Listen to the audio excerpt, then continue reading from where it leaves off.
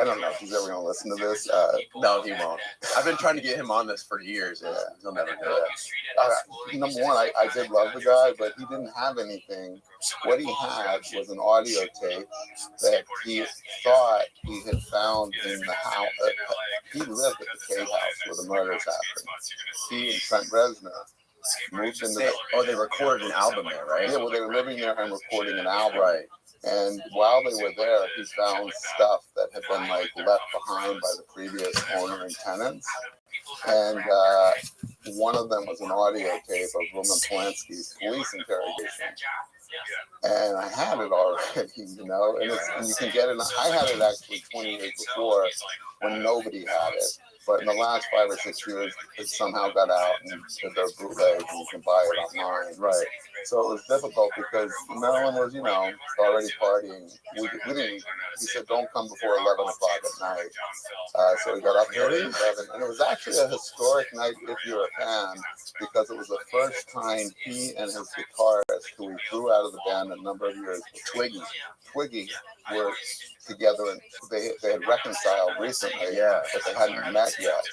So he invited Twiggy over to hang out with me and Dan and him and talk about Manson. And Twiggy, I guess, had been through rehab and everything. Yeah. They were both really sweet guys, but Twiggy was sober. And Marilyn has this amazing screening room that feels more like a harem. Unsurprisingly, there's no furniture. You just sit on pillows and it's pitch black. And there's this huge, what would have been a huge, beautiful window with a view of the valley because it's high up in the hills. So it's all blacked up with bricks. Because I think all the windows in this house were like that. I'm not 100% sure. So we just spent like 3 hours talking about the book, and he was trying to find the point in the tapes. And he said, well, even if I had them, you probably don't have this. And I'm like, I'm pretty sure I do now. And then I thought, well, I'm just going to humor him. I didn't mind. We were still having fun. Right. But thank God for Twiggy, because Marilyn didn't know how to operate any of the technical stuff. So Twiggy was going through everything. And were they just little like cassette tapes? Or? Yeah, they were cassette tapes. And we finally, when we were done listening to them at about 3 or 4 in the morning, let's just say there was a lot of substances offered to us. And Dan and I were on an adventure, so we accepted them. Twiggy stayed away from everything. Right. And I think he left at about 3 in the morning. And then the even better stuff came out because he didn't want to have to tempt Twiggy, yeah. And then at about 7 in the morning, I said to Dan, because Dan's 20 years younger than me, I said, Dan, if I do any more of this stuff, I'm going to have a massive heart attack or a stroke. I go, I can't die in Marilyn Manson's house. He's got enough problems, you know, without that. Oh, my God. So we literally left, I think, at 7 or 7:30 in the morning. And it was fun. I mean, the one thing I can tell you about him, since you are a fan, is he's one of the smartest guys and funniest. I mean, he could be a stand-up comic.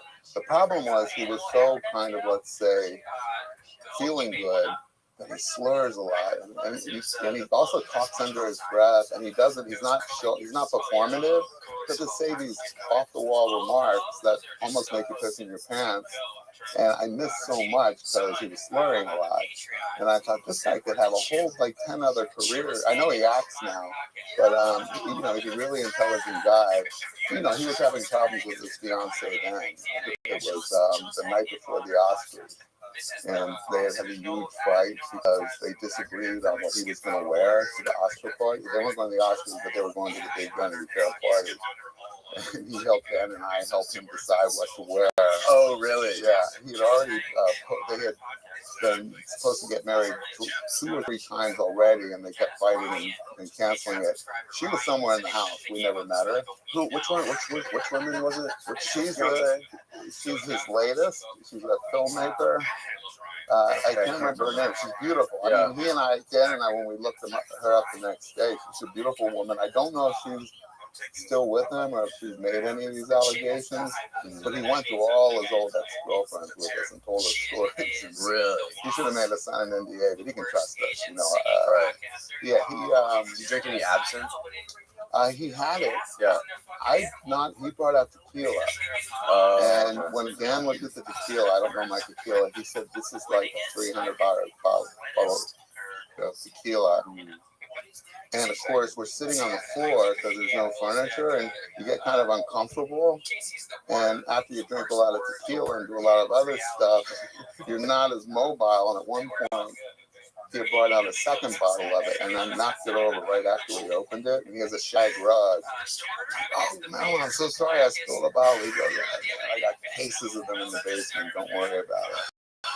So, yeah. Oh my fucking God. Yeah. What a story. Yeah. He's an open book. We were talking about the rumors about, the rib being cut out. Oh, yeah. What did he say about that? He said it wasn't true. He had a scar there for something. I can't remember half of what happened that night. Luckily, Dan took notes the next day, so I called up Dan to refresh. I should have done that. I didn't know you were a fan. That's one of the most classic rumors about him, is removing the rib to suck his own dick. Yeah. And he had a bunch of funny, witty answers when people would ask him that in articles. Yeah. But yeah, he's incredibly intelligent and witty. Yeah. Like on the spot, being able to just destroy people. Yeah, and he had just finished his record, which had a song, or maybe it was a title, had chaos in the title. Oh yeah, We Are Chaos. Yeah, and my book's called Chaos, and he's like, "Don't you try to sue me for plagiarism? I didn't steal it from you. It's a common word." I go, "No, don't worry about it. Don't worry about it. When you're performing it, hold the book up or something." He's doing millions of fans, but I guess he's not going to tour now.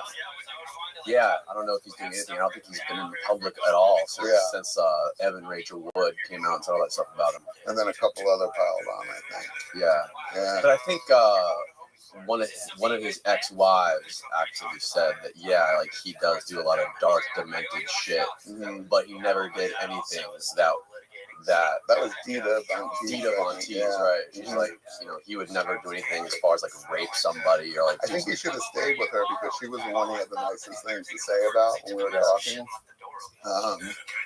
It was. Sure. And then he texted us.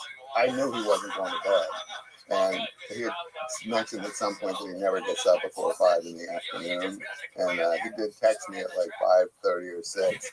Saying he just wanted to make sure we got home okay and we were fine. And I'm like, wow. I said, I could do that a second night in a row, but whenever you do it, after I've had a few days rest and relaxation, just let me know. I'll come back. And then a couple months later, he texted me Easter Sunday morning, so I know he hadn't gone to bed yet, at like 7 in the morning, and just said, "Happy Easter, Tom."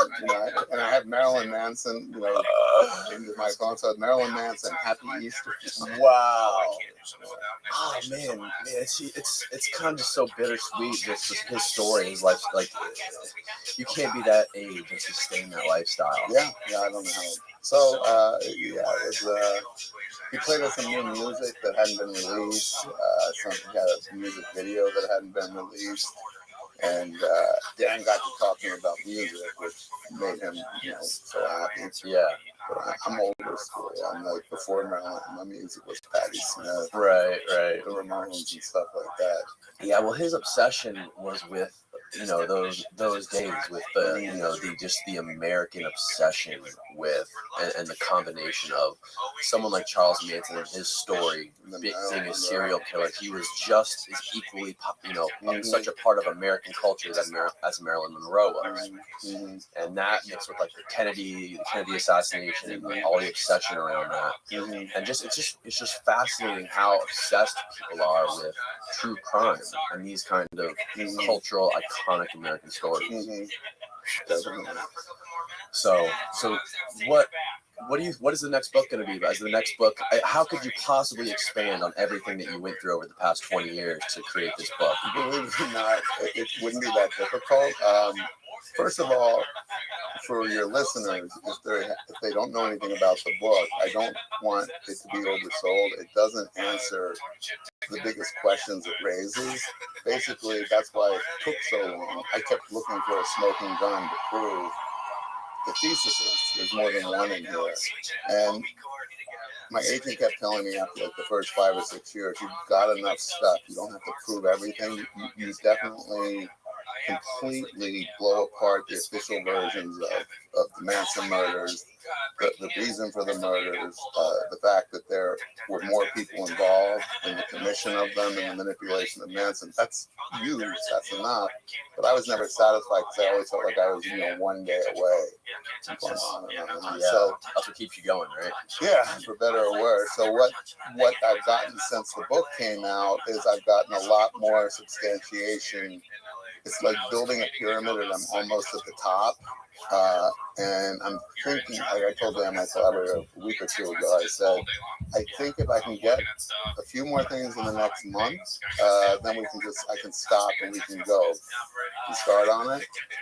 If not, I do think we have enough anyway, even if I don't get it, but I'll still want a little more time.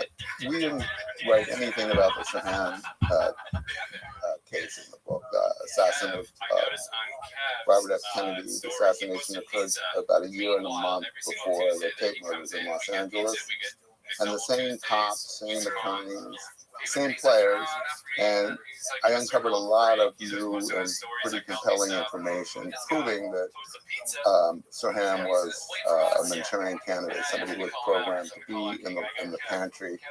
Believe me, I'm not the first one to do that. A lot of really respected writers and authors have been trying to get this case reopened for years.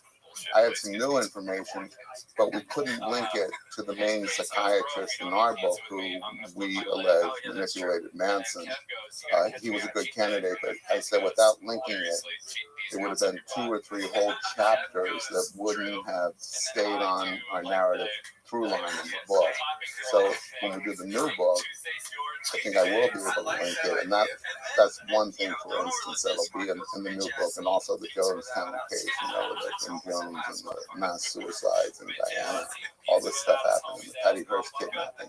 Right. So it's basically just kind of unraveling a lot of stuff that are pretty much landmark historic crimes in the United States that occurred in the 60s, and I tried to stop in the 70s. Right. That were presented to us by media, a media that was complicit with the government and the CIA to cover up truth and realities of how many of these things were provoked. How frustrating is it knowing that there is evidence out there that basically would give you the answers? Yeah, to all this book, like what is it? The guy Tex Watson. There's recordings of him. There's tapes that are somewhere that you just can't get your hands on. And it must be so frustrating to know they're there and they exist. Yeah. So that's actually, the book kind of ends with me trying to get those tapes, and I won't spoil the story, but that was incredibly frustrating. I hope that comes through in the book, because number one, I discovered these tapes existed, that they were in a safe in an attorney's closet in Texas that he had kept since November of 1969. And it was, what he had told me, were 20 hours of audio tape of Tex Watson, Manson's kind of right-hand man, who did most of the killing and all the murders. Manson was absent from the murder scenes, right? The second night of the La Bianca murders, he tied them up and told the others what to do, but left before the murders happened. So Tex, before anyone knew who he was, who the Manson family was, they weren't in the papers yet. Only the police considered them suspects. Had been detained. He had fled home to his little town in Texas where he was from, and the LAPD wanted to interview him as a suspect. So they called up his cousin, who was a lawyer in the small town that he lived in, and he was the sheriff of that town, and the cousin agreed to take his nephew into custody while the LAPD cops came down. And he called a lawyer, Bill Boyd, and Bill Boyd came over and said, I'll represent him. He said, what are these guys coming down here to talk to you about? He said, I have no idea. He goes, well, something happened in Los Angeles. And he said, it beats me. So the 2 cops came down and sat down with the lawyer, Tex, his parents, and his uncle, the sheriff. And they said, where were you on the night of August 8th, 1969, August 9th, 1969? And the others put it together. And someone said, are you talking about the Sharon Tate murder? And he said, I never knew I had nothing to do with that. So Bill Boyd said the others, can I have a few moments alone with them? And they said, yeah. So they left. And then he said to Tex, he said, Charles, was his real name. He said, Charles, these are pretty serious allegations. I want you to think about it and then answer as honestly as you can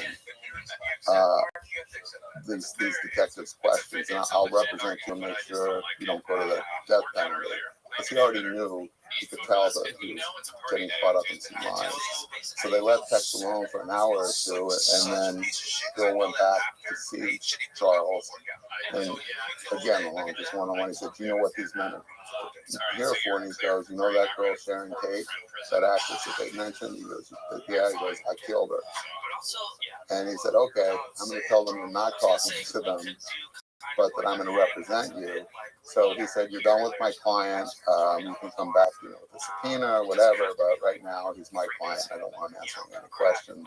So then he went and reported Charles for 2 days, just telling everything about how he met Manson, where the people were around. And I called him, this lawyer, in 2008, I think, to interview him. And he made the mistake during the interview by telling me, I have these tapes that nobody's ever heard, and they were before anything had been written in the newspaper, so they're probably like the purest account of what really happened. Charles was so honest. We just talked for about 20 hours, and he said he even described other murders that the police had never learned about. The minute he said that, I thought, number one, he's implicating his former client, who's always your client, in other murders. And number two, he's never going to let me hear those tapes. Right.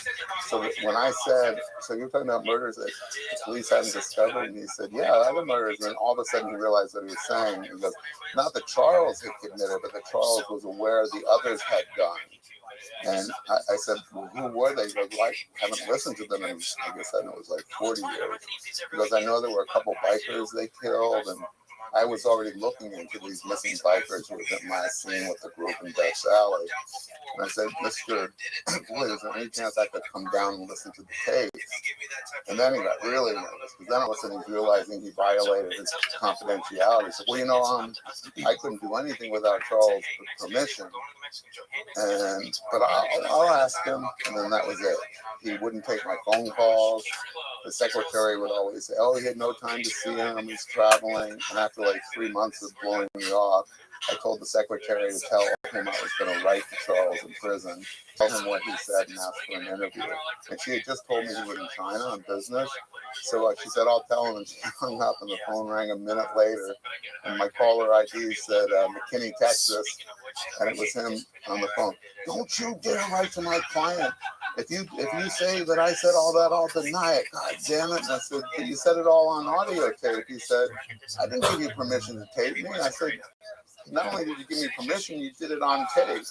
God damn it.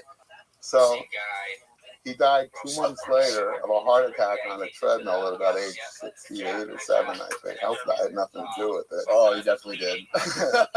Long story short, the tapes went into, his firm had gone bankrupt. So they went to the bankruptcy court, and for about 2 years, I tried to get the court to release the tapes to me rather than put them up for auction or destroy them or whatever they were going to do. And again, it's a very long story, but I'll keep it short. The trustee in charge of them ended up contacting the deputy DA in Los Angeles, who knew what I was doing and really wanted the tapes too, and was kind of advising me. And I said, if you don't think I'm legit, you can get in touch with him. So she did. And then, of course, stupidly, I was naive enough to think that that wouldn't ruin my chances. But sure enough, Patrick Sakira arranged to get the tapes from her. And he had always promised me that the minute if he got them first, I would sit down with him and listen to them for the first time. He was the deputy DA who was in charge of all the parole hearings for the Manson family. So he called me up really excited. He said, I can't believe that they're going to release the tapes to me, but we can't let the press know, because if the press finds out, the Tex finds out, he's going to stop it. But somebody down there in Texas found out. Oh no, the trustee told Watson's current attorney because she had to. I don't know why Patrick thought that wasn't going to happen. So then Watson immediately went to court to stop the case from being released. And then there was a 2 or 3 year process from the county court to state court to state Supreme Court where they finally decided the tapes should be released. Then the LAPD and the DA's office got them, and then they wouldn't talk to me anymore. And to this day, they're sitting in the vault because I believe those tapes tell the truth about why things happen, how they really happened, and who was behind the scenes manipulating Manson. So that, Austin, can you hit the power button on the AC real quick? What camera?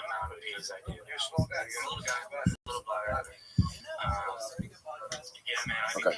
But I did have 4 Happy Dads, Tall Boy, although Bogey 16, 17, and 18. So just put it down to like 75. Excuse me, the Happy Dads did kick in. So yeah, I was gonna get no putter. this may be a stupid question, but Tex is in prison for life. So He does get parole here. okay. He has 4 children that he's had in prison. She got married, and until the late 70s, prisoners were allowed, even convicted murderers on death row, were allowed to have conjugal visits. Sharon Tate's mother, Doris Tate, when she found out that Watson had had his first child, she spent, I think, 10 years lobbying the legislature, the state legislature of California. She became a political activist, and she finally got them to write a bill saying no more conjugal visits for prisoners in California. So because of the late Doris Tate, prisoners can't get laid in prison anymore. Oh wow! Yeah, but he managed to have 4 kids before she prevailed, and they're now grown up. One of them is in the Marines. The wife he had them with divorced him, and I think he's remarried to a new woman. That's so weird how women love to marry people on death row. Yeah. Yeah, Bruce Davis, another convicted Manson family member, is married. You might recall the year or 2 before Charlie died, he was engaged to this young woman that really looked a lot like Susan Atkins, Star. Yeah. Who is interesting now. She is now the lover of, oh shoot, I forgot his name. He's an actor, and he was a Manson obsessive. There was a movie called Buffalo 66. Oh, Vincent. Can I? Yeah, sure. Because this is fascinating, and it's never been reported before, really, to my knowledge. Yeah. She was engaged to Manson, living outside of the prison walls in Corcoran with a guy named Grey Wolf, who was Manson's communication man on the outside. Like when I interviewed Manson, I had to go through Grey Wolf. To get to Manson, everything had to come through him. So Grey Wolf was an old hippie in like his 70s. Star was living with him and visiting Manson every weekend that she could. Wow.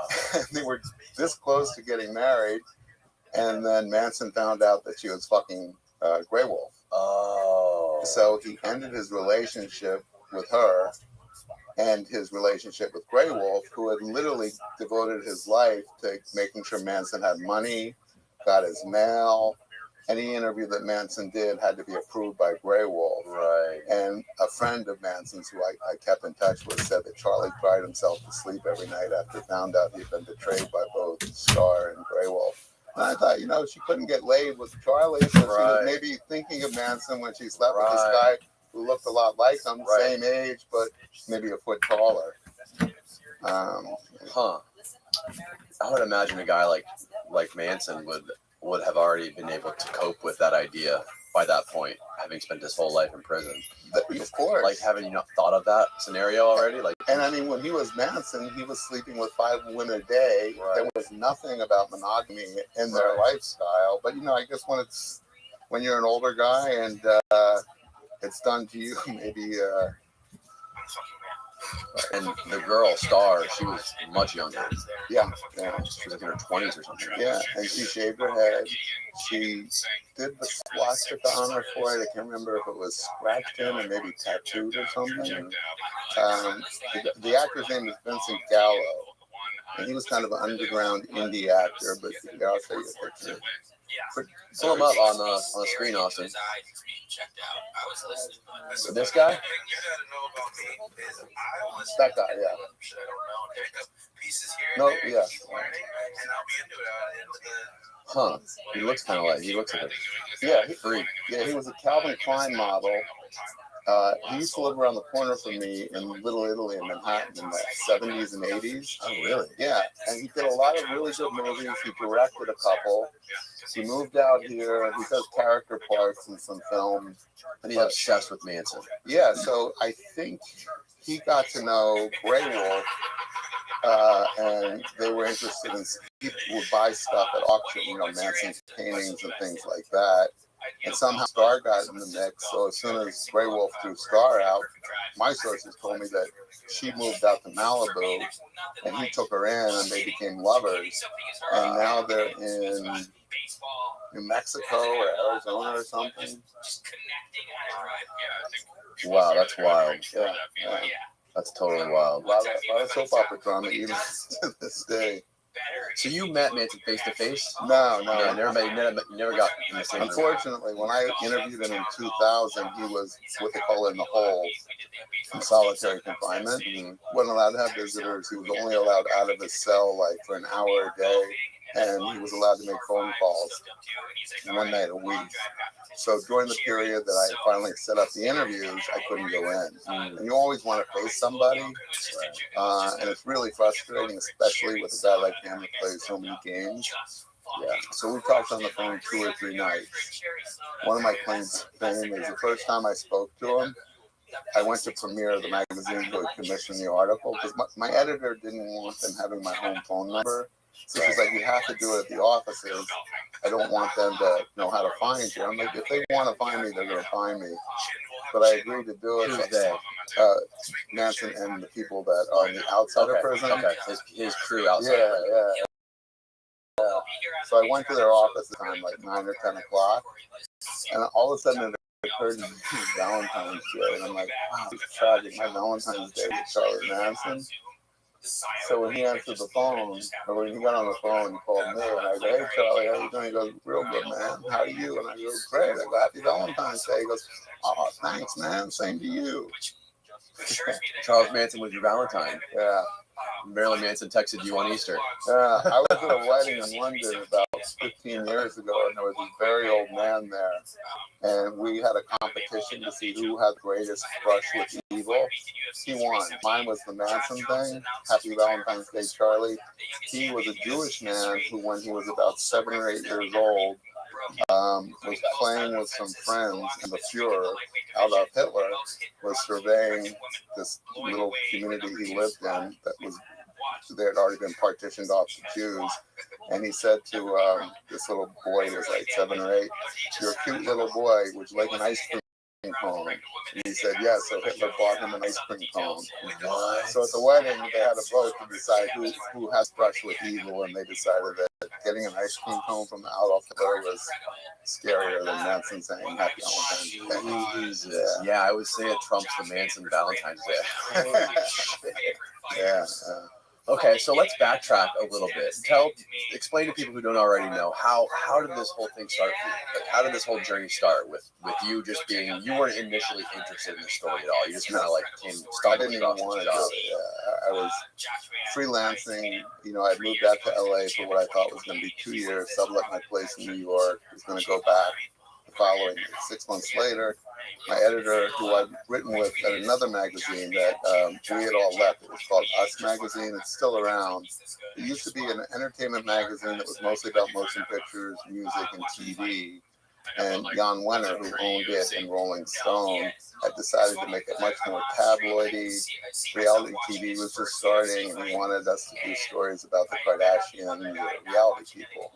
So all of us at the magazine let our contracts go and quit, and they all went to Premiere Magazine, all the people who I worked for.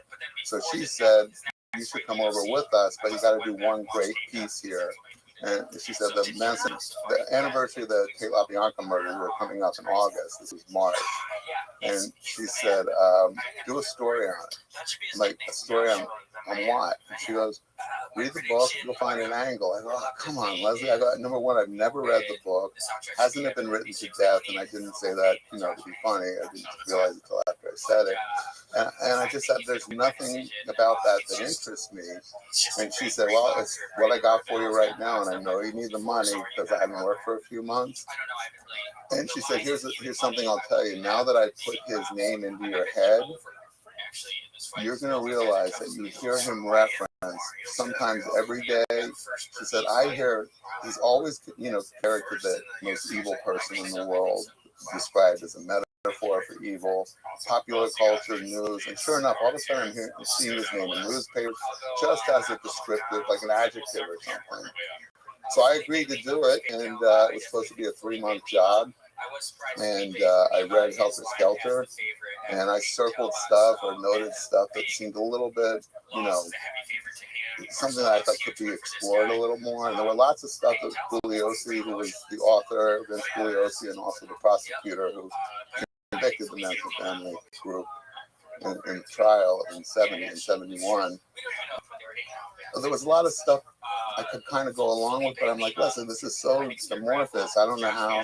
And she said, once you start, you'll find an angle. You always do. I've been working with her for like 15 years in the magazine business. She was always my editor, and we thought alike, and she was great. So she said, if you can't find anything else, just find out how it changed kind of the culture of Hollywood, because, that's when everybody started retreating from public places, stars, putting walls up, buying guard dogs. They didn't feel safe in their homes anymore. That didn't interest me either, but I thought, all right, I need the money.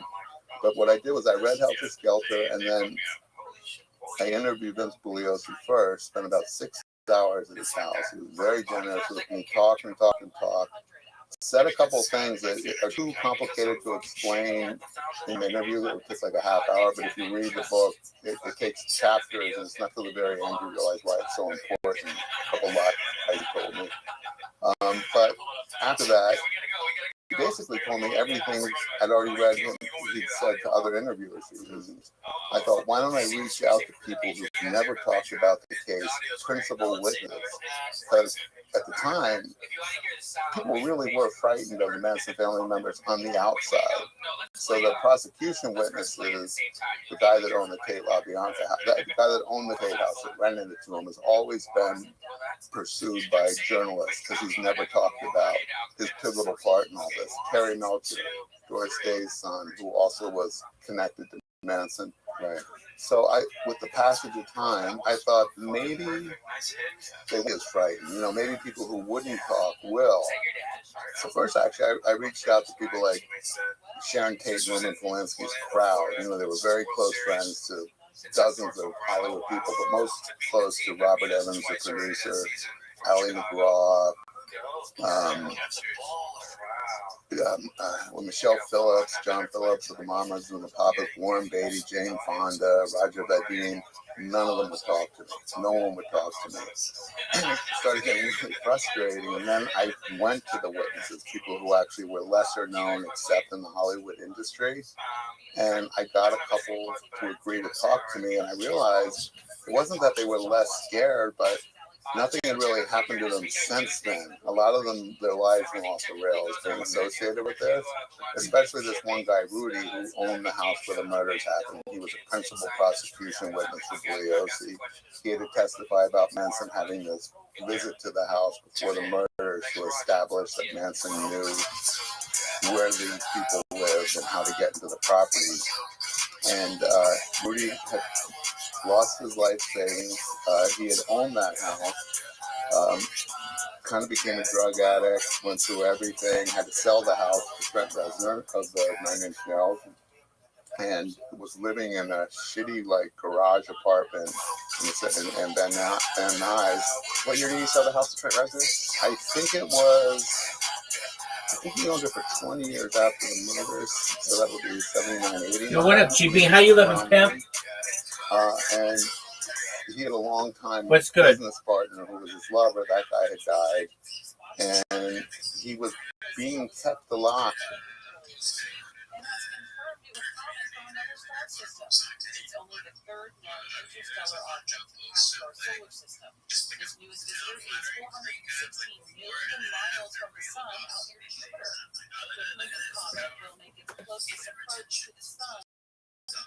Excellent. I'll have to take a look at it right now. Just a moment. So I would find it in the Telegram.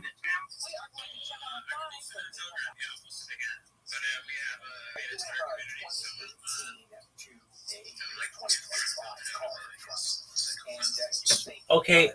Didn't we have a Twitter community, or was that just for Sprotos?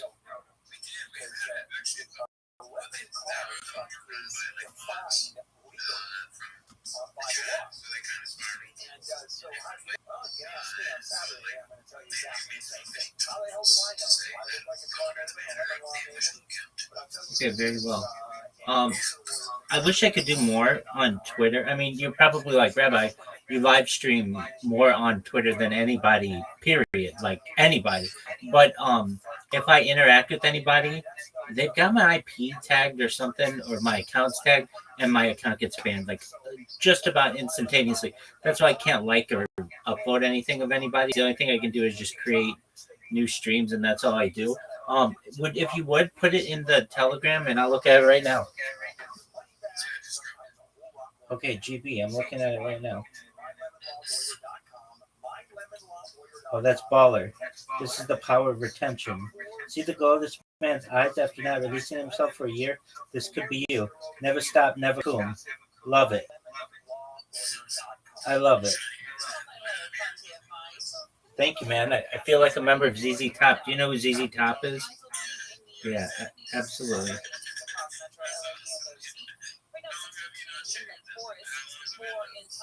Um, this is my second longest beer of my life, and this has been like maybe about 6 months or so. The longest one I ever had was like this. It was really really big, and yeah, it becomes really hot. But it just I'm gonna grow it out that big, and I'm thinking I'm just gonna be one of those people who just never shaves again, basically, or like I think I'm gonna have a really long beard this time. So um, get ready. It's gonna. Yeah, exactly. And it was very very big, and I would get this issue where like I don't particularly. I mean, I think I know, and it's something that's common where you like since you can't clean your skin, because you can like run your skin under water, like run your beard underwater and stuff, but it can get dried out, and it just would get to the point where I would want to like have it a little bit like more how would I say softer, and so I got some beard oils, and these beard oils work a lot better. So this time around, I think it'll just be able to not get as dry, and it'll be really big. So yeah, the other rabbis would refer to it as like because it's like a red beard, which is different than my normal hair. It's like a certain haplotype that I am. It's known as MC1R, and it's pretty common of people um, who basically like we have a higher pain tolerance than most people. It's just like something that happened through evolution. So we have like red patches of like my normal hair is brown, and like my chest hair is brown, but my beard hair is red, or like kind of not bright red, but like a little redder than so. Okay, then you're probably the same. So what color is your hair? Oh, your hair is blonde, but your beard is red. There you go. So very similar. And it's pretty common amongst people. So all right. So what are we doing now? I've got all these people who are complaining about me on on Blue Sky, and that's great. It's very much. I'm sure you've seen the meme because I've seen it a lot in the crypto community of the guy who's diamond mining, and you never know when you're just right at the wall before you turn around. And so, but I did this thing. I created a bot on Kick, um, and I haven't given up on Kick yet. And the bot on Kick just basically posts clips of mine, or like I make clips of people, but it puts my YouTube in there and it puts my Discord link, and it. I had some people who messaged me in Discord like, "Hey, why did you do this?" And I'm like, "Oh shit!" When I find out like that works, that's a big deal for me because, like basically it's about how much time and effort I'm putting in, and so I think I'm gonna have one device just doing Kick, and the other devices doing um, Blue Sky, and it'll cut my Blue Sky spamming down about a third, which isn't a huge amount. I mean, it's enough, but it will give me like multiple platforms on which I'm spamming. So I think that'll be positive. And I found this really nice website that, like, the thing that would always kind of be difficult for me in spamming or creating a bot is when I go on Kick, it gives you the front page. And so I'd have to scroll down the front page, which takes time to find and like have it do on an automated fashion to find a new person to spam. Well, this I found a website that allows you to just do a random stream of somebody. And that's a lot more beneficial for me because you just go to it and it just randomly gives you a new stream. And so that allows me to mix things up a lot more than normal. And I just figured out a way of logging in with multiple accounts. So I've got some things in the hopper, which is positive. And when people like I had a bunch of people in my Discord last night, um, and they find out for me from Discord. So it's kind of like I have no idea how people are going to find out about me. I mean, I don't even consider Discord like a. I mean, it's big for me and being able to communicate with people, but like getting new people in, I don't even expect them to find out about me on Discord. But it's by far the way that people find out about me the most because I'm in live in so many different Discords simultaneously, just live streaming. So I'm going to work on this bot, and I hope you have a wonderful day off. I love the content that you make, it's amazing. And I had somebody, this made me laugh so hard. They made okay, do you know who Vince McMahon is of the WWE? Okay, so there's that meme of him where he's like, oh, I can just show it to you. Um, he, yeah, I do this thing where I spam people,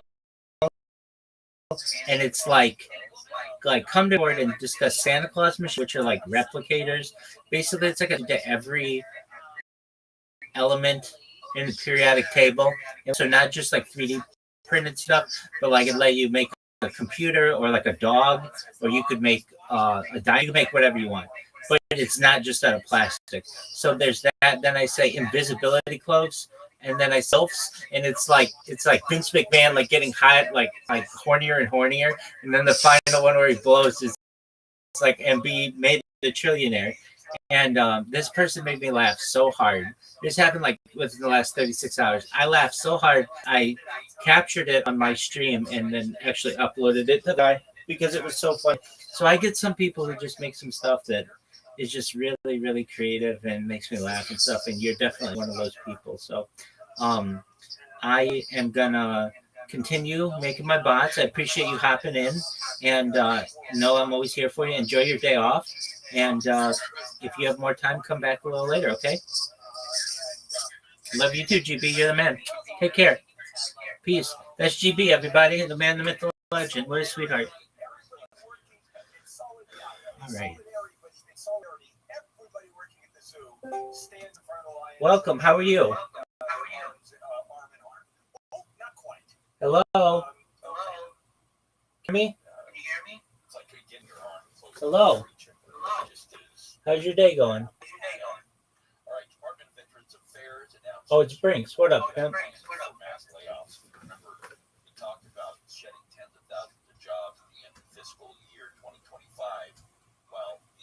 Secretary previously said their goal was to lay off roughly 8,000 employees.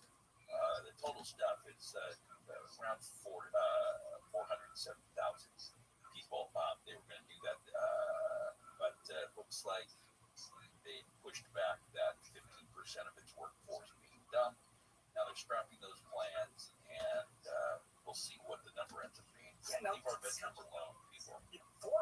employees. Doesn't the U.S. government have something like 2.3 million employees, something along those lines? And out of that, 470,000 work for the VA. In any case, have too many as far as I'm concerned. yeah. Well, the VA press secretary said, as you said, the cutback is not nearly as big, but no major changes, and none of these reductions are going to impact veteran care or benefits. All mission critical positions are exempt. I don't know. We got that many people down. Are these guys that mow the lawn?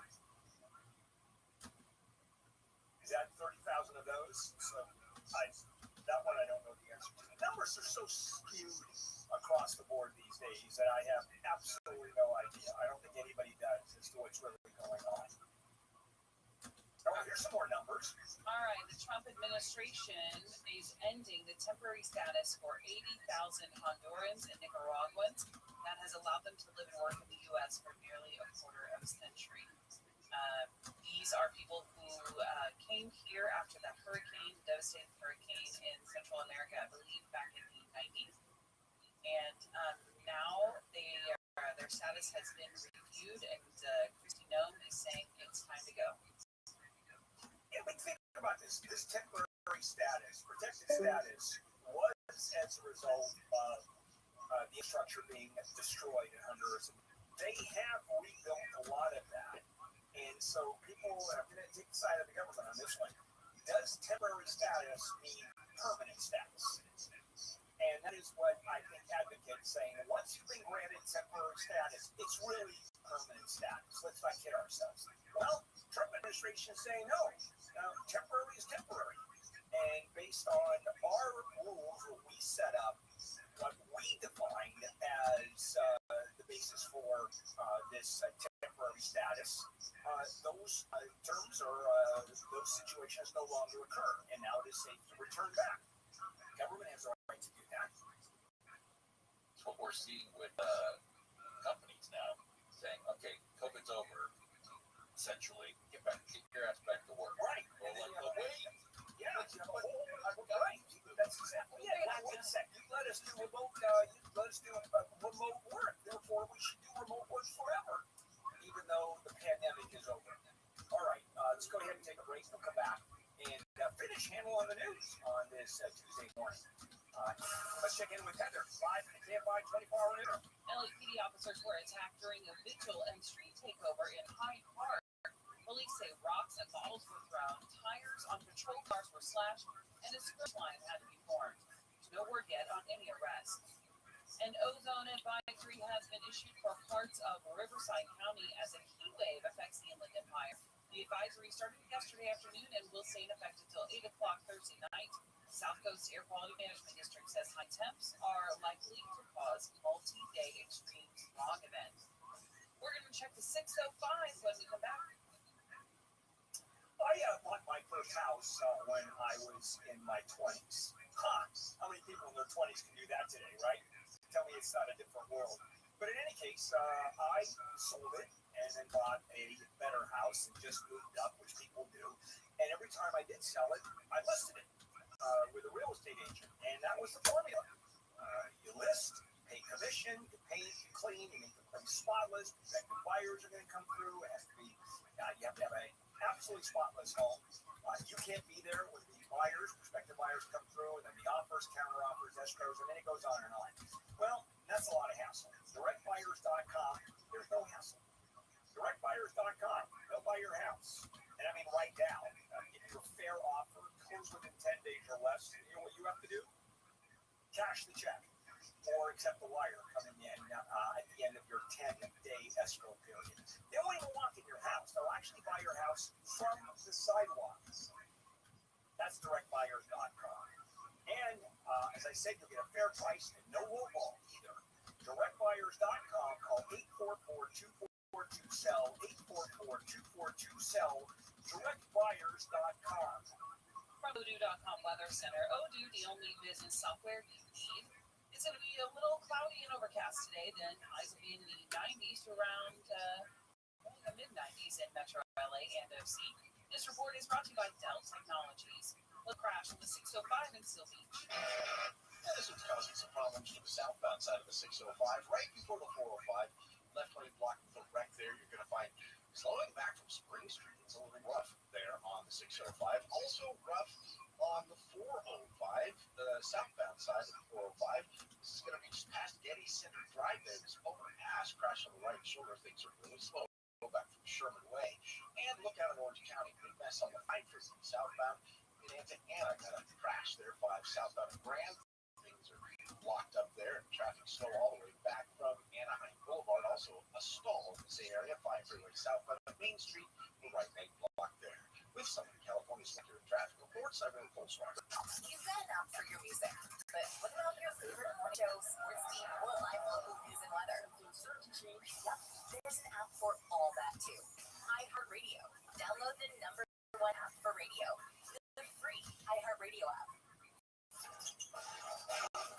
Records, milestones, first, last, and everything in between. What happened today in spring on iHeartRadio? What's happening, fellow sports fans? It's Andy West. Let's look back on this day in sports history, July 8th. We'll start today back in 1941 at the MLB All-Star Game. The game was notable for bringing the Yankees' Joe DiMaggio and the Red Sox' Ted Williams together on the same team. 2 Hall of Fame outfielders were each having legendary seasons, with Williams batting over 400 and DiMaggio breaking the consecutive games hit record. Of course, the game ended with drama. Williams stepped to the plate with 2 outs and 2 on in the ninth and hit a towering 3-run home run to give the American League the win. Williams later said that was one of his favorite moments of his career. Jumping way ahead today in 2007 at Wimbledon in the men's tennis final, Roger Federer of Sweden wins the singles title for the 5th consecutive year, beating Spain's Rafael Nadal. And today in 2010, LeBron James shocked the sports world by announcing via a live ESPN special called The Decision that he would be leaving the Cleveland Cavaliers, taking his talents to South Beach, joining the Miami Heat. LeBron would win 2 titles with Miami, then he'd return to Cleveland and give the Cavs their first championship. Now you know, today in sports history on iHeartRadio. Hey everybody, it's me, Katie Nolan, here to talk to you about my new podcast called Casuals, starting January 21st. It's a sports podcast, but for people who don't necessarily consider themselves as listeners to sports podcasts. It's just regular people laughing about sports and not screaming. I mean, we might scream, but it's going to be about something very silly and not about something as serious. We're just not going to take it seriously. Is this making sense? You guys kind of get the vibe. Tuesdays and Thursdays, if you're feeling froggy, go and click that follow button. Listen, it's unclickable. You can always unclick it if you feel like that was a bad decision. It's not like I get a notification when you do that. But if you click it now, you'll never miss an episode. And that's ideal because it's going to be good. Oh, it's going to be good. Listen on America's #1 podcast network, iHeart. Open your free iHeart app and listen now. iHeart is America's #1 podcast network. Open the free iHeart app and explore podcasts like this. From Tenderfoot TV in Atlanta, I'm Pete Lindsay. And I'm Maggie Freeling. This is Up and Vanish Week. From the team that brought you Up and Vanished comes an all-new podcast that brings you a weekly dose of true crime cases. Join me as I talk through cases with special guests and true crime experts. There's got to be something at the heart of that evidence that they've got. It's got to be DNA. Yeah. Tune in as Payne Lindsay lays out the crime in true Up and Vanished style. A late night knock at the door, a missing car, and a mysterious shadowy figure caught on camera. Up and Vanished Weekly is available now. Listen on America's #1 podcast network, iHeart. Open your free iHeart app and listen now. KMR, AM 640. More stimulating talk. Today, after 3 on the John Kilbell Show, we're going to have USC professor Michael Mache on. He's the one who's predicting that gas prices will be over $8 a gallon not too far down the road. And he wrote a piece in the LA Times explaining how we're going to get there and why. That's coming up after 3 o'clock today on the John Kilbell Show.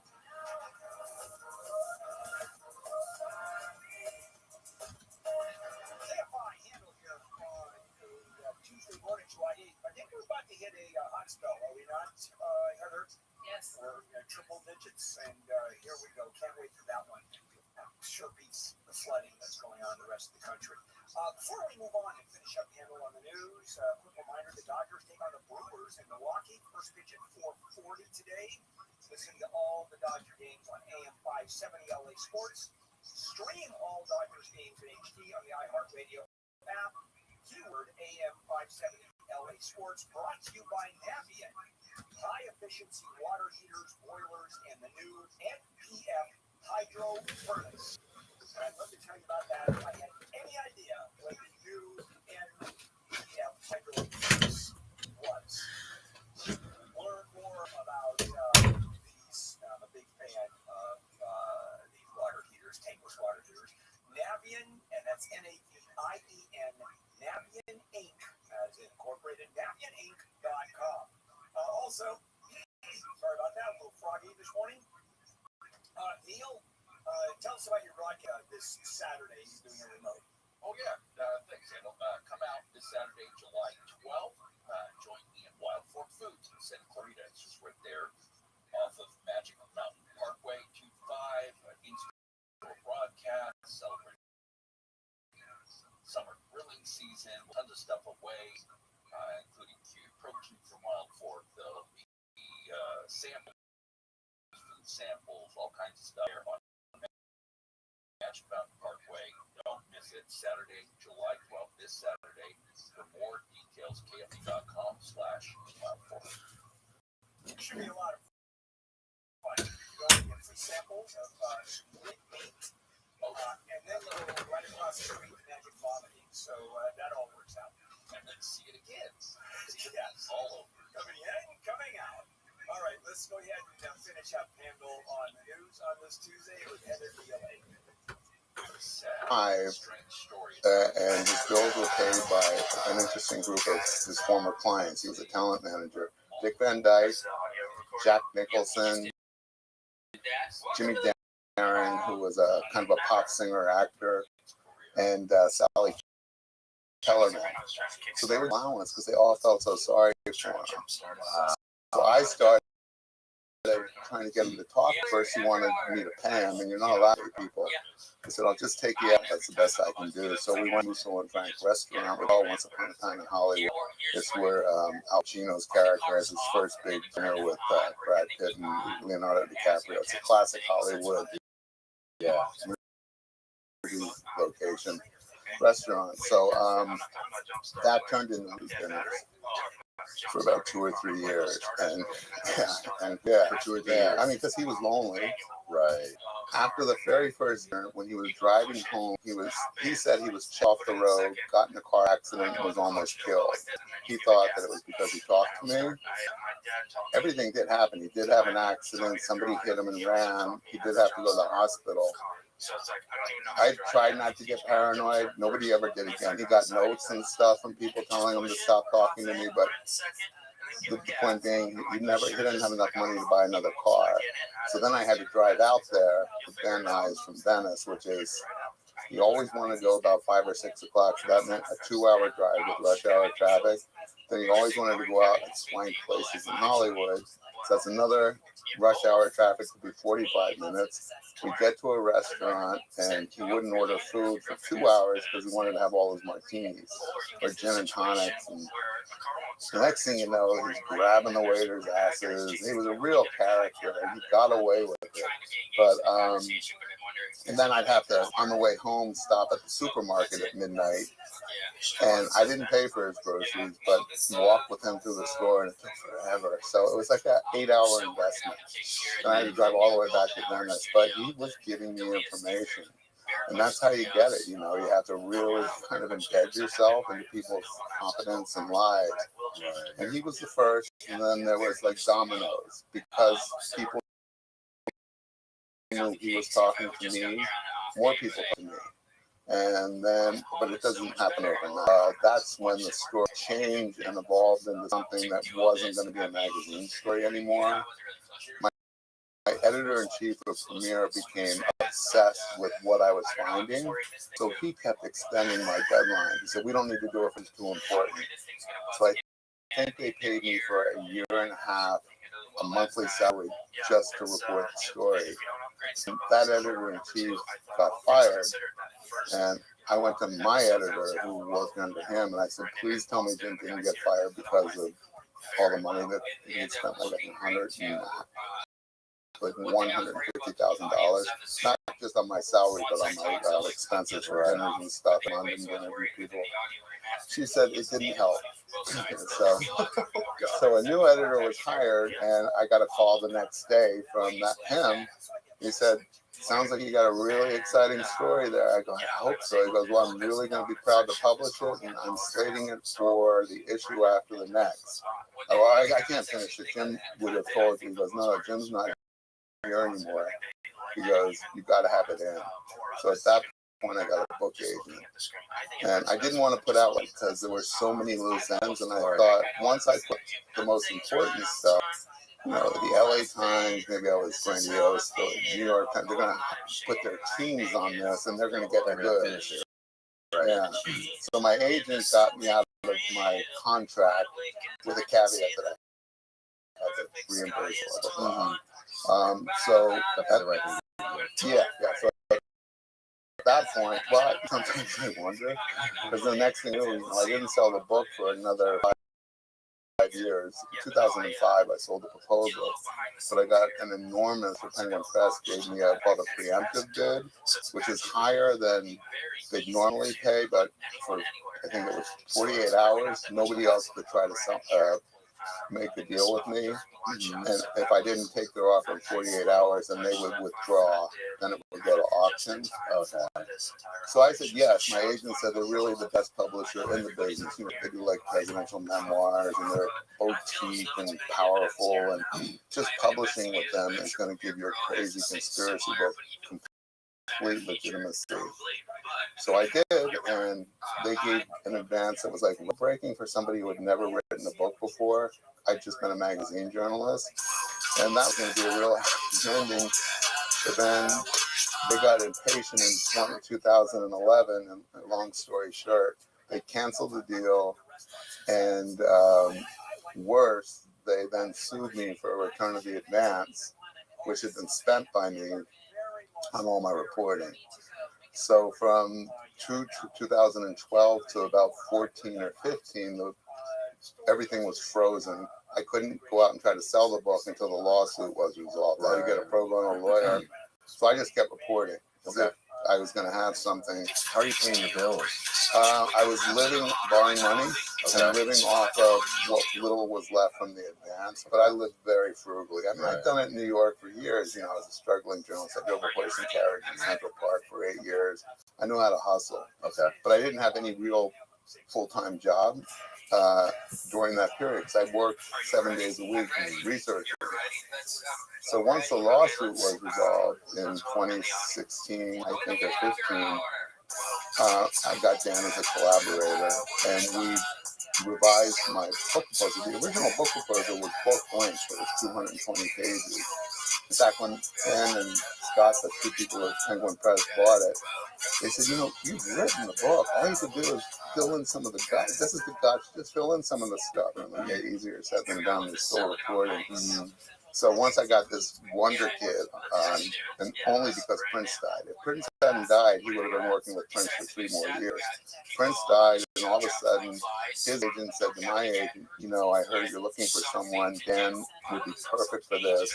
He can't pick up the Prince thing for at least 2 years until that estate is figured out, because they were all fighting over whatever Prince, you know, his money, his future projects. So Dan had like 2 years off, and me and I turned it out in 2 years. And it came out literally, we turned in the final draft, I mean, after all the edited notes from the publisher, the day before what would have been the 20th anniversary of the magazine assignment. So it was literally 20 solid years. That's incredible, man. Yeah. That's incredible. I don't advise anybody to do that. It took off 40 years of my life. It was brutal. I mean, you keep thinking it's going to end, and it doesn't. And the scariest thing is if the book had never come out. Yeah. That would have been, I would have been the tragic figure. You know, spent his whole life writing a book and then pushing his book. So, I mean, now I feel like if I got run over by a bus today, that's fine. Yeah. This is still here. Right. Right. Yeah. You achieved your goal. You got it out. Yeah. You can wash your hands, but you're still you're still, you know, obviously going to put out more. Yeah. It's not going to take 20 years. So, okay, what was the guy's name who owned the house who sold the Trent Reznor? Rudy Altobelli. I can tell you an interesting story about him that just happened recently. So Quentin Tarantino released his movie, you know, a few months after my book came out in Hollywood, and it was his most successful box office wise. I had two mutual friends of his, and one of them is one of his producers and his longtime first AD, and the other one was an ex-girlfriend, was one of his only ex-girlfriends who remained friends with him. So both of them gave him a copy of my book, an advance copy that I had signed months before my book came out and months before his movie came out. And they said, we're not going to give it to him unless we read it first. We know you, we love you, but we want to make sure it's something that you like. Everybody wants something to Quentin. So they did, and you know, he never, I wasn't surprised because he's about to release one of the biggest movies of his career, a lot of publicity. So about a year after, like last fall, I think it was, I got a call from one of our mutual friends and he said, can Quentin call you now? Definitely go, excuse me, I needed him like 2 years ago, but sure. I go, why? He goes, he's obsessed with your book. He finally got to read the one I gave him, and he has a million questions. And, you know, if Quentin Tarantino has a million questions, that means it's like blah, blah, blah, blah, blah, blah, blah. So he called me from Israel, where he was living, and Going Israel? well, I just read an interview with him a couple days ago. I knew he was there, and I didn't know why. I knew he had married an Israeli woman and had that.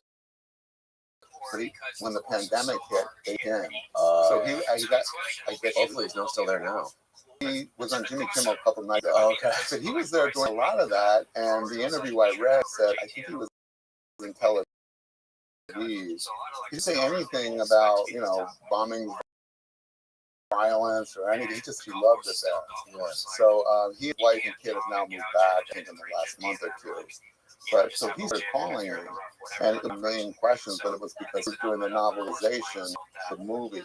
He's fleshing out characters, adding scenes, and he'd always wanted to write a paperback book, kind of like a pulpy paperback book. So that comes out Tuesday, and he talking about Rudy Altobelli, and like our second or third conversation, like, Rudy, how did you ever get Rudy to talk to you? That's amazing. He goes, damn it, you know, I've got his character in the book. I didn't have him in the movie, but I have to, you know, fake his name, you know, or he goes, or do you think if you reached out to Rudy and asked, would he take like $250,000 from me to let me use his name in the book and promise not to sue me? Well, Quentin Rudy's been dead for 10 years. Are you kidding me? You just saved me $250,000. And, you know, I'm still in debt, hundreds of thousands of dollars. Right. And I'm like, Rudy, or Quentin, give it to me. So I should have said, give me the cash and I'll deliver it to you. Oh, yeah, you definitely should have done that. So the book comes out Tuesday, and I'm hoping. You know the name of it? It's the same name as it's the title of the movie, Once Upon a Time in Hollywood. Okay. Yeah. So I think he was on Jimmy Kimmel a night or two ago, and I was flying, so I didn't see it, but I read the recap of the interview. But I'm hoping, you know, for the in-depth interviews, you know, if he was telling you the truth, he said, oh my God, he goes, I thought I knew this and I didn't know anything about this character, that character. I'm hoping he'll mention the book because all the Quentin fans then might be interested and get the book. Right. Yeah, so we'll know. But it's already going to be a bestseller because it's a Quentin Tarantino book. It's the first one he's ever written. And he keeps saying, I didn't just turn the novel into a script. He goes, it's like a whole fresh take. New characters, much more about the Manson family, the murders, all this stuff. So there was literally barely anything about this. Yeah. He released a trailer. The publisher released a trailer last week that he put together for the book. And so it's like a 2-minute trailer, and he has scenes in the trailer that are in the book, but they were cut from the movie. So there is a scene between the Manson character at the house looking for Terry Melcher. And they don't show who he's talking to, but in real life, it would have been Rudy Altobelli. So the guy who owned the house, he went up there looking for him. So I'll know a lot when the book comes out Tuesday. I hope he gives me an acknowledgement if I save him $250,000. Oh, right? Yeah. Yeah, you definitely put your name in there. Shout you out somewhere. Yeah, yeah. Fucking Quentin. So Rudy, so when you talk to Rudy, I mean, what was it about Rudy that opened, what did he tell you that opened Pandora's box for you? He began very slow, started telling me that he had suffered more than anybody else who was associated with the victims, Sharon and Wojciech. You know, they were all his friends too. He lived in the house behind the main house. So Rudy owned a beautiful property at the top of Cielo Drive. It was like a French design country house, one story with like beautiful views everywhere. There was a pool, and then there was a guest house. So he lived in the guest house, bought the house I think in the 40s, and among the tenants who stayed there were Katharine Hepburn, Clark Gable, Cary Grant, and then Terry Melcher, who's the son of Doris Day, who's a music producer. He moved in there in 65, moved out in January of 69, and they all did from Rudy, and Rudy always stayed in the back all he needed, but he only rented to people he thought he'd party with. He was a youth partier. He was one of the first out gay guys in Hollywood who was flamboyant, didn't care what people thought, real character. And when Roman and Sharon moved in, he and Sharon became very, very close, Sharon Tate. So they moved in February of 69, and then in March went to Europe, him to do script notes and fixing on The Day of the Dolphin, which he was going to direct in London, and Sharon went to make a devil movie called The 13 Chairs in Italy, and then they came back. Sharon came back in July, and Rudy never came back. He went over with Sharon. He flew over there. He wasn't her manager. He was just her best friend. So they flew together. And then he went off with an actress named Olivia Hussey, who was in Romeo and Juliet, which was this big sensational in 1969. So his relationship with Roman and Sharon and Terry Melcher was really important to what became the line of inquiry I was doing. Did people in Hollywood have relationships with Manson that were concealed by either Hollywood, the machine, the publicity machine, or law enforcement? And Rudy started kind of telling me, yeah. So he'd get drunk. I'd usually drive him home, and he'd always want me to come into his shitty little apartment for one more nightcap. And that's when he'd start talking. And he had a few drinks, and he goes, you know what? Terry went on, he had a great career, produced all these bands. He was so alive then. Roman's never suffered for this. He was the only one who lost their house, lost their reputation, because people thought he had a relationship with the family. Even law enforcement, they eventually said he didn't, but a relationship with the Manson family, that was another reason for them to come up there. He was just bitter and angry, and he said if the truth ever came out about Roman and them, and Terry and Dennis Wilson, the Beach Boys, and some other people, he goes, nobody would believe if it was true, and I could tell you. And so he ended up started telling me how that the district attorney, Bugliosi, had covered up a much more involved relationship with Terry Melcher, for instance, and then government people who were involved with Manson. And it's hard to say with people who haven't read the book, and I don't want to give too much away, because part of the fun of the book is you think it's gotten pretty crazy and it's over, and then like the next couple of pages is like, oh, what? It's even crazier. So the official narrative of Manson is that from a young kid, his mom was a prostitute. Yeah. And he was just involved in a bunch of petty crimes throughout his life, in and out of prison. He kept getting out of prison. And then eventually there was one point where he went in for 7 years and then he came out different. In 67. And he immediately violated his parole. He was paroled to Los Angeles. Without permission, he went up to San Francisco, to the Bay Area, turned up at the parole office and said, I want a parole officer here. They looked him up and they said, you're not allowed to be here. You've got to go back to LA. They wrote to LA. LA demanded he come back. He didn't. And then all of a sudden something happened which I can't find the paper record of. The reason I have the records I do have is the Freedom of Information request Bureau of Prisons, and I a part of his parole record for the time he was supervised from his release until the murder, which paints a whole different picture. He got assigned to a parole officer in San Francisco named Roger Smith, who was a criminology student at Berkeley and also a drug researcher, and working out of the Haight-Ashbury Medical Clinic, and that's where things get really crazy. Now, was he connected to Sidney Gottlieb? Not that I know of, but Jolly West, who was a psychiatrist, who went to leave of absence from the University of Oklahoma to study the explosion of the Summer of Love in '67. He somehow anticipated that like 6 months before. He went to the Haight. He opened what he called a hippie pad, a laboratory described as disguised as a hippie pad, where they put up, posters. And he had grad students. He told them in January, "Grow your hair long. I want you to staff this hippie pad. We're going to study the young kids that are going to invade the Haight in the summer." He knew this all in advance, and there's a whole reason that I won't get into here about how he did it. It was basically engineered by a bunch of these people to happen in government. And Jolly West had been working in the CIA's MK-Ultra program since 1953, which was a program that their ultimate goal was to learn how to create programmed assassins, people who would kill without recollection or not only the killing, also their program. And that was what this guy's specialty was. He was a very well-known psychiatrist, and in 1975, this information about this secret program, MK-Ultra, came out because the State Department heard the record, what was left of the record, blew the whistle. There were congressional hearings. He was identified as one of the CIA researchers who gave drugs to prisoners, to people in fake apartments to study them in the Haight, in New York, a couple other cities.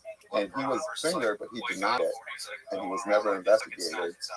At that point, by '69, or after '69, he went to Los Angeles to UCLA and the head of the psychiatry department until he retired and then died. The year I started this book, the year he died, and he was actually murdered by his son.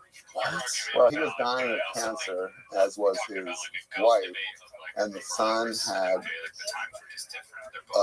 His wife was a doctor too. They had a family plan that if they ever became terminally ill, that the son would give them administered lethal drugs to them. So nobody knew it at the time, but after both of them were dead, and I think the son waited a number of years. Like, there's no statute of limitation on murder, but for this kind of thing, I'm not sure why, but he did publish a book in the early 2000s. So they died like 6 months apart. His parents were killed by the son. And that was 1999.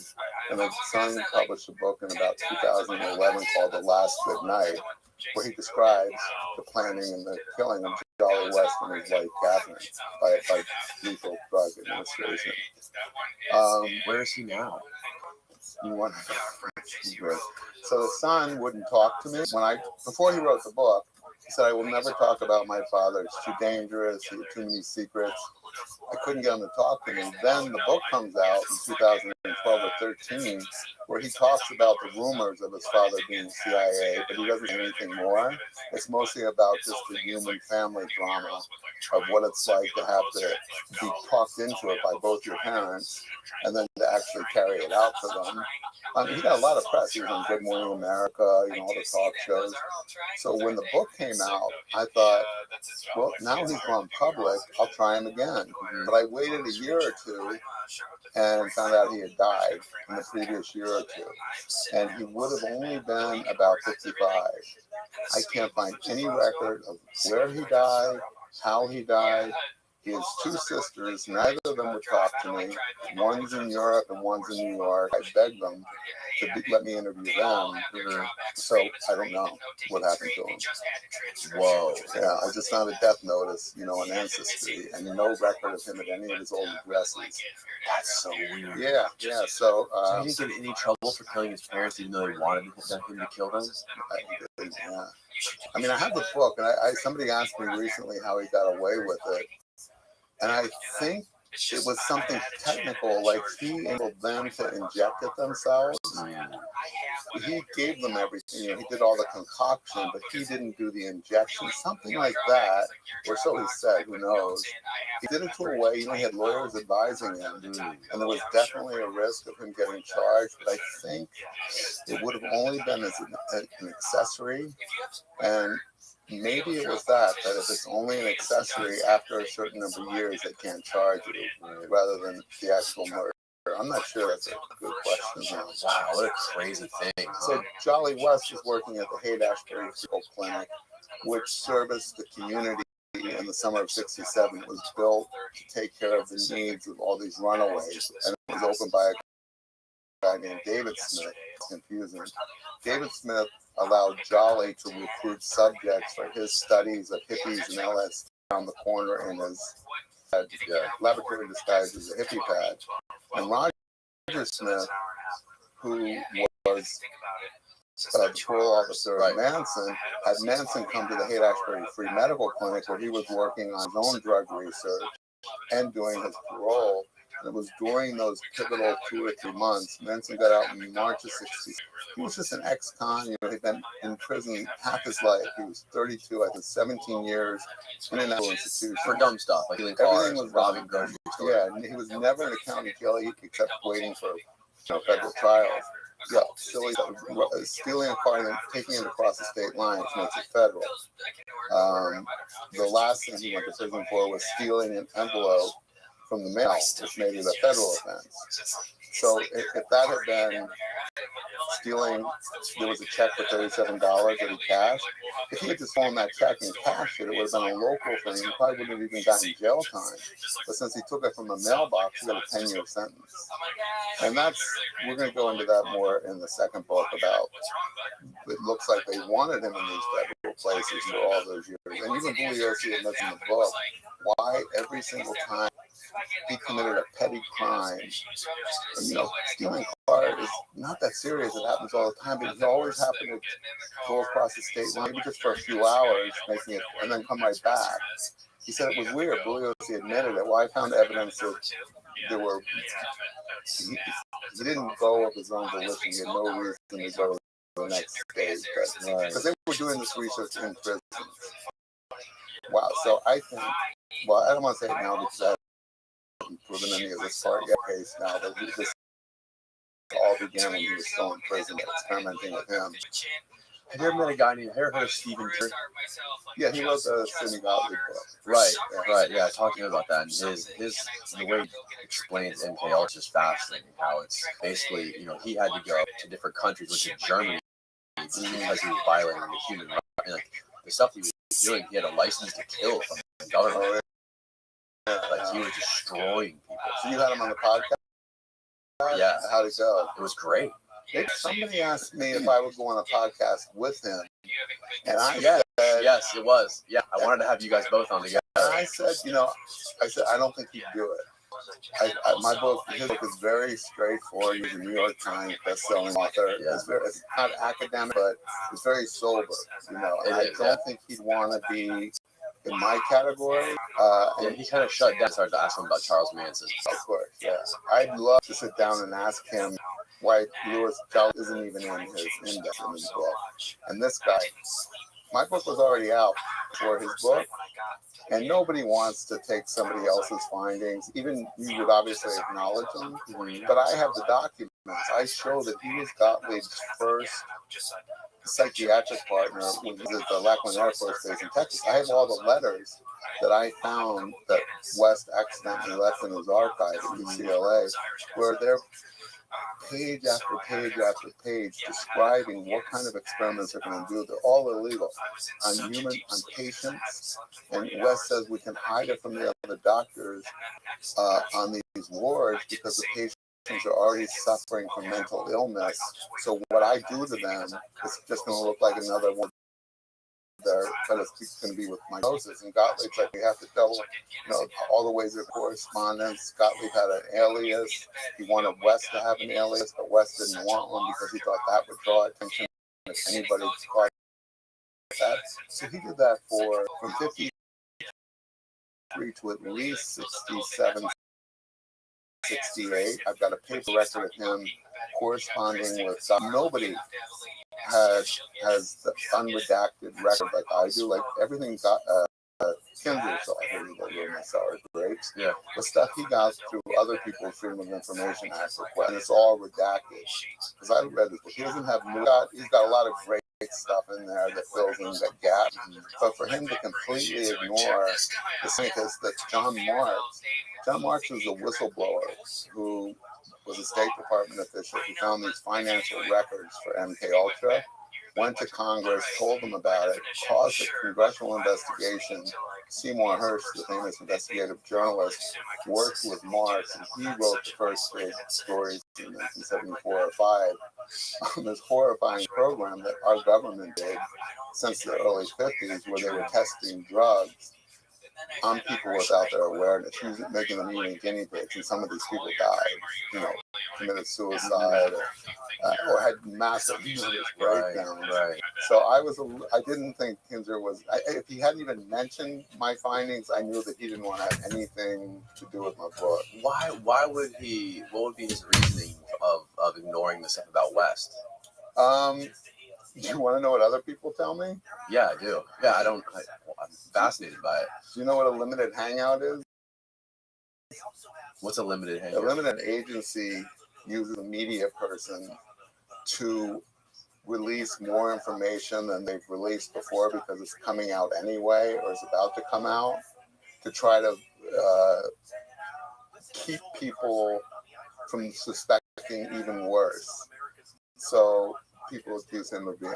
Actually, I would have him see this podcast and reach out to me and tell me he's going to sue me or something. So people I know who are serious researchers think he's paid by the CIA as it's called a limited hangout guy.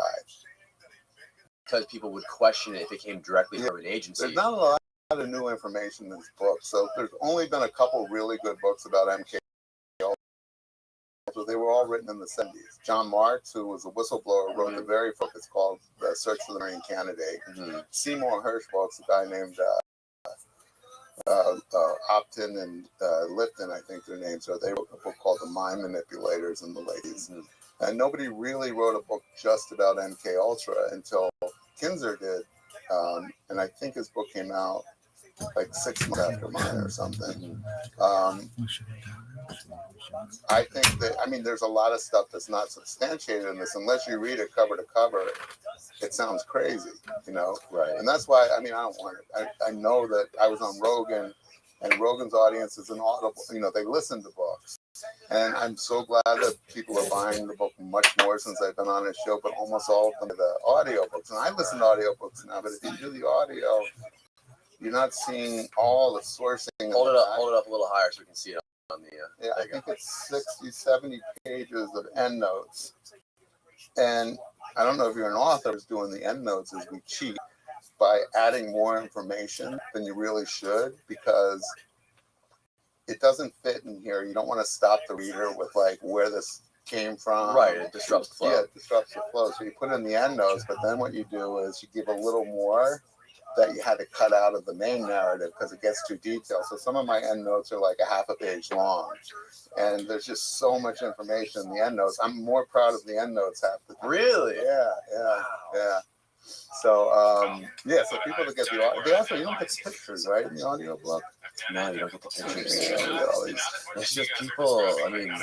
Nobody. has the with all the media on your phone and everything these days. I People know. don't have time to do anything. I can't blame them. I'm the same way. Who has time to sit down and in front of a book for hours on end? So this is Rudy in the guest house having a party, and that's Candace Bergen. And this is like 1966. Rudy out the belly, and then this is him when I would go see him in his apartment. I took that picture of him, and he had like 20 cats. Wow. Yeah. That's incredible. Yeah. So,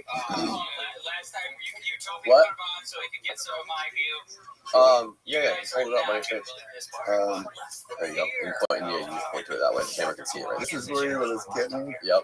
Yeah, he took care of like 20 stray cats and had 3 crippled dogs, and got mugged in his neighborhood once a month.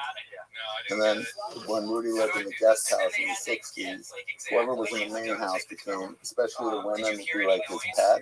So Candace Bergen, he was very close. She was tearing up his girlfriend. So that's a party he's having with Candace in the guest house. That's Candace and Cody Melcher. But yeah, if you guys didn't get if you only get the audio, you don't get this. No, I'm gonna order the hardcover.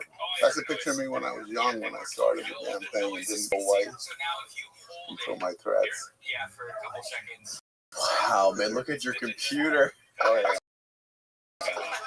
The computer really tells it all. And the one at the bottom is me more recently in my office with okay. Oh my God, what a bookshelf that is. That's incredible. Yeah, another thing about MK Ultra is they like all the stuff. Whitey Bulger. Yeah. Apparently, like, what's the story with him and MK Ultra? Well, the government admitted after he died. That's when it came out. I can't remember who. I think it was a journalist or something during his trial. I thought he was like open about it. Yeah, he was talking about it, but nobody would believe it. But during his trial, his lawyers were able to get his prison records, and somebody sent them recently where they have the dates, LSD. And this was all in the 50s, before. And Manson was in prison. In the 50s, he's still a kid. He was prison in 67, so 57, he would have been 22. He was in the same prisons that were treating people like Bulger experimentally with LSD. So one of the jurors who convicted Whitey Bulger reached out to me when my book came out, and she's gotten a lot of national attention. She didn't know that there was a little bit of mention in the trial, but the judge wouldn't let too much of it in. After he was convicted, he started writing her and telling her all about the experiments.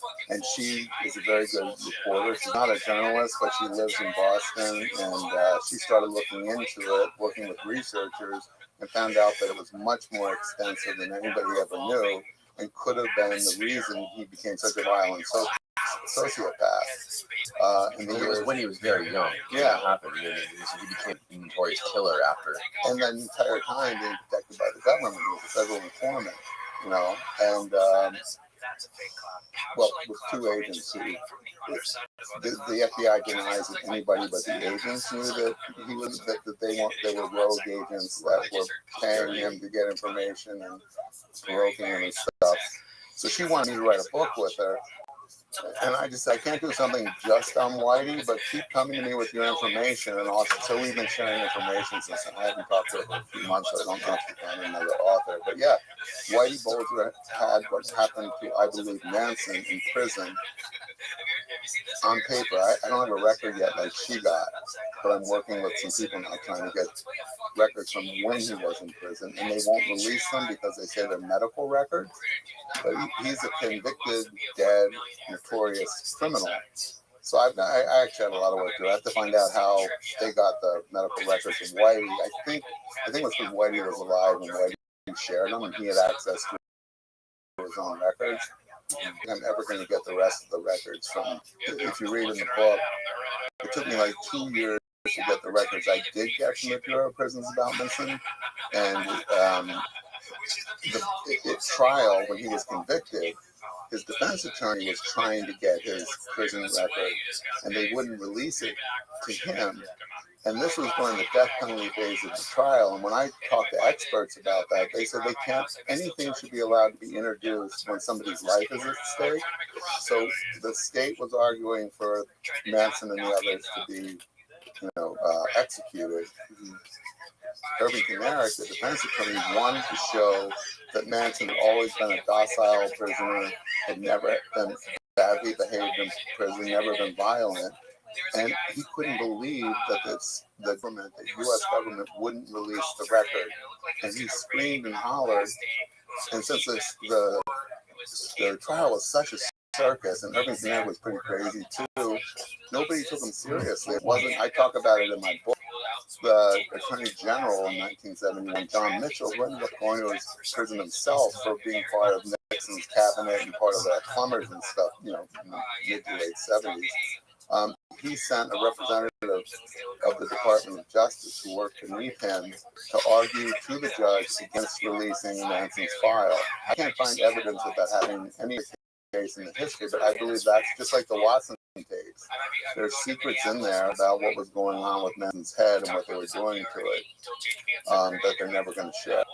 So the record I got was, I think, 70 pages out of probably 300. 400. They described it. One of the Kinnaird got somebody to describe what the parole record looked like, and I think they said it was like a book thick. And I got like that much. So who was his parole officer before he went in for the 7 years? That was interesting. The parole officer who violated him in so he got convicted for the stealing the letter in the mailbox.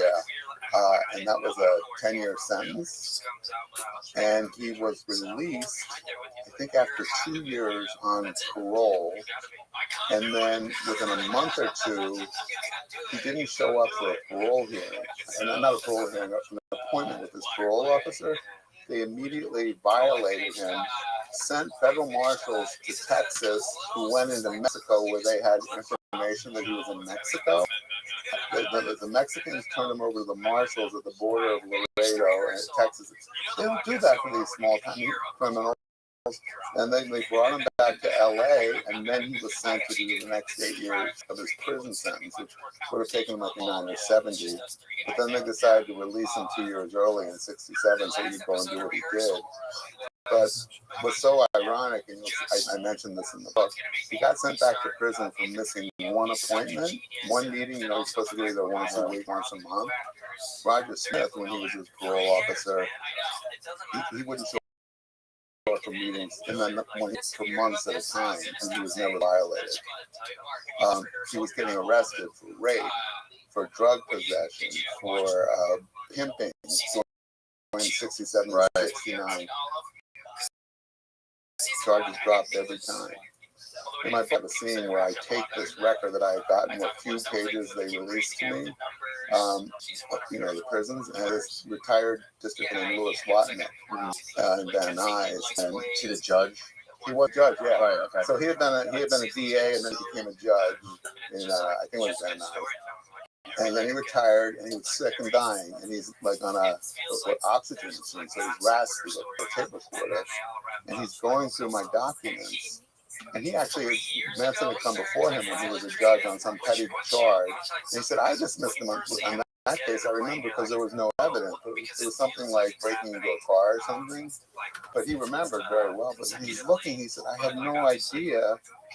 And he said, there's something, this is chicken shit. This is all chicken shit. And I'm like, what's chicken shit? He goes, well, obviously people make mistakes.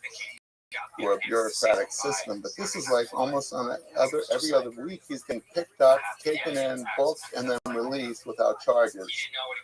All of these are violations of his parole. He should have been sent back 10 different times on the stuff you're showing me, but he also should have been prosecuted on half of these things, and they just dropped the charge. He goes, somebody wanted him out. He was more valuable to people outside than inside. Somebody worked to keep him out on the street. Like he was an informant? That's what I said. You mean like an informant? Well, people confuse what an informant is. An informant doesn't just provide information. Sometimes, and there's a history of it, they other criminals commit crimes. They can conspire with them and then walk away. And then the police know what's going to happen right before it happens. They can be much more proactive.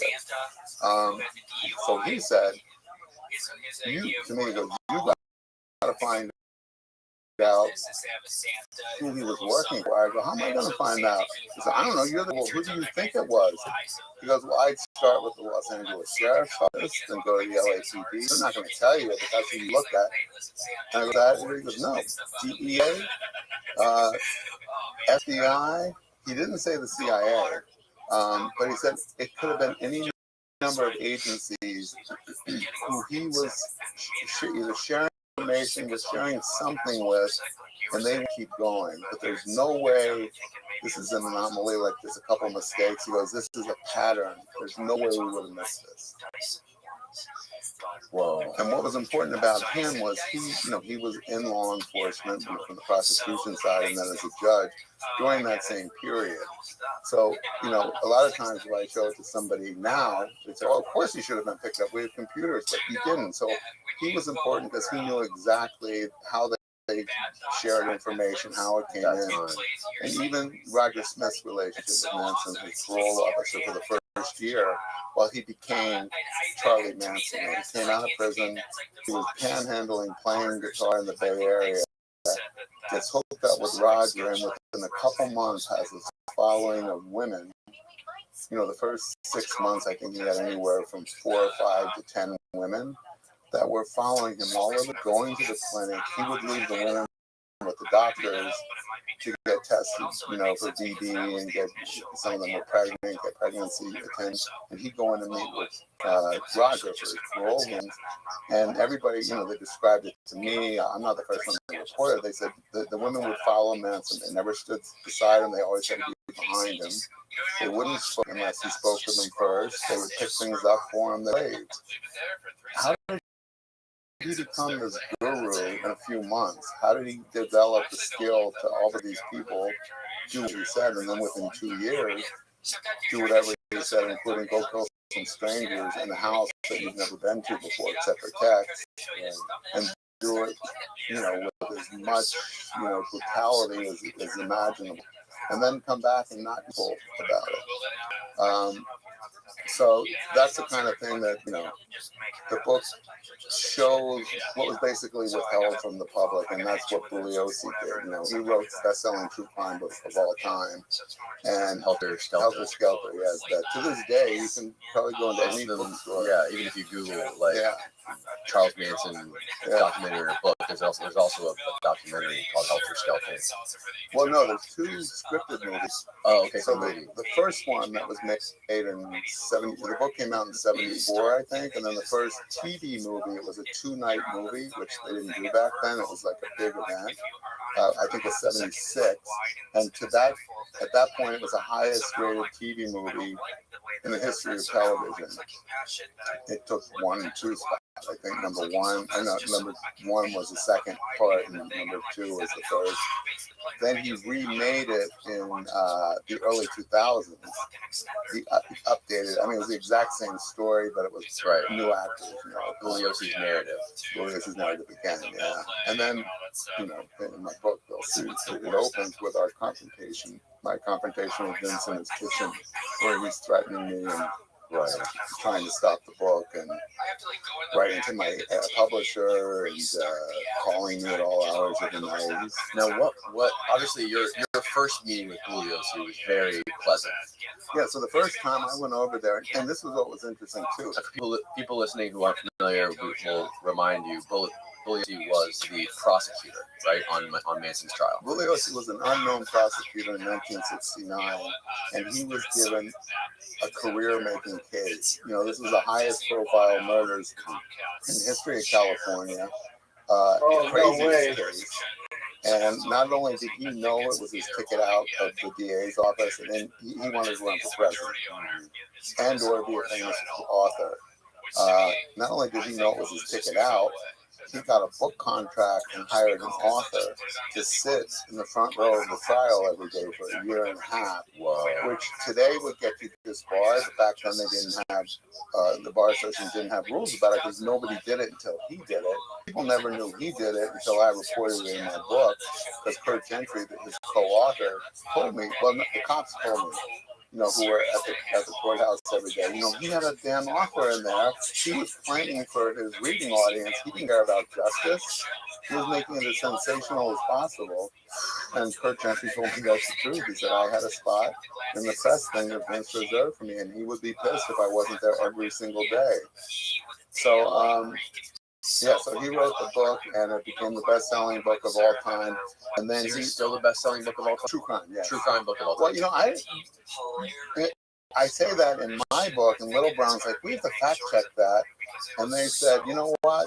We're not going to fact check it. We know it's likely, but we can't get records from all the way back to 75. Right. But we do know that it sold millions and millions and millions of copies. I think it sold like 18 million or something over. It's always reprinted.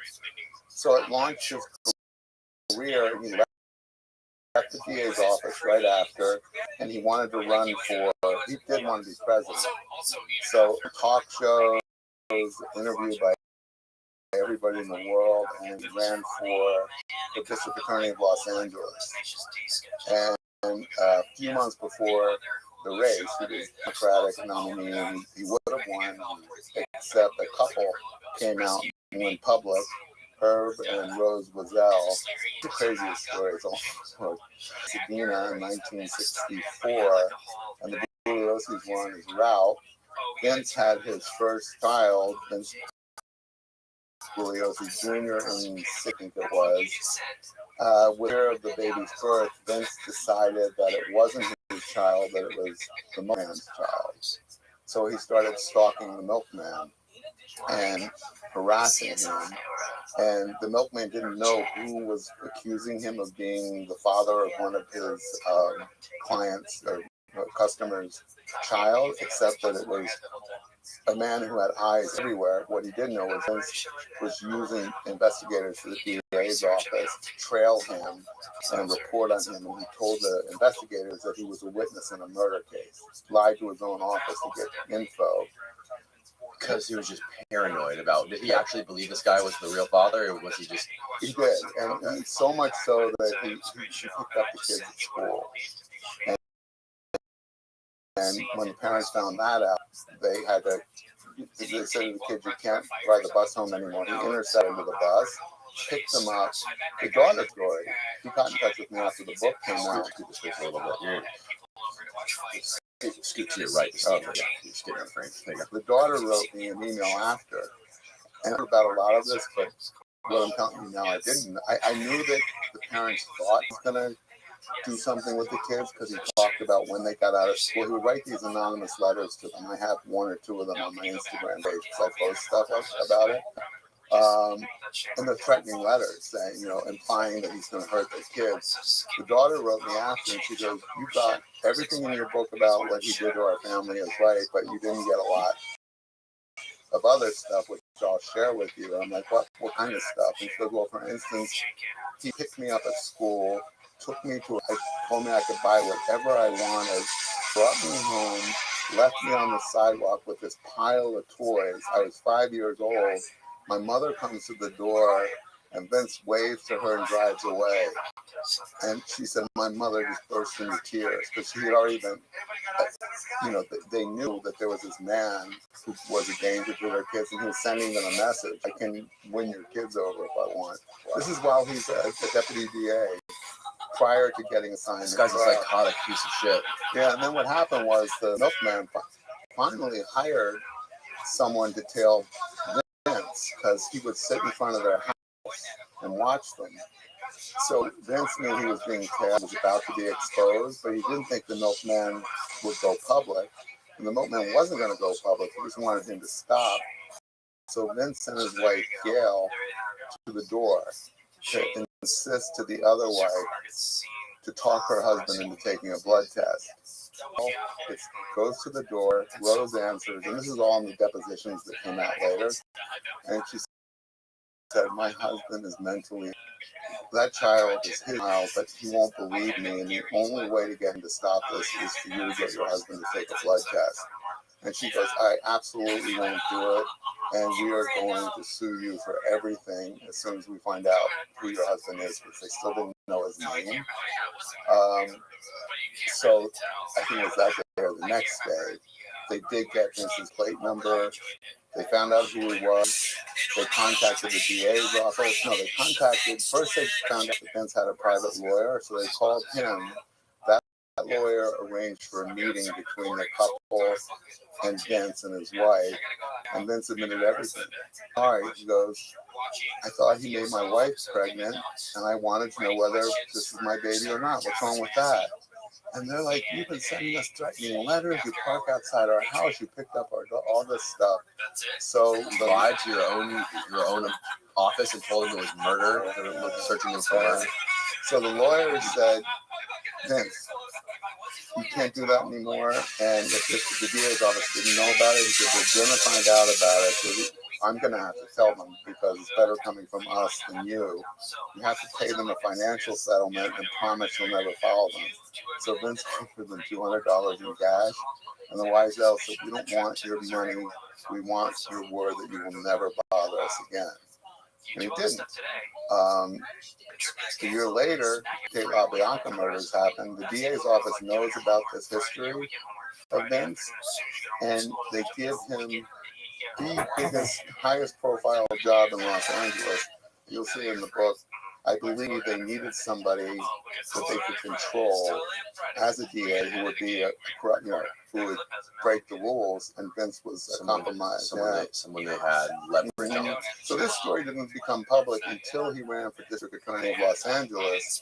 After the Manson convictions, after he left the DA's office, he runs for the DA, and the Wiesels never wanted to go public with this, but they thought, that's the most powerful law enforcement person in the city. He's insane. Look what he did to us. So they went to his opponent and said, we have a story to tell. And the opponent said, will you tell the public that? And they said, absolutely. So they stood on the stage. It was a press conference. And they told what I just told you. Actually, I might have told you more than they told, because they didn't. I don't think they knew about the DA's investigators until they actually had the civil suit. So Vince responded with his own press conference, and he told the media, here's what happened.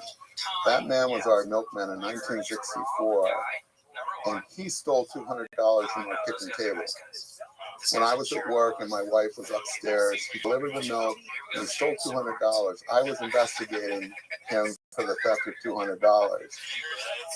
Now, listen, press didn't ask these questions, but he basically called him a thief. The lawyer for the Wiesels didn't say it then, but he told the police or the reporters later. Number one, that story can't be true, because Vince wouldn't have been investigating him in 1966. Whatever the date was, the statute of limitation on home robbery or whatever was 2 years. So he was saying he was investigating for a $200 theft more than 2 years after. Right. He said, I called the Pasadena Police Department. Why didn't he ask them to investigate it? They have no record of this theft being reported. So we're going to sue him for libel. And then it went to court, and Vince paid him a fortune. And the agreement was they would to tell any lies. But Vince lost the election, and then 2 years later, he runs General of California, even bigger position. And a woman comes to his opponent named Virginia Carwell and said, he shouldn't be the Attorney General. He beat the shit out of me, held me captive. Police. She had gotten pregnant with his baby, and he gave her, I think, $300 to get an abortion, and called the doctor, and the doctor said she never even showed. I mean, the doctor's not supposed to say anything, but since it's been the doctor said she can come in for an abortion. He went to her house, and she said, I'm Catholic, I'm not gay. I'm aborting that baby. He beat the shit for like 4 hours. She went to Santa Monica Police Department. I have the photographs, black and blue everywhere. She had a miscarriage. And then after he beat her? Yeah. And then that night, someone saw it on one of the journalists at one of the papers saw it on the ticker or whatever. You know, they see everything that comes in and out of the police station. Bugliosi accused of assault and kidnapping by a woman. So the next day, it was in the LA Times, the Los Angeles Herald, that this famous prosecutor had beaten up this woman. And this is before he ran for attorney general. He was writing a book at that point, Skelter. And Vince went back to her house with his secretary, held her captive for 4 or 5 hours until she agreed to go to the police and say filed a fake report. So the secretary typed up a receipt, and the story that they came up with was that Virginia had recently gone through a divorce, consulted with Vince about city payments. Her husband wasn't paying for the 5-year-old kid who was in the house when all this happened, and had never had a sexual relationship with him. He'd never been to her, and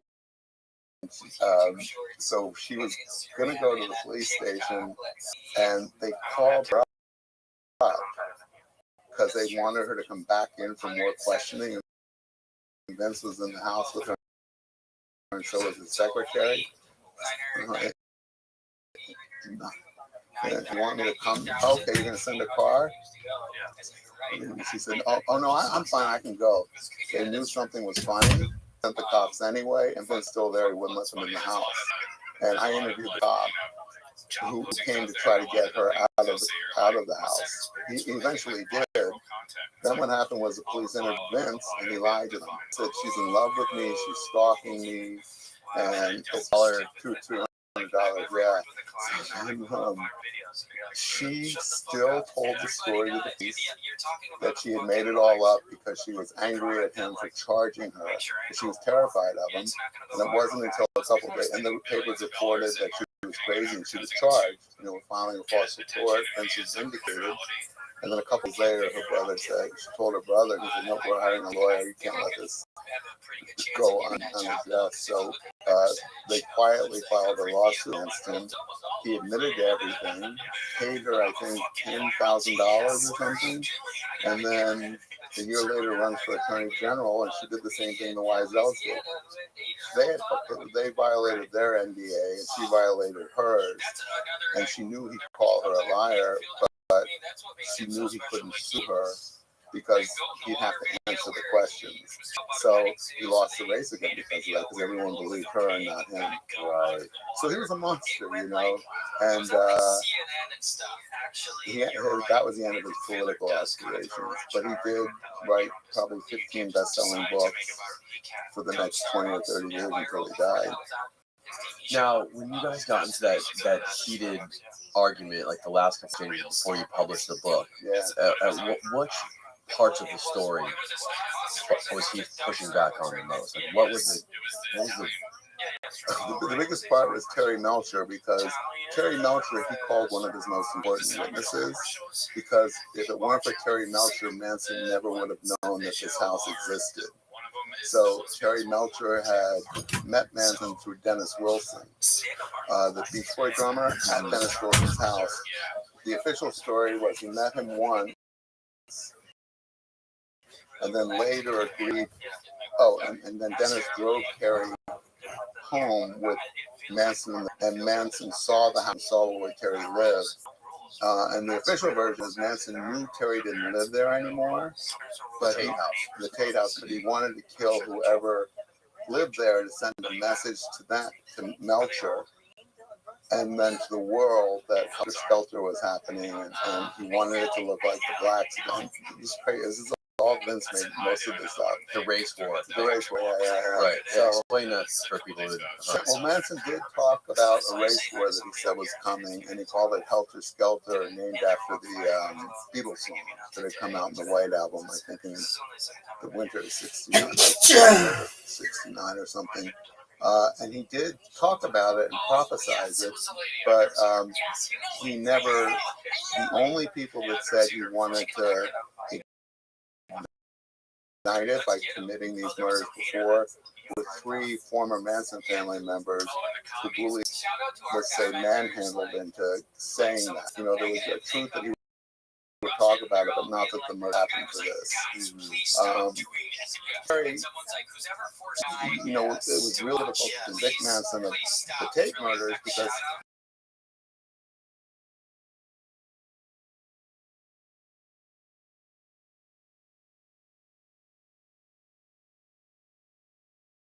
to show that Manson knew the house was there, knew maybe not who they were, and then ordered these people to go and kill.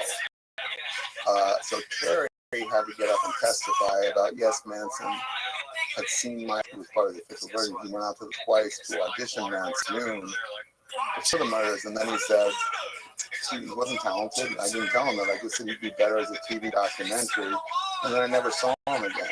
But what I found when I got access to sheriff's files, because of the cop who I think he felt sorry for me, the retired cop called another retired cop at the barracks and said, let this guy in the back door, because his job was to be the security guy at the archive.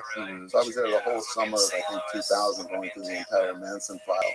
And I found all these smoking guns about the fact that Melcher, Rudy had already told me that Melcher had Manson, one of his followers, Dean Morehouse, living with him in the house. And the girls were up there, and Manson was up there all the time. In the Tate house with Terry Melcher before Roman and Sharon moved in. Okay. And that Rudy said he told Melcher they had to leave because they scared him. And I got corroboration of that from other people, but then what I found in the files was that Terry went out to see the family right after the murders happened. And there's an eyewitness account in the police report. A guy named Paul Watkins said that Terry fell to his knees and he was crying and begging forgiveness to Manson, and that Manson said they all had to die, all the pigs had to die.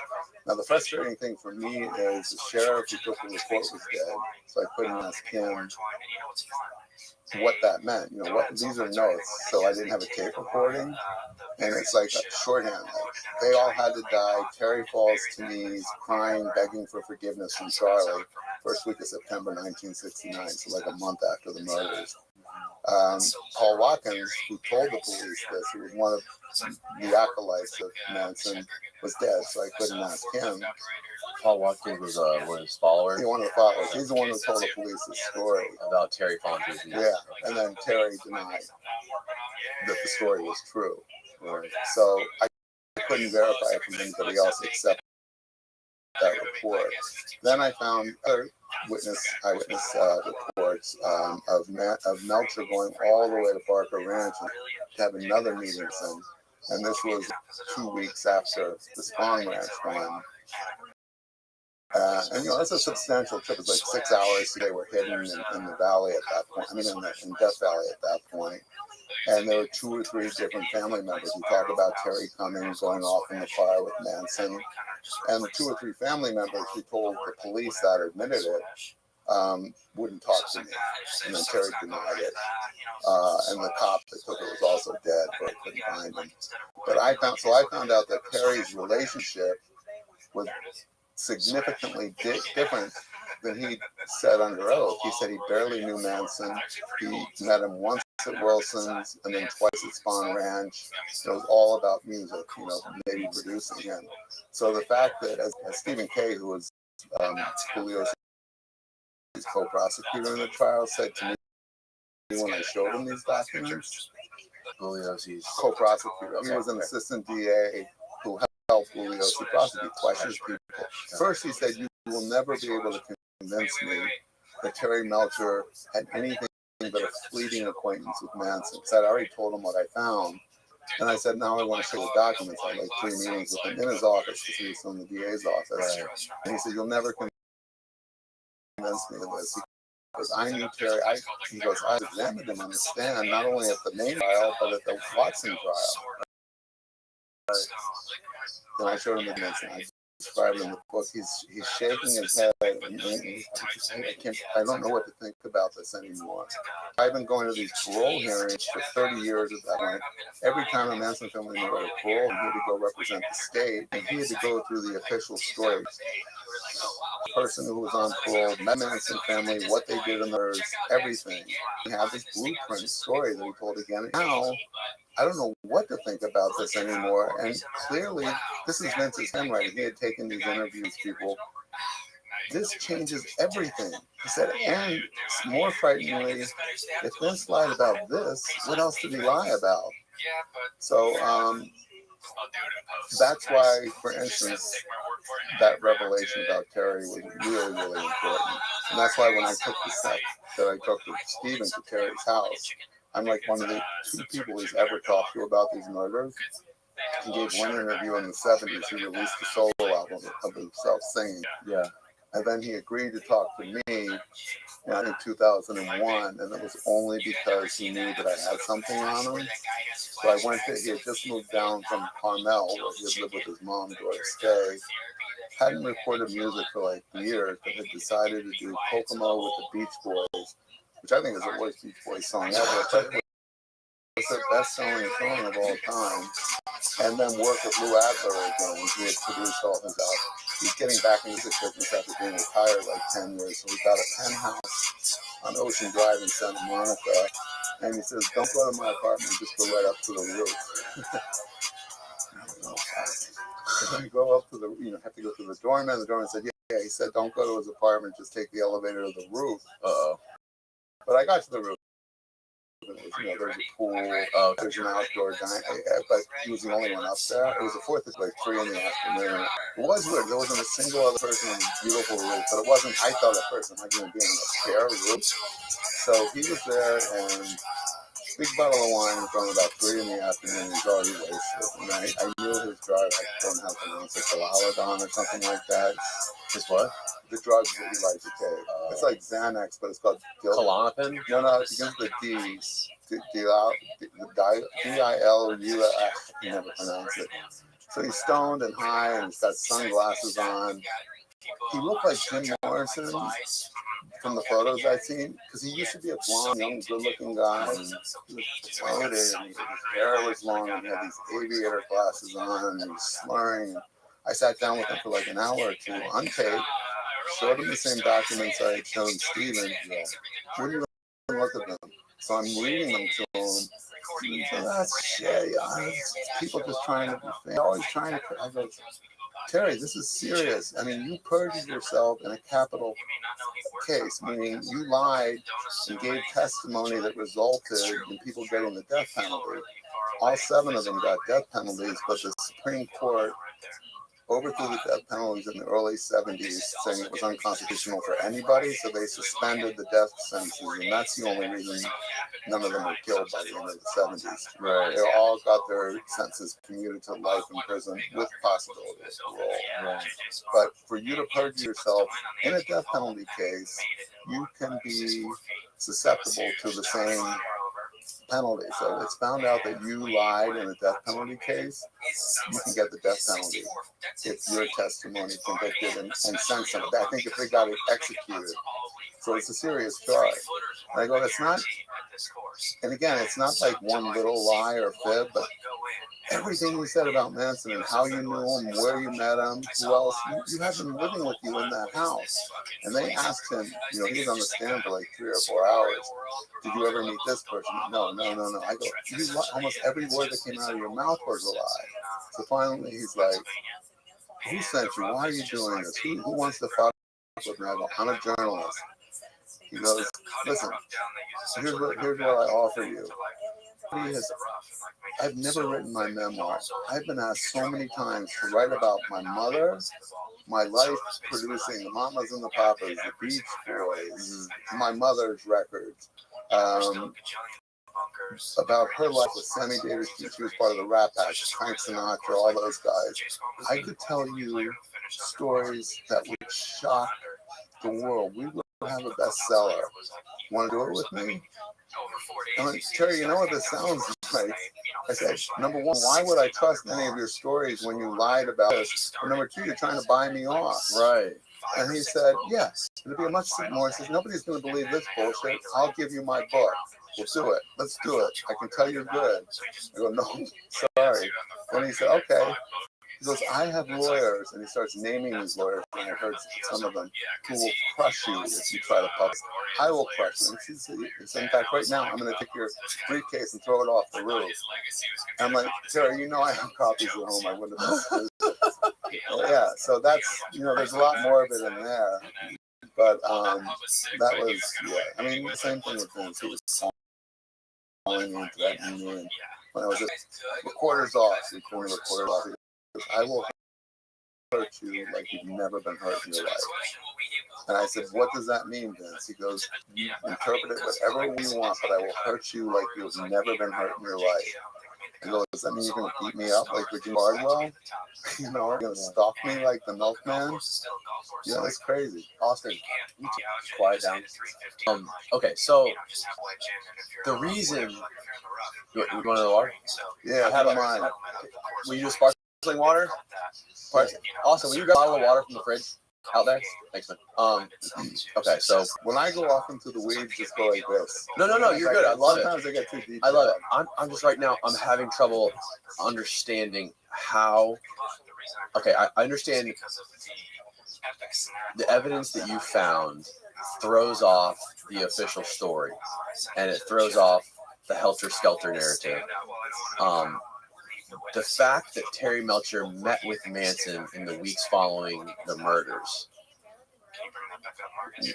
What? How is that significant? Right. Like obviously, it's significant because it changes the whole story. It shows that their shit was covered up, shit was false. But what is like? It's the smoking. That I mean, it opens the door to the possibility, like, were these people killed because of something Terry had done? Why would Terry be begging forgiveness? Thank you. Forgiveness for what? Why did... The most important thing is just that the prosecution withheld this. For instance, when I showed this stuff to Paul Fitzgerald, who was probably the sanest of the defense attorneys, he was Leslie's attorney, no, Patricia Cramonkle. And as Juliosi said in the book, the smartest and the best. We were having lunch at a dim sum place in Chinatown, and he starts pounding his hand on the table. He goes, this is amazing. He goes, I've been interviewed 1,000 times about this. It was probably like 2001 or 2. He goes, this would have gotten the case thrown out. This principal witness lied under oath and then scripted the lies. Because everything at that trial, just like Stephen Case said, now is questionable. Because he lied with his own witness, and he knew the witness was lying, because he would have been arrested for that, disbarred automatically, and he would have been charged. So, other stuff I found out, this isn't in the book, but that makes the whole helter-skelter thing fall apart, is I found out that there was an attempt on the lives of the same 4 people, Sharon, Wojciech, Abigail Folger, and Jay Sebring. The night before, at Jay Sebring's house, he lived down the canyon from Sharon lived at the top of Cielo. Jay lived in a castle on Easton that was a famous, they thought, haunted castle because this film director, Paul, was murdered there by probably his wife, a famous 1930s starlet. But the studio protected it and made it look like a suicide. Jay lived in this house, had wild parties there, had secret doors, was into S&M, had drugs. Well, the night before they were all murdered, he had dinner for Sharon and Wojciech and Abby, Giddy and him. And while they were having dinner, when they finished dinner, he had installed cable TV. Now, when I first read this in the police report, that's how I found out about it, because it's not in the popular literature, it's in the police files. I thought they didn't have cable TV in 1969, but then I looked it up, talked to experts, and they said in the mid-60s, the public didn't have it. You had to have a fortune, but you could subscribe, and they had it, and only some very wealthy people had it. Jay had cable, and they were going to watch a movie. After dinner in his bedroom, and then all of a sudden there was, according to the police reports, from an electrician who installed all of the YJ's house. His father was Jay's lawyer. He was a law school student, Paul Greenwald, and Paul went to the Sebring house 2 days after the murder because his lawyer, who was Jay's lawyer, said, "Go get a suit for Jay to be buried." It was about 2 days after. He was there. He told the police before the murders, Jay had called because the cable was out. And he went to the back of the house when he went to get the suit 2 days after. And, the police were guarding the house and they interviewed him only because he came there. And they said, "What are you doing here?" And he said, "Well, I think you should know this. When I went to the back of the house, the lines had been cut. And I could tell by the gradation that they were deliberately cut because they were all sliced in the same direction. There were like 4 lines and 2 of them were cut." And he said it couldn't have happened. It couldn't have been a gardening accident because it was 9 o'clock at night. There wouldn't have been gardeners there. It wasn't an animal that chewed through it. But it seemed significant that the night before those same 4 people died at the Tate house, somebody cut the wires at Jay's house. Now, if you know the Tate murder scene, the first thing they did was find the pole and cut the phone wires. Just the phone wires, not the lights, to the house, so nobody could crawl out.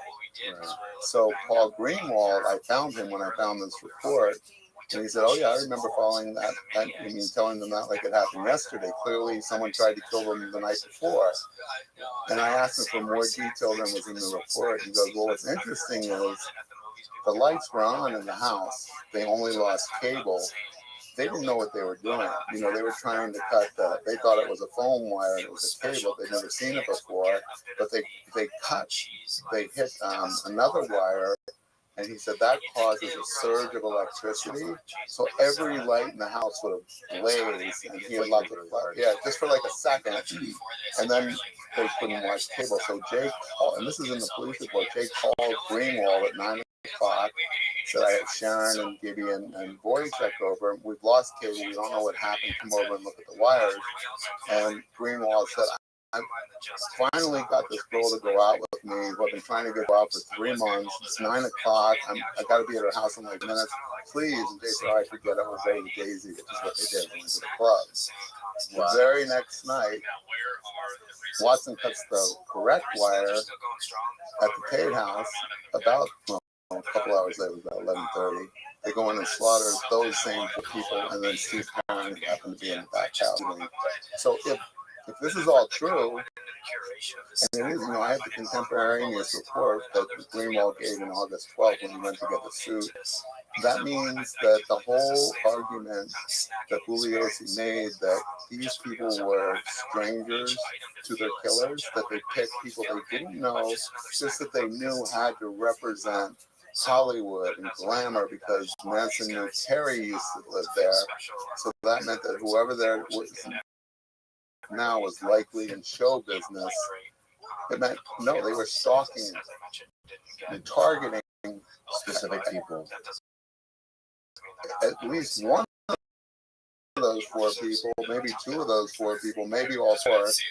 Bugliosi kept all that out of the book. And the only reason I found it was because I got access to, after I got the sheriff's files, then I got an LAPD cop who was, he was a sergeant who was in charge of the Tate murder investigation. He copied the entire file.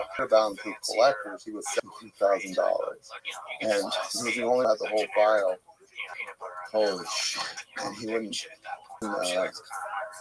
consider letting me look at it for free. I flew out to Sally, Idaho, and this is when Bruce Willis and Demi Moore were still married.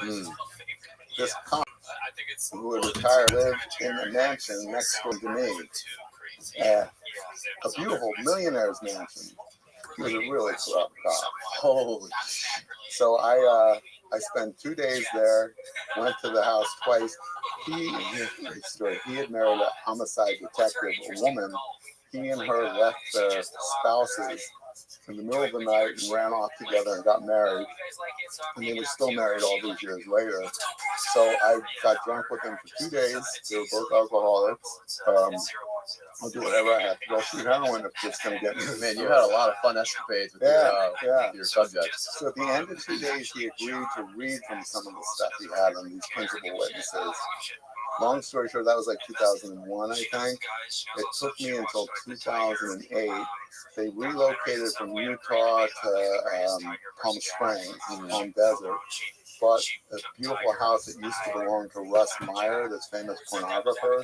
He made all these 60s pornography films, and they lived there then. So I started visiting him there about once a year, and finally I broke him down. And he said, here's the deal, I want to write my own. He said, if you organize all I've got here, like 2 or 3 boxes, alphabetize it, index it, put it in an organized way, he said you can copy whatever you want. So there,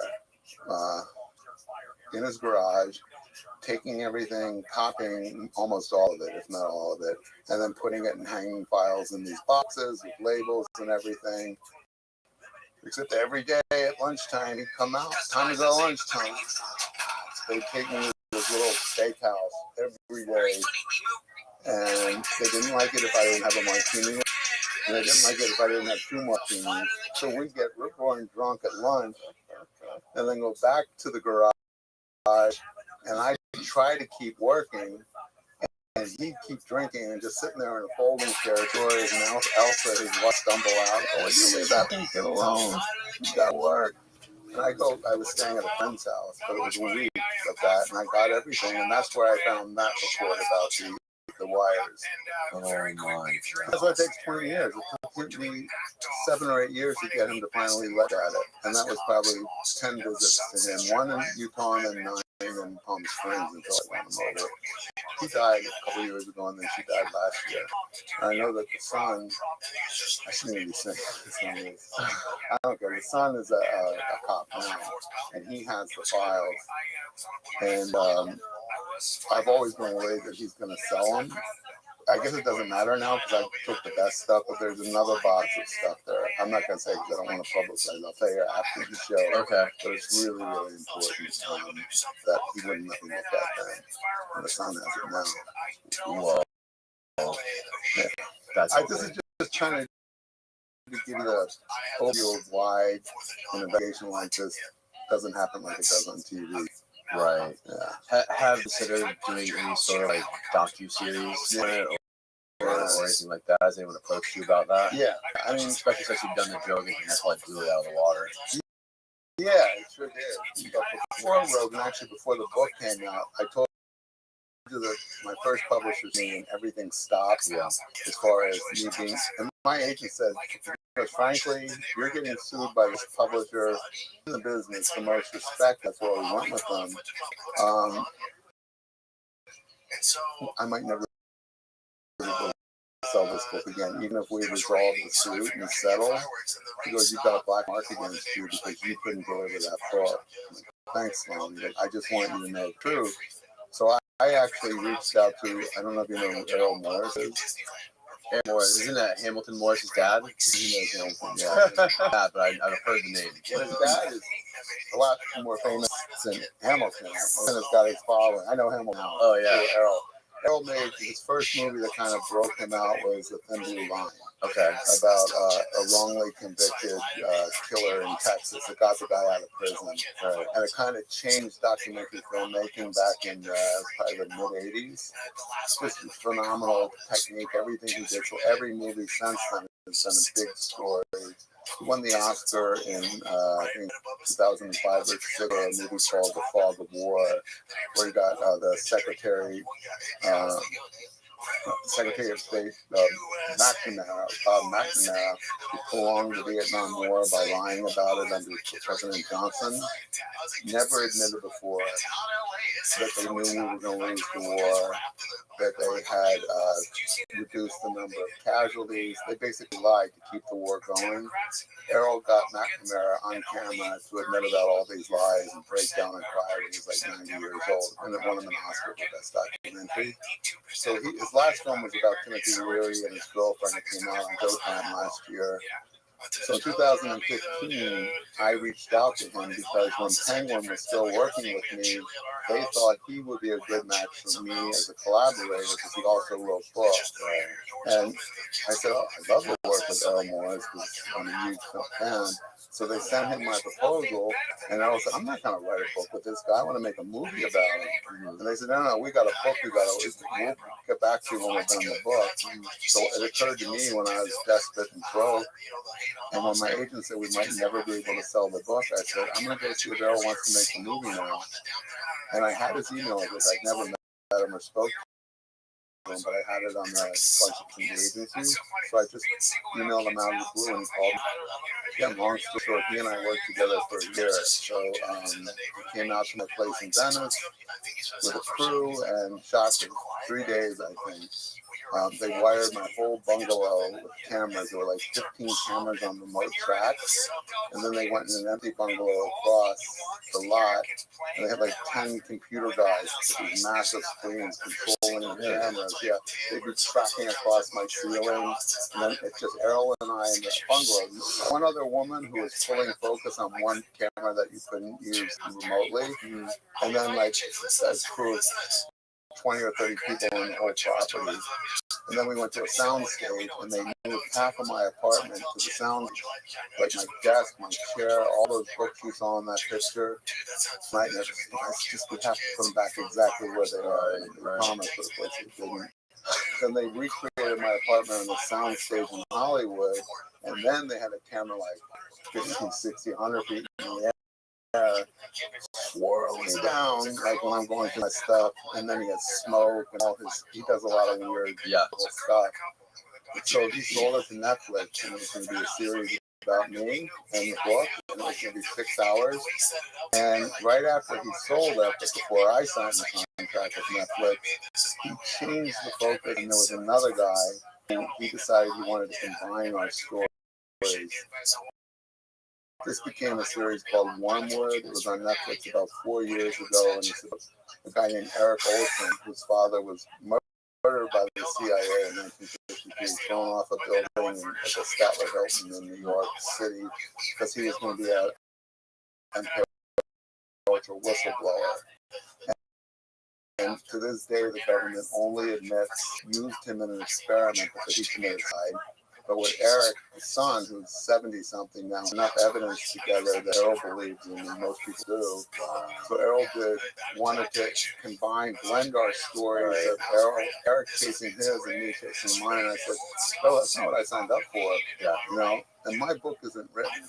If my book were written, maybe, but you know, right now you're the author of this story. I'm not going to give it up to you if I'm sharing it with a whole other story.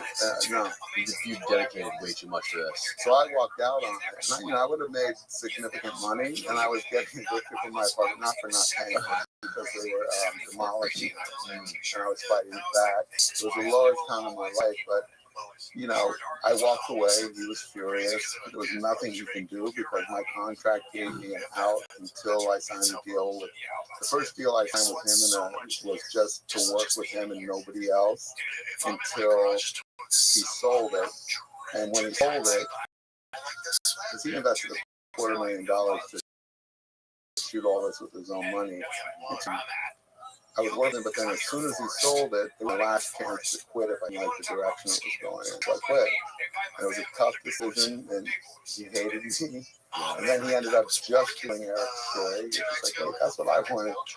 And it was called Wormwood. It was a big success. You can see it on Netflix. He used real actors for the first time in a documentary. So he blended documentary with scripted. So Amazon student this, they got a hold of the proposal. My original proposal was 220 pages, and we shrunk it down to about, I think, 30 after the lawsuit was in 2017. We sold it to a little round. They published it, but before we'd written it, somebody got a hold of the proposal, even though it was under NDA, brought it to Amazon, and they came to us with an offer to auction. So that meant that they, for 18 months, could develop it, even though there was no book, but just own it until the book came out. And I didn't want to do that because they wouldn't say whether they were going to do a limited series or a feature film. Right. I knew it was going to be scripted. I preferred documentary, but I knew scripted was much more money, and I'm in a lot of debt because my resolution was kind of Books out. Fuck it, scripted, give me the money. But it would be a million times better if it was an actual a proper documentary. That's where this is going, and it might be a happy ending. So what happened was, my agent said you can't get them to commit to one or the other. You have to hope that when they get the book, they'll see it could only be a limited series. And I said, how much are they going to give me? And he said that. Because you know that they give you that, then you and Dan can write the book full time. You don't have. At that point, I had started driving Uber, which is horrible. Oh, no. Like, all you can do is a book, and you need to do it and get it done in 2 years. Right. So I took the money. They renewed the option when the book came out and hired a screenwriter. He finished his feature-length script, not limited series. Pulled his hair out. You know, he told me, he goes, now I know why it took you 20 years. And I don't know how to condense this in 2 hours. That's what my assignment is. Right. So he turned it in November to Amazon, and you know, he did a good job, but it just doesn't reflect the book. It just jumps across them. So Amazon pulled the plug, and they didn't say it was because they didn't like his book. I don't know if this is true or not, but they said it's because they're pulling away from movies with white middle-aged protagonists, that they want to do people of color and women protagonists. Really? It was the whole Me Too thing and all that. Wow. Yeah. I don't think that's true. I think they were trying to make him feel good. I don't know, but whatever. But they pulled the plug. So I called Errol. I go, I don't know if you're mad at me or not. I hadn't spoken to him for 5 years, but just so you know, it's available. Because I wasn't allowed to do a documentary, but they own the script. So Errol and I are, I'm not supposed to be talking about this out there.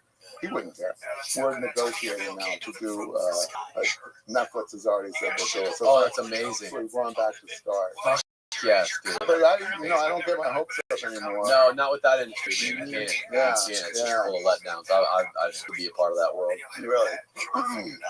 Yeah, I pitched many TV projects and had my heart broken too many times, which has got me to the podcasting YouTube world. Which you probably love. Yeah, it's amazing. It's so much fun. I love it. Yeah. No one to answer to.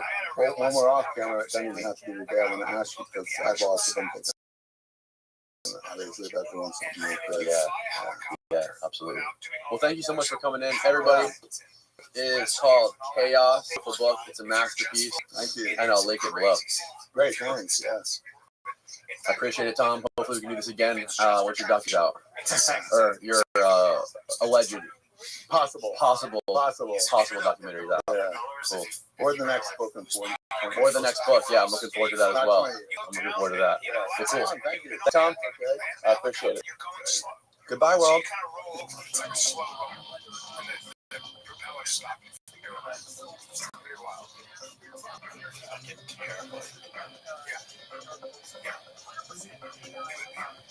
There's some things that are scary, like, you know, the back rotors at eye level. That's what people, it's like never walk in the back of the helicopter. Oh, yeah. Remember that one girl? She made my money. She walked into a helicopter.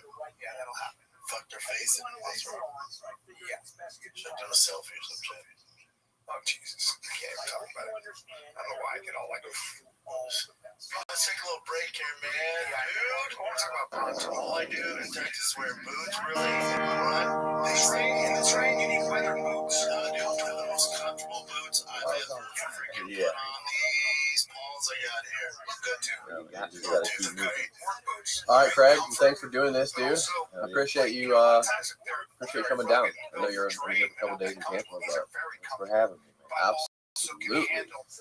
So what's your story? What's your background? Where are you from? And how you been doing comedy? I'm Los Angeles, born and raised, born in Harbor City, and raised in Torrance and Bonita. And then I'm half Mexican, half white boy. German, English, Mexican. My dad's white, my mom's brown, and just got in the game at like 25 or 26. Did improv first before stand-up, so I was terrified of it at the Second City. And then after I went through that program, I started hitting stand-up pretty hard. and that was probably about 9 years ago. So I get like a decade or 11, but stand up consistently. I don't really count the first 2 years because I did it like twice a year. You know, I don't know what to call it. I'd say a full decade, average up or down. I don't know. And then it's cracking now. I'm going everywhere. You're cracking. You're full tilt. You're traveling. Traveling the damn country, man. It's a lot of work. Yeah, it's crazy. I prayed and wished for this my whole life, and then I got it. I'm like, oh man, I'm never home. I'm just like, oh, this is tiring. It's a beautiful problem. Yeah, I'm a little homesick. I'm not gonna lie, because he's gone all the time. Yeah, look at my flights and shit. It's hopping everywhere. Last comedians that stayed in California, right? Like they all moved out. Like they're all moving out. Yeah. Good They're all following the almighty Lord and Savior Joe Rogan. Yeah, I mean Joe's the man, but I'm LA baby. So, yeah, I think it's actually great. I think it's great. I don't know. There's mixed reviews on the internet. You see a lot of haters out there. I'm like, what? Who cares? I don't think Austin will ever become like an LA or New York. No, but it's a great scene. And it's just leveling out the playing field. I don't even know who said that, but I heard that and it's right. It's just creating another hub. Yeah. What's wrong with that? Like, people are such haters. It's just creating more work for everybody. That's fucking awesome. Yeah. And when the big dogs leave, it gives the up and comers chance to rise up. So it's a win for everybody. Right. And then there's more work here. And there's more work there. Everyone talks shit. I'm like, you idiot. It's literally a win-win. Yeah. And you're talking shit. Like, comics are the most hateful people on earth, dude. I was listening to Tim Dillon's podcast a couple weeks ago, and he was talking about how much he hates Austin. That guy is so fucking funny. Dude, it's insane. He goes, I'm fucking done with this hellhole. Yeah. He's like, the food sucks. You got to put in your reservations 7 weeks early to eat some shitty brisket. And he talks about like the shitty rivers you float around in. Terry Black's barbecue is the best barbecue I've ever had in my life. So he's wrong about that, but he's right about everything else. That man is so funny. That guy just spits fire, bro. I'm a huge fan. Dude, I was Austin is a bit of a. I love Austin, and I've worked there a few times. But I went down by the freeways. It's a bit of a shithole, but I'm not. So is LA. I'm not one like. There's just homeless epidemics happening, and my heart goes out to them. But yeah, it's just sad and awful. Yes.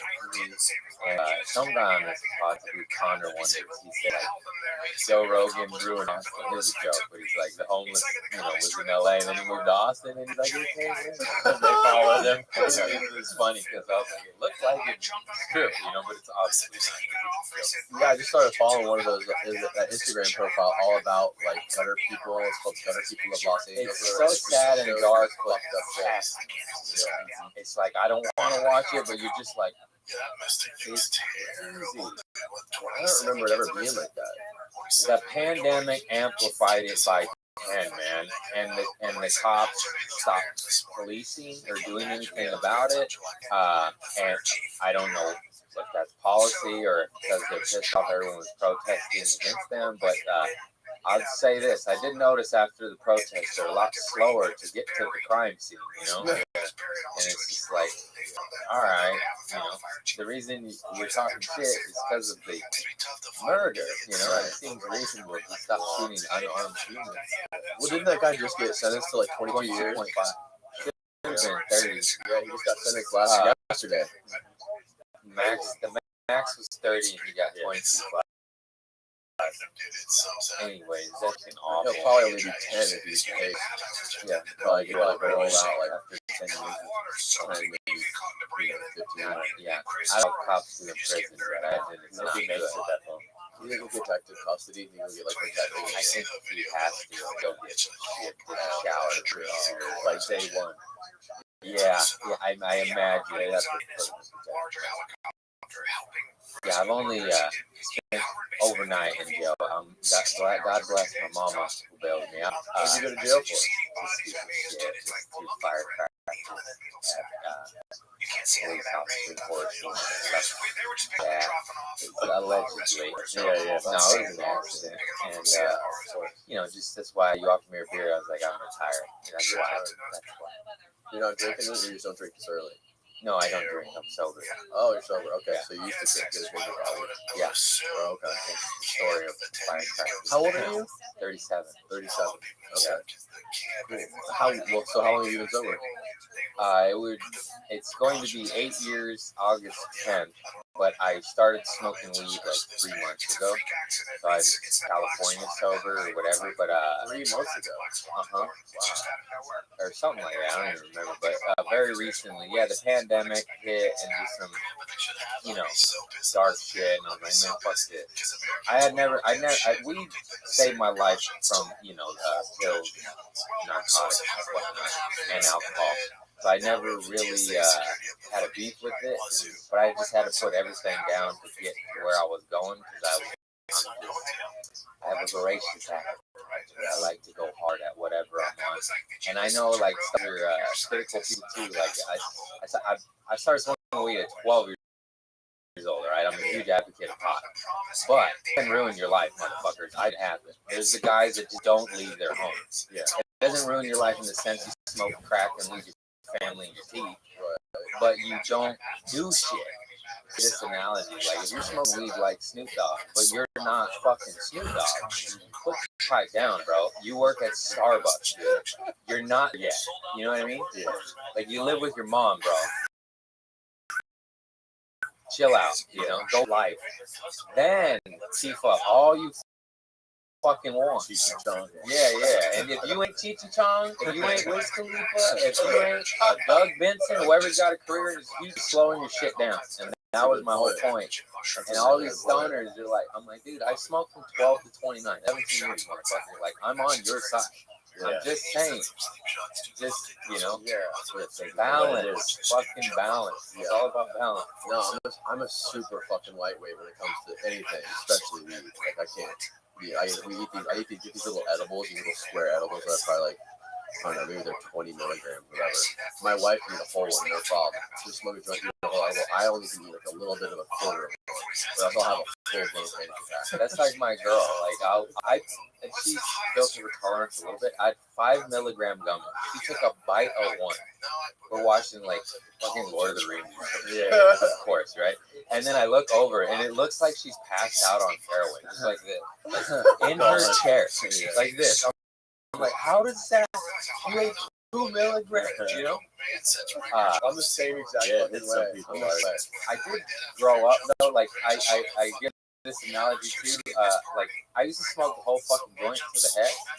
Hey, that's not necessary, Now I take 4 hits. I get a little high. I put it out. I go back to it, 2 to 4 hours later, and I'm functioning. Like I get to work.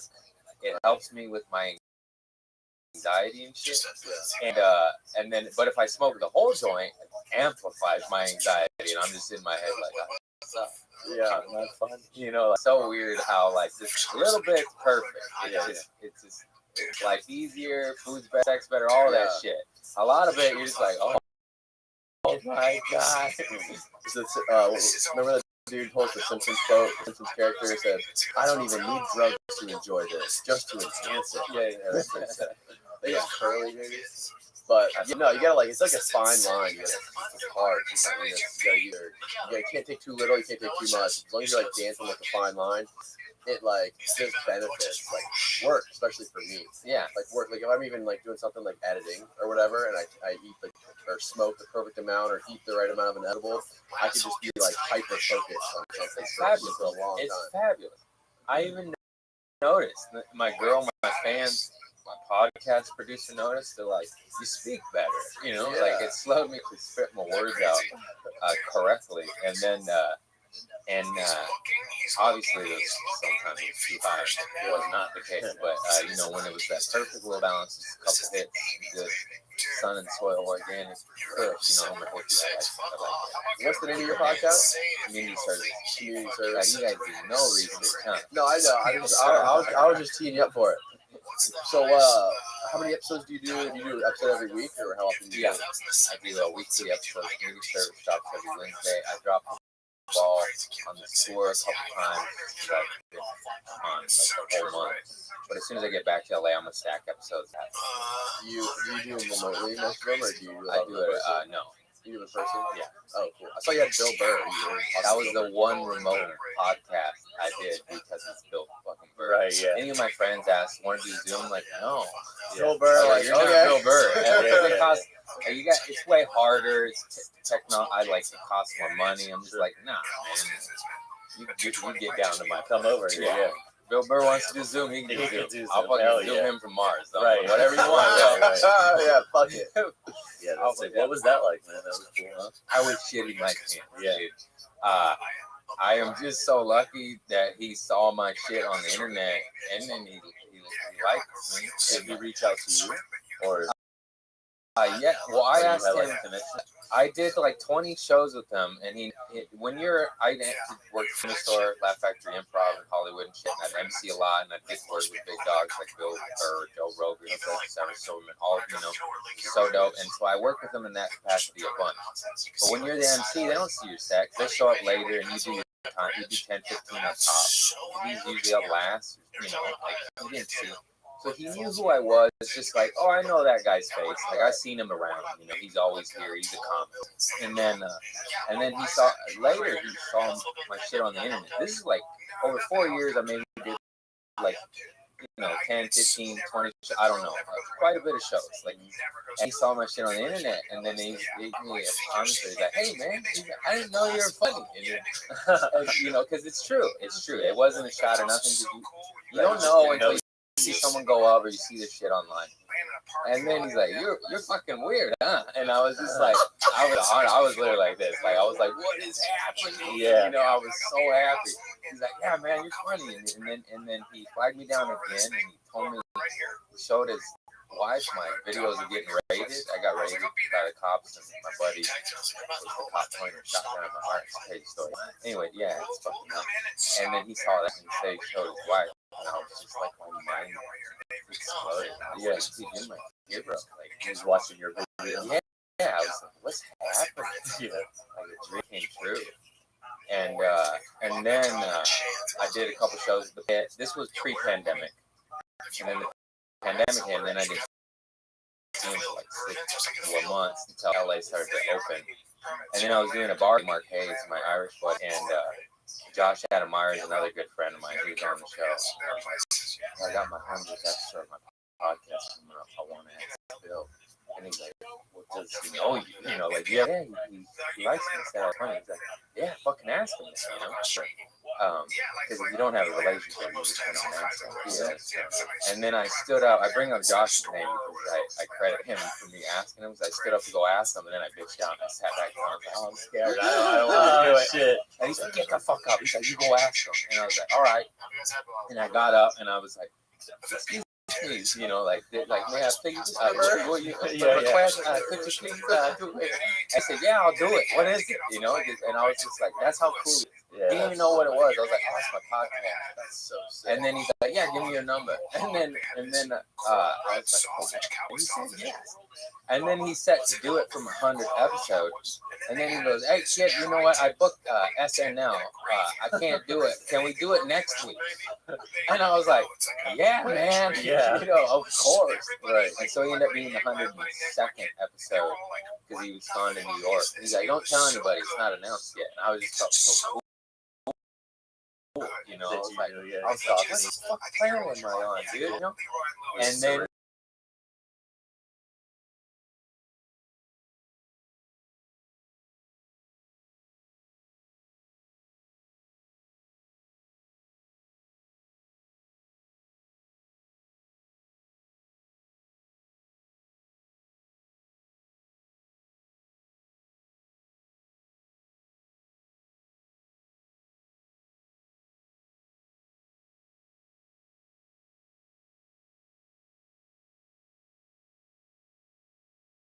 consistently. Like, I'll do solo episodes, and some of them are hits. And some of them, like, oh man, I don't know. I think we'll edit that a little bit. It's so to keep that for an hour or more by yourself. Yeah, that's hard. It's so hard. That's why I like to have guests. It helps. Yeah, I've never done a solo want to probably never will. They're Fuck so boring, bro. You better have notes. Yeah, for real.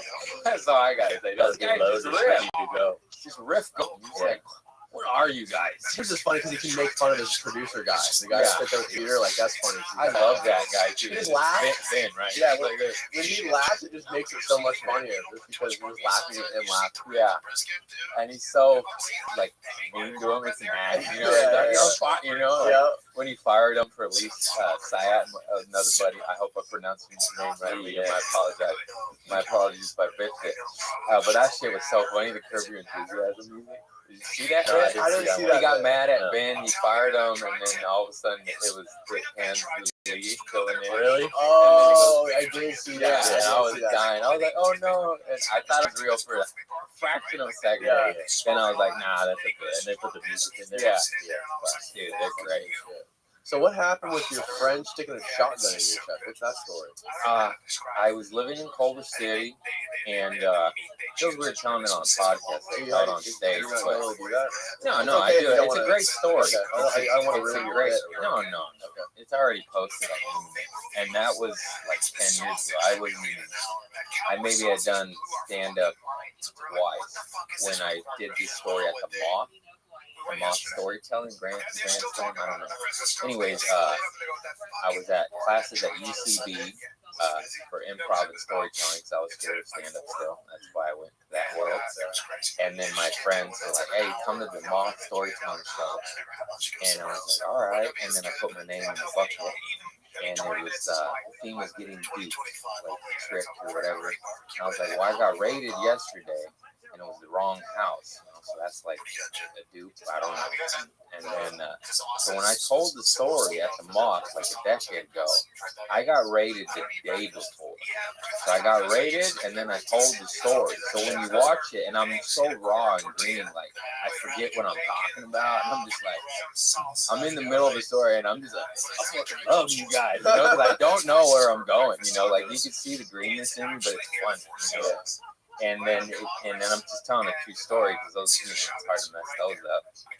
Anyways, I was working at. I'm gonna tell the whole long story. That's not the green version. I was working at Trader Joe's and I was training my coworker. I bring that up because I was a mad stoner back then, and we're on lunch break, and I'm training him. He's a little shifty. He's pretty cool, you know, but he's my people. You know, he's Latino, and then I was like, "Want to smoke a bowl?" We're on lunch break, and I pulled a fucking weed bowl out like a normal human. He pulled out the fruit pipe. Weed, man. I've never smoked meth in my life at that point. And then he's like, "You want to?" You know, and everything in my mind, body, and soul said no, but I'm an addict. I was like, "All right," you know, and I took a little hit. I was like, "Oh, that's good," you know. That was a good work for that day, let me tell you. Yeah. And then, you know, I was like, "I want more," and then I went to his house in the fucking hood of Upper, and I was just like, "Oh shit, this is a good spot." And it's LA, you know, South Central shit. I don't even know where that was, but it wasn't a good neighborhood. Yeah.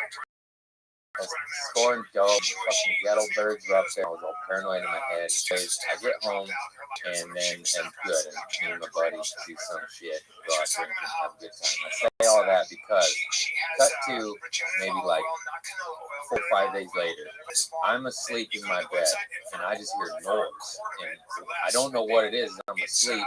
What it is fucking SWAT team breaking down the gate. We lived in like a back house. It was a house, but the landlord split it in half. So it was a front house and a back house, but it wasn't like a duplex. He just did that to create double homes, double rent, to make money. So I'm in the back house, and I just hear noise, and I'm just like, I'm waking up, you know, and I'm blind as a bat. I wear glasses and contacts, and minus like 7.5 is bad. I can't see shit. You could be blurry from this distance.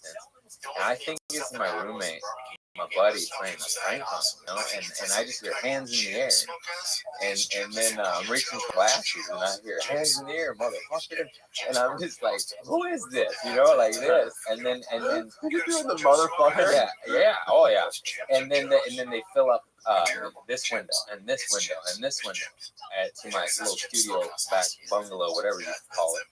And then I'm just like, oh shit, like what the fuck? Yeah. And all I kept thinking is like, oh, the meth guy, because I was selling a little weed, a little fireworks, a little mushrooms, but nothing.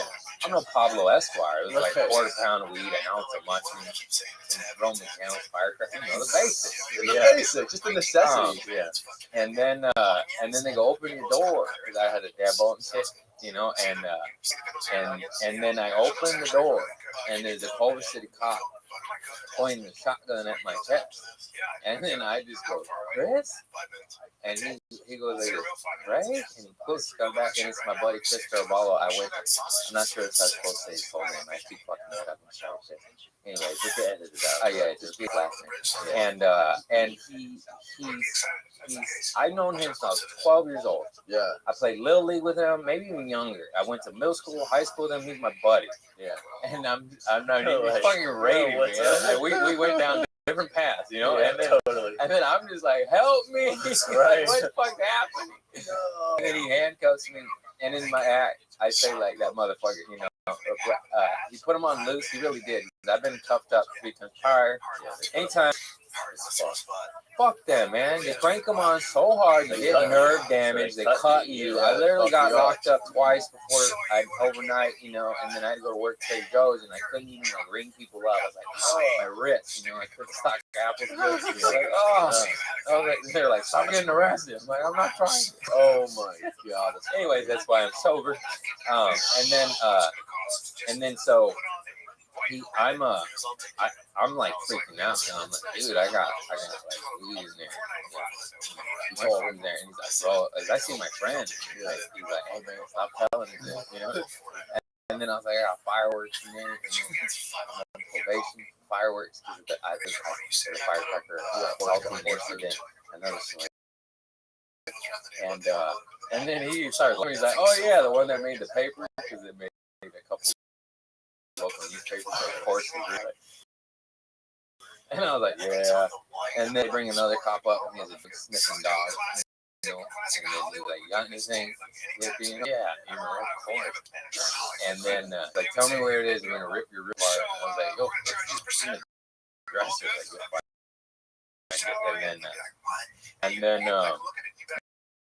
And they pull me out to the alley and with my roommates, and we're sleeping, we're in our underwear, and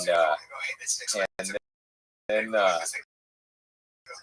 they were questioning me, and they surrounded me, and I got really nervous in a party, and I swear I'm gonna lie, I put on the cop, and my roommate was, I was like, listen, I was just nervous. I was like, really sorry. And looking at me like, it's hard to hit on it. Hands.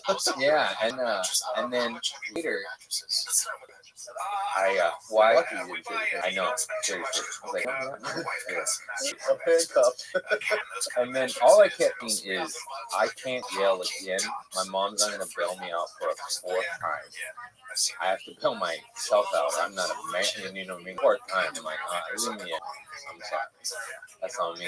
And all I kept thinking is like, I can't miss UCB school. I paid $750 for the comedy class. I know that sounds crazy like a bit, but that's all I was thinking. I gotta go to school. I gotta get money. I gotta go to fucking house. And then I didn't even know this. My good buddy Grant Lyons told me. Because I was in UCB with this guy. He's a great comic, and he's on my show in LA. So I second him with his joke. Kevin from West LA, and then he said that I had told, because I was like, I'm a fucking weird, addict kid going to these improv classes. Everyone's from out of town. I'm from LA, and they're just like, what are you? And then like in that UCB class, I'm and I was like, you smoked meth yesterday first time. And everyone was like, why are you telling me this? I was like, I don't know. And then cut to like, man, I got raided, and then just like everything's adding up. And then later in that cloud, I farted, teachers. This is right after I got raised. I made it to class because I didn't go to jail because they were there for King Mike's front house. He was a drug lord running meth or some shit. He had 2 strikes. No, just the front house. Okay. He was a 2-time striker. They were trying to strike him out and send him to prison for the rest of his life. I guess he was dealing like meth and drugs or something. Yeah, good cook, so I tell you what. Yeah.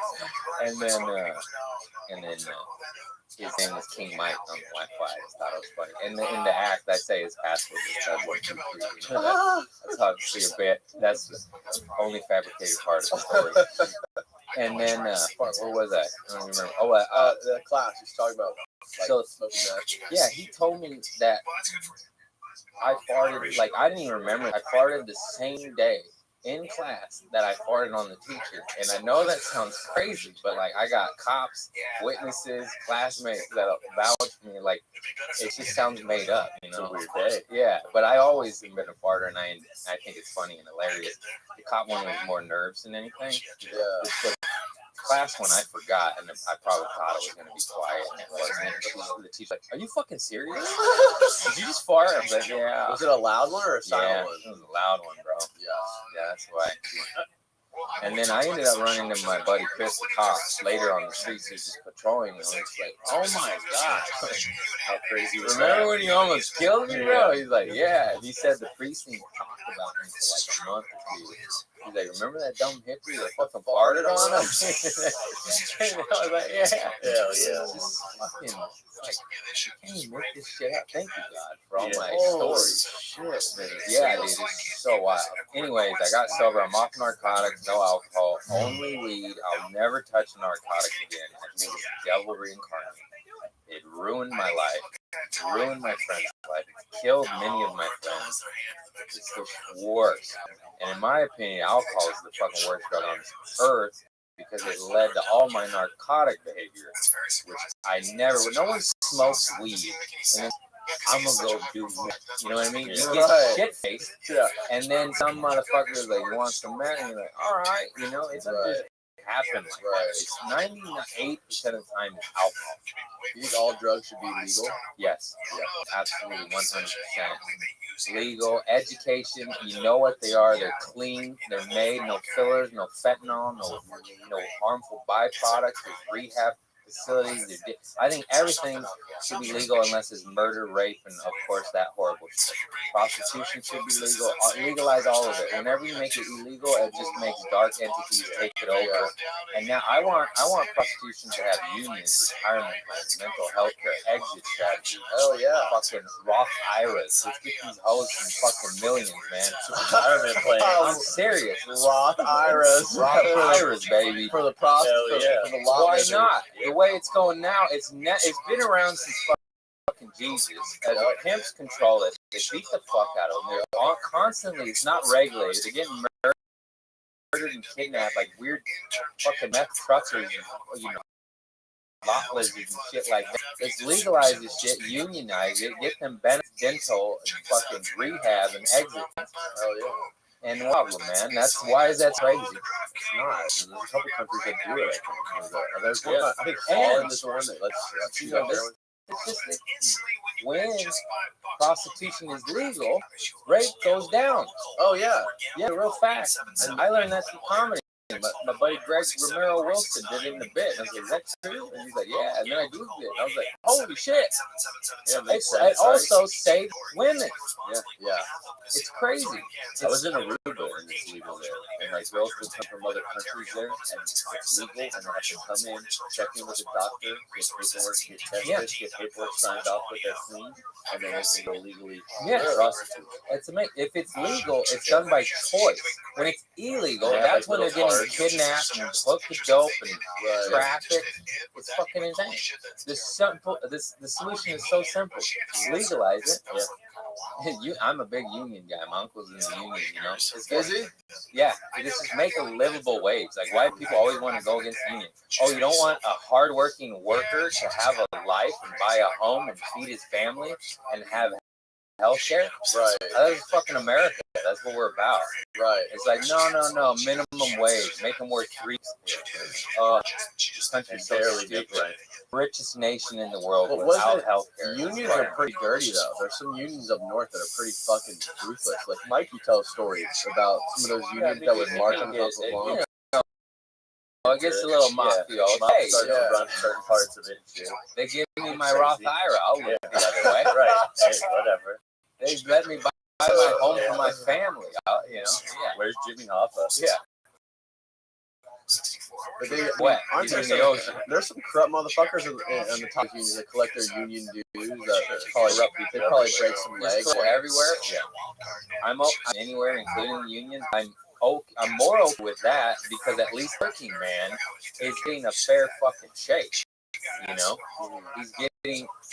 It's just crazy how hard he has to work. Nowhere in Florida, by the way, because you got a fucking they're cutting down trees with a chainsaw 2 inches away from the door.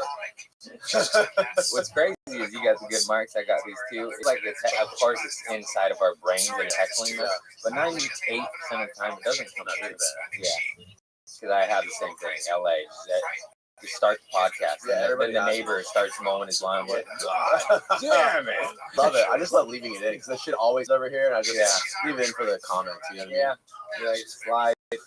Does doing the podcast, does that help your comedy? Does it help your for sure, like your writing or whatever, like working stuff out? And there's a lot, like pretty much every comic they have podcasts. Yeah, you can flesh out some bits on it. It's quite fabulous. You go on rants. You're able to talk about it longer, which on stage you might not be able to because on a podcast you don't need laugh in front of a live audience. You're bombing. Bombing. You're not gonna get booked again if it's too long the periods without laughing. So yes, it's beautiful for that. And you see Bill Burr do it all the time. I don't know how to do it on his level and because that guy just turns a bit. Ken Dillon, same shit. Like these guys are just fucking geniuses. And it's like, wow. They're also 20, 30 years in the game. Right, yeah, they're better. You know, everything comes with time. How much of it is like developed still versus natural? Hello, bro. Hello. It's both. You know, there's always Eddie Murphy. You know, that guy was just born top dog. Yeah, that guy was just never left. He retired from stand up at 25. You know what I mean? Most people that's great. Don't make it. The guy retired as one of the goats by 25. I'm like, okay, Tupac. You know what I mean? Like, what the fuck? Yeah. But of course, natural goes way further than anything. But I have seen painfully unfunny comics work extremely hard and get good at it. Really? It's a muscle. It can be learned. Yeah. It's just like you know, you're bad at math. You take a tutor at math every fucking day. All of a sudden, you get good at math.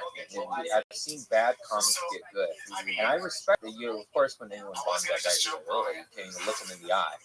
But when they work that hard and they turn it around, like, oh, all right, I see you. Goddamn, you know, you suck. Yeah.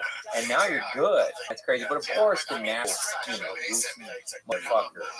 They just get up there and got like, I like this guy. You know, I know people where their aura and energy and presence on stage is way more advanced than their bits.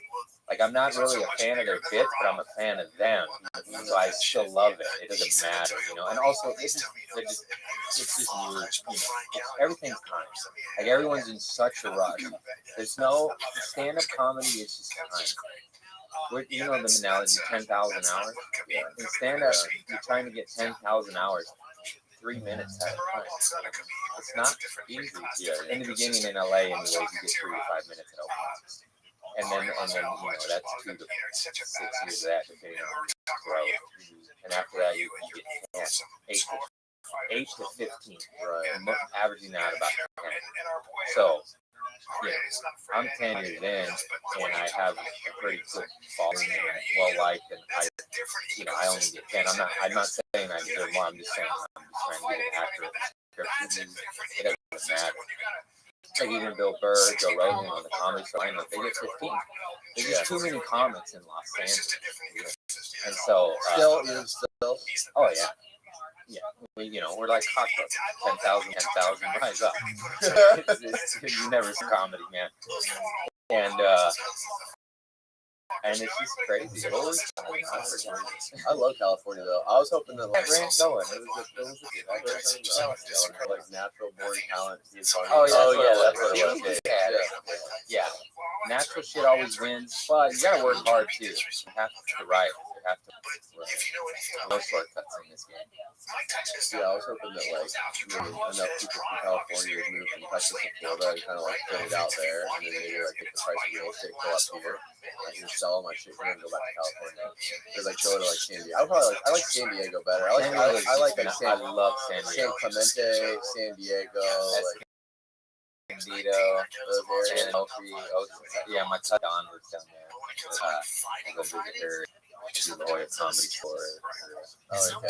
It's like Josh Nelson show. He's the producer of the comic and producer. He has the fire shows. And I love San Diego. It's just like, well, sometimes it gets a little too fucked up. PB is a little bit too much cocaine, a little too much liquor, a lot of. You're like, too many of shirts and tank tops. I'm like, calm down, dude. We're at the beach. Oh, sorry, Pacific Beach. Oh, okay. PB San Diego. Oh, okay. Yeah. It's just like, hey, we're at the beach. No one needs to be that angry. There's You a lot know, of like, cocaine down there. yeah. Anywhere with We should go. yeah. It's cocaine everywhere. You're in Florida, dude. Are you fucking kidding me? I heard that. I fucking love it. The Like, thunder you? scares me. Oh my god. Oh, yeah, it was storming. Holy shit. It something like it hit my house. It's a cool time of year. It's like it just started happening like a week ago. Yeah. It's been been scary, dry bro. for a long time. It's been dry. It hasn't rained since like I feel like it's been 10 months since it's rained. And now all of a sudden the weather's like this every night. Like Yeah. Yeah, I like weather, but it does scare me just because I'm from and raised, and I haven't really seen weather my whole life. Besides visiting it very short, you know. So when it happens, I'm like, whoa. But then an earthquake happens, and I don't even really, I just lay in bed. And like everyone's like, you all right? I'm like, yeah, who gives a shit? We've never had an earthquake. My whole house would be rolling. I'll be on the phone like, when's this? It's so weird. I don't know it. I know I should be scared. Grew up with them. So it's like, oh, it's an earthquake. We haven't had the big one yet, and of course, you know the story. We're supposed to fall off the ocean. We're long overdue. That's scary. We're on a fucking fault line, and I thought the fault line was up north, and then I googled it very recently. I was like, oh, I'm dead. San Andreas Fault. It just goes like this, and it's pretty much California would just fall into the ocean. I'm just like, oh boy. Yeah, that Florida's supposed to be underwater by like 2050. Man, they say all that shit. They're fucking lying. Bro, It's a fear factory. Did you see that fucking building that collapsed in Miami? Yeah, that's where I awful. read it from because they said it was. No, but did you read the reports? That was negligence. The 2018 report said, "Hey, you need to repair all the shit. There's structural damage in the column, and you need to do it now." 3 years later, not done. People died. Right. Fuck the owner. Hang him. He did How that. many people died? There's 4 confirmed dead, 149 missing. Like, they can't even find them, bro. Whole families just Yeah, look at that picture of that building. You look at that kid's bunk bed, like dangling. Whoever said no to the repair should be shot. Yeah, totally. That's disavowed. Yeah. That's a I don't know if that's illegal to say that, but shot with a Nerf gun. It's comedy, satire. Yeah. Fuck Yeah, no, that's that guy. fucked up. I think the laws are that you have to get those inspections, like the whatever structural integrity inspection every 40 years. 40 is the. I think that's the law for this. Oh my It should be. God. It should be like at least 20. I Yeah, mean, yes, four. it should be 10. I don't know. I'm not a structural engineer, but I sure as hell know 40 is a long time. Yeah. It's a wee bit too long there. Right. I know you built a brand new building probably don't need inspection for a long time, but that's insane. People just die, man. No, that is stupid. That's really dumb. Going back to cocaine. I heard the best cocaine story I've ever heard in my life. On this podcast, this guy told me. He was telling me he wrote a book about the famous killing Sharon Tate, the Charles Manson killing. And after he wrote his book, Marilyn Manson blew up his email. He blew up his friend. He was blowing up his publicist. And she thought it was fake because she was sending these cryptic emails. And she eventually, they're like, just call the number that he gave us to see if it's really him. So you save time on the research and Called your her. savings. She goes, yeah, it's really fucking great. She wants to meet him. She wants you to come to his house. So it's like, oh, okay. He's really relevant. This guy's Insurance company and affiliates not available in all states. Situations, prices. His partner that helped him write his book was like a fan of his love, so drama or something. And they both went to his house. And they got there. Nancy was like, don't show up before 11 p.m. Like 11:30, and he was like, So weird. Why don't you say come over at 11:30 p.m.? right. Don't show up before 11. You know, you kind of after Who knows what the fuck's going on? You got a 22-hour window. Yeah. It's such a weird. It's like a Marilyn Manson thing. Yeah. Like makes you just coming over weird. Yeah. Knock 9 Yeah, it times. gives you a What yeah. are you into? Dude. And he said he had all this crazy stuff in there. And he said that like when you first walked in the door, he had a life-size cutout. First of all, he had Taylor Swift throughout his whole mansion. He had this perfect music blasting for 2 hours. And first walking in his door, he had a life-size cutout of Taylor Swift with like blood all down her, and like it drew this big vagina on her with like blood and stuff everywhere. And you know, like he's like canceled right now for some like sexual deviance, being a sexual deviant. Yeah. His ex-wife came out and said that he did some like fucked up shit. But and then he also has this baboon he smuggled out of China. This like 6 foot tall baboon stuff with a giant erection that he smuggled out of China. You just had a baboon with a bone.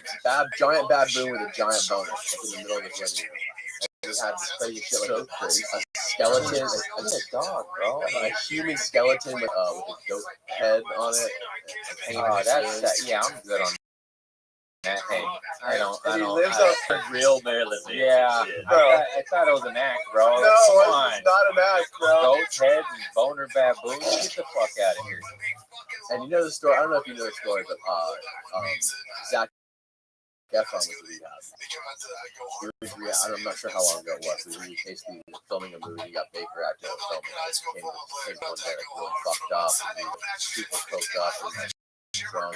They Baker acted stuff. What's the Baker act? It's like, what is it? You guys go to rehab. It takes you, you're like too fucked up. Maybe kill yourself. Suicidal So people, they Baker act. like he couldn't leave if he wanted. Exactly. Okay, Yeah, so like against his will. That's the only kind of rehab that works. Yeah, exactly. I could leave. Yeah, right. I could show up next week, sure, maybe. And anyways, so Zac Efron was there partying and said that At Marilyn's house? at his house. Oh my The night god. before he got Baker Remember, Act he's party. so weird, you know? Up all night. I guess he's a huge fan of Marilyn Manson already. So he reached out to him and he was like, yeah, come over and party with me or whatever. And he was over there for a few days or whatever. And like the last night he was there, Marilyn Manson was carving out giant AIM swastikas and having Zac Efron, and they were both snorting these giant cocaine swastikas off the floor. And in his dark dungeon, remind you, he's got this giant palace on top of a hill in like the Pacific Palisades, and all the windows are blocked in. Like he beat out all the windows. He couldn't see out any. That's such an unhealthy man. I don't like our world. And he's like, that scares he's like the in his fuck out of me. 50s, bro, and he's doing this every night. What the fuck? How are these guys not dead? I don't understand it. I look back at my past, and that does not even come close to what they're doing. And I'm like, I almost died. Like, what? And I got out, you know? Yeah. Some people are He's living it every day, man. Fuck. He's probably been doing it since he was in his 20s. Probably not. You can't last too much longer doing this. Now, your heart's going to explode. Yeah. Marilyn, your heart's going to give out. I don't know you, but take a chill pill. Jesus Christ. Little weed, that's it. That's it. Wow, that's the best coke. Pretty insane, bro. How weird is it to picture Zac Efron and Marilyn Manson still? Weird. That's what I said. I was just like, what is this? I don't think it's that weird. He hangs out with like Shia LaBeouf. He hangs out with Nick Cage. He hangs out with Johnny Depp. He's about par for the course, you know. Yes, yeah, the party. Johnny Depp was a big fan of Hunter S. Thompson. Oh, yeah. Was he really friends with him? Oh yeah. Oh, he he was was here living with him for a while. Yeah, Oh, he yeah. went to stay with him for a month. I forgot, but when he was getting ready to stay Fear and Loathing, he stayed at Hunter's house for a while, and then that became guy his is friend. Always like Hunter S. Thompson is the coolest motherfucker ever. You saw him on video He's a just having a big cokehead, shootout with his neighbor. He was the biggest everything. Bro. Yeah. They said he was like Superman. Like he just was Functioning on it. fucking a sheet and drink a quart of whiskey like no one could even tell. And just would write and He's a god. watch the documentary on him though. It's kind of sad. They said like towards the end the drugs took its toll and his light got dimmed. And they said he would sit in front of the typewriter later after all the years of drug abuse, and it was like a lightning bolt would hit him and he'd go and he'd like write some genius shit, and then it would like stop and he'd have to wait for it. It was a really cool analogy. Really? And he grew his fucking brains out with his family home. He said, if Bush wins the election again, I'm going to blow my brains out. And then he did. And that's the saddest shit I ever heard. But he is a man of his word. For sure. And with his family home, and his son was talking about it, and he's like, it's kind of sad and poetic. But he's like, that's the way he wanted it, you know? And it was just nuts. And What's the documentary called? I don't remember, but Just look so up good. And he was having a chat with his neighbor, and the guy's just filming it. And then his neighbor shoots back, and then you just hear just bullets ricocheting. He's like, that's my fucking neighbor. He's like, and they're having a shootout on like a Sunday, and I'm like, what is happening here? What is you're shooting guns at each other? I got a hand cannon. You just go about your day after that. Yeah. Like a bunch of documentaries. Check next door is the real. Yeah, Gonzo, that's it. Gonzo, Is that it? so good. And Gonzo, I don't remember, it's been too long, may have been the name of the lawyer. Sick cover. I like that. I like the artwork. Who was the lawyer in the movie Fear and Loathing? That was based off a real character. Was it? Benicio del Toro. Benicio del Toro. Yeah, that guy was a real character. They talk about him in the movie, and Hunt said he was like a scary man. He was a lawyer, and he was a big, strong dude. He's like, is this guy gonna get me out of jail? Or like he said he was meant to be trifling. He was a very scary guy. Copious amounts of Yeah, he was sick, man. I read a story about him with the Hells Angels before that. Oh, was, yeah. Like, super gnarly. He got the shit He beat down stayed of with him. them for like a couple months. He did everything they did. Yeah, they beat his ass. Yeah. Night, though, jumped him and shit. Remember that? I remember that story. I think it was in this. He said, because one of the Hells Angels was beating his lady and beating his dog, and he goes, any man that beats his lady and beats his dog is a punk. Yeah. And the guy was like, It's like chilling at a biker bar. and then he's like, yeah. And then they beat the fuck out of him because they're the Hells Angels, but he was right, you know. And then he he went still to chilled with them, right? Yeah. Like smoked meth with them and fucking partied with them. He went to the cop all bloody and like said that Hell's Angels is beating my ass. They said, get out of here. You're getting blood on the counter. Like no one helped him. God damn. And he still, after you guys asked me, he stayed there and hung out? I don't remember. I don't know after the beating. I want to say, I would say he chose not to be there anymore. I watched remember the it story going 10 on a years little ago. bit, but I don't remember. Seems like drugs go hand in hand with being a creative genius. Yes, but also death and dark shit. You know, It'll be a short run, though. It's a slippery slope. I will say this: like, I'm glad I went through what I went through, and I've given this analogy before. Like, I'm a fan of drugs, and they fucking fun, dude. But you know, obviously, if they get you lose your family, your home, your life, go to jail, bad shit happens. But I just like, obviously you can't tell kids not to do them, that doesn't fucking work, but like, I just say like, I dove all in and went like crazy, but I had my hand on the side of the swimming pool, like, don't let go. Right. If you go all in, you're fucking toast. You seen where it goes. It's nowhere good. There's no happy ending. I mean, even Keith Richards, he's like the one guy that's been on heroin for 50 years. There's one guy. The rest are dead. There's one guy. What do you think his secret is? Got reptile blood? I don't know. I don't fucking know. He got a really good dealer, that's for sure. Well, he said that he did the same amount. no matter what. Like he doesn't, you know. Okay. That's what he's been quoted saying. I don't know. Quit whatever he wants. Yeah. No big deal. But just, you know, of course, you want to experience shit. We all do. We're curious as fuck. Just have an exit strategy. And, you know, like I've heard all these stories before, and they're jokes you hear in AA or the program. And, you know, like, don't try coke because, like, the joke is, like, I tried it once for 5 years. Like, no one does it once. You know, it's just trouble. It's like, hey, you want a bump? Give me the label. One's too many and 500 is not enough. Yeah, exactly. You know the saying. It's true. They're sayings for a reason. I'm a fan of natural. You know what God makes: sun and soil, seed, mushrooms, weed. Yeah, it's been a part of our culture. Ancient civilizations. Well, coke from nature. No, the cocoa leaf is from nature. The cocoa leaf, nature. You put it in your cheek and you chew on it like tobacco, and it's like coffee. It's like coffee. Then we get in a laboratory and make crack cocaine or cocaine powder, sniff it, shoot up, smoke it. That's not natural, bro. That's not natural. That does a little bit. Yeah, there's definitely more than I've talked about. It's like a weird stigma on uppers versus downers.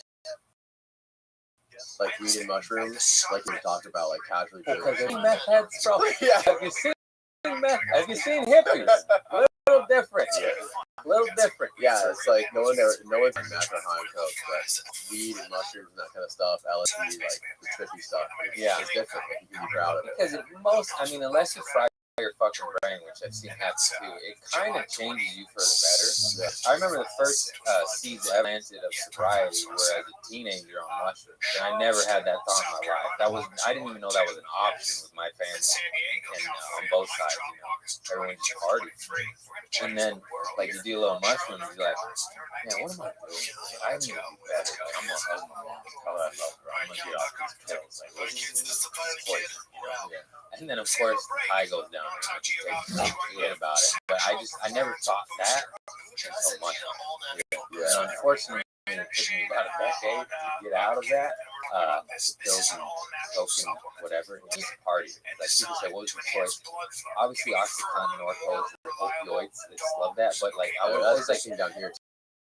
Whatever. Like, what's at the party? What you got? Yeah, I was gonna say. You still take mushrooms or no? I started microdosing, so I haven't been high yet. So yes and no. That has, you know, this pandemic, it's forced the world hard. But it started, my mental health went down, bro. And I was like, oh fuck. And I didn't want to get on headache.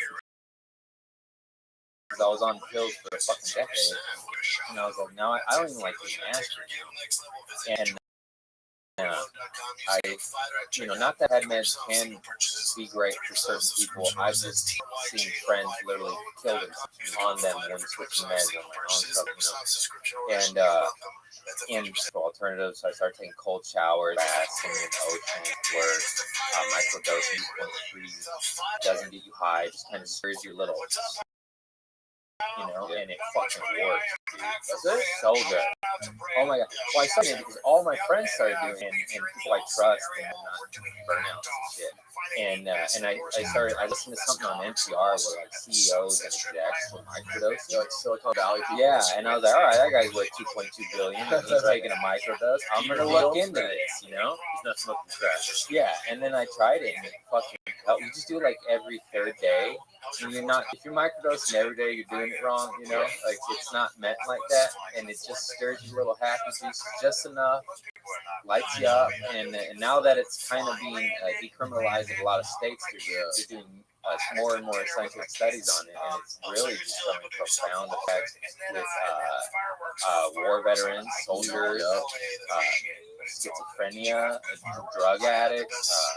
it's of course, take that with a grain of salt. The drug addict can also eat a quarter every day and ruin his life. Like I'm at a different place in my life where I was. That's why I made the decision to start dabbling in and microdosing. So I was like, I did 7 years, 100%, nothing. So I built my foundation. I felt like I developed enough. I'm still scared. I'm at least smart enough to know I can't have a beer. Yeah. I'm sorry for putting you in Are pain. you kidding me? I couldn't go to my family's house. I'm fine. Yeah. Everyone's like, oh shit. It's like, I'm not. It's okay. It's all right. I know where it leads. I'm good. But yeah. I don't remember where I was going. It's been very, very, very beneficial to me and my mental health and anxiety during this dark year we've all had. I had a guy on here, this filmmaker, he made a really famous YouTube documentary called Florida Man a few years ago. And he's really big into mushrooms now. And now basically what he works on is all about tripping mushrooms. He's dedicated his life to the task and he's tripping every single morning. Every morning? Every fucking morning, bro. That's a bit. That's a lot. It's a bit much. He's hardcore into it. And he talks he tells a story about his dad, how his dad was super depressed, PTSD, and his dad still lives here. He lives in LA. He eventually convinced his dad to try mushrooms and it changed his dad's life. Yeah, it does. It changed it for the better. Like, no more suicidal thoughts. The dude's happier. He literally So changed his many life. stories like this. There was that one fighter guy that documented it.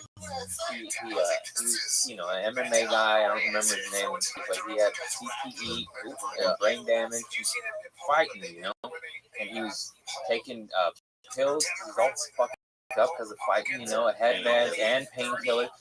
He's a huge dude, so he's taking way more than everyone else. He's a huge fucking dude. And he's drinking like 40 beers a day, he said, because he's fucking 280 and it just takes.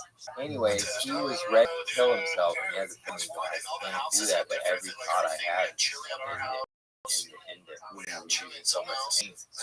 And then he said he took a hero dose of mushrooms, which is 7 days. So a hero dose? That's what it's called. They call it a hero dose. I call it Cuckoo'sville. Yeah. But he went there and they filmed it, and he thought he died. And he's like, I'm dead. It's kind of funny. I'm fucking dead. But then he comes back and then they do a follow up. He's like, oh my god, I stopped drinking. And it's like a reset. And the same exact story, pretty much, I heard from like an Army Ranger guy that went to war, war shit. Yeah. And this guy was a smart person.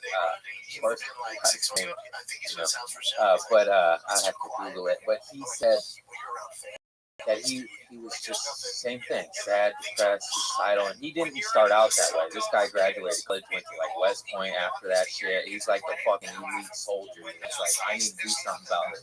He started traveling the world and doing ayahuasca, mushrooms, toad, liquid toad. He did all of them, and he said by far the best one he did was ibogaine.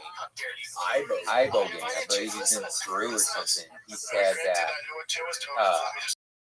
it's the same as like a hero dose. You go there, and he said Father Ivan appeared before him and said like breathe, and he said he like took all the negative dark energy out of him, and he said he's never felt such a release like that in his life.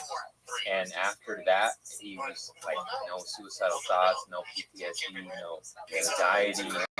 And so then I did some research in the hippie communities. I believe all this shit, but like ayahuasca, it's mother ayahuasca. There's always male and female, and everything. And you gotta say that, non-binary. Yeah, and then so there's mother ayahuasca and father ibogaine, the male and female. And he said that's why he thinks the ibogaine is more beneficial than ayahuasca, because it got rid of all that toxic masculinity baggage. Although I am a fan of masculinity and being a man, just not the toxic. I think like it's everyone just makes it so divisive. Like fuck masculinity. It's like no. Masculinity is good. Build a house, provide for your family, hunt. Toxic masculinity is bad. Like there's a fucking difference. You know, everything is so weird. Are you gonna vote for Caitlyn Jenner? I don't even know. I don't know who the options are. She's ready to transform California. Yeah, I'm not a fan of anyone that gets away with vehicular manslaughter. Yeah. You know? Oh, Rich. Yeah, for sure. Can't imagine a world where Caitlyn Jenner's the governor. And who would be her vice? I mean, the Terminator was. Yeah, that's what the Terminator was. But he's pretty cool. That one I'll give a pass. Because Terminator 2, Yeah, bro. Terminator's the Terminator. I don't think I was old enough to vote, but I ain't gonna lie. I'd be like, you too? Yeah. Dude, that's great. I've watched it any day, every day. It's the best action movie I've ever seen. Yeah. So good. She still holds up. God damn. James Cameron, you're fucking genius, bro. He's made the best movies. I heard he's a big deal. Who cares? That good. Thank you, sir. Yeah, that's the message. Awesome. When you make that good of movies, you can be a dickhead. I don't give a fuck. Yeah. I forgot that he made that. That was one of the best. Alien. That's the one where he. Avatar. That's the one where he ends the thumb up and he goes in the lava. Yeah. Terminator 2, greatest action movie ever. But maybe John Wick. Those are my two favorites. I hadn't even seen John Wick. Oh, I got to go. That's what I've been telling him for so long. I've been telling him. Shoot 'em up movie I've Oh, ever he's seen. so badass. So fucking dope. Do you have to watch them like in sequence? No, One, two, it's three? a gun movie. Yeah, It doesn't need to. It has a storyline, but it's all the same. I know. First one actually is somewhat realistic. Yeah. After that, I hate fans too. Everyone's a hater. They're like, it's like, it's a movie, guys. Like, realistic. He took on 9 guys. It's a fucking movie. It's action. Yeah. Enjoy it. Obviously realistic. Yeah, they're awesome. I like it. I want to see Expo Bonds in it. The dude from the Mavs, the tall dude. The tall dude with 10 years. Yeah, he's a bad guy. I've seen this where he's in a grocery store and like John Wick beats his ass. He's like an 8 foot tall, big giant looking guy. Oh, He's like okay. Andre the Giant. Yeah, I didn't know that guy was a ball Yeah, player. he's a pro basketball player. Oh, that's fantastic. Yeah, he's great. Yeah, watch John Wick. I'm going to watch it. First one's the best. Start there. But it doesn't matter. All right, I'll watch it. It's so I'm gonna binge it tonight. It took him forever to get me to watch Trailer Park Boys too. I started watching Trailer Park Boys. Oh my god, I love that show. It's so good. Rest in peace, was it Randy? It's all right. I like that. Jim Leahy. That's right. Did he just die? Yeah. About a year or so ago. Yeah. Dude, that show's so funny. Yeah, it's funny. You gotta be super. Bubbles. You gotta be Fucking Bubbles. That's one Stealing nice cars. fucking kitty right there. Yeah, they're classic characters. And you can see the evolution of the show if you watch it. Like, it's like so grainy, like you filmed it with your little handheld. And it gets Production That's quality a gets perfect better. example. Those guys just made something out of nothing. You know, because camera, the production on this show is better than them. Yeah, I know, right? Yeah. And then they're funny, and then it just kept going. Like some friends and made some shit. They're just like fucking CKY, right? Yeah. Like they, Oh, yeah. They started like CKY. It's Oh, just dude, I watched that in high school. Oh, yeah. I remember that freestyle by that one for Yellow. And that Yeah, was- Brandon. Yeah. Brady Yeah. DiCamillo. Dude. Oh man. CKY was get started in everything. Everything. My buddies started jumping off buildings. Yep, and yep. fucking- But we didn't even film it. It was just for pain. Really? So stupid. We filmed it. Yeah, look No. at Jamie filmed everything. I started We filming didn't it. have for it. We just have the memory Yeah. and the broken bones. Oh my god, we got so much fucking love. I feel like that CKY era, when they start making those documentaries, videos, and posting those, selling the DVDs, that must have inspired so many Oh, fucking yeah. kids. Oh, yeah. Millions. I mean, I met Gunn at a club once. And Really? Yeah, rest in peace. I was hammered on that shit. Fucking Ryan Dunn, bro. And he's like, yeah. I was like, you're my hero, dude. He's like, all right. And that was really cool. He gave me a hug, dude. really? I was sweaty, all drugged out kid. He's like, fuck yeah, bro. And I just remember it was real kind words in the club. And he's yelling in my ear. He's like, that's awesome. And I don't know why. I just remember saying, like, I fucking love you and Led Zeppelin, bro. I just named those two things. I guess it's good company to Hell be in. yeah. You know, obviously fans of a lot of shit. But yeah, Ryan Dunn, Jackass, that whole crew, CKY. Bam fucking going Bam. down. Yeah, he's a perfect example. Basket case right He now. stayed too long. Yeah. He's on like He male stayed days too too long. long. Yeah. Yeah, I could see that. Oh yeah, all the time. For sure. I mean, he's fucking just watching social media, so it's fucking sad to see it like spiral like that. Sad, spiraling. He's all puking on camera. He looks like he's gonna die. Bam. I love you, bro. Get sober, man. Yeah. Those Ibo game, bro. Ibo game. Hail Marys. It's like, go do what you gotta do. Yeah. Rehab ain't working. Go to Peru. Do ayahuasca and Ibo game. He's You're done gonna it. fucking I've never die, done it. man.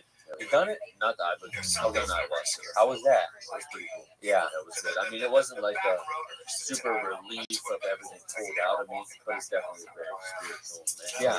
Thing to go through, and it's really good for sure. Yeah, there's no guarantee of that. Like that war, dude. That was like his fifth one, you know. Really? And that's when he was like, "Oh, I finally got rid of the thing I was trying to get rid of." Right. Yeah, I wasn't really trying to get rid of that. Yeah. He's never high doses. It's too high. Double down. Double down, brother. I would double down. That process, it's like it's helpful experience, puking and shitting your pants. But that you have a rebirth process, and it cleanses you with all purge. You know, that's the story. Energy. Yeah, it's like a rebirth. You're just like, oh fuck, you shed that bullshit you've been holding on, whatever the fuck it is, childhood trauma, war, fighting, abuse, I don't know. If I eat too much of the edible, I feel that way. I'm telling you, I fucking That's different, bro. That's just anxiety. I just gotta step up. I gotta start building my tolerance higher. Craig, thanks for doing this, bro. I really appreciate it. Tell everybody where to find all your shit. Oh, I'm sorry. That was My bad. What's up? I was saying, how long are you here? What do you I'm say? 4 more shows, Saturday, Sunday. Come get these jokes, baby. Hell yeah. Tell me where they can follow you. Craig P. Conant on all social media platforms. CraigConant.com. I'm touring. I got 45 cities this year. Go to my shows. You know. This is my foot in the door tour. The same tour. So fucking make me look good. Have them bring me back, everybody. I love you all. Thank you.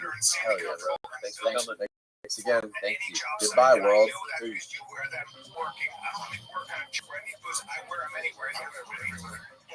know what? Just head to Blurt.com, BRNT. Use the code VITER, and you're good to go. And after you order, they'll ask you where you heard about Brunt. Do us a favor. We send you. You will not be disappointed. Brunt, they're the best. Hello, What else? world. Today, my guest is Roger Reeves. Roger is a former pilot and international drug smuggler who ended up in prison for 33 years in 26 different prisons in 7 different countries spanning 4 continents. His friend associates span the globe, from the Medellin cartel kingpin George Ochoa and Pablo Escobar to Mr. Nice, Howard Marks, and the infamous Barry Seal, who was Roger's close friend and employee. In his early 30s, Roger was making over $1 million a day flying back and forth from Colombia, and he eventually hired Barry Seal. And on the podcast, Roger gives vivid details to their relationship up to the very end of Barry's life. Roger escaped from prison 5 separate occasions, was shot down in both Mexico and Colombia, and tortured almost to death in Mexican prison. It is with great honor I introduce the gripping tale of Roger Reeves.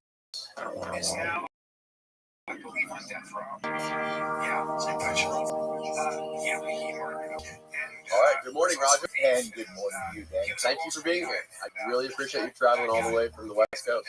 It was my pleasure. So, to open this up, you served 33 years in prison, 26 different 26 different countries. No, 26. Oh, okay. So 33 years, 26 prisons, 7 countries, 4 continents. That's right. Wow. How did all of this happen? How did you end up here? Why don't you give people who aren't familiar with who you are give people sort of a brief summary of your story and who you are. Oh, I was born down in St. Louis in 1942 here. My folks went down there to work, and I was born there. And then after the war, we moved back to Georgia on a 3-move farm to buy some cotton. But I stayed on that farm for 25 years. My daddy died when I was young. He was an alcoholic. And 7 years brothers and sisters just like those. And I went to work at 14 years old in the grocery store, paying the lunch money. We started off $3 a day, and the lunch money was $3 a day. And I got a raise the next year, and it was $4 a day. So I never did have a cigarette. So I think it kind of made me appreciate some money. So I got out of school and finished school and went up to Canada. I was looking for tobacco. I was out of the tobacco farm around Ontario, Canada. They have a lot of tobacco. The Belgians are growing it. And I went up there and working tobacco for $20 a day. I went to a carnival, a bear on a carnival for $500 reward. I didn't get, the bear beat me up. So I went to the beach the next day, and there's a pretty girl in the towel. I talked to her, and that's my husband, 60 years ago. And that's your wife then. Oh, yeah. How old were you when you met her? 15 years. That's incredible. We got married a couple years later. And we have 3 children. And I got a job on the railroad. And I started making peanut bar and money. And finally, I wound up with 36,000 chickens, laying eggs, and prices kept going up, kept going down, and so do something. So I started making moonshine, and I made 1,000 gallons a week, and I had 1,800 gallons each. And those things blew up, and I thought the revenue was out. And anyhow, I had quite a run with them shooting at me in the bloodhounds and getting away from that. And we decided we might ought to leave. We're kind of ashamed to go to church and people pointing specters at us. And the grand jury getting indicted. They voted 12 for us. So we moved out to California where I went to work in construction. I was painting and working in concrete and framing and any other thing that had hard work. Then I got on the fire department in Redondo Beach. I drove the back of a 180 foot ladder truck for several years. And then we went up to high school, had a salmon trawl up there. And then we came back and went back to work on the fire department. I just took a year's leave of absence. And I was hauling antiques. I met a fella, and I was buying antiques around that town. Like one of the first pictures I had my truck, I did take them to antique go and sell them. Every day I'd make me $100, $200. So this fella said, why don't you get them at a deal? There's no antiques there that you can sit. I said, well, back in the 70s, the 1800s, they would come in the train to the Mississippi River. And they take the ferry boat across and take all the pianos and the big sideboards and the tables, and they couldn't get them in the Studebaker wagons. Realize it, the covered wagons was mostly Studebakers. All right. So we loaded up, and started hauling antiques out of Florida back to California and putting them in auction. Geographic books. It's talking about mercury and gold worth 13 times more in these days. I said, I should go get me a load of that stuff. Mercury. It's an article in National Geographic, something to talk about. We bumped along 45 miles an hour, load of antiques. So he says, oh, that stuff is so heavy, it knocked a hole in the bottom of your airplane. That was Cessna 182 by that time. Oh, you already had an airplane. I had an airplane, yes. At what point did you decide you wanted to learn how to fly and be a pilot? Oh, when I was young, I was a big jungle pilot. And he's a man named Saint, started Missionary Aviation Fellowship. And I read that book in my heart, and oh, I was just in love with that. And he started Missionary Aviation Fellowship. And so it spread all over the world. These men flying missionaries in and out, sick people in and out of the jungle, they fly medicine, and he would just drop it with a cord and a bucket to them until they could fill the strip for him. Boy, that was like to do that. I'm not made to be a teacher, but I could do something like that. Yeah. So that was my idea. To learn to fly. So I learned to fly at Douglas, Georgia. Really? Yes. How long did it take you to learn, to get your license and everything? Oh, I flew a long time before I got my license. I got one of the stickers for it. About 8 hours before the instructor stepped out. I bought a Cessna 152 and I flew that thing all the way to Nome, Alaska before I got my license. Wow. And yeah, I had a hairy experience up there chasing wolves. Chasing what? Wolves. I was taking the real instamatic camera, taking pictures of wolves, and I got right down real slow and low. And that thing stalled on me. Right above the wolves, it just almost turned upside down right across the tundra. I think that was one of my lives.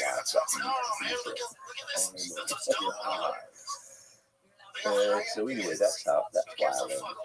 That's when I went flying. So I just kept getting ridiculous until I got a second one that wanted. Did you ever think that you could make money being a private pilot or anything? Or? No, I didn't. I was working with the fire department. I had a little extra money.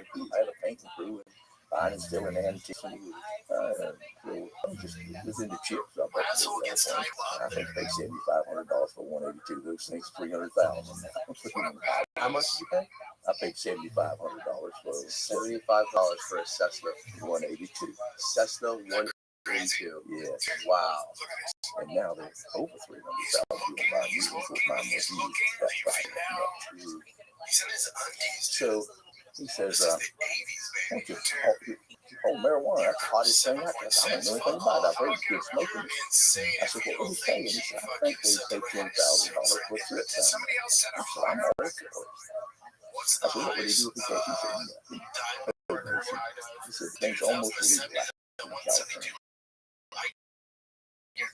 California." So he introduced me to, "You got an airplane? You fly?" I said, "Yeah, I'm doing fishing all the time anyway. They don't have a boss." Where were you going fishing? In Mexico. Were you really? Yeah, I fly down there on some of my days off. Take the children down there, baby, and so we just had a nice life. We went across from Mexico and Southern California. Right.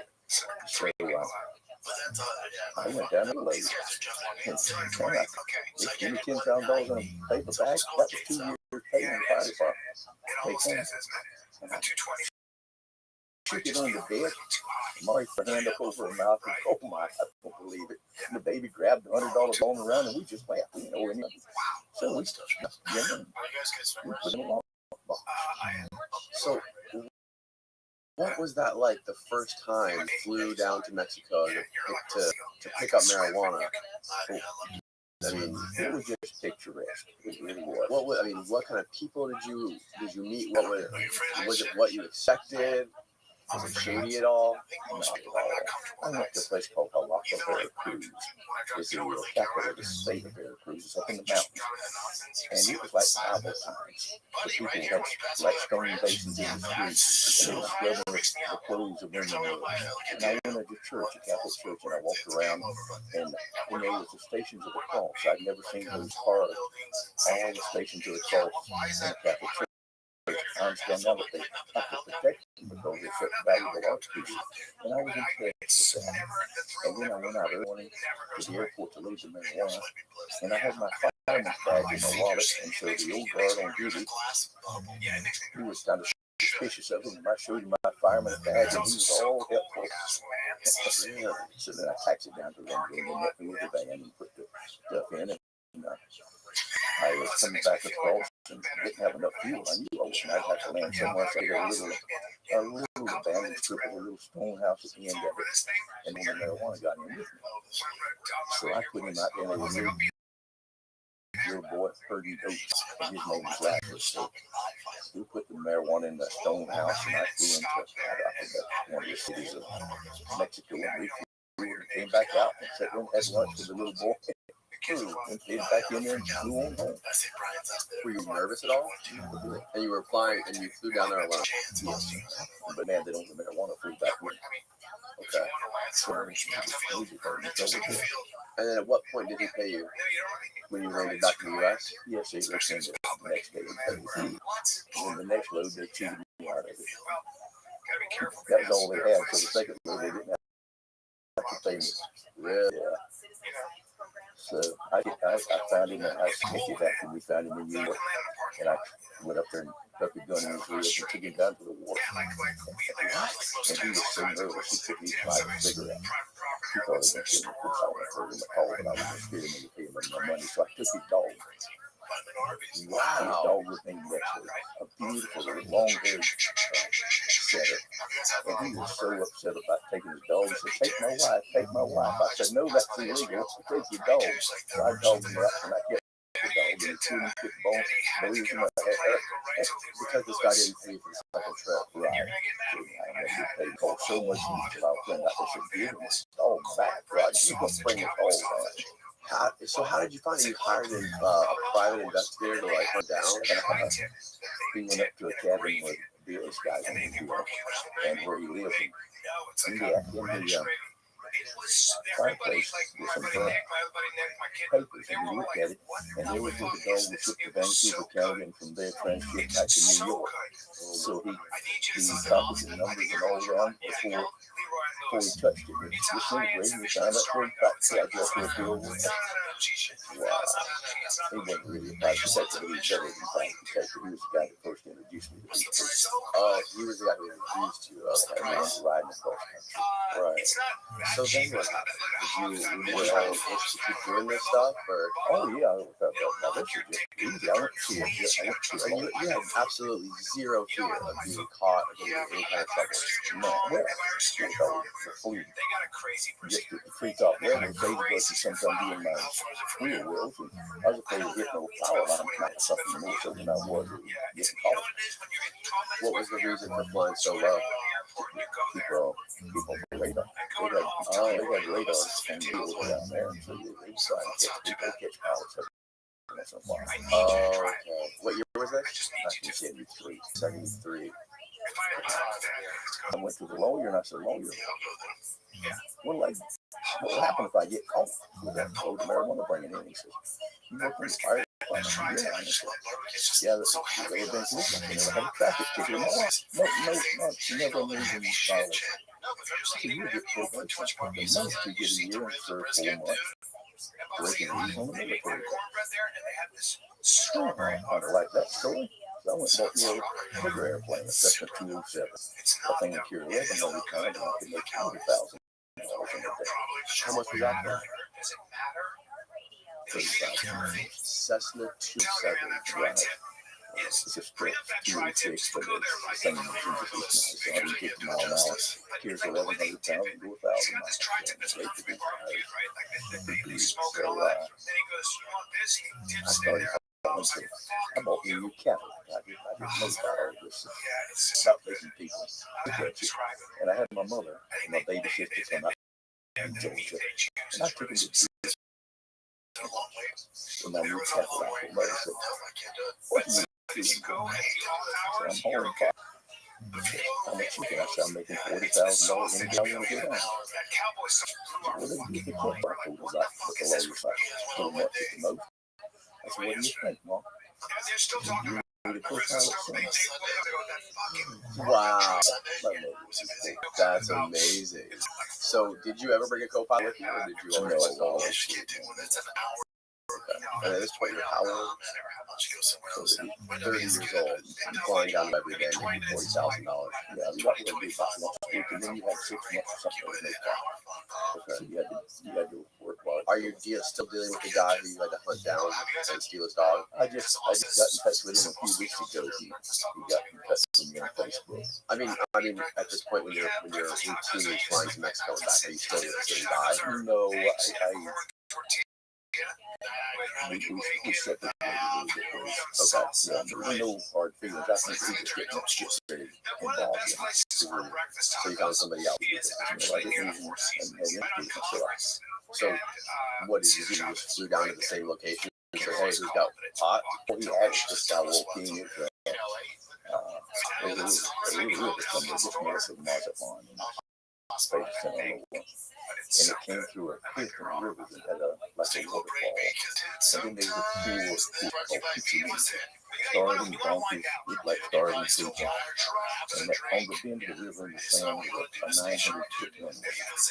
If you could call it a runway, yeah, it's real short, but protecting to each other. But it's all the road. So this young runway was too short, too fast, too heavy in the area. So I would take my fuel down with me, and Mari and I would go to the grocery store and get food and toys for the children. And I'd pass out the boxes and they just drop them. So every day morning with children, that's what that's fun with. It was the American Santa The American Santa Claus. Yeah, we. I haul many loads out of there. One time I did it. I did it 13 days in a row. Like a whole day.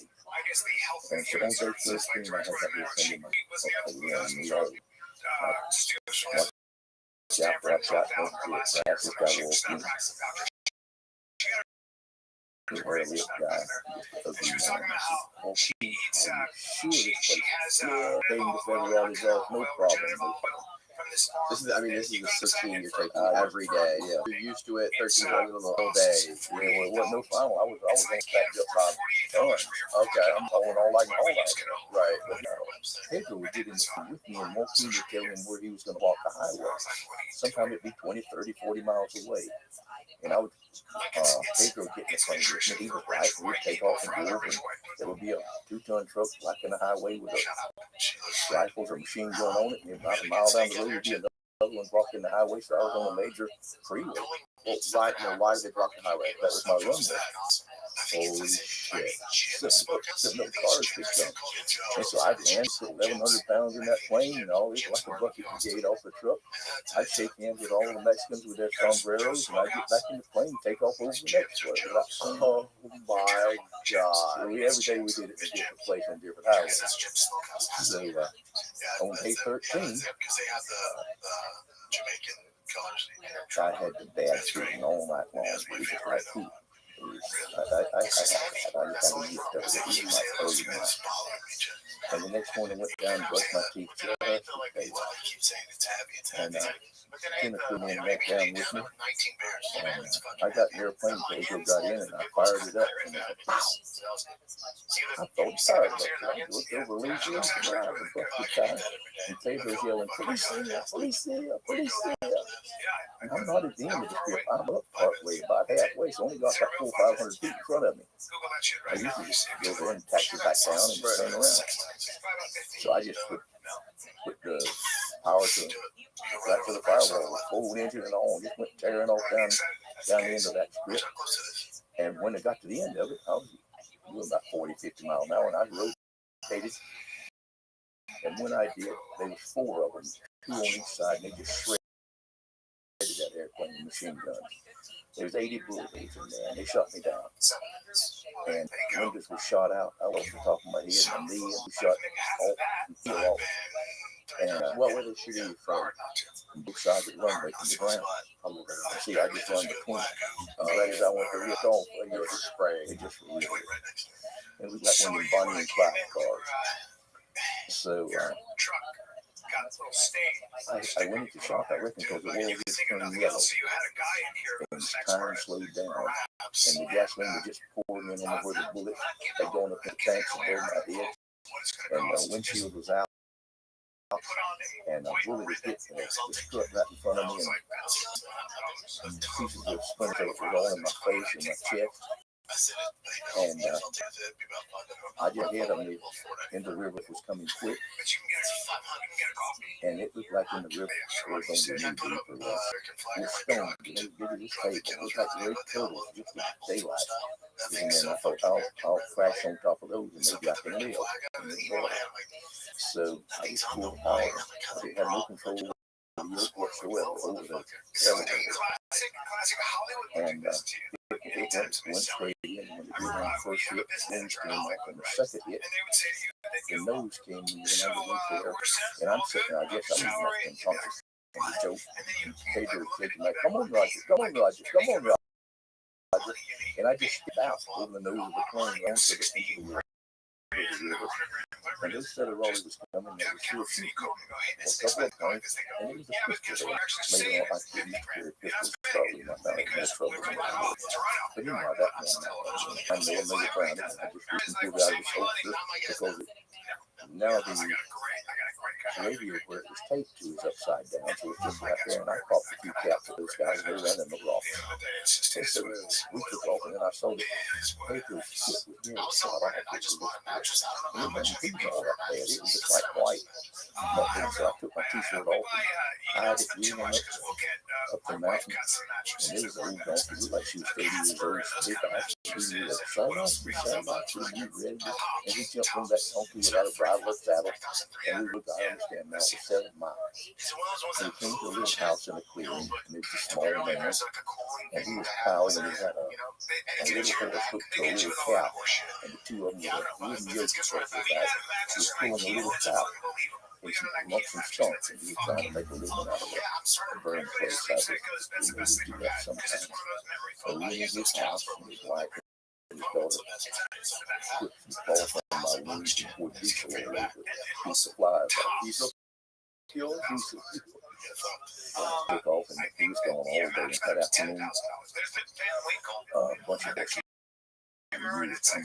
caught up into the yard, and there was a doctor there, Dr. Benjamin Stokes, a red coat doctor, and he gets a shot in the thing, taking shots, and he tried to find the bullet. I still have my foot, and he looked for it, and he said he had to go.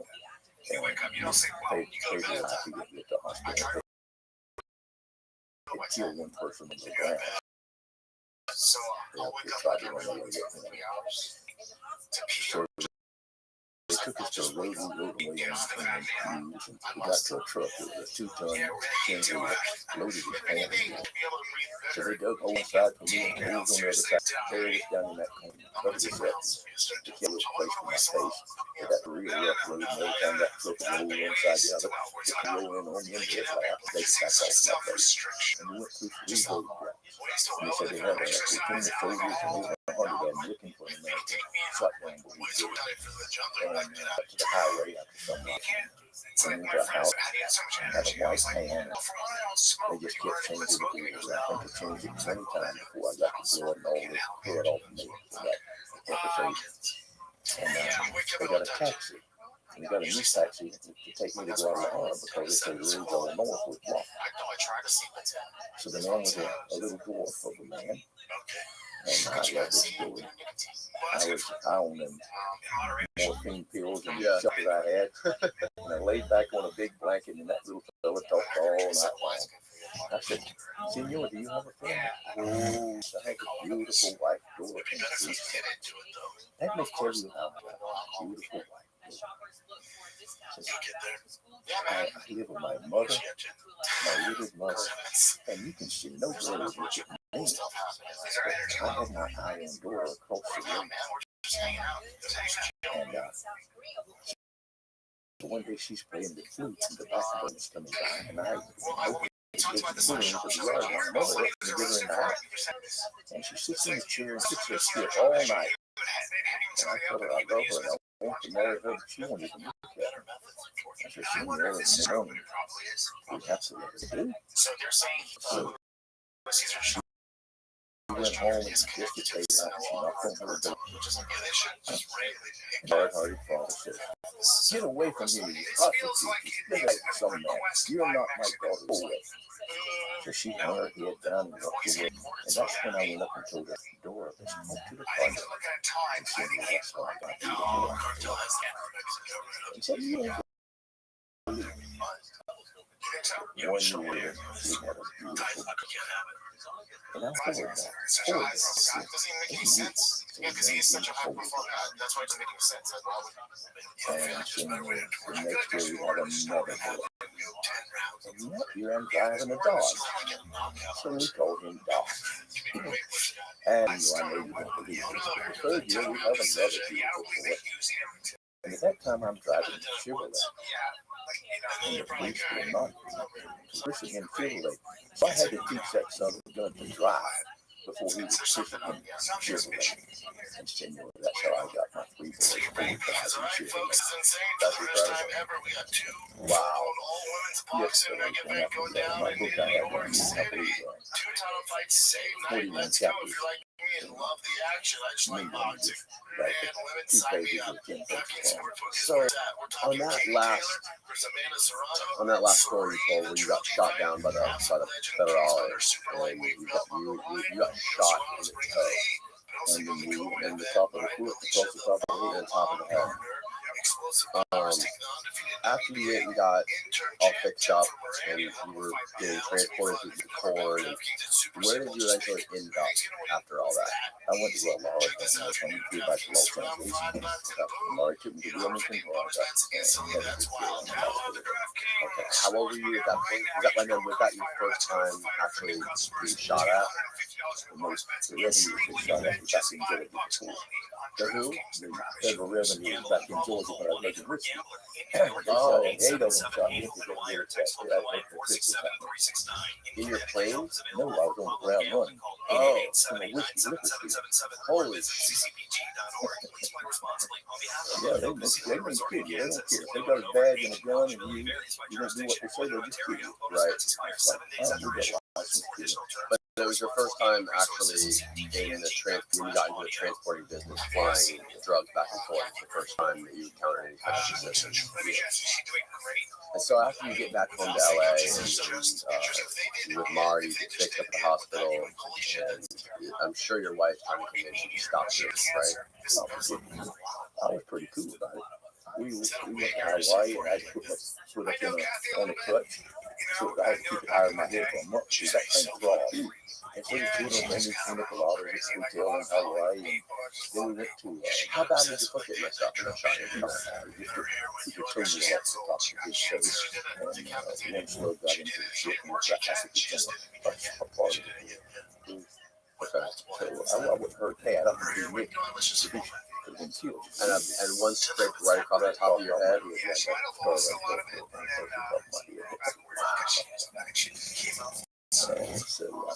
So then we went to see about the east.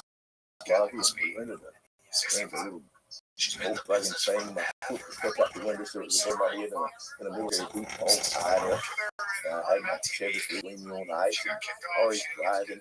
She's going fast in that little Volkswagen to look into the wheels going down towards the thing. And the rough streets come out. The streets are about to halt. So they explained that we passed a certain path up the road 10 kilometers and we got here too fast and we were speeding. And it's going to cost 500 dinars. And Mark's walking trying to take that picture. And I said, 500 dinars? You have to take her to jail. Well, she straightened up right quickly. I'm sorry to say this too, but And I don't think she has so iPhone and she has I that paid kids. it $5. Oh, okay. That's what we did. And I came back and I mentioned the Twin Beach at Long Beach. It was a famous one. She's Irish, right? And I started Engine what? a twin engine beach car. Okay. They call twin beaches a beach 18s. Okay. And I bought 12 of those in my life. Is that one of those seaplanes that lands in the water? No, it's just a big it's like it's a big twin engine plane with radio engines, very big round engines on front of it, like motorcycles. Oh, okay. So they were wonderful planes. Is that the biggest plane that you've been on so far? Yeah, I felt like I was really in the big time. Murray was in Atlanta, and I bought it in, I bought the plane in Wisconsin. So I flew down to Atlanta and picked it up. They were still, I remember the 797 Juliet parked up, keep your speed up 180. 747 over to the right on runway touches. Wow. Boy, I mean, I landed in taxiway. You're flying with the big dog. I'm helping it. I was outside with a smile on my face. And so I was taxied a long way and went up to Hangar 1. And they rolled out the carpet and Marty walked out there and come up with a 30 and got my plane and we flew away. So that was a step up like I see them flying a 747 from it. Wow. That's incredible. So what happens next? Well, I flew that thing every year. I just I tear them up. One bogged down, other one I hit the end of the ditch in the night. landing bunker and what they. So you immediately start taking that new big plane to make you keep. Oh yeah, now I'm making about $80,000 a trip. Okay. Going to the same spot. No, we go different places. Okay. I went to Colombia, and, Panama, and Jamaica. I like the one in Jamaica. That had the fireman down there. Oh, really? Yeah, and I'd get at night. After midnight or something, and I would taxi it. Taxi was almost 2 miles long. Basically, and I'd say Kingston Tower, whatever my number was, I have a cabin fire lights up. And boy, all of a sudden the fire trucks would come out of the station and come down. They'd go at 10 o'clock. Wow. We got it fixed now. Thank you, Kingston Tower. Wow, that's awful creative. So you weren't always landing on highways. No highway. That was the only time I did it. Okay. Yeah, sometimes I landed on military bases all the time. Right. So you continue doing this day in, day out. $8,000 a day, no problem. No problem. During the season, I thought it was good. So I'd wait a number. It wasn't just all about the right. So how long does this last before? This lasts for 10 years.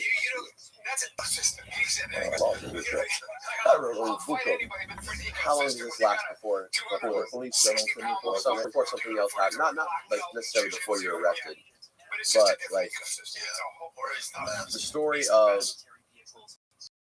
I remember there's a story where you're flying and you have to make a landing and you're stuck in the mud and end up getting stranded out in the jungle. That's one of my favorite stories. Let me tell you that story. How did that happen? This episode of the podcast, I went down and was this, and what plane? I mean, I'm sure, how many planes did you go to over the 25 different planes? Yes. That I didn't use. And out of the 25 planes, like, what happened to most of the planes? Did we actually shot at? Most of them by something different. Okay. I must have tore, I think, four of them tore completely up. Yeah, one of the pilots had tore another one for me. When you say tore up, what do you mean by that? You say crash over the top? Oh, one of them was bogged down in the sand on the runway, and here comes the helicopters. You run off and leave it, so you just abandoned the plane after you nothing else to do. Jeez. Okay, so where were we? We're talking about the story where you tried to land it, and I had bought a beautiful two-seat, museum piece. I believe Union Oil, and it was lovely. Pieces where you in front of the seat, let down with exotic wood, carved in different colors for the countries. I had to take that interior out, but I did. And I went down to Colombia, and I had to wait on the script for time because I was over in the gorilla country. And while waiting, I went over and I went to sleep under a tree. There were four of us. I had a co-pilot, and the man that was picking me up, and he had some other fellow who nowhere to go. And I was in a hammock asleep after lunch, and I was under a tree, and I just heard it rolling out. Rolled out of that hammock, and I looked up to the last end of two military jets going straight after the building. And they turned to get on an air show, and they come up there and get tours up here inside the building. I said, woo. And I jumped right in, and I ran to the other point. And I just gave the guy $80,000, and he took over in the truck the other way.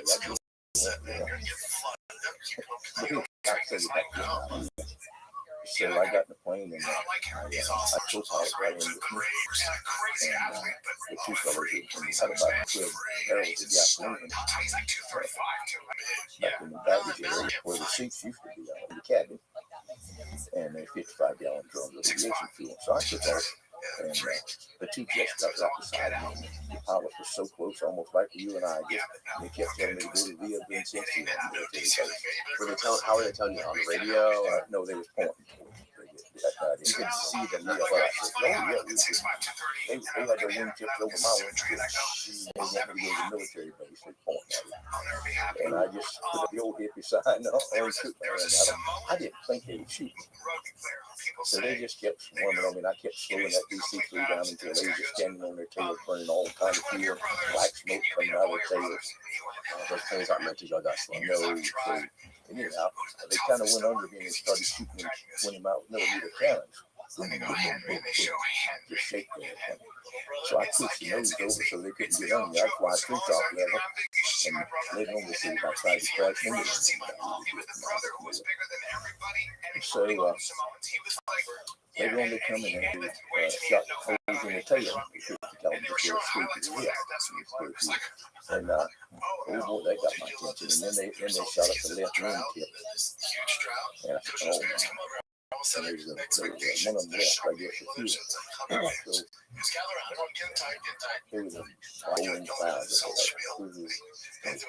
a rolling cloud. First off, I couldn't believe it. If I didn't take on a DC-3, they had a pin that you stick in your truck. So that if the hydraulic collapses, the plane that's down all the way in the ground. Okay, so it's like a structure. And I left those pins, and I got into those fast. So I was a big pasture up there, so I landed, and it was rougher than it looked. And fuel caps popped off all over the place. And so on the World Series baseball game, it interrupted this baseball game to tell you that American DC-3 has just been shot down by Colombian jets. This is the first plane that's been shot down on Reagan V. Warren's jets. And then in a minute it says, up and away. We'll keep you posted. This was in the middle of the World Series and you were being chased by these Colombian fighter jets. Yes, There's actually like a recording of it during the World Series. Wow. So that would be a cool thing to talk to see. I would. I think I got so much fun to this one. Really? Okay. So, went on and I went into these balls, took off and I went into these balling clouds and the clouds stick close to the mountains in the pockets. And those mountains were 20,000 feet. And I was afraid to go much further, so I went on up to about 20,000 feet and I started getting some height. So I came back out again. And there was that jet right there. Got your place? Wow. Was it all metal like that too? All like shiny metal, like one of those Airstream bands? I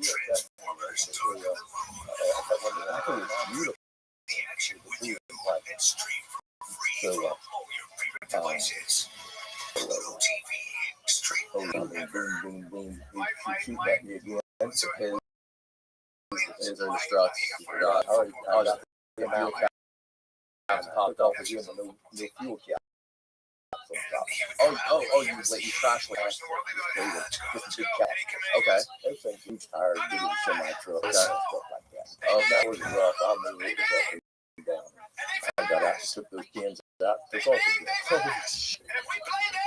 So, but I was afraid that he's going to get his fuselage. Right. He's got fuel. I didn't get So, yeah, I was serious about it. So, when I went back here and I thought, okay, I think we're going to place the phone rising up real fast. So I just took it over into stall into a spin right down to about 2,000 feet. And I just came out under it. It was just beautiful down there. So, okay, explain that again for people who aren't familiar with flying aviation. So, you took it in from the Cowpasture, and you flew up to how high? 40,000 feet? And that plane wasn't made to fly that high. They do that high, but you can stand. It's not supposed to go 15,000 feet without oxygen, but you can stand for a while. Right. You lose your choice. Okay. And so, what was the reason that you purposely stalled the airplane first? To get away from that, to get away from jet. I was going to leave him up there, so I just stalled. And when you stall one, you put it up into a stall, fall over in one lane, and it's like a falling leaf and just spiral. And it's spiraling. Just almost go down as fast as you can. I mean, wow. Really good. It's like just falling in one lane. Is this something that you have done before? Like, I mean, it seems like crazy maneuver. So you learned that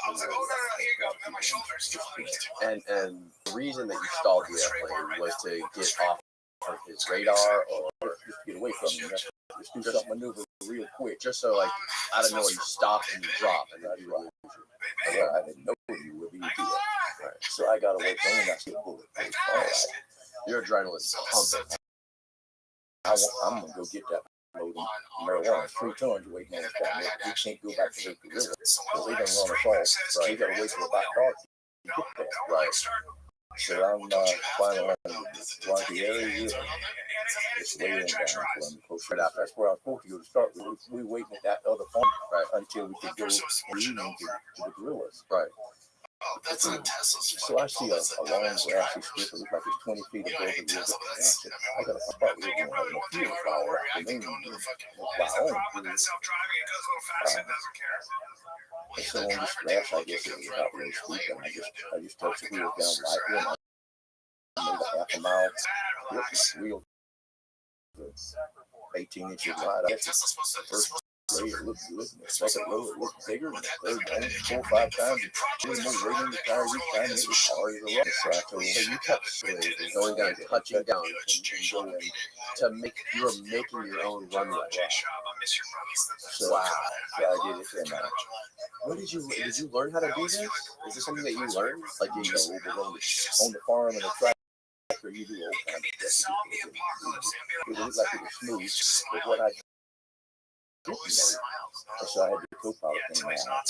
And so when we was almost coming to a stop, I feet off that brake out. I don't have my feet on the brake. And what happened was that thing rolling.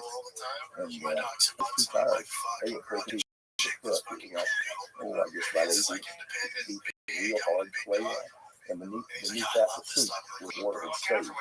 So the wheels went through and it started slowly getting up there. So it went right straight up. And the nose and all that was carrying in slowly on it. And we fell in between the soup. Saved our lives. it was collapsing. The nose was just the plane was coming up in the face like this, just like that. And it stopped right straight down 90 degrees. You couldn't afford the wheel. And the 2 big engines, see those big engines, they held it up. Yeah. And so I just the emergency hatch and stepped out of the grass. Al came in and we reached in and got our suitcases. Now the 2 guys back up in the fuselage, they got kind of banged up with all that drum cases. And it's 100 feet, not 100 feet, it's high up into that door. I mean high. So they tied a couple of fuel hoses and they shimmy down. And we set out there. And that was that's when they went down the road and I went through the jungle. So you're in the middle of nowhere in Colombia.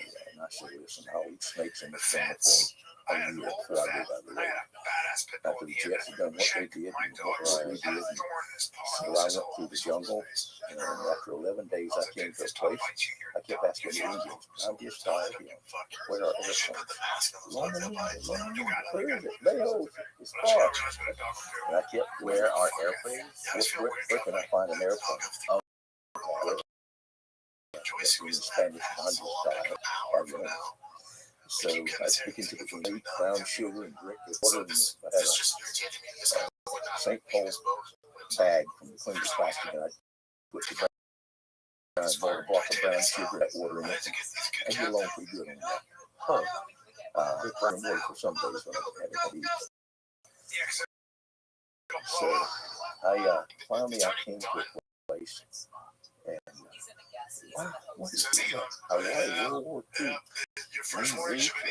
Last runway, several airplanes at that. And I knocked on the door. I said, what is this place? How did you pick your name? 86, the lovely voice. I said, I'm touring. Shit, you don't get tourists here. So, what is this place? You don't know nothing. This is Loma Linda, headquarters for Missionary Aviation Fellowship for the Amazon. Just tapping on the shoulder. Fly. These are the people in this place. And one of their pilots, who were an old missionary from Canada, flew me out the next morning. And we flew to the same military base where they tried to get me to go. And a policeman reached in and got my bag out of the airplane and put it in a taxi. Wow. Does it blow up? And the other fellow's been in prison for some years. And then, of course, it gets the whole thing getting off in flames and you're fucked. For sure. But eventually he did jump off the roof. Because look at this. Wow. Well, he's trying to. And that was the part where all he has, though, you know? I remember in the book there's a specific part where you guys are in a Jeep and you're riding through the jungle and you see there's a checkpoint and they all went to the checkpoint. They thought they could pay him off. Yeah. And you got out of the Jeep and you walked the other way. We went some ways to start with that first day. Second day, we got a Jeep to take us. So we went, I don't know, 20, 30 miles. So was it at that checkpoint where they got? I'm sure it was. I never talked to him. Yeah, so one of the guys in prison. She got real mad with me trying to beat me up. Really? Because I left him down there. So at what point in your life is it a chapter about the creation of the Medellin cartel?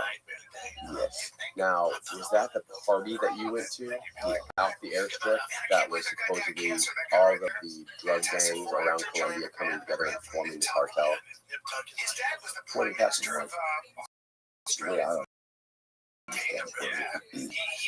remember looking at 10,000 people killing each other.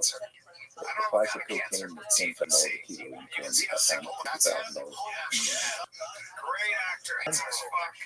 Once I have 10 or 20 kilos, and he'd get to another person to take care of, so I got a pilot, or I got a way to get it there.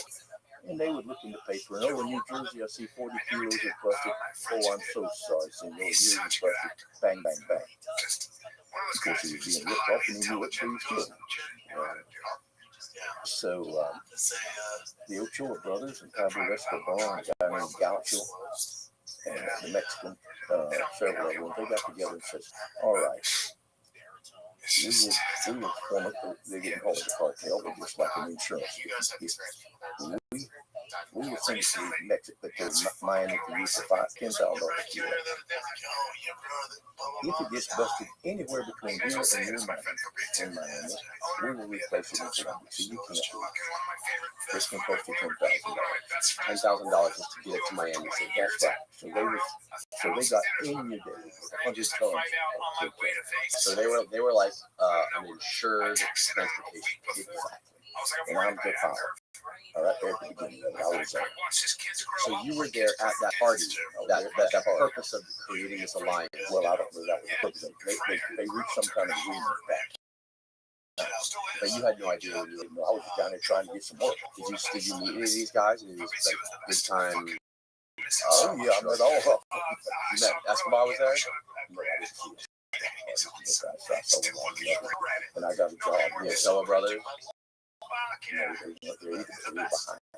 Okay. Police chief, he was stand up comedians, they was actresses, they was all kind of people. These were all lower levels. Oh, they were pretty big things. One guy that I did the first load, he got caught a ton of cocaine in Colombia, and 16 judges were murdered, and he was right nervous. Wow, I did a load for him, and then I gave it to, got shot in the stomach. Okay. Try to be actors. All right, I'll tell you how it happened. Okay. So I'll back up and tell you. I sold an airplane to a woman in Bolivia. Sonia Villa. She was like a black widow, and she had a lot of people killed. I sold an airplane to her in the fly base from Colombia, but I didn't deal with her. But through this, I met a man named Jaime Correa. Brilliant man, kind of like Churchill. South Carolina, August 1, 2, yes. In San Diego, beautiful apartment, low working married, 24 was up. And he was a drunk, but he had cocaine in the so he had a lovely wife. They were older people. And he said, yes, I'll pay $5,000 a kilo, I'm just telling you. So, in sachets this woman from Bolivia, and she kisses him over both cheeks, and he has fur, rabbit fur coats and boots. So, I have this lawyer with me, this introducing me called Roberto Cabot from Bogota. she says she's going to the United States to play. So he went to the end and said, Roger, over here got some playing. And so she went, yes. So he's going to play like this. I tell you, yes, I have a queen there. Queen there. She likes to name queen there. Anyway, I had a plane going down. I have to go to Colombia to get my luggage to go to Bolivia to take her in a trip on flight to get my money. And this is a gruesome story. Anyway, we were around there. You know the thing that you got to fly there? Okay, I said, So you take it there, you get the emergency pay all that stuff. So, interest story. So, we landed and they just out through the police and all, and they get a limousine with flags on it from Bolivia, and we get in the cars, and we go through town, and we go out to the water tank, and it's just a marble, it was like a mausoleum. Where's your wire? Can't tell you that. It's for prison. And they open the gate, and the airport are all crying and red-eyed. And what's the matter with you people? She's just really nasty. You're lying, ate the baby. How do you man leaving a baby floor in front of a lion? She had a cougar in the house. I went in behind her, and there's that cougar with blood on his mouth. Diapers, chips, blood all in the room. What? Yes. Oh, man. She hugs his line and runs all the people off. You idiot, you idiot. I never want to see your stupid faces again. No, how is your face the maid's baby? The maid's baby. The maid's baby. Holy shit. So, I got my money got on out of there. You're fucking kidding me. And James Clavell looked at this. He's coming also with the big guy, the CIA, and the crack cocaine. And they started a couple. I got a couple mentions in it. One of them said more degree files in the 8. And who wrote the book? James Clavell. James Clavell, the same one that wrote it. He was a big deal. The CIA tried to kill him for exposing him of the crack cocaine. So he was like the CIA and the crack cocaine. They developed it between every city in the United States. CIA. Yes. What's the story behind it? I don't know. They formed the civil stuff, I suppose. So he said that you were on more DEA reports than Noriega. Yes, and then he's asking her if she can find me and said, we've been looking for 5 years. He's on the 10 most wanted list. And if you can tell us anywhere to find Roger, we give you something. That's in the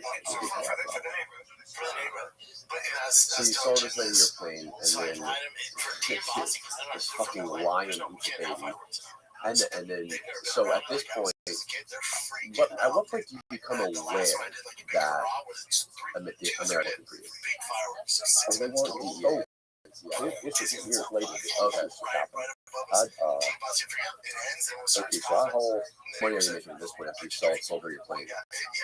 I'm not making much money on that. I'm like losing some. I'm losing pretty good bunch of airplanes and different reasons. I'm not doing very well during those 2 years. So okay, not very well. It was kind of a drive time. Mexico got so hot and I was shot up down in Portugal in the Mexican prison. So I didn't go to Mexico anymore. Well, when did this happen? You were tortured in a Mexican prison? Tortured almost to death. Does that tell you? I'd like you to tell me about that. Yeah, please, Roger. And is this before or after the Medellin cartel was formed?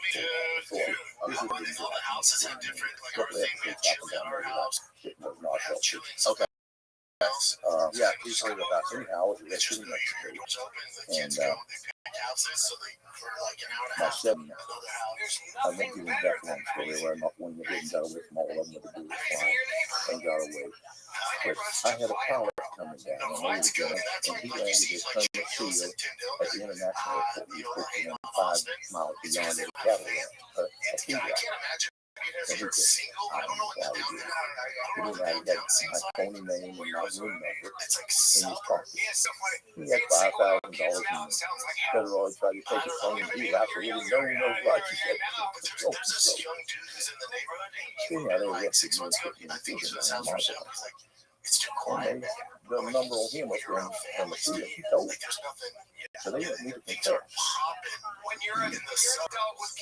So I just can't believe I haven't done anything. I'm just in a swimming pool and in my swimming shorts and I get handcuffed in the pool and you guys shake hands with where, like a house or something. No, in a real nice hotel. So they take me to the prison and I sit there and on the miserable and it's so hot. And after about 3 days in that cell with all the drug addicts and drunk they took me back up to the portrait room and they shot under the cell. And they hold my head under the gas heat until I can't stand it any longer. And then you get quite like crazy to come up and burn you. So How'd you head underwater? Yeah, it's like a tub. It's got some kind of bubble. If you inhale it, it will make you explode your head. Okay. Anyhow, after one time that it takes 4 of them to hold you down. Wow. So anyhow, I had that, and then I was beaten all over until I was just, what were they asking? Would they sign the papers and they'll be able to sign the papers. So, confess that you were marijuana smuggler and you can get 6 years in prison. If you don't sign it, I knew maybe keep you 2 years for nothing. But, so they give the the room was about 5 foot square and 14 feet high, and it was hot. There was a little spot on the door like that big. And they brought a man in. He was a black man. He was frozen in the newspaper about inch width around him, just like you got something like a mummy. And you completely frozen. And they stuck the eyes still in his rib. He must have been used over and over again. And they hung him on the wall.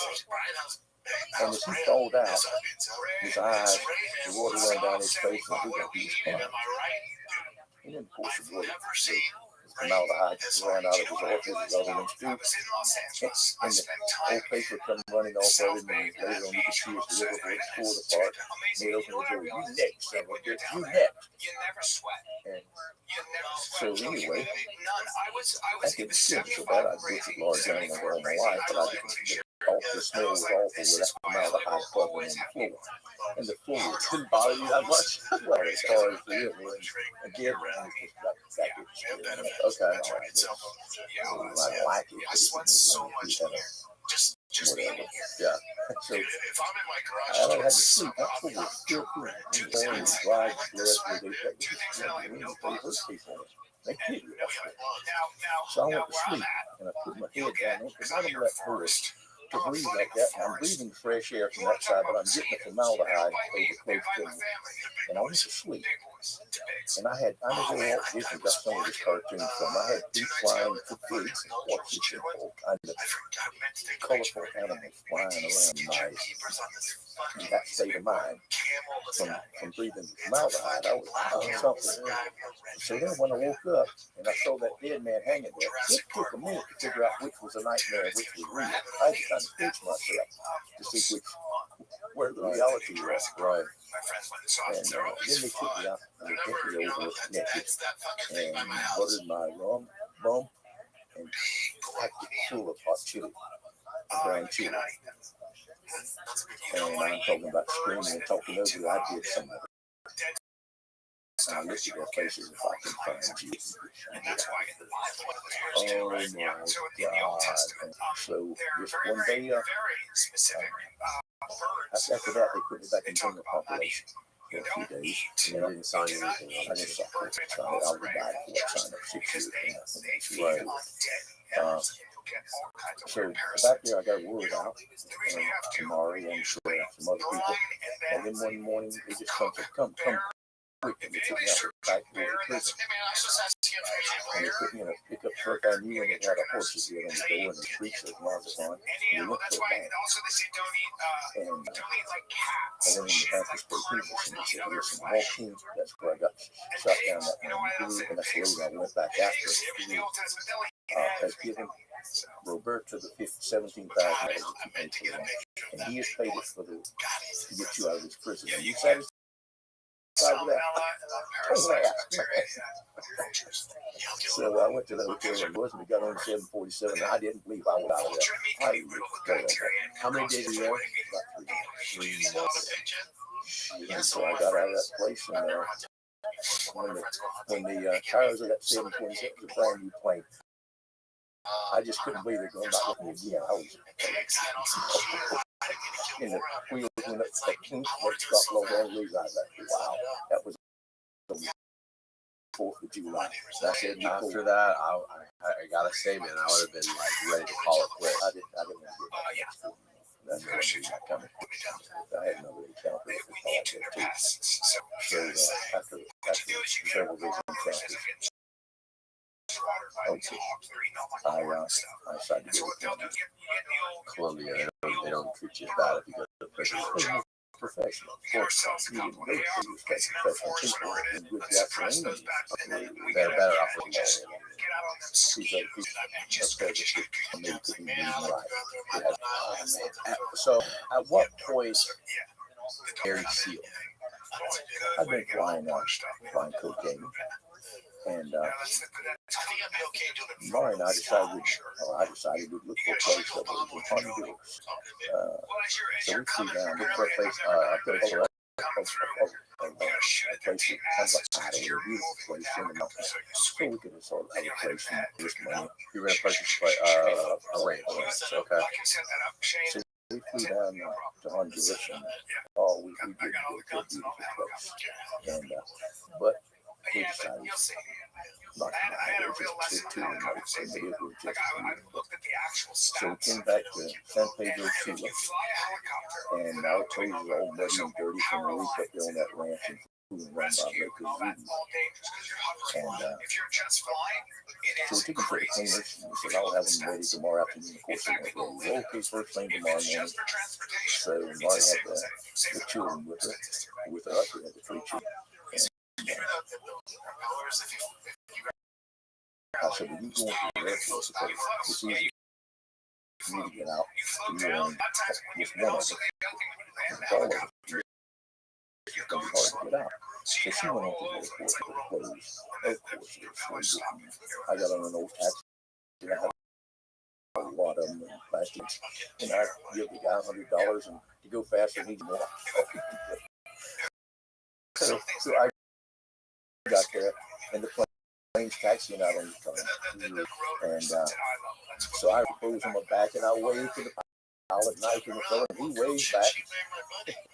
Then I see Mari's face in the cockpit. Yeah. And then I see the nose wheel go, and he laughs, and he lets the farewell out for me. Yeah. And then he pulls it back and takes off again a little bit like a hitchhiker. So finally he put it on. That made it close, and the whole 180 passengers. So I go down and I sit down, and my daughter's sitting in the middle, and she's sitting in the seat about halfway down in the plane. And I sit there, and we take off, and the wheels come up. I guess she's about 9 years old. And we're going up about 5,000 feet away from her. So what was that? We just turned the autopilot down.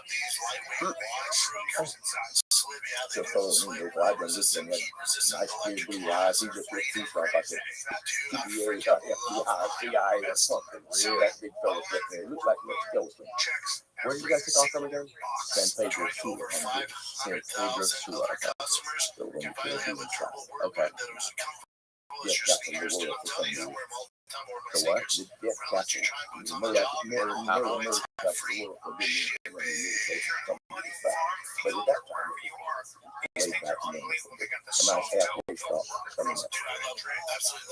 So when I said, hey, you know, so you fly these things? I got a few hours. My name's Barry Shields.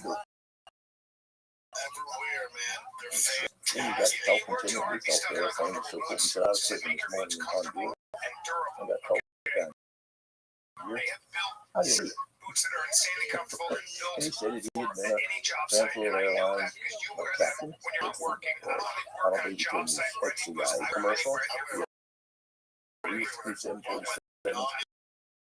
I believe he was the youngest 747 pilot that the TWA ever had. And he took a load of explosives down to the Cuban country. He got caught with a DC-6 loaded with 10 explosives, and he lost his job with TWA. Then he was working doing that. He got in trouble. So I didn't believe him a bit. We heard about airplanes all the time. He should have just told you this on the airplane. I just got up business, man. Blind explosive. Yeah, he got caught with 100 kilos. Okay, I mean, you said it. Okay. I didn't believe it a bit. I thought he was just trying to fool me out. So when we landed in New Orleans, I took a really nice car. We got out there and here's 20, 30 women, children hanging on his car, begging behind his neck. And I got to tell you the truth. Ain't no way he could stay that.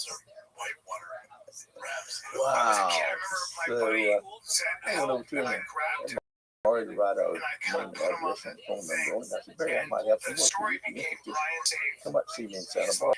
All right, I'll do it. So a week or two later, he comes out. I had Didn't learn his lesson, huh? well, he's ready to make some money. So I said, I'm hauling cocaine out of Columbia. And the beginning, he said, oh, yeah, I see what you can do with flying. I didn't know about all kind of pilots. He might as well still can fly. I don't know. I had, What was your biggest concern with him when he came out to meet you in Santa Barbara? Talking to you, talking about hiring him. What were you worried? Were you worried about anything like other flying skills, or like did you have any sort of suspicion that he could have been CIA or undercover or anything? not after that. Not after seeing our families, and I found out he was already in prison. I was comfortable. I really like that. He's like, we really see it for some people. Oh, he was just like, You guys got along. And so I had a 690 Aero Triple Commander. What's it called again? Aero Commander 690. That's 690 B Aero Commander. It's that little jet engines that turn propellers. That thing was fast. It goes 300 something miles an hour. That's really loud. And that's a jet for a while. Anyhow, he got in that thing. And I said, show me what you got. He said, show enough? I said, yeah. It was a little while. I said, you don't have to show me no more. He's like Bob Hoover. He just did that. I mean, he was aerobatic. Like, oh, yeah. I fly all right. But that guy was like, we went. I mean, and then he cut the engine and he had five sideways to see it come get together. The only person I've ever seen as an airplane Bob Hoover, a little champion. So he was up here. He was good. He had 1,000 parachute jump. And in that movie they made about American made about him, it was so wrong. He was such a gentleman. They had him coming out of warehouses and women hanging all over him. Yeah, that was, I never heard him say that. He didn't smoke, he didn't get drugs.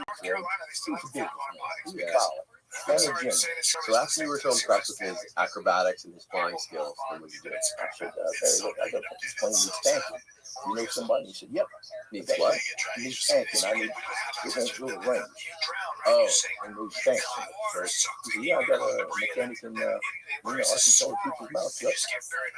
So I gave him 10,000 volts. He flew away in my new airplane. A few days later, he called and said, come to my house. I went to his house and just all tanked up. And that's when I told him, I've been stopping at I'll hire you to fly. And I'll give you $2,000 a kilo. I'll get the fly. And so he was happy with it. And I said, but now we don't need this 20 pounds. Well, first off, we get a few loads. And he would fly down and believe to the ranch up in Harnsville. And we went to road over. But then I said, we're $20 million cocaine changing planes here. Now we're going to Jamaica. Because I didn't mind flying that southern end, but I was scared to cross the U.S. border. I'm not scared, but I'd rather not. So, but then I told him, we can refuel in the military base in Nicaragua. We just couldn't believe it. So that was the only time I really ever impressed him. I said, you don't come out of Bolivia, out of Colombia, anything. no words. Just come right in, lift you up, give you a space legs, and polish your airplane, you'll be in the air. Really? Yeah. So, very free. And he would fly, but he wouldn't fly another until I paid him. So he did 500 kilos just to raise $1 million. And $1 million for one flight. and he hired this guy, and he had to get $20,000 for him to get a meal out of the Hungarian jail. And Mr. Neal wasn't up to the pilot, so he could fly, but he just get around. Right. So, the two of them flew together. They pretty good fellas. I said, good. That's great. Two of y'all, you put foot in there. Y'all said, but anyway, he wouldn't fly without it. So, you know, I like it. He wouldn't moan and groan until I paid him. Well, I didn't get paid until they got paid. So I had to come out. And I made only $6 or $7 million. It'd take 4 weeks for them to get money, and I'd get what they did. So I was paying him before I got paid. So I was like a loss. I'm Right, you're fronting that money. Exactly. Yeah. So you were paying there. How much was you paying on one trip? $2,000 kilo. I paid $1 million. So you'd give Barry $1 million cash. Yeah. He would fly where? He would fly out of where we wanted to catch in Arkansas, Louisiana, and he'd come over to a little radio. But like, where would he go? Where would he fly? Like he'd fly to Colombia? Well, we didn't know where we were going all the time. We would come over at Bank Road, the ports of the Magdalena River there in Kenya. And his radio station, I reached 720 and we come at 10,000 feet a second. Pretty soon there'd be a plane, you'd see it, it might be already there, it'd be out east at 780. And you'd be circling, and you'd get right behind him, and you'd wiggle your wings. You might go 100, 200 miles, and you'd get landed in the jungle. Oh, and they would tell you where to land. They wouldn't say a word. We didn't speak. We just followed that over there, followed the plane, followed him where we were doing. There was a signal they would do with the wings. Yeah, okay. And first followed that plane, did that sometimes. Some of them did the same place, but if they did a new place, we followed that plane. They're pretty easy. And then come out, stop at Nicaragua, refuel, and come all the way on, and he went to Mena. And this is what? So he had $1 million in cash. Yeah, I gave him $1 million. And what would he do with that million once he landed there?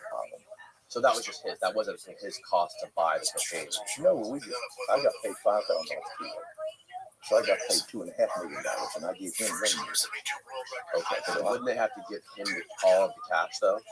No, they didn't give him anything. Okay. He just gives. He landed in Mena, Arkansas. Okay, and then he would put it in 3 different cars. Okay, and every day I had a fellow buying me 6 cars a week. Great business. So he was okay. That was where I was confused. None of the transaction revenue was going through the pilot at all. The pilot was just doing the got it. So, but anyway, he had the drivers. I didn't even want to meet his drivers. So I was afraid to meet people. Right, we get caught, they're going to kill them. Exactly. All did. So, exactly. I had somebody buying cars. Anybody's LTGs or Ford Mercury Marquis. And they had big trunks. We put air shock tires up, window flat, new hoses. And then I gave those to the Colombians. And they would be trunk full of cocaine and duffel bags. Some of them would have cow horns. That one went to this one, that one went to that one. So I had to just point the cars out to my friend Rico and give him the key. And I never want to see that car again. I said, "Sure, you take off. I don't want to buy it." Right. $5,000 to you, buddy. Oh, I said, "You take it to New York, Canada, where you went to? This is good you can do." So they got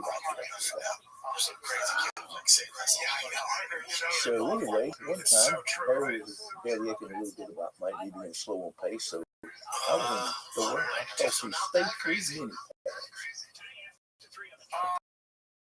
pretty package. Stay Free mini package. Oh, tampon, yeah. All 3 of them. And so I got $1 million in the box, and I put those tampons on top of the Stay Free and wrapped that thing up with a bow in it. great. Barry loved it. He made a face on his mouthpiece for the Stay Free. That's amazing. Yeah, that is absolutely amazing. So how long did your marriage relationship last? About 2 years. 2 years. And when did it go south? What happened when it went south? Well, I got arrested and I called back in '82. Okay. Yep. And then he was still. And then he was played out full on working. And he bought the planes from me. He took care of it. He cut me out of the deal. You gotta give me a little because we got the other business. Right. So how did you get into Oh, I just flew down to Restream in the jet and I started it out of San Antonio. I flew down to what kind of jet? It's like a private jet. I believe it was. And I think there was 2 pilots. I was waiting on top of the money. I couldn't sit back and get in. And the pilots said, they wanted to stay for the weekend. Oh, man, it's holiday. I said, all right, I'll catch you. Okay. So when I landed my end, I was arrested. And they charged me with all kinds of stuff. Marijuana, all marijuana. They did cocaine charges. So I did 2 years. And I got out, and by that time I found Barry was, I'd been working with him. We'd been working with all of them. We'd been paying off. How did you find out he was being informant and working with these guys? Already.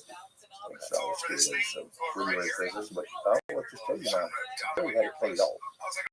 Whenever I went to Louisiana, I had a sheriff there in a place that could put $10,000. And when the state timber was building it, was huge. I followed that thing all the way to Texas, is they was building in the state timber. You could have a fine. Wow. With a truck there and turn wide on. That's it. Mile long, 10 mile long road. And the next morning, rub the black mark off the right hand. Oh my goodness. So after you got out, did you try to reach back over? You were done with him. You didn't even try to No, it wasn't that. I couldn't do it. So I was I was having breakfast. And there was long living blue eyes right on television. He said, we have absolute proof that the communist underneath the government is in the cocaine running group. And there was that old fat lady, the C-126, on the runway in Nicaragua. No, that was and I knew that they was into it. So, but Terry, I'm going to back up. Now, he wouldn't land anywhere else. He said, I got paid off to the government. I got paid off as high as you can get. It's going to cost me $50,000 every time my wheels touch the ground in Mena, Arkansas. So every time he landed, I had to pay $50,000. Wait. What? Yeah. Ooh. What part of the story is this? You're backing up now. You're backing up. This is before you got what I'm talking about. You're talking about Barry landed at Mena, Arkansas instead of Louisiana. When I started flying with him, he said, I will not land anywhere else except Mena. I got it paid off. I cannot be arrested. I cannot get caught in Mena, Arkansas. Okay, so he claimed he had some sort of a deal in Mena, Arkansas, where he could not get, he wouldn't get caught, he was protected. Exactly. So later on, he knows it was the CIA. And they were shooting guns out down with him. But he also said he was having dinner with the governor. So Mr. Clinton was not far away. He was a strong man of the governor. And his home in Mena.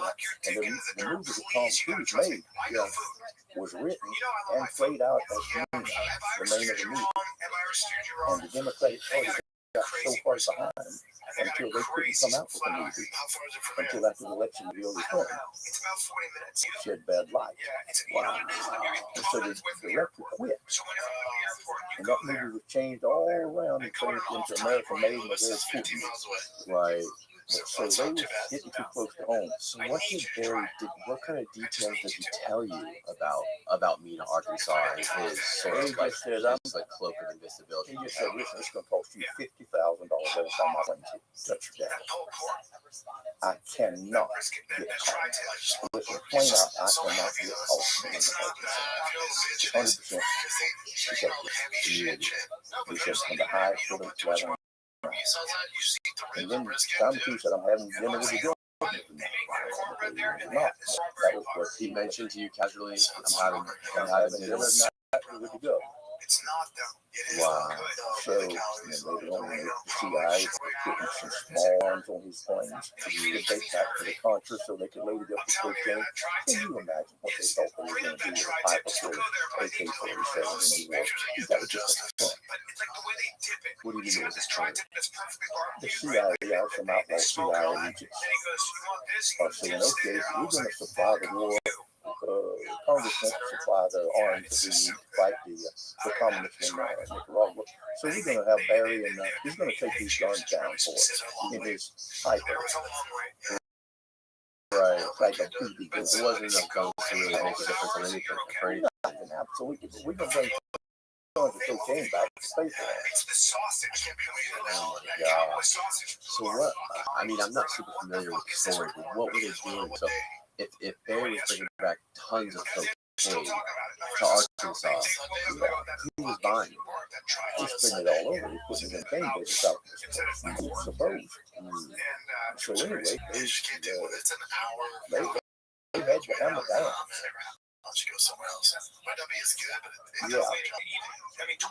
So you're saying that true, like politicians and CIA officials were purchasing cocaine and spreading it out, selling it to people?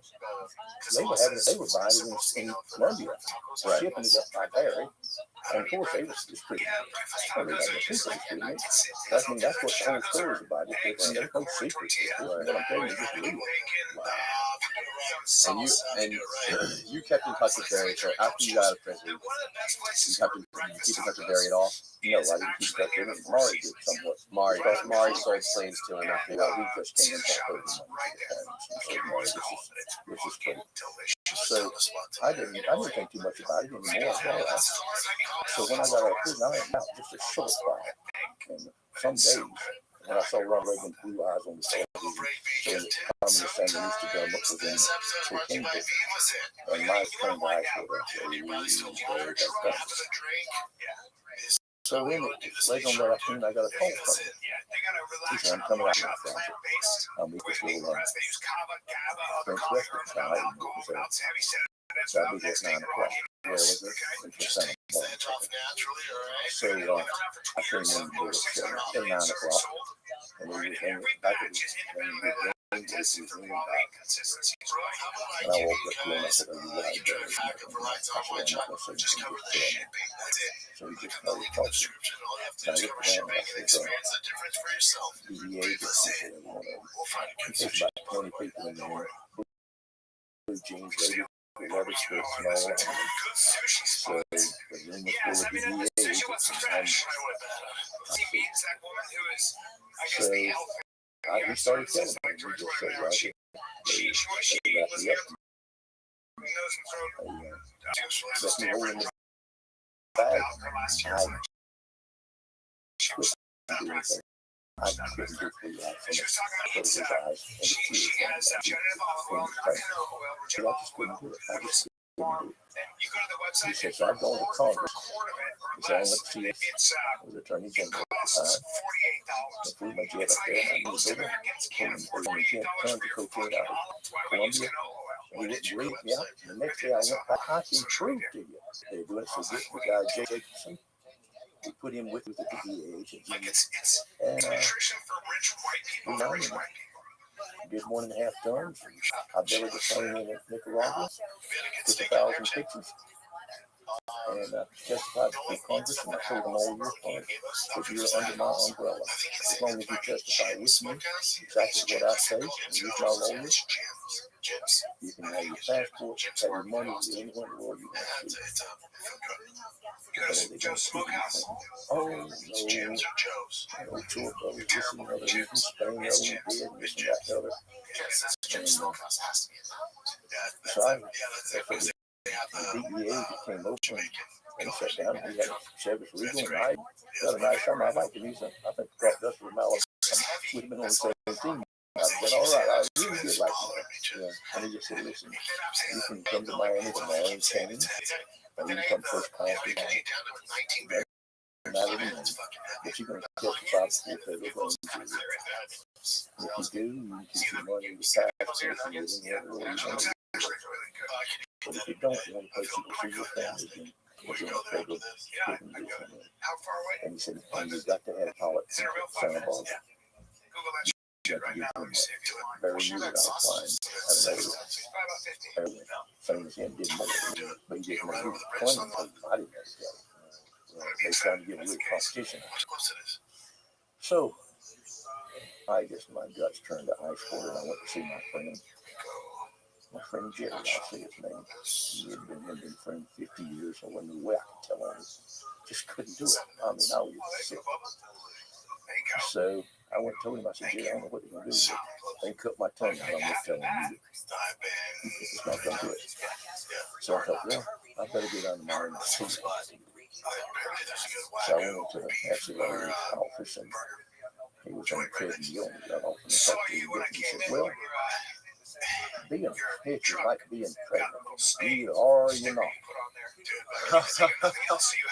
Interesting way to put it. No. It ain't that much. I've got to say something. I'm in a mess. I got to say, well, if you say something, you got to tell them everything. You need anything out there, use everything you do, you're going to get several licenses. I went to see another lawyer. He was just kind of said the same thing. You fool with him, you got to tell him. You do anything You out. work with him, you gotta go on the whole All way. the way you got to tell him something. So I went to the festival restaurant that night. It was on my birthday, January 26, 1995. They knew that was like that.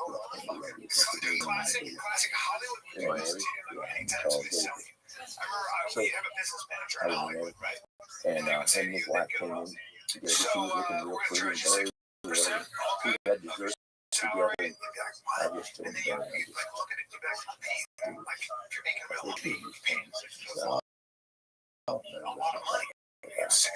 I heard Who are you telling him he's gonna kill him?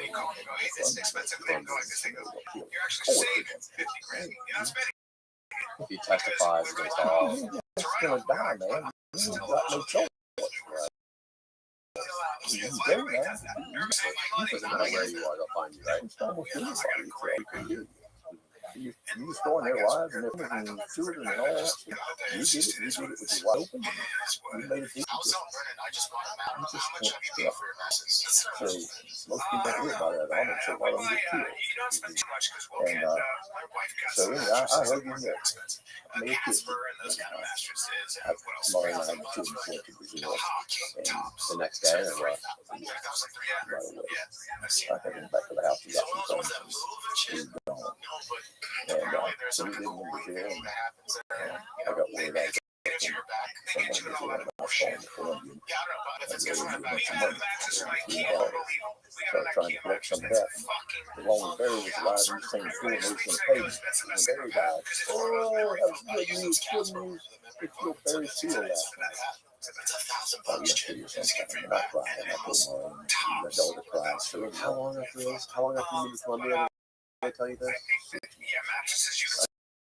I'm sorry. After you Brazil. Thank you. It was January 26th, 1985. That I was.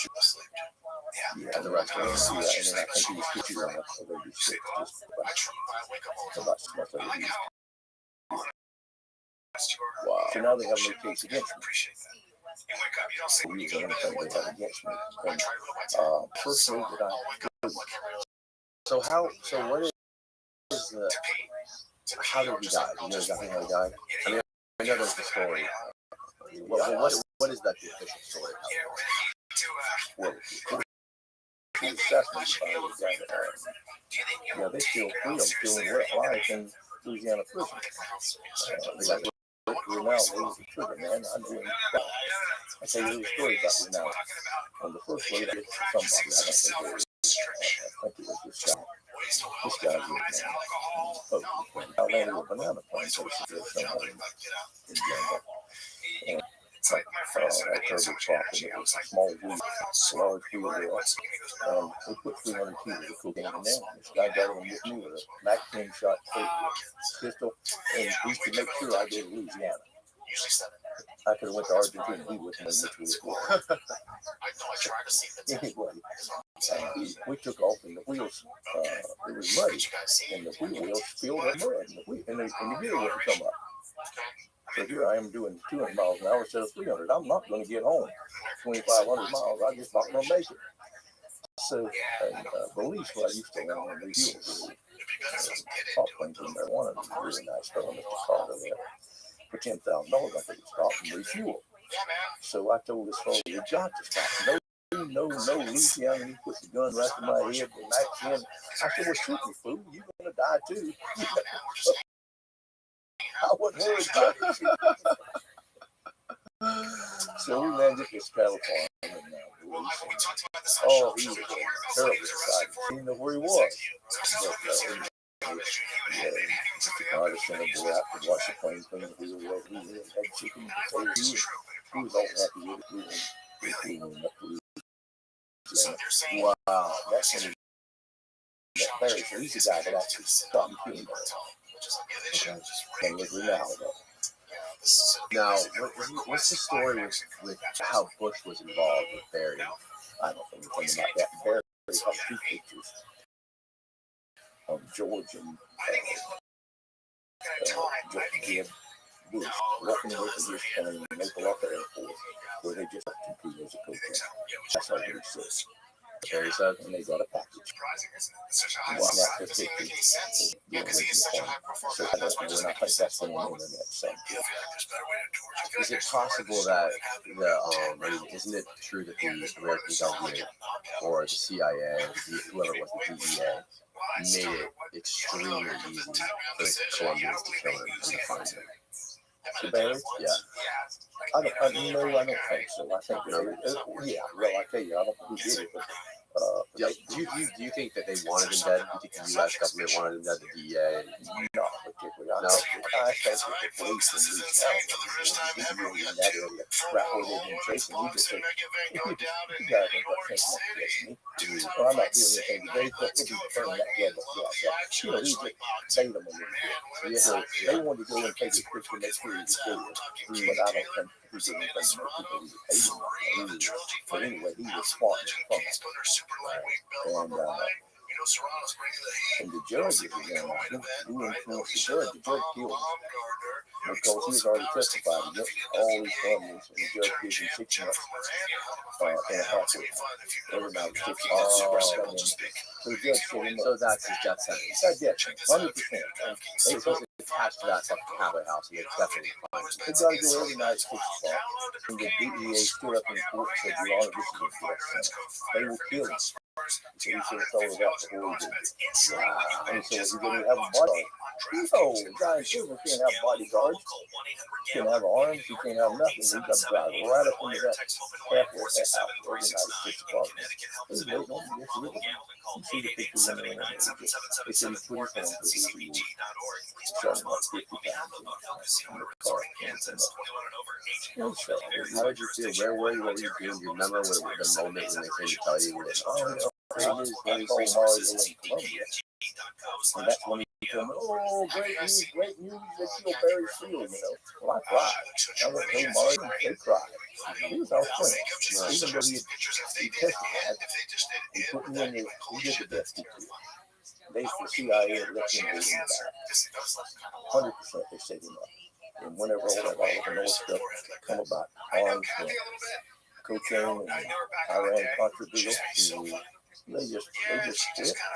Everything was in his name, everything he was doing. What's he gonna do? His own people. See, he was the CIA agent. You know that? Barry was the CIA. Prior to all this. Prior to everything. And he got over 1,000 parachute jumps. And he was George Bush's real good friend. Old man. He was his protege. And when he died, George Bush's personal phone number, and the lawyer called and he said, hey, Barry, how you doing, old buddy? And he said, they just killed Barry last night. Quick. And he hung right there. Jesus Christ. Man. Wow. What a fucking story. I'm glad to be out right now. So you're in, you got the phone call about Barry when you were in Brazil. What were you next to for all this? What were you thinking? Where were you in your life at this point? What did you want Like what? Did you have any sort of plan from you guys where just like to stay in Brazil and just lay low there for the rest of your life? Well, me and Murray had different plans. Okay. I'm not liking it, but it was an opportunity for me to go into the interior and go soybeans. I'm a farmer. And I mean, the land is $6 an acre, and it was just like easy to clean it, no fertilizer, nothing, just out the seeds. Right. Me out the seeds, 30,000 acres on hectares, 75 acres. And she just tried to say, Roger, if I had this godforsaken country, please don't leave my claims here. So I just was so hard to manage, a lot of money, and just do what I wanted to. So. And was all your money in cash, or did you keep it in bank accounts, or what? Have you obviously you had tens of millions of dollars, right? Yeah, but I invested it with crooks. Everybody just about to crook if you give them money. That's it just don't come back. I don't know what. That's the way it works, no matter what business you're in. Exactly. You let somebody else hold your money, and it's gone. Yeah. So I invested with a lot of people in huge real estate deals. And one thing I did buy, I bought the world's most expensive corn. It's called a brassica bean. Really? Yeah, I paid $350,000 for it. And Marty needs some money, so she sold it for $750,000. The guy turned around the next day and sold it for $1.4 million. And it's worth $10 million now. What? A coin? A coin. How do you say it? Brasher de Bloom. Brasher de Bloom.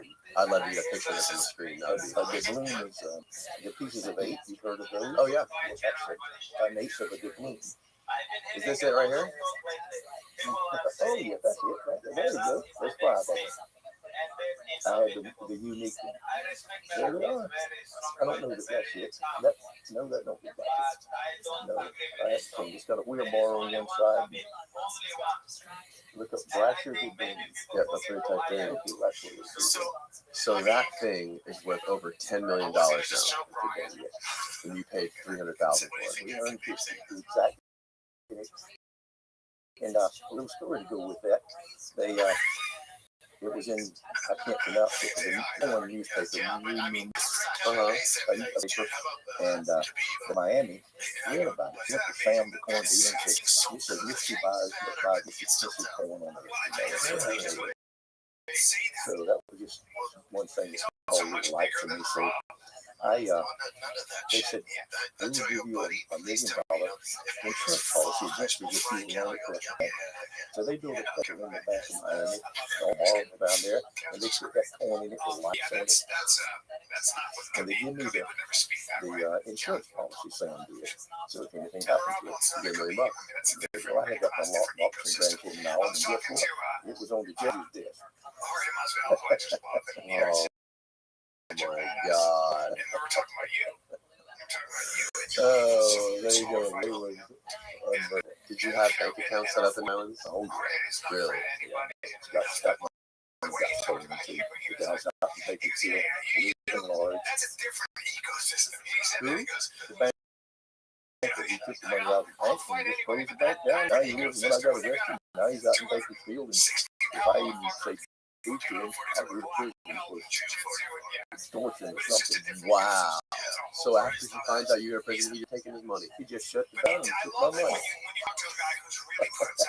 That is wild. That is just, his name is Stephen. What's his name? You guys remember his name.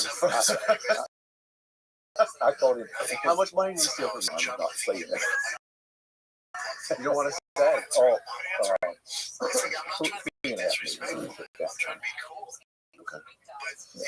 Good Lord. Good Lord. So, Mari doesn't. You guys are so bad. Well, we went all the way to the tip of our team, right down to the bottom. I used to hire when we visited all the places and the ranches and things, and we just couldn't find them. So we got the first class tickets down to Mari, where she's from. Her eyes were just sparkling. She got on that plane with the Dutch speaking language, and we went to Holland. We went this year, and then we went down to Mallorca, Spain.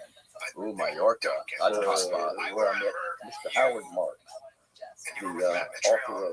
Mallorca's a big island, right? It's not very big, but it's an island. It's like maybe a ferry area. Yeah, right. And so I met Howard Marks, the infamous Howard Marks. Who wrote Mr. Mouse, the famous one of the first ones about marijuana smuggling that ever come out. Oh, really? Yeah. He was sleazy. What do you mean by sleazy? Oh, we did some deals, and whenever he knew his time was up, he hired me to haul a load out of Morocco for $2 million for a year instead of paying me. Wow. Bastard. That's what it was. And I escaped from police 3 times, and I still couldn't believe he did it to me. I couldn't believe it. So you were in Spain still doing deals, fun and shit. And I was up on ship. I was hauling hashish. a lot of ship now. You're getting up planes and you're getting ship. 20-ton loads out of Pakistan and 20-ton of Thailand. How did you get? Where did this thing come in the picture here? We just bought hashish. You go there and camels and ride your camels around the fellas up there in Afghanistan. So this guy said, "Hey, we got sheesh in Pakistan. So we did. And he had his connection. We had connections. Real nice fellow. They all did. I was a good fellow. So you bought a ship and you sailed to Pakistan. What was that like? Nothing. You know, the experience wasn't anything. No, he was in Malta, and the taxi drivers, they had some guys from North Africa that killed the taxi drivers, and they gouged their eyes out and reached in there to get their little bullet out and threw them in behind the ship, and they came up all around the taxi drivers did around the turn of the ship. That was the most exciting thing, and have all those policemen all over me. Jeez. 20 tons of hashish from Pakistan to where? To Canada. To Canada. How long did it take? I don't know. I really don't. More than a couple days. Oh, 6 weeks, something like that. I didn't do that part of it, but I met the trip for the first time. And then I flew to You didn't stay on the ship the whole way. no, I said, okay. And then I thought it was on float. Catch On floats. I love the way you say it. It's basically it's being you can land on the ocean, right? And you get attached to the side of the ship. No, we piled it up. And then I hauled it from the San Juan few crates between Canada and the United States, and I landed on the lake in Washington State. And I hauled it after leaving that snotty you see nothing but 4 hours coming in. Man on the lake, so you get hit. That's insane, man. That's so fun. Such a crazy story. Just like you're sitting here alive right now after all that you've been through. Like it's just like, yeah, I almost got killed in the first movie. I crossed it in the moonlight night. And I think about this ship, I believe it's out in the mountains, Washington State, just over on there in the Olympic Mountains, just on the coast. It's a pretty big lake, cut from islands, and it's got a radio station at the end of the lake, and you can make your approach right over that radio station at the end of the lake. And so I'm coming, and I thought, oh, I'm a little early. I must have a thing in there. It's clear. And I see the lake, and I see a white sand around it. I don't remember a beach on the lake, but there it's pretty nice. So I pulled the power to land. And I get right down on this land, and I see that it's not a lake. It's a burnt over area where it's been clear cut and been set on fire. It's black like the lake. And I see stags sticking up 10, 15 feet high. And I'm down there, and I'm nice to pull the power, and just go like the jaws of death, just trying to pull that thing straight back out of there. What I didn't realize is that what I thought was a beach was a logging road going around this spread over area. Yeah, so you can just sometimes remind you of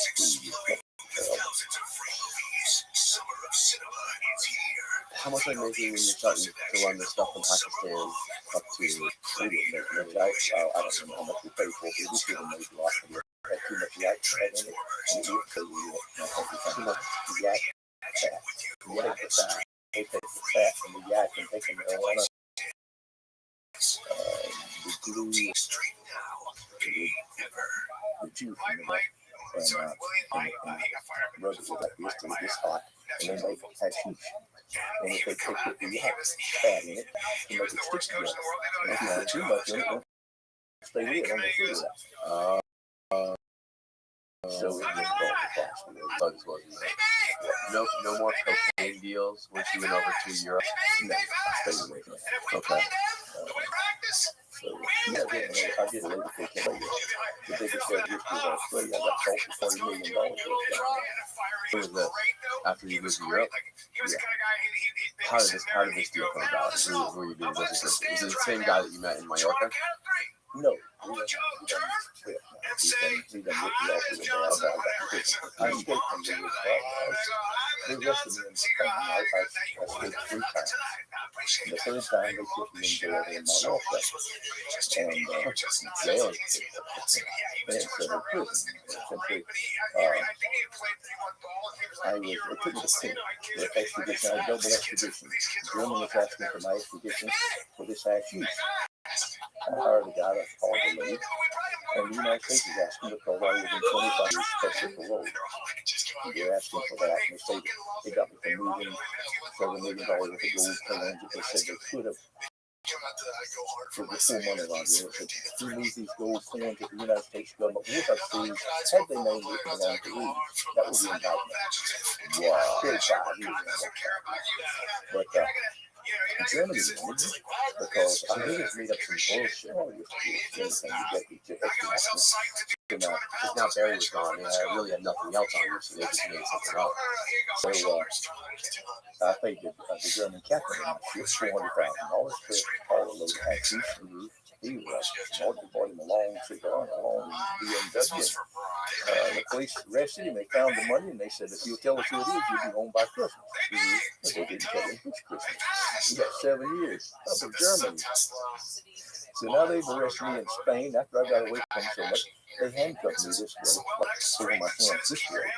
Everywhere I go, it's very painful if you look that way overnight. Oh, yeah. I can imagine. You can't get out of them that way. So, let me see. So anyway, they take me to court, and it's there, and my son, for the extradition bureau, and I have 4 guards guarding me. All my papers knocked in on these currents.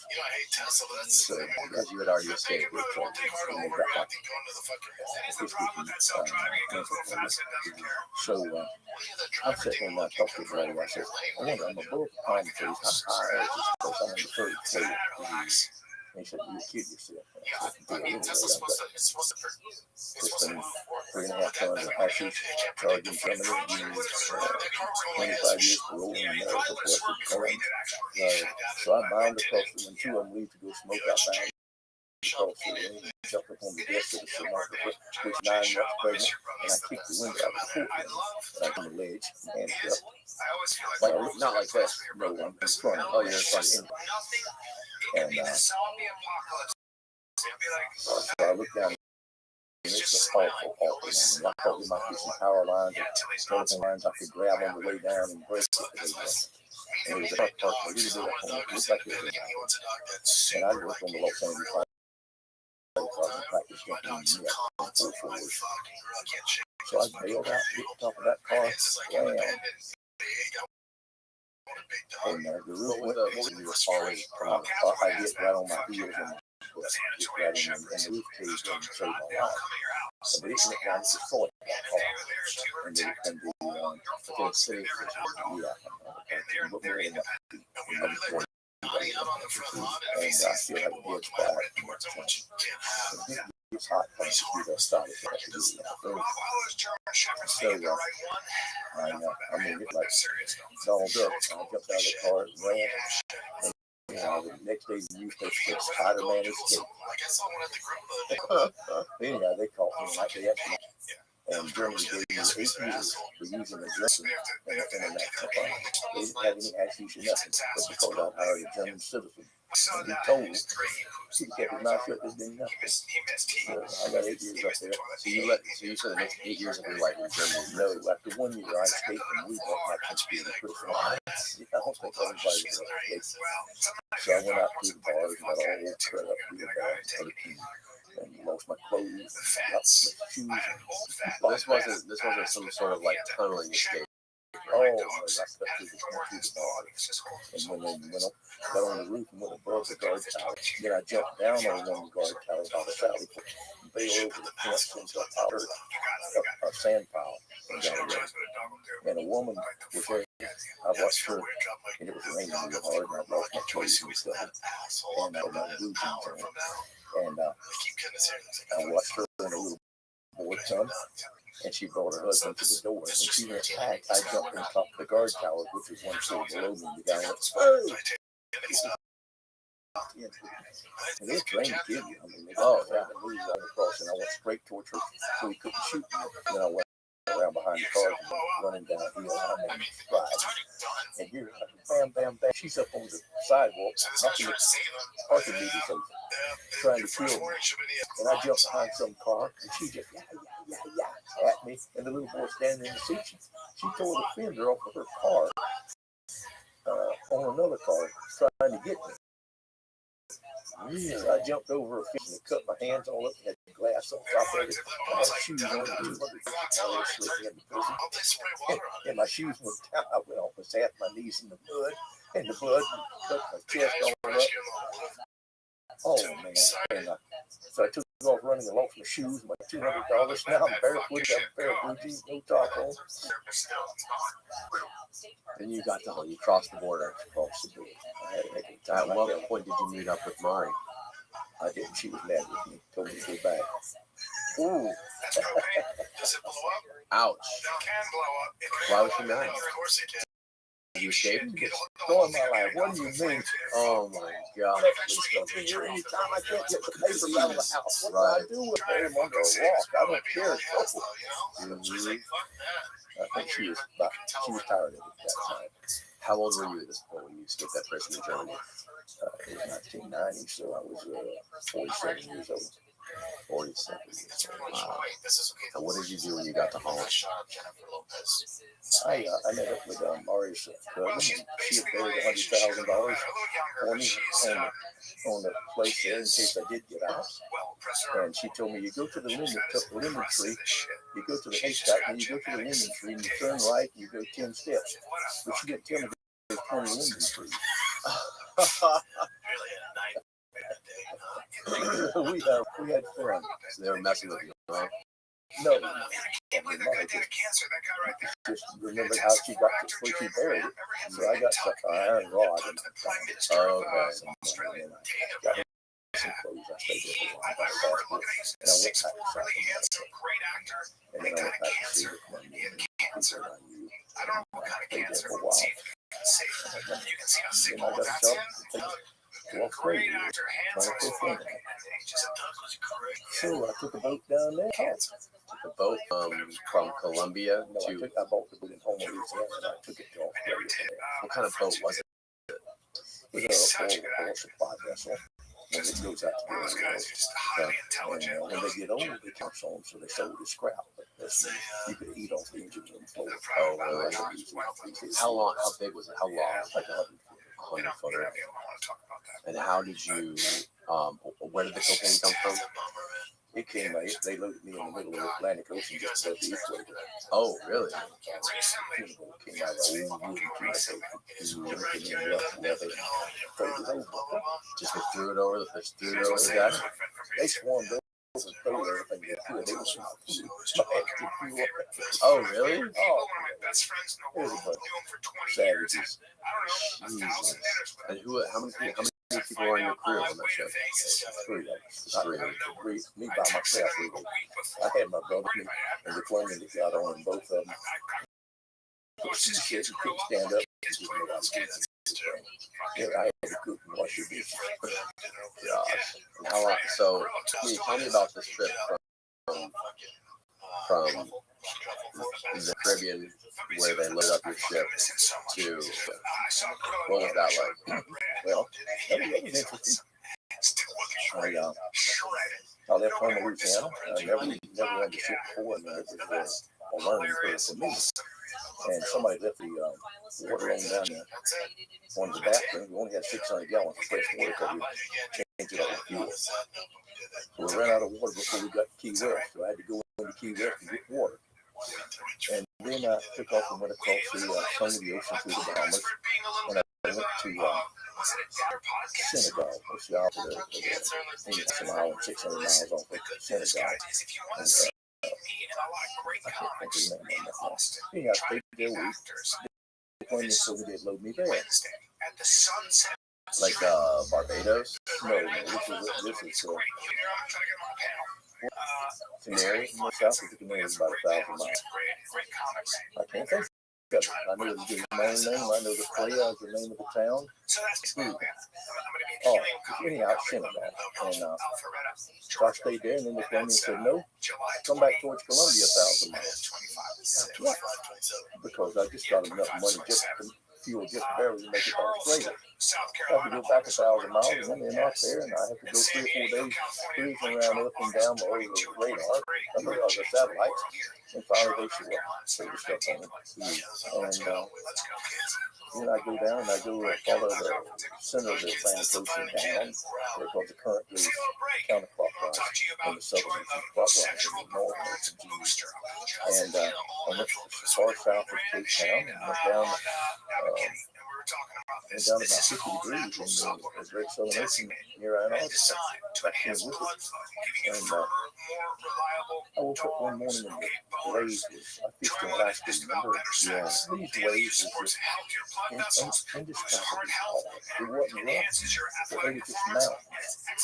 giant swells. Just swells, and they saw it. I mean, almost straight up and down. And the boat would come, and it would just come up and it would stop and go, and then the propellers would come out of the water, and it would be a curl on Surf down it. and we'd surf down it, the nose would stick in the ground out in the water, we'd come back over. Yeah. I was really uncomfortable. So I was supposed to be on the fourth level, and so I got out of it, and I couldn't remember what I got felt that deep. And I went unloaded there. I went there, unloaded up, and I think it was left up to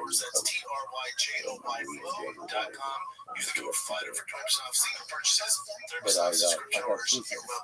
And 2 weeks before I was arrested, I had a crystal clear vision of me being arrested. I had to and not feeling. I was on my back with hands and putting the handcuffs on me, and I was in the sand down there, and I was crying, and I was just going, I knew our life was over together. And it happened exactly like I saw in that vision. So I turned my ship and went 500 miles from where I was supposed to go. But the snitch was waiting on me, so I didn't have any choice. Who was the snitch? One of those, the older brother, friend that we've been working with him from day one. So we were coming from Florida. So your vision of this, all this happening, and everything apart came to fruition. So what happened after they arrested you? Oh, they put us in a bulletproof van, one thing like armored truck, and took it. And how many, and you ended up, obviously, so you didn't escape that prison, right? You stayed in No, I didn't. I could have one time. Mari wouldn't send the little money needed to have some help. Mari was pissed at you. She had to go to help me get out. Were you guys in communication at all? Did you guys communicate back and forth? Every day. That's the way you prison. Really? Yeah, they give you a long time. But they treat you. The food, the officers seem to be the streets that have a little more intelligence than just the scumbags that they have. The officers are way different. Oh, yeah. I feel like I've always thought, all the people that I've talked to that have been getting out of prison, especially on this podcast, is that the people that end up in the United States that end up being prison guards are like the people who couldn't even make it as cops. Security guards. They are Right. scamming. And it seems like the people that are the security guards or prison guards in this country, they're not people that are there because that's what they wanted to do, because they failed at something else. They got a job badge, and they got authority. Yeah. Right. You woke up wrong, you get fucked up with people. They hurt you. And the prison guards in Australia, it wasn't like they were paid better, they were educated more, they actually, all of it was like more of like a sense of like a mission to get something done there. Like we gotta. Oh, it wasn't good. It was just not. It wasn't such hatred as he actually. It just didn't really have the ring. Oh, you had to. Right. It'd be like 1 out of 20 or 30 must be now. Okay. But here, you get every other one. Right. You're 50% of them. But it's So how many years did you stay in that prison in Australia? 18 years. 18 years. And it was the most maximum security prison most secure prison in Southern Hemisphere. Wow. And what was your experience there? When I first came, I've been in the week or two and I got my paperwork to the state in 5 different prisons. They came and arrested me after I was having supper. And they took me to that prison. I was in the 8th prison and they put me in a chute. And I was in there for over a year. And that's it. The shoe is basically just an isolated box just by itself. Well, and it was had room for 4 prisoners in there. And they had, it was kind of like a silence of the lambs. That was a big cage. And they had 6 guards on the other side looking at you. And they come in the morning, all of them had big gloves, and they opened the door. And they brought food in and cooked it ourselves. And at 6 o'clock, knocked out the doors, and that was it. That was you could talk to them to a speaker, and that was all. And it wasn't bad, but it was just like, how long am I going to be in here? And that's when I had the, I wanted, okay, I got 25 years in America, and I escaped from German prison, and done this, got life here. I'm not never too much prison anymore. So, I moved all right about my grandma bought me the roof. And they had a computer room in there. So you were there for life. You thought you were there for life. I was hoping I'd get out. I tried to behave myself. I had to do everything before I could ask for parole. So, I write it down. Okay, I said, I'm talking about something. And I'm going to write that story tomorrow. So they had a little computer room there. And I didn't really turn anything on. And they had a thing called Paint, but you didn't have a program in it. So I could type one line. And the next day I think about it. Again, Robin, Saturday, I got that. And then I got where I write 3 of them. And then at the end of about 3 or 4 months, I had over 1 million words written in one line. Wow. When I got out of the school, they gave it to me and this. And I went and I got out. They let me buy a computer. They let you buy a computer. Oh, really? You want to jump with it. Like a laptop or something? No, it was a full-on computer. So where did you do that? In your cell. Yeah. Really? So with a door and a lock to it. Yeah. Oh, wow. It's pretty nice. I don't know why about it. Compared to America. Why? No internet, though. No. Okay. But you had telephones and it wasn't expensive. I called Mario every day for 20 minutes. So anyway, I took that thing out and it took me 2 years to straighten out what all I had written. So it was all different colors where I misspelled and I just put what my thoughts were. So you went through and edited and revised it. I didn't write it really because I was just writing my thoughts as fast as I could. Just put it outside there. So I picked it out and I got I took 2/3. So it was on 540 pages. They were 1,500 pages. Wow. And you listen to a book now, which is called, what's it called? Smuggler. The Smuggler. Just Smuggler. Smuggler, Roger Reed. I'm more. And it's on the Amazon best-selling list. I enjoyed it. It's fascinating. And you have the audio going to be done too? It's already done. I'm just waiting for Amazon to approve it. Right. So what did you take away from from all of this, from this crazy, amazing life that you've had, and after all the time. Well, actually, let's go back because you were in Australian prison for 18 years, but once you got out of prison there, you went to another prison. It was horrible. I was treated something terrible when I was, but there was three Australian marshals with me. I come back handcuffed because it was a warrant from the United States from parole from 1977, 23 years ago for possession of marijuana. I got off the airplane laughing and chatting with the Australian guards. I was slammed upside the wall by border security. Eyes forward, kicking my legs apart, putting handcuffs on me so hard to cut the blood off, leg irons forward. And they walked me about 100 yards, turned me over to the marshal. The marshal took some of the leg irons and stuff off, chained me to the wall, and left me there all day. Then they took me to Metropolitan Detention Center. on Con Air. No, I was just in a van in Los Angeles. They took me to Metropolitan Detention Center in Los Angeles and put me into isolation. What the Lord am I in isolation for? Nothing. I did 3 or 4 days, and I talked to the lieutenant when he came in the morning and said, "There's nothing I can do for you, Reed." So the guy came in, he was in a suit, and I was looking for he opened it up. Hello, Reed, I just want to see what you look like. My name is Associate Warden Short, and I saw your National Geographic documentary, and it does me pleasure to keep you in isolation. You stepped in this window, and that's the last I saw. I never could get out of there. I stayed in 9 months without a hearing, which the parole board has to give you one within 3 months. They never did give me one. I paid the lawyer $7,500. His name was Cameron, up in San Francisco. He never won, somebody got to him. What was his name, Mike? Christopher Cameron.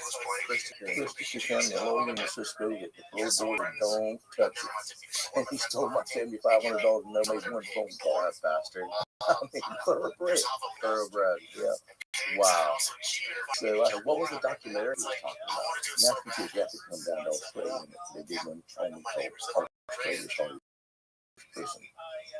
And we did some action in that one. Because I was looking for that online. I couldn't find it. I saw something on the History Channel. They take it off after a while, I understand. National Geographic doesn't put it back on. It was real big. Okay. Yeah, I remember searching for it. I couldn't find it. I got a copy. Okay. How long did it stay in Los Angeles? They sent me to on Con Air to Oklahoma. And there I got put on the ship for but I had to report the officer every 2 hours or they were going to go back in the shoot. So I couldn't believe it. And I just saw the corruption of the Con Air and whatever Congressman Senator and stuff. Explain that. I met people from Waco, Georgia, Albany, Georgia, Jacksonville, Florida, and they got caught with 2 grams or something. 3 grams, 5 grams. They facing 5 years and 8 minutes. Probably a lot of prisoners do. And they were being sent to Los Angeles for psychiatric evaluation. And it takes about 3 months to go and a month or 2 to come back. And they stay in Oklahoma and they go from one place to another on Con Air until they finally get to some doctor in Los Angeles that says that they have a problem or not. And then I met the one from Los Angeles and San Francisco, and they were going to Atlanta, Georgia to have a psychiatric evaluation. So no matter where you got busted for these small-time drug offenses, they would find a psychic or a psychiatric psychologist on the opposite end of the country, so they had a reason to fly Con Air all around the country. Who owns Con Air? I might be back in prison. That's interesting. Who can you find out maybe on Google who owns Con Air? You would think part of the BOP, right? Somebody owns it. How many airplanes they have? This is on this. I saw 3 big jets. There's 3 jets. That's all I know. That tower in Oklahoma, which is center, has got 1,800 rooms. And those planes are landing and coming in that day. It's just like Central Station in Federal Prison. Why are they moving them like that? I don't know. Somebody making big money. Whoa, that is kind of wild. I had no idea about that. Just trying to inch it over. You just double click the top, you know. Just so we tell you the truth. Each size 59. Parent company Con Air Group Inc. Headquarters Abbotsford, British Columbia, Canada.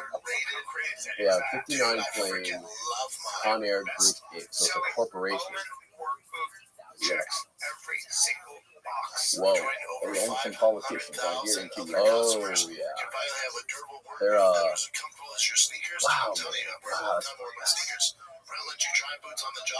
What a world we live in, Roger. What a world we live in, I'm telling you. That is incredible. Incredibly corrupt. The whole system is. Yeah. Let me just tell you about the drug war. Today, I'm not talking about I'll speak from this job here. He's a candidate that I'm going this year. And one of them, he's a good giver. And he lets his hair grow, and he gets some tattoos and some dirty clothes. And he goes up, and he gets one of those poor mentally ill people, bums, hobos, sell 2 or 3 or 5 grams to it, and he's got some of them. Now he's got 2, and next month he does it. And he's got 2 more. At the end of the year, he's got 15 or 20 major drug deals. And he does that for 2 or 3 years. And the other fellow, he's a dealer. This guy's happy. This guy's a taxer. This guy's a death. No, the one that makes all these little tiny bucks, all these insignificant nothing. He just put the 2 people in prison. Right. Now he's captain. Now he's lieutenant. Now he's captain. Now he goes up the ladder. Rocket. Now the prosecutor, the one that can say, I got him. He has 2 grams of methamphetamine. 2 grams, ladies and gentlemen of the jury. He has 5. Give him 5 years in prison. No matter about his cool wife and children crying. Give him 20 in prison. We need fodder for this corporation, for these private prisons and for the federal prisons. Oh boy, we got him. And if I'm a prosecutor and I get enough convictions, I got a 98% conviction. I'm going to make a change. And I'll never lose my job at $500,000 a year. It's all about climbing the ladder. It's climbing the ladder and making it. Yeah, that's just just exactly how it works. the judicial system is just so corrupt. Are you familiar with the story of Ross Ulbricht? No. He was a kid who was in his early 30s when he got busted. He got like 2 licenses for. He started this website. It's like it's called Silk Road. It's basically like this dark web place. People can go buy any kind of drugs they want. So like an online marketplace, people to buy anything they want, as long as it didn't, like the only rules were you can't harm them, you can't order people to get murdered, or you can't, there's no human trafficking allowed, but it was mainly used for drugs. You could buy any kind of drugs that you wanted, and it was kept anonymous. Like all the buyers and sellers were protected because they used this form of currency called Bitcoin. The cryptocurrency is easily keep the transaction anonymous. He was just created basically that anyone could go there and make a transaction. He took a small fee, and he ended up getting 2 life sentences, and he didn't take the deal. They obviously offered him a really good, really plea deal, and he didn't take it. He thought he could beat it. And there was a bunch of corrupt agents involved in his case, and the kid got basically, he got double the sentence that El Chapo got. And he's just some 20-year-old kid that made a website and become this website. That story really hit home for me as far as exposing like the real issues of the judicial system in this country. They made a documentary about it. It's just disgusting. It's sick. It's disgusting. Vomiting sick on the floor. I mean, here I am. I spent 33 years for marijuana. And I walked out with billboards. Relax and deliver your marijuana to your home. It's just like the prohibition. This guy's got 12 years of Alcatraz for making whiskey. When they got out and the law was passed the next year, yes, he broke the law, didn't he? Right. And after 12 years, they walked out of Alcatraz and walked across the street and didn't drink out the bar. That's the same thing's happening. It's insane. It's stupid. Jimmy Carter had it all. Most of the rape portion of prisons from mentally incapacitated people that are such like problems unwanted, unloved, foster home, beaten, abused, men and women, and they come to prison. And they treat other people that way. We need help for these positions. It's a social issue. It's an issue that society owes to the people that we have here. Is there any country that's doing it right? Like, obviously, we're doing it worse than anybody. We have more people locked up per capita than any other country in the world, right? Is there anybody who's doing this right? And who take from another country and learn from them? I understand it. Portugal? Oh, Holland. Holland. Absolutely. Holland's great at it. And did Holland legalize like heroin or something? I don't know exactly what where you can go. I heard that if you're addicted to heroin or you want to use heroin, you can actually go to a doctor and it'll give you like a clean needle. It'll give you like a yes, that's been a long time. And even Birmingham, it's police station. The people clean up, the people get a job. But America goes into Birmingham and says, you can't do this, you can't set a precedent like this. We must have our prisons full. So they fight so hard, the American judicial system, the DEA. They won't risk up to go in. It's wrong. I mean, it's wrong in the eyes of man and God. It's just wrong. They take these people and take them with them, their children, their families, and take their homes. I mean, they work for forever. They inherited from their grandmother. They just, you better believe if they see money in it, they're there to get it. So it's just wrong. Do you think it'll ever change?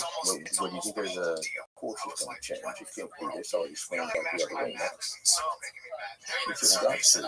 It's just what's the answer? Like how? What sort of steps do you think we're going to have to take? That just be a health issue. If a guy's got heroin addict, let's just say heroin addict, they know right now if they just pray for us, if they will take those tablets, they have no withdrawal whatsoever. But the deep federal drug administration crack them. They fight it hard. They don't win it. Right. It's just like the marijuana oil, releasing all these pains. They don't win it. They fight it hard. They pay their politicians. Right. They got lobbyists walking the halls of Congress. Tips and you get money, you can do anything for you. You got big pharmaceutical companies that produce pills.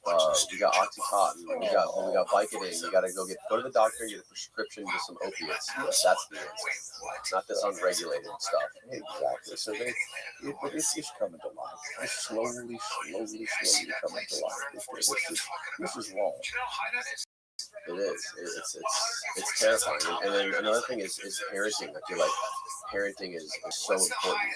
And a lot of the people that end up in prisons, a lot of people that end up in the streets, homeless, addicted to drugs, it seems like the catalyst, the one thing, the one common denominator across all these people is messed up childhood and parents that weren't prepared for children. Not to a couple should have hurt before they have a baby. A little sparrow built her nest before she lays an egg.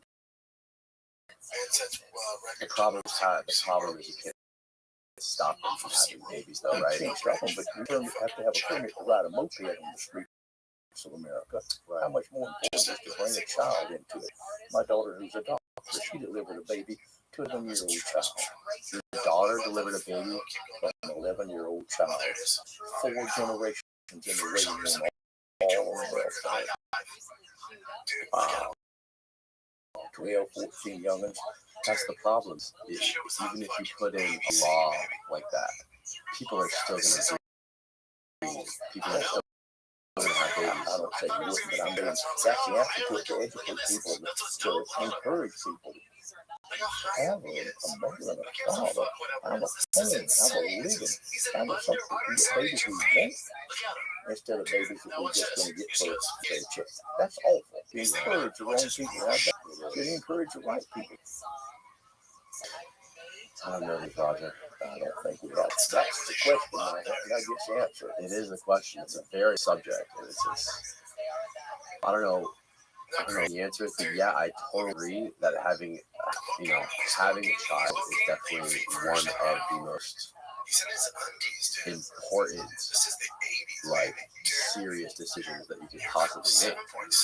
You're creating another life. I mean, that is going to set up, depending on how you raise that small baby child, depending on how conscientious you are, how prepared you are, how willing you are to be committed to doing that. I mean, that's going to send that human being into a spiral one way or the other, whether it be good or bad. And the effects, the consequences, the repercussions of it going wrong, of it going the bad way, are exponential. So it's just... Yeah. I don't know the answers. It's definitely a dicey topic because you can't use human rights to reproduce. But at the same time, it's the logic is obviously there. Like, you can't just have people reproducing just because there's a financial gain or just for the hell of it. Let's have a kid and then, it's on its own. Yeah. Hey, I don't know what to say about it. There is an answer. I know that the government, which is a health issue, and part of it is being family planning, and spend a tenth of money that they did on eradicating the marijuana from the country. Right. What a world we would live in. Right. It's all about money. Right? It's all about money allocation. Food and teach these children. Right. Educate Education is huge, right? What is it? This is what is it? Close the school, open the pool. So, because, I mean, there's so many stories of people who had abusive childhoods, who had parents that weren't there. They were neglected all their lives. There's so many stories of, like, the biggest success stories. They're people that had messed up childhoods, right? And obviously it's rare. It's rare. Not all kids that have messed up childhoods end up successful. But if they had the access, like, if they, I think it puts up, like, if you come up from an early stage in your life with lots of obstacles in your way, and you're able to overcome a lot, and you have to deal with this. You have a very difficult life. It puts something in you, I think, that it makes you hungry, right? So I think if those people are hungry and they have access to get educated or to go learn or say, hey, it's not going to cost me, I have to go out and figure out a way to make $100 this week. Am I either going to spend my $100 on food or drugs, or am I going to spend my $100 on getting an education? They're obviously going to choose survival over education. So, but if those kids had access to some sort of a free education, and we took care of people who didn't have money, who actually wanted to learn and wanted to get better, that would be better for society, right? Because we would have, in the country, we would have less losers. We would have people that are just leeching. Does that make sense? It makes sense, but also You want to have people that are educated. You want to have that's the goal. As in our community as a country, like, you want to take care of. We want to think of the country as one community. As unfortunate as it is, we think of people as right and left, Democrat, Republican, whatever. It's so polarized. If we thought about it as one community, we want to educate our community to make it better. We want people to have the access to the education to get better. I'll tell you what, look for a son, maybe daughter too. If they have a father, put their arm around them and say, son, You should study this. You should do this. I encourage you to do that. That's you got in addition to the choice of where you can do that or another. You need good parents to make recommendations. And also, you shouldn't put such high standards for college and that sort of stuff to everybody. Right. They should put, I mean, you know by 7th grade, 8th grade, where it's going to be university material or not. Start them in trade school. Right. And our prison system should be on trade school. Yeah. The young thief comes in there and they said, oh, they give me a run. I said, okay, you can get this. Okay. Your son is just become an electrician. And you get a class A license, you can do that. Well, you see them start taking drugs and Right, and that way when they get out, they actually have a path. $30, $50 an hour, whatever. And I mean, it's not fair to the people out there, but if they do a crime, so I just set them there just in a cell. Right. You have one teacher to 20, 30 guys. Mm-hmm. And when they pass the test, and they can do it, let them loose. That's their sentence. The hardest thing also about the whole prison system is that I've talked about this before, but once you're in the system, it's almost like even once you're out, once you get released, it's almost like you have those shackles on you for life. Because there's like probation, there's things like restitution. You're always checking in. There's only certain things you can do, certain things you can't do. If you do accidentally slip up once, you're done. I had 30 years. They gave me 25 years spectacle rating. Anytime you violate it, you can serve all the costs. And on top of that, I'm giving you 5,000 hours community service. You can do 7 or 8 years in a year. And on top of that, you're going to pay all the cost of prosecution. And on top of that, I'm giving you 30 years, or 5 more years for that. It's just ridiculous. How, what year did you get out? I got that. Last year you got out. Wow, man. Wow. That's taking another 9 months. It was harder than the 18 years later in isolation here for parole violation from 1977 for possession of marijuana. Somebody was vaccinated. They wouldn't let the lawyers talk to them. They wouldn't let me out of isolation. So what happened after you were in that 9 months isolation in Los Angeles? They let me out. I went home. You were a free man. I was going to find that. But you were at least you were And the COVID was out. And the parole officers didn't come. So after a year, they said, we're talking. You're free. I got my passport. I got my driver's license. I got my pilot's license. Wow. I'm ready to go. Wow, man. What an incredible, fascinating story. So he went, the pilot's license went down in the plane for the day. Had a good time. So what's your goals now? What's next for Roger Reed? What's next in the what's the next chapter for you? I'm just going to take it one day at a time. I'm just happy. No more playing roads and marijuana. No, that's over. Over the horizon. Oh, that's incredible. You and your wife, the bond that you guys are forming, you guys were able to stay together for that long period of time, even though you were gone for 33 years. It is so amazing. I've never heard of it. I've never heard of that. I mean, it's rare you hear of that. The people that are doing it. Yeah. Let alone did have to be isolated for 33 years. It's just unbelievable. What is the key? What's the secret? I mean, she's a Christian person. She's a lovely. I mean, she's like too good to be true. I said, what did you tell him, Mario? You're beautiful. She said, I told him. Yeah. bless your heart.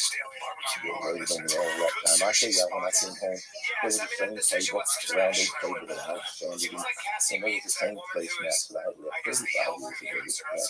There was the same silverware, the same plate. I just sit there and cry. It took me 3 days. I couldn't even look at pictures of her when she was 40, when she was 50, and when she was 60. I was Yeah. So, how did it make you feel? I feel sick. I don't know what pictures. That many years. I was in those prisons. It's like, hey, most Americans can't afford $48 for your fucking outlaw. I'm for good in this world. Just got caught up in this and did it. And there were so many people like you too that got caught up in that part of history. You can pull up almost any port in the world and you just say Rio and say, I'm going to pay all of you $1 million to haul this load of cocaine. We might get caught. You could sink the ship with young men and women to get on. So true, man. It's so true. Well, Roger, I think we did it. I think we covered pretty much everything. Is there anything that we missed that's important that we left out? I can't thank you enough for doing that. A baby deer in Alaska. Mari wants to bring up a baby deer. Oh, wait, what happened with the baby deer in Alaska? We can wrap it up with that story. Oh, that's just a whole other story yourself. We went to That's okay. We can still tell it. Oh, all right. Let's tell it. About the baby deer. Let's tell it. We're going to wrap it up with the baby deer story. Mari and I went to Alaska in 1972 and bought a salmon trawler. It was an old sailboat. They laid deer letter, and somebody put a little gasoline engine in it within 38 feet. And we went salmon fishing with our little 5 years old. And we catch these great clean salmon and put them in the ice and got at hot springs and anchored the boat in the evening sometimes to go for the hot spring shower. Oh, it was nice, and sharks would cut your salmon in two on the way up sometimes, and we'd hang the head up and get several steaks behind it.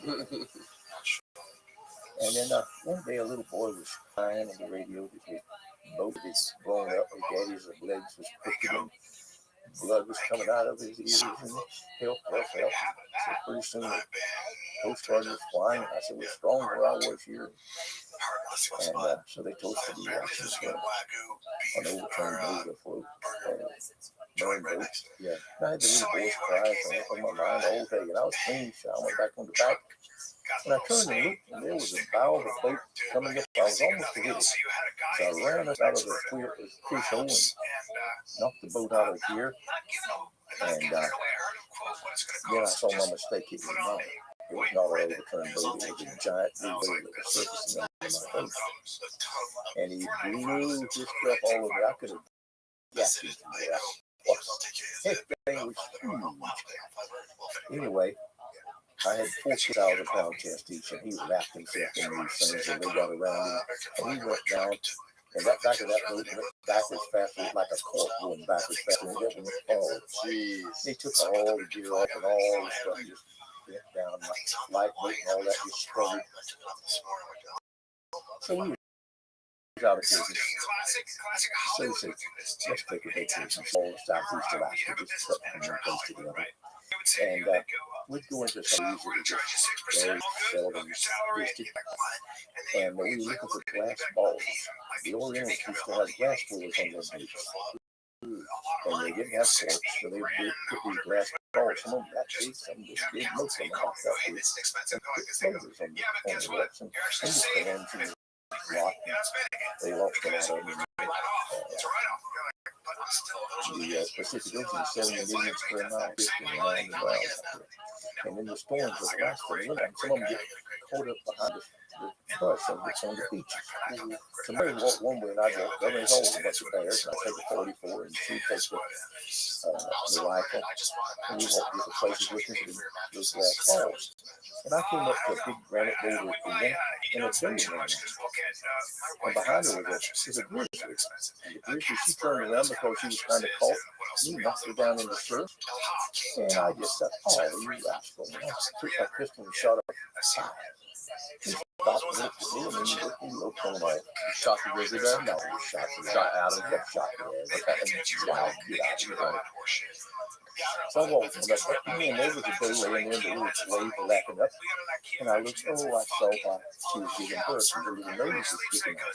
So I drove her out on the beach, and I took out a razor sharp salmon knife and screwed him back. And I cut her open and took the little fawn out. I dried him off and put it in the coop. He had a red, white, plaid. How big was it? As big as a cat. And long legs. I put him down the coach for him.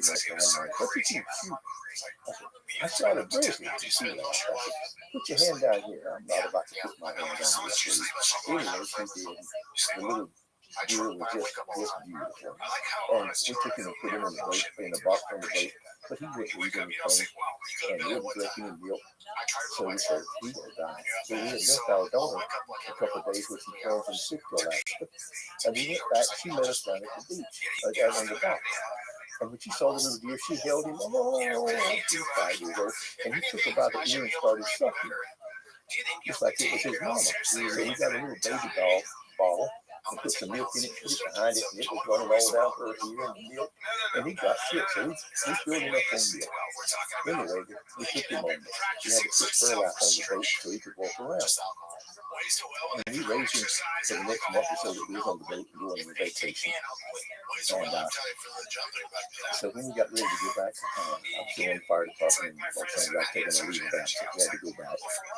What we do, we named the flag after the little flag on the table after Marjorie Walton's book, The Year. And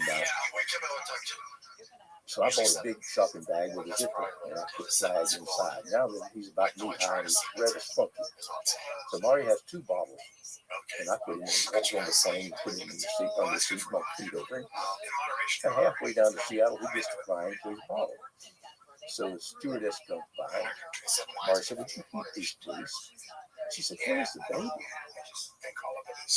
So I said, sure. I said, yes. So he zipped it up, the flag popped his head up. And all of them had to come look at him. Captain, he said, I'll smoke with everything in our plane. Never you. Will you let my wife see this thing? So we did. So we took him on to Redondo Beach with us. And he got too big.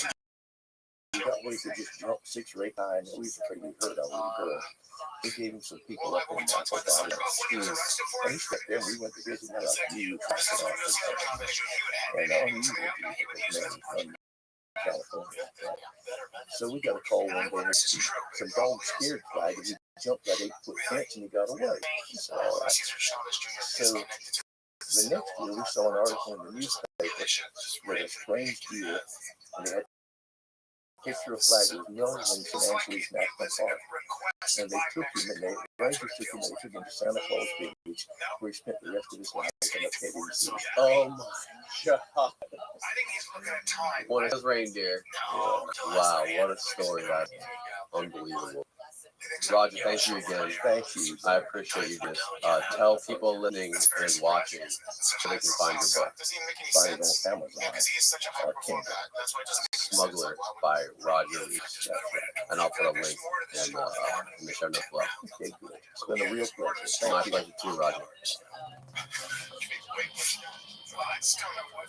Here comes a tough decision. I don't believe they use it.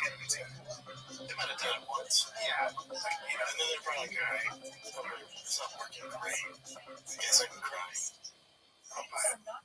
So there's something up, something's fishy here. Wait a minute. Let's take a break because, all right, folks, this is insane. For the first time ever, we got 2 full-blown all-women's boxing mega event going down in New York City. 2 title fights, same night. Let's go. It's a mind game. Life is about mind games. How can I jump in your head? It's for your soul. That's how you make money. Bro, the more heads you got, the more you school them, the more you gonna eat. You're eating them everywhere. Yo, what's good? What are we doing? What's going on? What's good? Yo, why is it taking so long? Why is this deal taking so long? I'm paying cash. What's good? So we're gonna post your bond, 100,000. You're gonna give me 10 grand plus collateral. If you run, I'm sticking you for your collateral. I got my bounties who have more power than the police. They could go into your house. I don't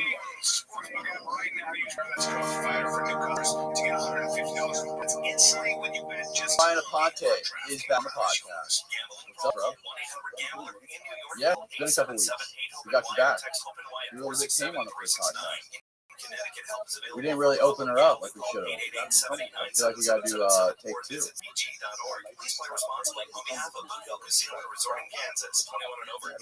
Being humble attracts your crowd, right? Being ignorant attracts the crowd.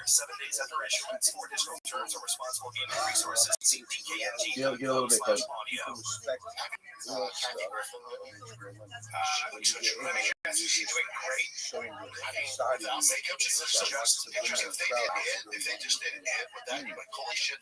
What about like Jake Paul and Logan Paul? Those guys know how to make money. All they do is talk shit. You think Jake Paul's gonna be able to knock out Floyd Mayweather or Logan Paul rather? You think he's gonna get that much fucking money? 122 million.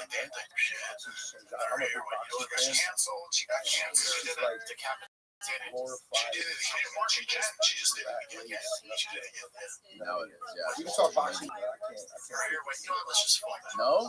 It's not reality. It's just like, who can I, Conor McGregor, 100 million? No idea. Yeah, right. So you got guys that are not really boxers. They're like Andre the Giant.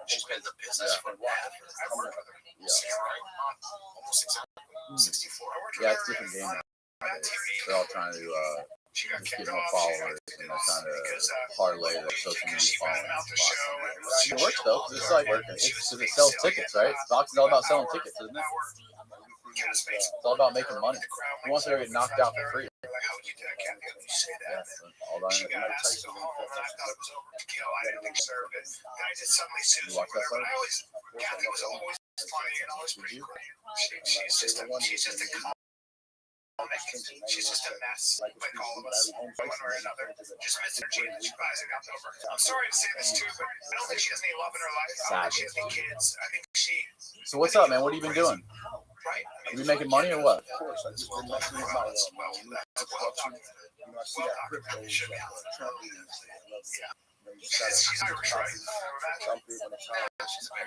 So you own it right now? You buy the dip? The dip keeps getting deeper. You got a guy like Elon Musk on Saturday Night Live. I'm looking for John Belushi. I see this dude, and I'm like, oh my God, I'm going to sleep. Everything is crazy. You know what I mean? He's a fucking weirdo. But you know what? He's the only guy that I know that's ever made a dime in his company's worth what? 500 a share. I will say, it's true that you see some people in your life. How's that Tesla stock treating you? You see some kids at 550 maybe. You know, last year before the after the closure, I think it dropped to 380. So it split 5 times, so now it's 2,500. Last year's price, I guess it's higher. How much? You holding I that own a few, but the thing is, like I told you from the last time, stocks and Bitcoin and all that, that's like a hobby. My thing is real estate. I want to teach people how to make money with real estate. Right? What else is there? Cattle, gold, and real estate. Fuck, who makes money on cattle? People have a lot of land in cattle. They make money on cattle? I thought Texas was a cattle capital. You know what? They're trying to get rid of cattle. Still, oh yeah, it's true. I heard that. That's true. I don't own any cattle, but I see cattle. Cattle is state and gold. That's what I think.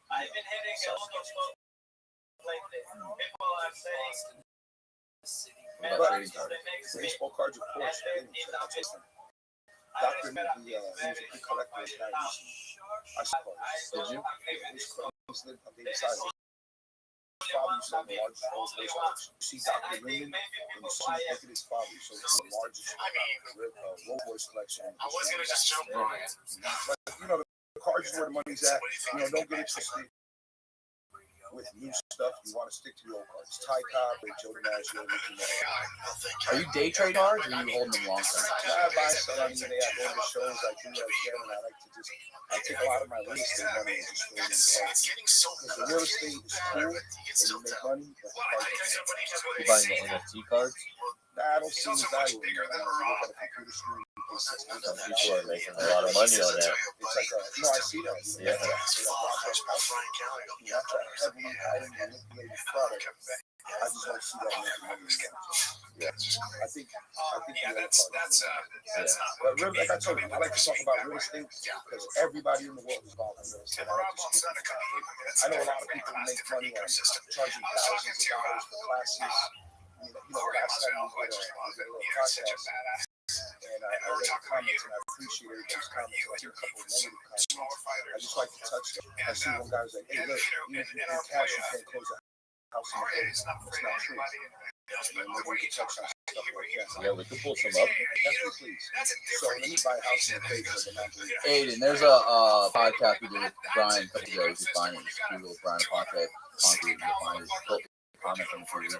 Yeah, so basically how you buy a house in one day. A lot of people who do real estate are not outsourcers, they're pretenders. Because I'll tell you how real estate is. You talk to a guy who's you have a buyer, a pretender, and a buyer. So the buyer has to best value the house. So he has to either call a bank or deal with the appraiser. Well, let's be fair here. Most normal people in the real world have to borrow money from them. Yeah, you're 100% correct, bro. We're not talking about most people. We're not talking about the super. Well, the people that are watching this are most. You have to understand. Yeah, People but that watch this. Okay, next time I'll come But how you buy a house in one day, you understand business. Let's pretend that you have a house. And a guy, let's pretend that you're What's a wholesaler, first of all? a wholesaler is a guy who's in to assign his contract.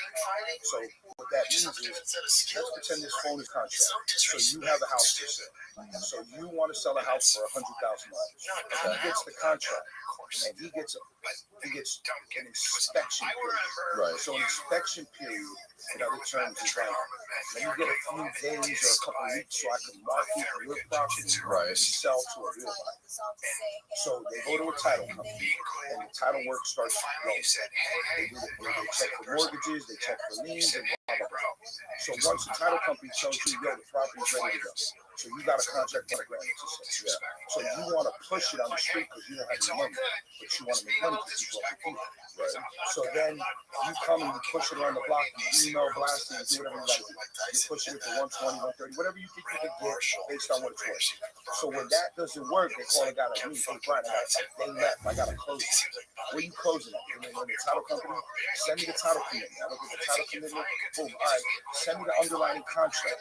So I look at the underlying contract, I see what they're paying, I see everything. So I go look at it. So in Tampa, Florida, where I live, I know the street in Tampa. So I already know what it's worth before I get there. So you're buying it for 100. I said, cool, I'll give you $110. So it's up to you to sell it to me now. So you can make 10 grand and you didn't really do nothing except put up a deposit.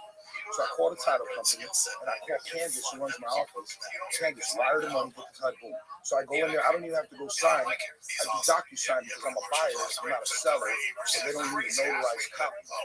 So I buy the house in 2-3 minutes. Then what I do after I close, I give it to one of my team members so they can repush it. Is one thing I wanted to see because when I read the comments.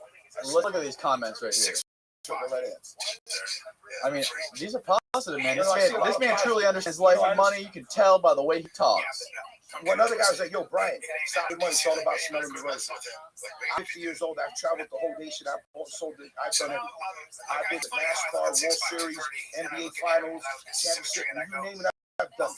So at the end of the day, when I wake up at 4:30 in the morning, what am I going to do? Walk my dog? You know what I'm saying? I do it, but at the same time, I want to have fun. Yeah, but you're addicted to doing this shit. You're like the guy on the fucking movie called Without It. We talked about it last time Without It. Gemstones. But the problem with that movie is it's not realistic, like we spoke about. The reason it's not realistic, he had some gambling debt, and he had millions of dollars scrapped over because of less than 30 seconds at 98%. So that movie makes no sense. I love how when you got that fucking that big snook delivered to his office that's fixed, that was full of diamonds, like those rare stones. That went fucking crazy. Blood stones. You ever seen a blood diamond? When I buy diamonds, I usually go to New York. Put this thing in like. You know what? Last time I looked like I was bad. Just sit up straight. Anyway, so diamond game is tough because there's more diamonds than each, and the beers come. And they don't know it's diamond. So hush game, yeah. And then most of the diamonds that are retail are trash because obviously the FLV color, all this color. But the diamond game is tough. You gotta have buyers, and that's it's not like real estate. Real estate is diamond sells to select. Yeah, everybody. One thing you can't. Well, no, diamonds are weird because I don't understand it. Like, I don't really understand it because it's the De Beers company. They manipulate it or they somehow control. It's not like those stockpile and they slowly release it. The thing is, there's a call the thing of rap. So it's like a wholesale thing. Anything over carat, which is an FL flaws fee that has a high value, and then you have different colors, different cuts. So, but the diamond game is like so super exposed, and you got every rapper, movie star in the game trying to like outfloss each other. You even got people putting diamonds in their heads. It's at the point now. It's like, yeah, I'm not with this thing. It doesn't even make sense. That's why I mess with the baseball cards and the real estate because the baseball cards are extremely rare, and the real estate is commodity. The most expensive ones I got from Pittsburgh, right? From the Pirates. That most expensive baseball card. Yeah, the Jackson one was actually one. The reason is because he didn't bring in Stacker, and that's Yo, this guy in the comment says, I know a guy, won't mention his name, he uses banks. Well, a lot of people use it. But I'm going to tell you this, the reason why I personally don't use banks. I use owner finance. I'm going to tell you why I use banks. It's like this, if you look at my background, right, and you see that I bought thousands of houses, bought them in a day, and sold them the same day. I pushed them to hedge. It's like this. Let's say I'm buying a house that's worth $200,000. By the time a bank gives me that loan, I already got it sold because I got to go get an appraisal. I got to get a survey. Who has time for that? And if you got money in your bank to copy, because you're already trying to repush it. You know what I'm saying? If you're going to buy it and retail it, I mean, those days are over. You're a different breed, though. So you have to be different like everybody else. Everybody hustling. Everybody can be a hustler. They hustle fish. They go fishing, they clump the fish on. Some people hustle retail. You know, they sell cars. Some people hustle for the coach back in the day before, you know, people started shaking because it's not. But everything has a dollar trade. People hustle drugs. Yeah, see, I never get into that because it doesn't make sense. It's like money and money. Everybody's going to get But bottom line is, if you want to make money, you have to have a good eye for what's out there. At the same time, you have to know who your client is. And you have to know how to buy. It's like I told you from the rip. You only make money when you only realize. So what's the best way? Because right now the real estate market's fucking crazy. You go, if you see a house for sale and you are interested and want to go look at it, the day it goes on the market, there's probably already been 10. So how do you get skill when there's so much competition? Because remember, when it's up for sale, it's only real estate. Once it's already retail.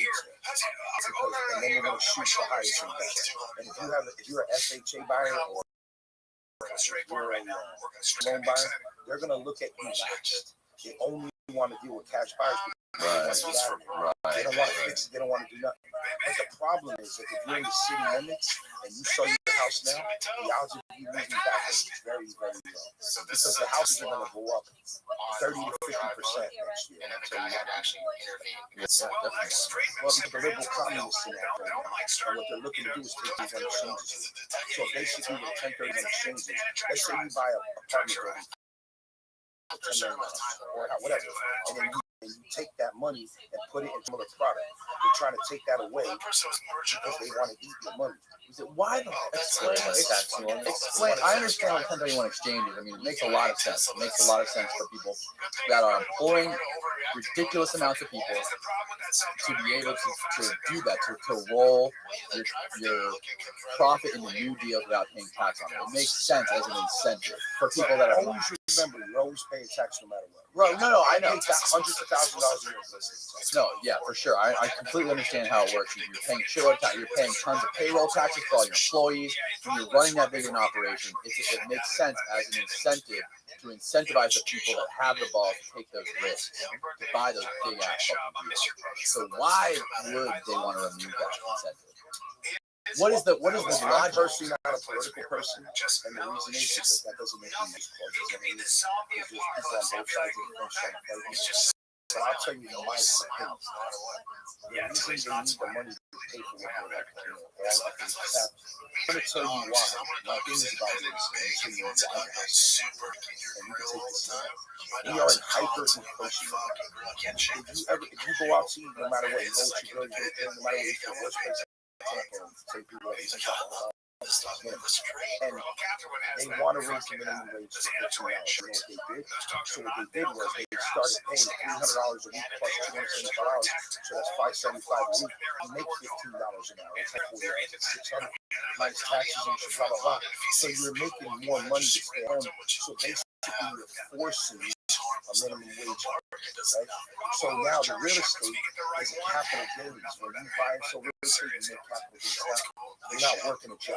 So if they capital gains and eliminate 1031 exchanges, nobody who has any brains or cash is going to sell anything. What they're going to do is build, they're going to rent, they're going to refinance, they're going to take other equity out, and they're going to rent Airbnb, or they're going to rent to regular Section 8. The Section 8 is going to go up. You know, Section 8, you know, when people get paid to live, nothing. So all these rents are going to skyrocket, and the real estate will go up because you have less real estate to sell. Yeah, well, that's what I'm saying. But you want to be in city limits. The money is always in the fence. There was a guy over here, I just want to say, that's I live in $400,000. He doesn't even know where I live because 99% of my assets are in trusts. I just found that funny. He said what? Some guy in the comments said I live in $400,000. My funny thing is, how does this guy know where I live? It's irrelevant, but I just found that funny. You live in a $400,000 Well, I got a house. 3,000 square foot house on a lake in a good neighborhood. Keep scrolling. Yo, the guy who said that, I want to buy 100 of those 600. Yeah. I'm a cash buyer. Anyway, just wanted to touch on that. This the type of guy who rips you off and then disrespects you after. That's First true. of all, I don't rip anybody up because I'm gonna tell you straight up and down. When I do a deal, I'm not gonna call you on the phone. I'm gonna look straight in your eyes. I'm gonna look at your soul and shake your hand. I'm gonna give you the money that you want. It's either this: you want my bread or you want your product. It doesn't matter to me if you don't want to sell. And when you want to sell, go shop at a restaurant because if you give it to a wholesaler, they're gonna call me back anyway. I think you need a vodka. I've already had about 40. Here's I actually some drink ice. Grey Goose. Yeah, why not? Let's get this. I'm sorry. Aiden, keep scrolling a little bit. I got. If you like, this is Yeah, I know. sparkling water. Oh, straight. Yeah, no, I like this sparkling water. It's good, right? Liquid. It's up there. Murder your thirst. Murder. They got good slogan. It's always about that catchphrase. Right? All right, anyway, holla at me. What else we got? What else we got? Let's see. Wow, what an incredible interview. This man has so much knowledge. I really hope there's part 2 of this interview. Well, today's your lucky day. Exactly. So basically, what I would like to do is I would like you to ask me questions how I can school people. Okay, Because listen in to this. reality, the most important thing about any of this is people make money. Well, check it out. I mean, we gotta make it. We gotta make it for like the average Yeah, so working what man. if you don't have the money? Look at this guy. Let's use him as a testing I case. love this herringbone thing. Came out of the Has How my can grandma's he- chain. It has a crab lobster. Where? Let me see it. It's a Gam's chain. What's it called? Herringbone? Herringbone. Yeah, they stopped making them in the 80s because they would crumple up. And then the hair on your chest would cripple and take over. Does it do that to you? Oh yeah, it gets caught in the chest hair all the time. Damn. I don't fuck with chains. I do all get to shoot them. They are the best.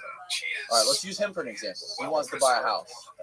Tell him how he can buy it. So ask him some questions. You want to buy it to live there? You want to buy it to make money? What are you looking at? Well, I need to buy somewhere to live for sure, but I'd like to make some money. All right, so what I suggest is buy a lot. Just think about it. If I'm buying lots, so wouldn't it be better for you to do the same thing? Don't we have to start from oh, where's he the money to buy the lot? Well, my point is, if you have like a job and you can get a loan, but let's pretend you're broken, you're a car, and you're driving a 1989 S1 and you're pushing a lawnmower. All right, so what you need to do is, you need to learn the value of the houses.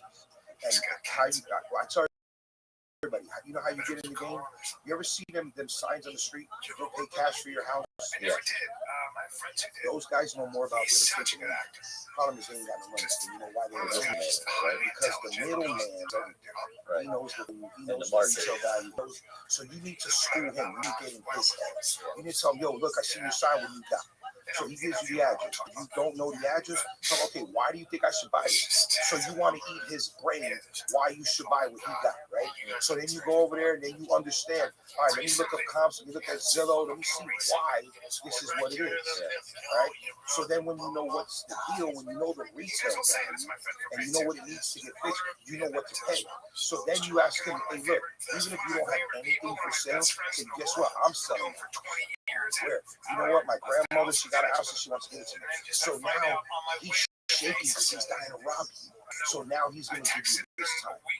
So you need to learn from people what they're doing. So once you know the hustle, then you can get into it. That's what I would tell you from the like that. If I'm flipping burgers at it and I want to get in the game, I'm gonna call somebody like that. Yeah. They always call me. But I'm saying, yeah, of course. They always holler at me. I do any day. But that's what I do. I want to understand what's happening, to get in there, and then I would try to get my credit right. You know what I mean? Because if you're gonna buy, because right now the interest rate's like 3-4%, which is very low. You know what I'm saying? So, and then the bank will lend you money to FHA because they want you to get in. They want people to own houses. So that's what I do. FHA, they're pushing those hard. Of course, because they want. Right. And what's the deal with FHA? Well, first of all, I don't really deal with that. I don't deal with that. I know. If you want to get in the game and you ain't got no money, you gotta figure out a way to get in the game. It's like anything in life. You gotta figure out, if you go to a bar and you see a shorty, a dime piece, how am I gonna hook up with this chick? You gotta have some game, right? Because if you ain't just gonna bounce to somebody else. Right. Aren't the inspections for FHA stricter?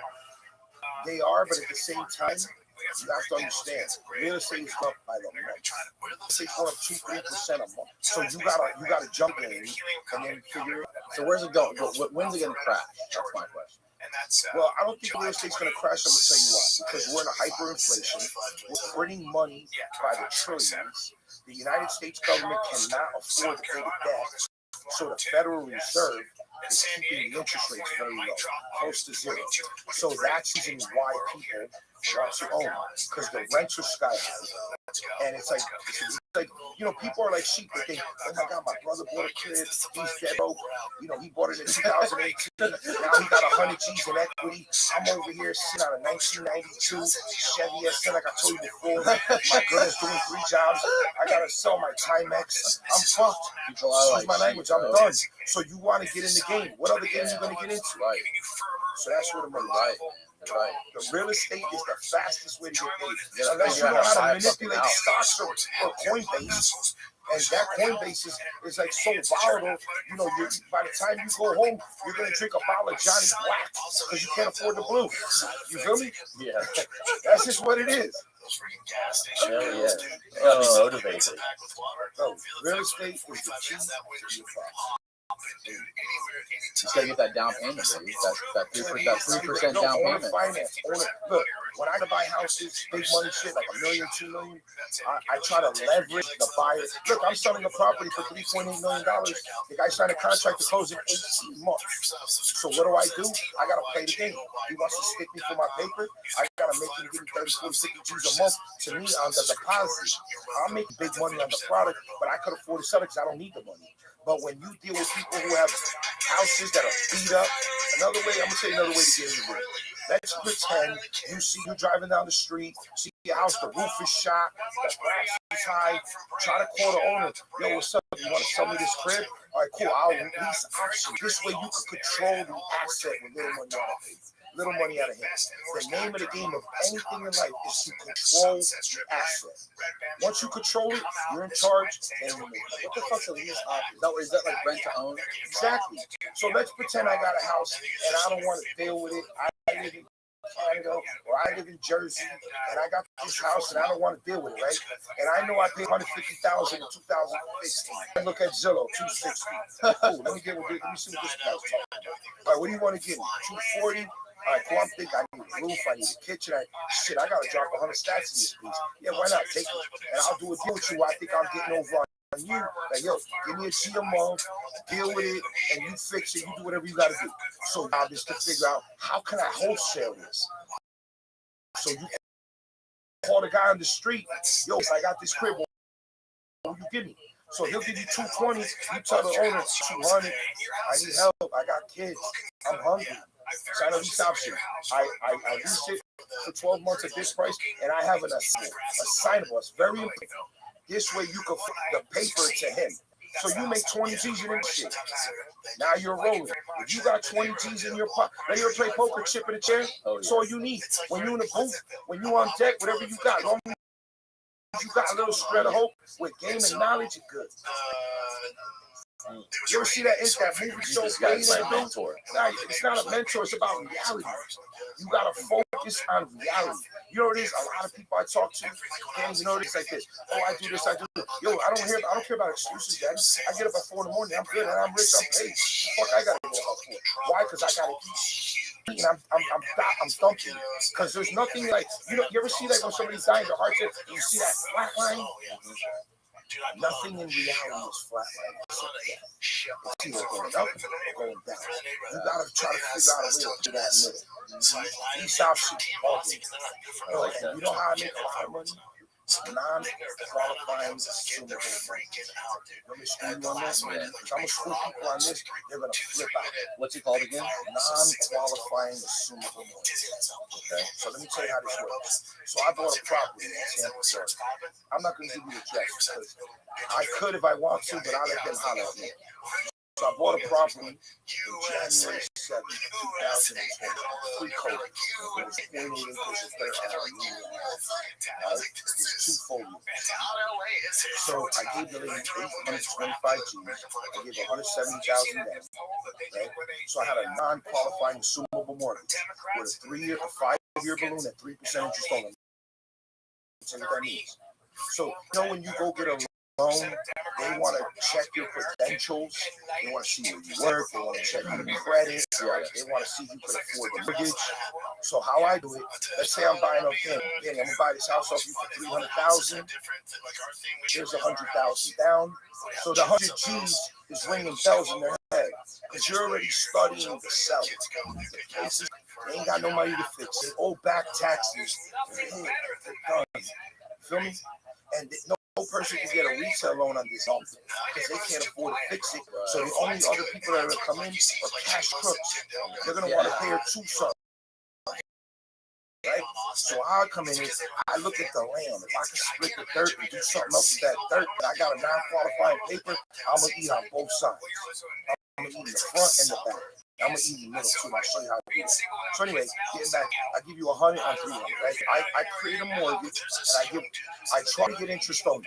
Interest is always the best return flips because think of your bar 200. Yeah, but it's hard to get interest on loans, bro. Yeah, but I'm not dealing with a bank. I'm dealing with the seller. This is you. You can I'm get gonna interest school on. you. I'm gonna school you for free. I'm gonna tell you how to do. I'm gonna tell you who to But you're target. acting like I can actually go to the bank and get interest on there. But hold on a second. Why do you keep mentioning banks? Why would you ever mention a bank? The person that's lending me the money is the seller. Oh, the seller's letting you money. Of course, the seller. Draw it up. Listen to me. The seller This owns. seller's broke. He ain't got no money. Yeah, but I'm already looking at Win2 data. I'm looking at I'm looking to see if they got mortgages. So I'm already working with the seller. You feel me? So if this guy got a piece of garbage that wants 300 or 400, I'm gonna try to get it where I can put a little money out of my pocket and they give me the mortgage. They become the note holder. The seller becomes the note holder. You understand me now? I understand. I have many deals like this. This deal I'm selling, the seller's a note holder. So look, you get the seller to hold the note. And how you do a non-qualifying assumable mortgage is like this. So wait, hold on. Sorry, I'm But I'm retarded. gonna school you on it. I know, but I'm gonna ask this great question. Ask kindergarten question. All right, kindergarten question. This I'm dumb, but if it's a non-qualifying assumable loan, so the guy owns this house for 300 grand. He owns it free and clear. The seller has no debt. What if Seller does have a loan? then I have to give him enough down to pay his debt off. I have to understand his debt. So if he doesn't have a loan on the house, paying him monthly, he's holding the note. My mortgage holder. So what I'm qualifying assumable. You want me to tell you why I do that? So if I buy it from you and I want to sell it to him, he doesn't need to qualify for this mortgage because my seller is holding a note for me and I'm allowed to throw that on anybody I want. You could be prison. I could give it. You could be Mickey Mouse. It don't matter. You're gonna take my mortgage over. You get it? So I'm buying it for 300. And I'm giving you 100 G's down. I'm out of pocket like $105,000 because I'm gonna pay net to sell it. Because most of these people, they don't want those costs. So I'm gonna pay the dock stamps, the title insurance, back taxes.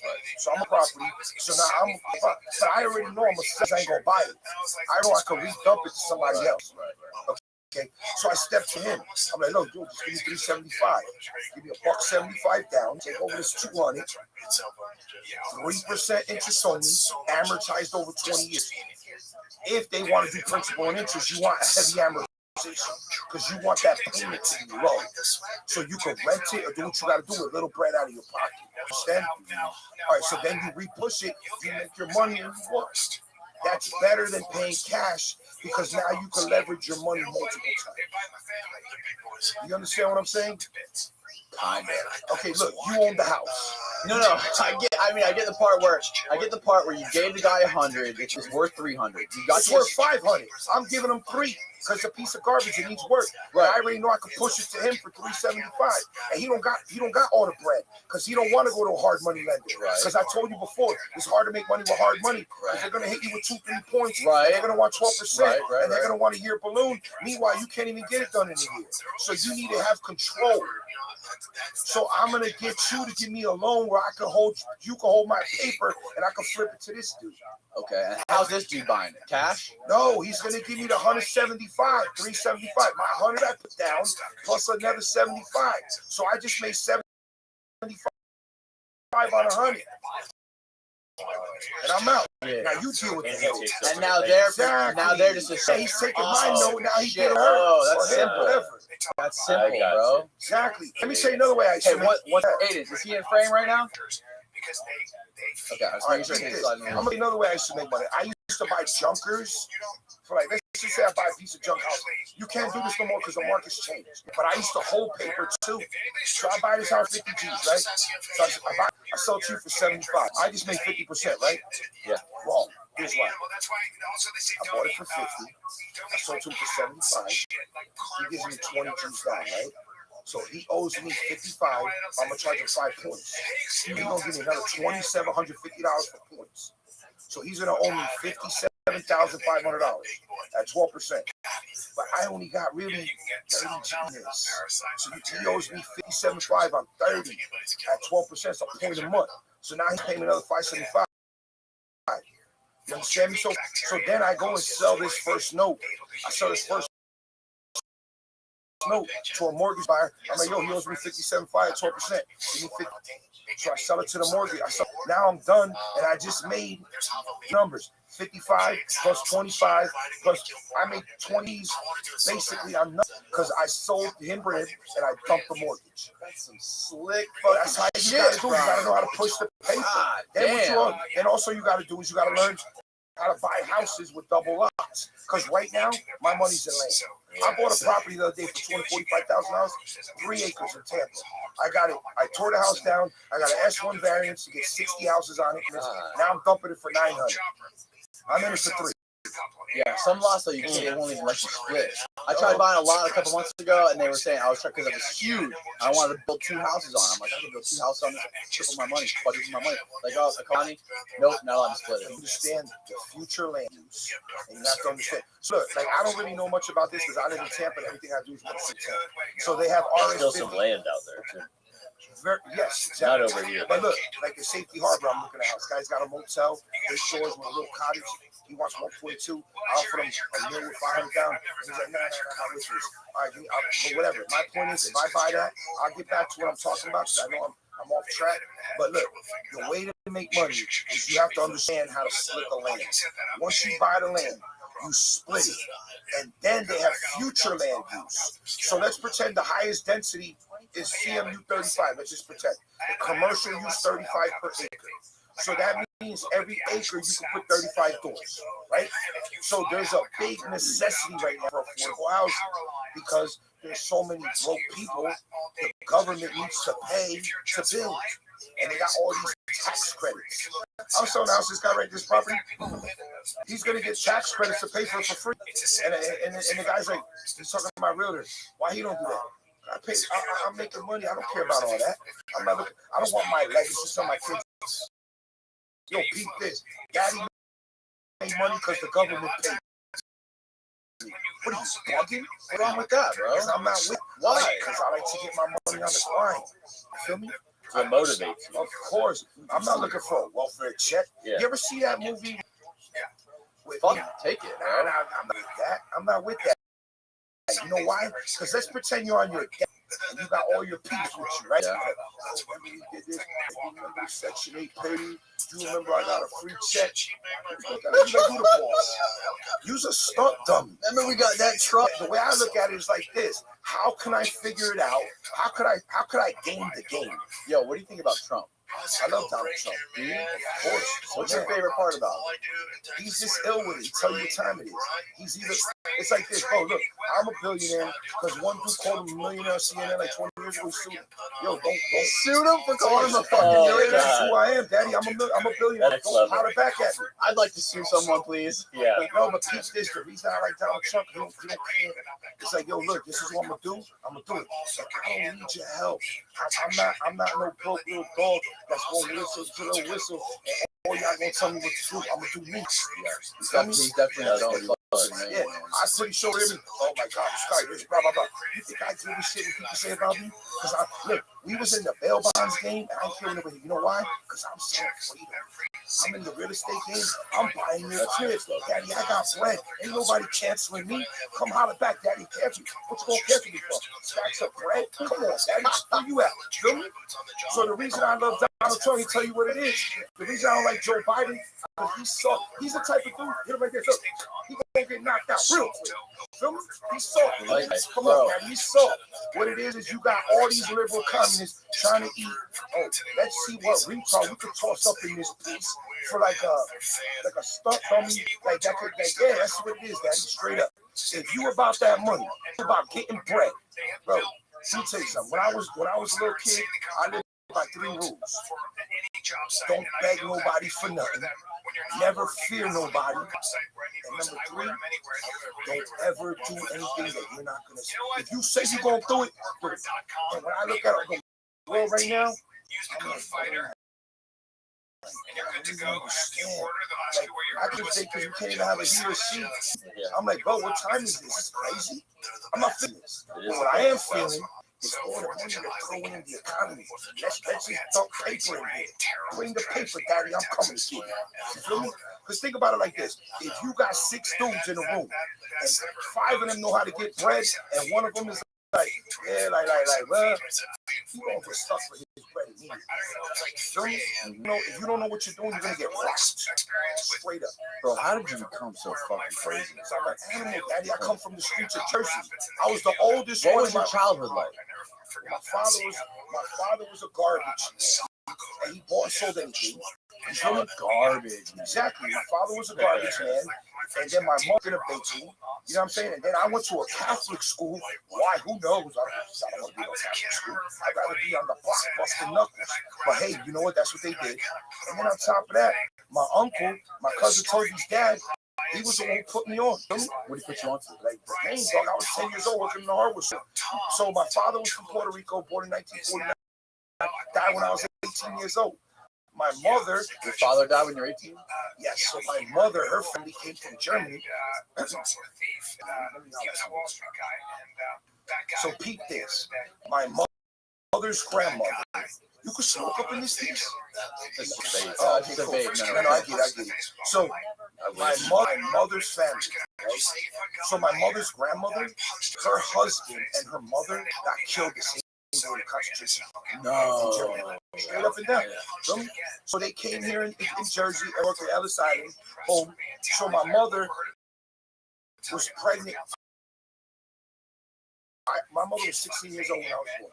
My father, my great grandfather, who's my grandmother's second husband, he was born in 1890, Petrol Street. He was born in 1970. So he's still 75 years old, raising me. Kenny's, you feel me? A growing carrots, cucumbers, and then on my father's family, we got my uncle. These are like old school dudes. You feel me? From Porto, fighting roosters over there. Cockfights? Yeah, look, I got cock right here. Well, let me see it. Hang on, put it closer to the mic. You feel me? This is old school. All right. Yeah, right here, look at these cats. It's a fucking Puerto Rican flag chicken? Hold it up. You know why? I've been chasing paper since the day I was born. It's right here, self-made. Hey, careful of the tripod. I come from Syria. Nobody ever gave me that. They found out that was a real ass thing. Straight up and down. Real shit. So my point is, in life, if you want to get it. If you need welfare, some shit like that, you gotta be out. I can't fuck with you. Straight up. There's no way I can fuck with you. Because if you about that loot, you gotta leave. I get up at 4 o'clock in the morning. I'm already hitting dudes up. Yo, what's good? Because if you ain't with me, you ain't gonna bang with me. I ain't gonna bang with you. I got bread, I got paper, I got the whole nut. Holler at me, stick me for what I got. Where you at? In the game of life, if you ain't about that grind, if you ain't with that hustle, you never gonna get it. With banks, because when I step to a bank, all right, cool, what you got? Here's my 1031, boom. I mean, here's the 1003. All right, I got the dough, I got the credit, boom. Bro, by the time I'm dealing with this herd that works for the bank, making 60 G's a year, draw it up. He's making a G a week. I spend that in the bar 2 days if on a bad week. It's a kid for him. So I'm at this herb block determine my destiny. I need to determine my own. Go get it. Of course, Daddy, that's what's up. If I can't do me, and then the same thing with tell you what I do loans. How the hell am I gonna let an appraiser who makes $20 on appraisal determine my? Well, he don't even know where You slip the appraiser a little backhand. You slip a little hundo. Nah, I don't know. I don't do backhand. I go straight up. Hey, if you say, yeah, yo, appraiser, straight, hey, make this shit appraise. I like the way you try to holler at me. I don't come crooked like that. I don't do nothing to you. Because in reality, if I gave you $1 million, that could face me at all. I do my shit straight. I don't give nobody. I don't wash pigs. Let pigs do them. Feel me? I don't need to deal with them. Pigs get fat, hogs get slaughtered. Yeah, you down with Scarface, but you feel me? I'm not with that. Here's how I am. I school you on the deal. I'm gonna look you right in your throat. Daddy, I suck your soul out. Where you at? Feel me? Either you with me or against me. Because I guarantee you, if you ain't gonna flip me your stizzy, I'm gonna come get you. Because I'm gonna see who you gonna sell it to. I'm gonna look up on public records what you owe, who you with. I'm gonna get you in there. You feel me? Yes, that's what it is. Because I don't need nothing from nobody. I'm a I do this shit for fun. You want me to get crazy, Daddy? Let's get there. I wasn't caught up in this piece. I know. I'll pay the rent. Where you at? It was the guy up on the roof. The guy on the roof, I pay him rent. That peeked out with the blower. Yeah, we can buy this motherfucker. Let's call him. Let's call him right now. I like that couch, Daddy. Where you at? Aiden, turn that we picked Bluetooth. that up at There's the a antique Bluetooth store. channel on there. Why can't we smoke a stove? That's what I've been saying. There's a slider that has a Bluetooth logo on top. It's one of the fucking volume sliders. Oh, you see it?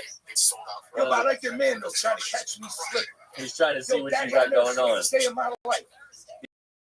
He thinks you got something on the back end going on. Like it's too good to be true. I deal with real social. No, you can tell you're hustling. I deal with barber. Yo, my son is older than me. My son owns more than How old's your son? 20 years. I deal with my phone for real estate title company. I need to close it.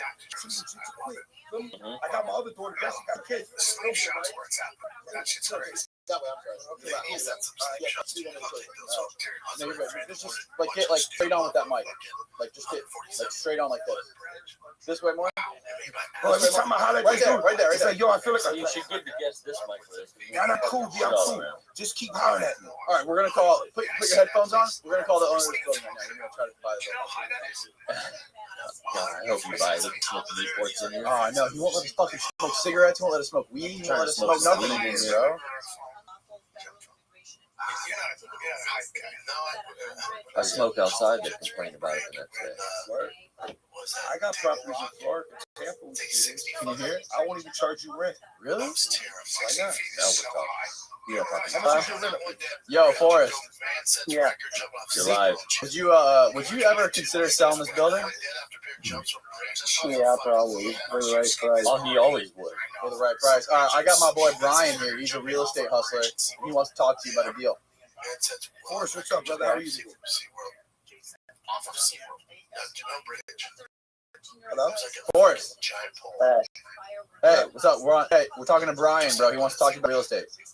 So, Forrest, I'm over here doing a live interview with your man, Danny. Good people. We're not really live. This is a paid podcast. Whatever it is. You know what I mean? So he told me you own this property, and I see the dude, he got a pack of cigarettes, and I want to see him say, yo, the landlord won't let me do it. So I buy and sell real estate. So I'm like, word, can I buy this property?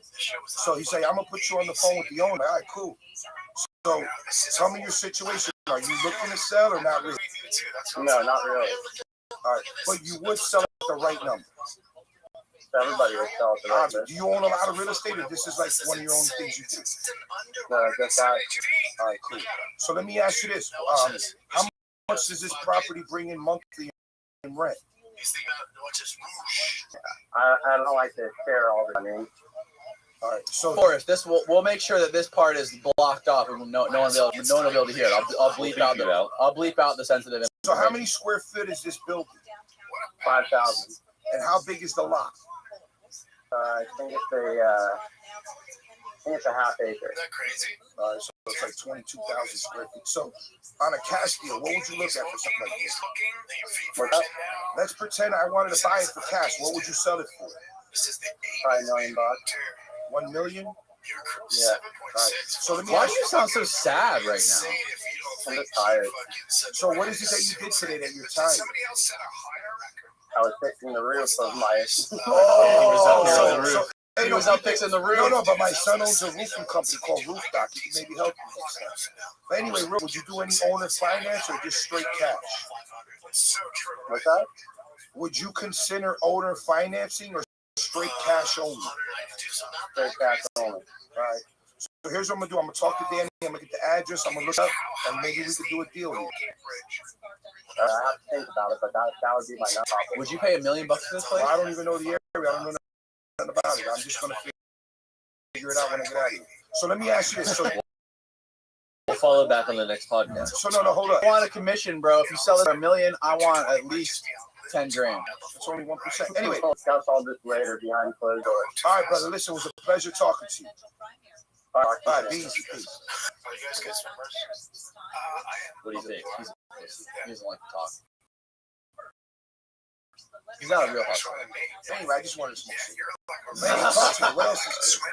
Not much, bro. I'm learning about real estate, bro. Let me tell you. Have you ever I played? want to learn more about your childhood, though. I want to understand what's going on in that head of yours.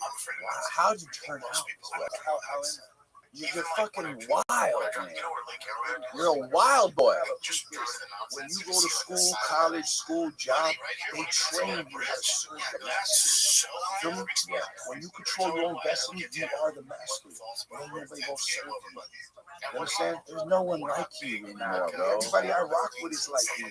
You get it? So look, you have to understand. You gotta jump into the people. It's like this. Look, I could teach you everything you know, but I'll never teach you everything you know. Get it? And at the same time, if I deal with you and your man, I'm a rock on the way you think. I'm never gonna put you on my level. Because if I put you on my level, you probably can't freak with it, and then we can't play. Get it? Everything is a game. What do you mean I can't freak with it? It's like this. Look. What I mean by that, let's pretend I'm trying to do whatever I got to do with you. I'm going to look at you like, what can I get from this that I would even want to deal with? Because if I can't conquer what I'm looking for, I have no use for you. Get it? So if I put you in my field, there's like a million things I do. So if you don't know how to, if I can't give you the football and run with it, you're going to fumble, we're going to lose. So my point is, I got to break you down and then pick you up and understand what you got to offer.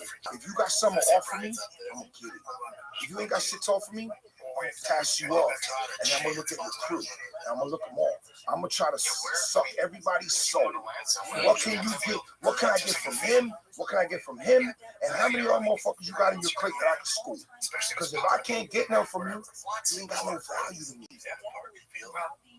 But the good thing is, I don't really think I need nothing from you except exposure. The only reason I come here is because I got no social media, because nothing, zero garbage. And I'm seeing little stunt numbers getting paid. So I'm feeling yo, what's up, daddy? How do we get paid? How do we get paid? By schooling these people. You think you could sell some horses or something to some people? I don't want to sell a course. Why not? Only thieves, bro. Yeah, Grant Cardone, you ever heard of it? The biggest thief in Florida. Grant Cardone's businesses. He's a dream seller. The thing is, look. You see this fucking jet? Bitch, $1 million a day ain't nothing to me. Scientology. If I gotta charge you to show you what I got, then I ain't worth nothing. I'm gonna show you for free so you can make me go. Get it? It's like this. Let me give you an example. If I know you can make me money 10 times, you can make me 10 G's 10 times to start, and he can make me 10 G's, and we're gonna do a pyramid. You're gonna bring people, we're gonna eat off everybody off my bread. Pyramid? An MLM? It's like this. Look, let me give you an example. Everybody's a client. Every single person is a client. When you deal with real estate, everybody's a client. It's like this. Look. Yeah. You know your mother, your father, your brother, your sister, your cousin, your girl, the girl you're fucking, her sister, whatever. You know everybody, right? No, keep this. You know everybody. Yeah. How can we get what they got to make us money while they're making money? Everybody's happy, right? You get it? You understand the game? Or you don't feel it? You feel what I'm saying? Look, here's what I'm How am I saying. gonna make money off my girl's cousin? Because if she had a house that her mother left her and she ain't got nothing in it, and she can't afford the payments, she can't afford the taxes, she can't afford the rehab, daddy gonna come in and count per set, and I'm gonna pay you. You feel me?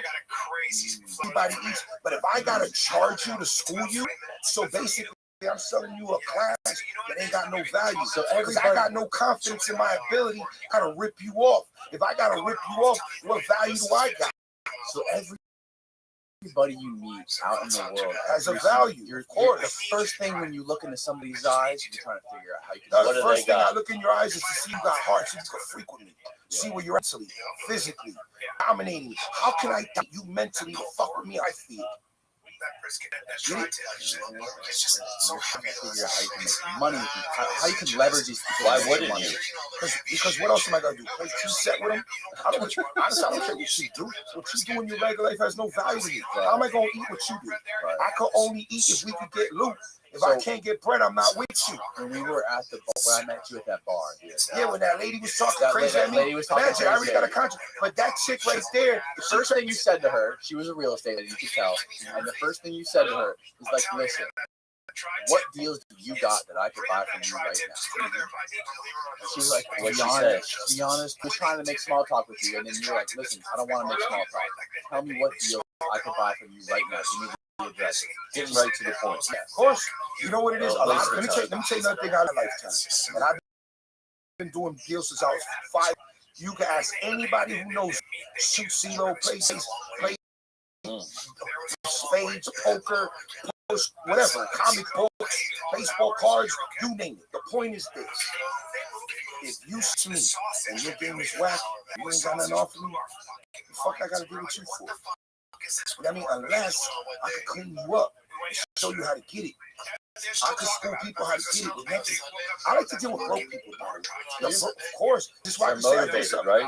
Because if you got mad bread, what you gonna do? Hang with me mentally? Right. I'll bang with anybody. You feel me? What you gonna tell me? Oh, I do this. I do that. I don't give a fuck what you do. What you do don't make me shit. How we getting here? Because all who get it, they're shook because they're scared. Second, they don't want to bread because they're greedy and they don't know what because like I told you from day one, if you don't know what bad is, you never know what good is. Here's what I'm gonna tell you. Here's what that means. Let's pretend, like I told you from the rip. Let's pretend your father is worth $100 million. You went to private schools. You went to school in limousines. Everything that you did was force fed to you to get bread, right? Your dad cuts you up, gives you $1 million, throws you in a crib. Boom. Now in your head, oh my God, I could only buy a 3 1/4 Beamer. I could only afford this crib. Shit, I only got 800 stacks left. You think you're hit? Well, because you don't know what the bricks are about. You never ate out of a bag. You never had to knuckle up for $5. You never had to walk through the block because you got your shell-head Adidas out and they're trying to stick you.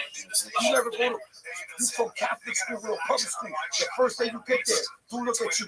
Yo, Daddy, I'm gonna stick you for your chain. Hit him in the head real quick. Come get me now. So the point is, if you've never done bad, you don't know what bad is.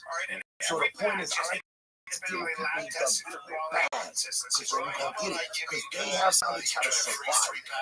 Service the key to get people. Straight up, bro. You never noticed that?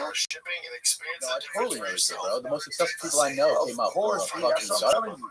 If you don't know what bad is, you can never know. Because you're always comparing to the next to. I'm not going to compare myself to Kanye West. Hell no. I ain't spitting on no mic. I'm not selling shoes. I'm making money on the ground for nothing. I'm creating miracles out of life. Every day when I get up in the morning, I'm like, I'm gonna call everybody in my team because I'm gonna push you. Even though you cash a check for 100 G's, who cares? Get up, Daddy. What you doing? You gotta be hungry because I don't want to fuck with you. Because how the fuck am I hungry and I'm good and you got a little paper, but you ain't good? You no good to me. You're trash. So you gotta be constantly starving. To the dude that told me, wake up and smell the roses. Daddy, I own rose gardens. I used to own nursery. I owned it all. I done it, did it. Beat me, look me up. The point is, that's boring. Whack. What am I going to say? Yeah, I got 5 more. I'm going to get 500 package. I'm going to go eat some caviar. For what? Let's get bread. Let's get real dough. Let's make a legacy. Let people talk about you. You feel me? When you hit the block, who you know to do this? Yo, that dude right there, that's what it's about. It's about your legacy. When you're on the deathbed, you got stories for days. When you got stories for days with 100 motherfuckers, you good. Remember we did this shit, boom, boom, boom, boom, boom, boom. Everybody could spit a story. You know why? Because you done did it. You knew you were going to die. What would I do? Or you do all that tomorrow. I'll call everybody I know. Look, I'm everything for free. I like hurry up. My kids, my girl, my mother, boom. This is what they getting. Everybody else got to come and and we're gonna bang, and I'm gonna look at you. I'm gonna say, oh, he's good at this. You chest, come get me. You good at banging? You good at pinball? Whatever you, because you gotta remember that I came out fighting swinging. I'm not gonna be like, oh my God, son. We've been done. Every day we closer to done.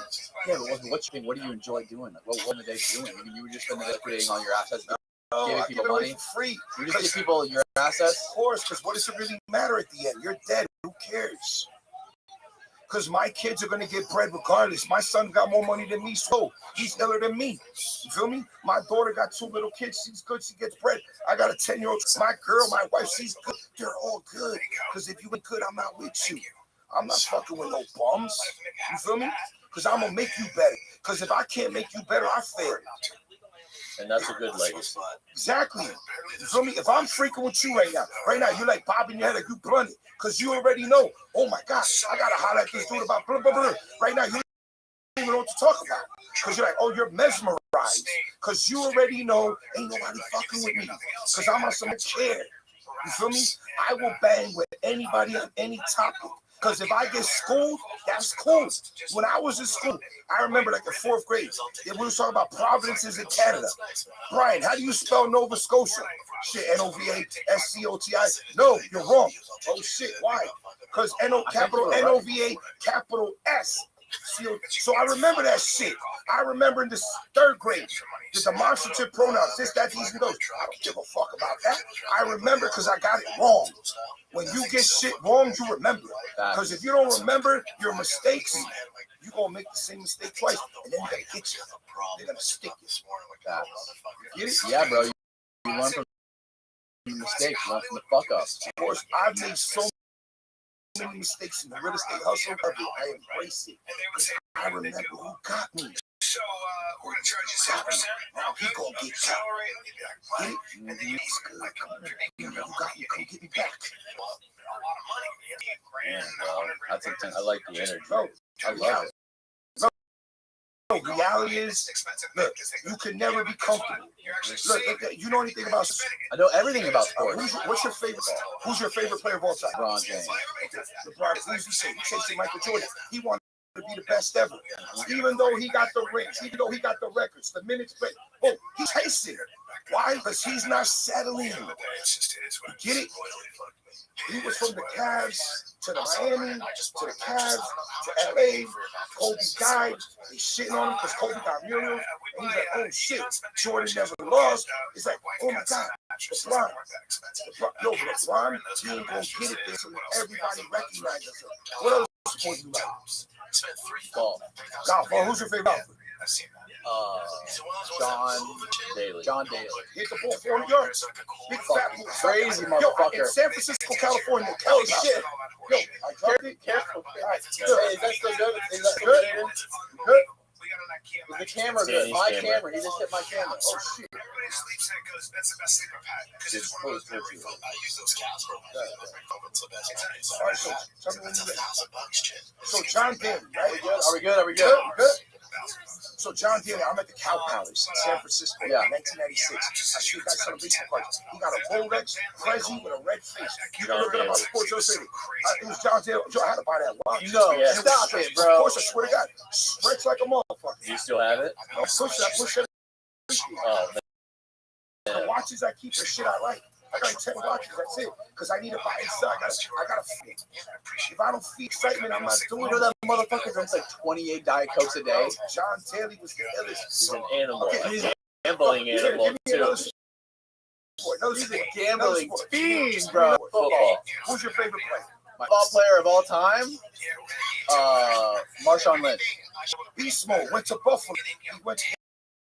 He went to Seattle. Could have ran the ball. They could have beat Brady and Russell got a second ring. It's an encyclopedia. Okay, give me another player. Any player, any sport, any player. Baseball. You know any baseball? I don't know shit about baseball. You like I like who's the fucking baseball guy who used to fight everybody? Nolan Ryan. I like him. He came up in 1968. His rookie car got Jerry Kuzman on it. Topps card number 177. He was clocked at 100.8 miles an hour. Bro, imagine this. He threw 7 no-hitters, never won a Cy Young, 324 wins, most strikeouts of all time. His name is Lynn Nolan Wright. Holy Mario Lemieux, Pittsburgh Penguins. Oh, come on. Mario Lemieux had Hodgkin's disease. He was making so much money that the Pittsburgh Penguins were going to give him the team. He bought the team. Besides Gretzky, he was the illest player of all time. He had Kevin Stevens and Jaromir Jagr to win rings. Yep. Who else? Jaromir Jagr. Who else? Who else? Let's go. Fuck, I don't know. I can't stump you now. Troy Polamalu. Oh, come on. We already talked about that. Come on, Daddy. He played for Pittsburgh. They won in Tampa when they beat the Arizona Cardinals. Bro, safety, the illest. He just played the field. Who else? Kelly Slater. Oh, you talking about Saved by the Bell? No, Pro Surfer. No, fuck that. He was I don't freak with that. You don't freak with surfing? Nah, not really. I see that one movie with chick lost her hands. That's Careful with the. you know what else? Hold on, surfing. Kobe. Last time that. Hell yeah. Hell yeah. What about Keanu? This is true. But anyway, the whole point is you gotta be well versed. You gotta know a little bit about everything. You gotta be able to hold a conversation. What about Steph Curry?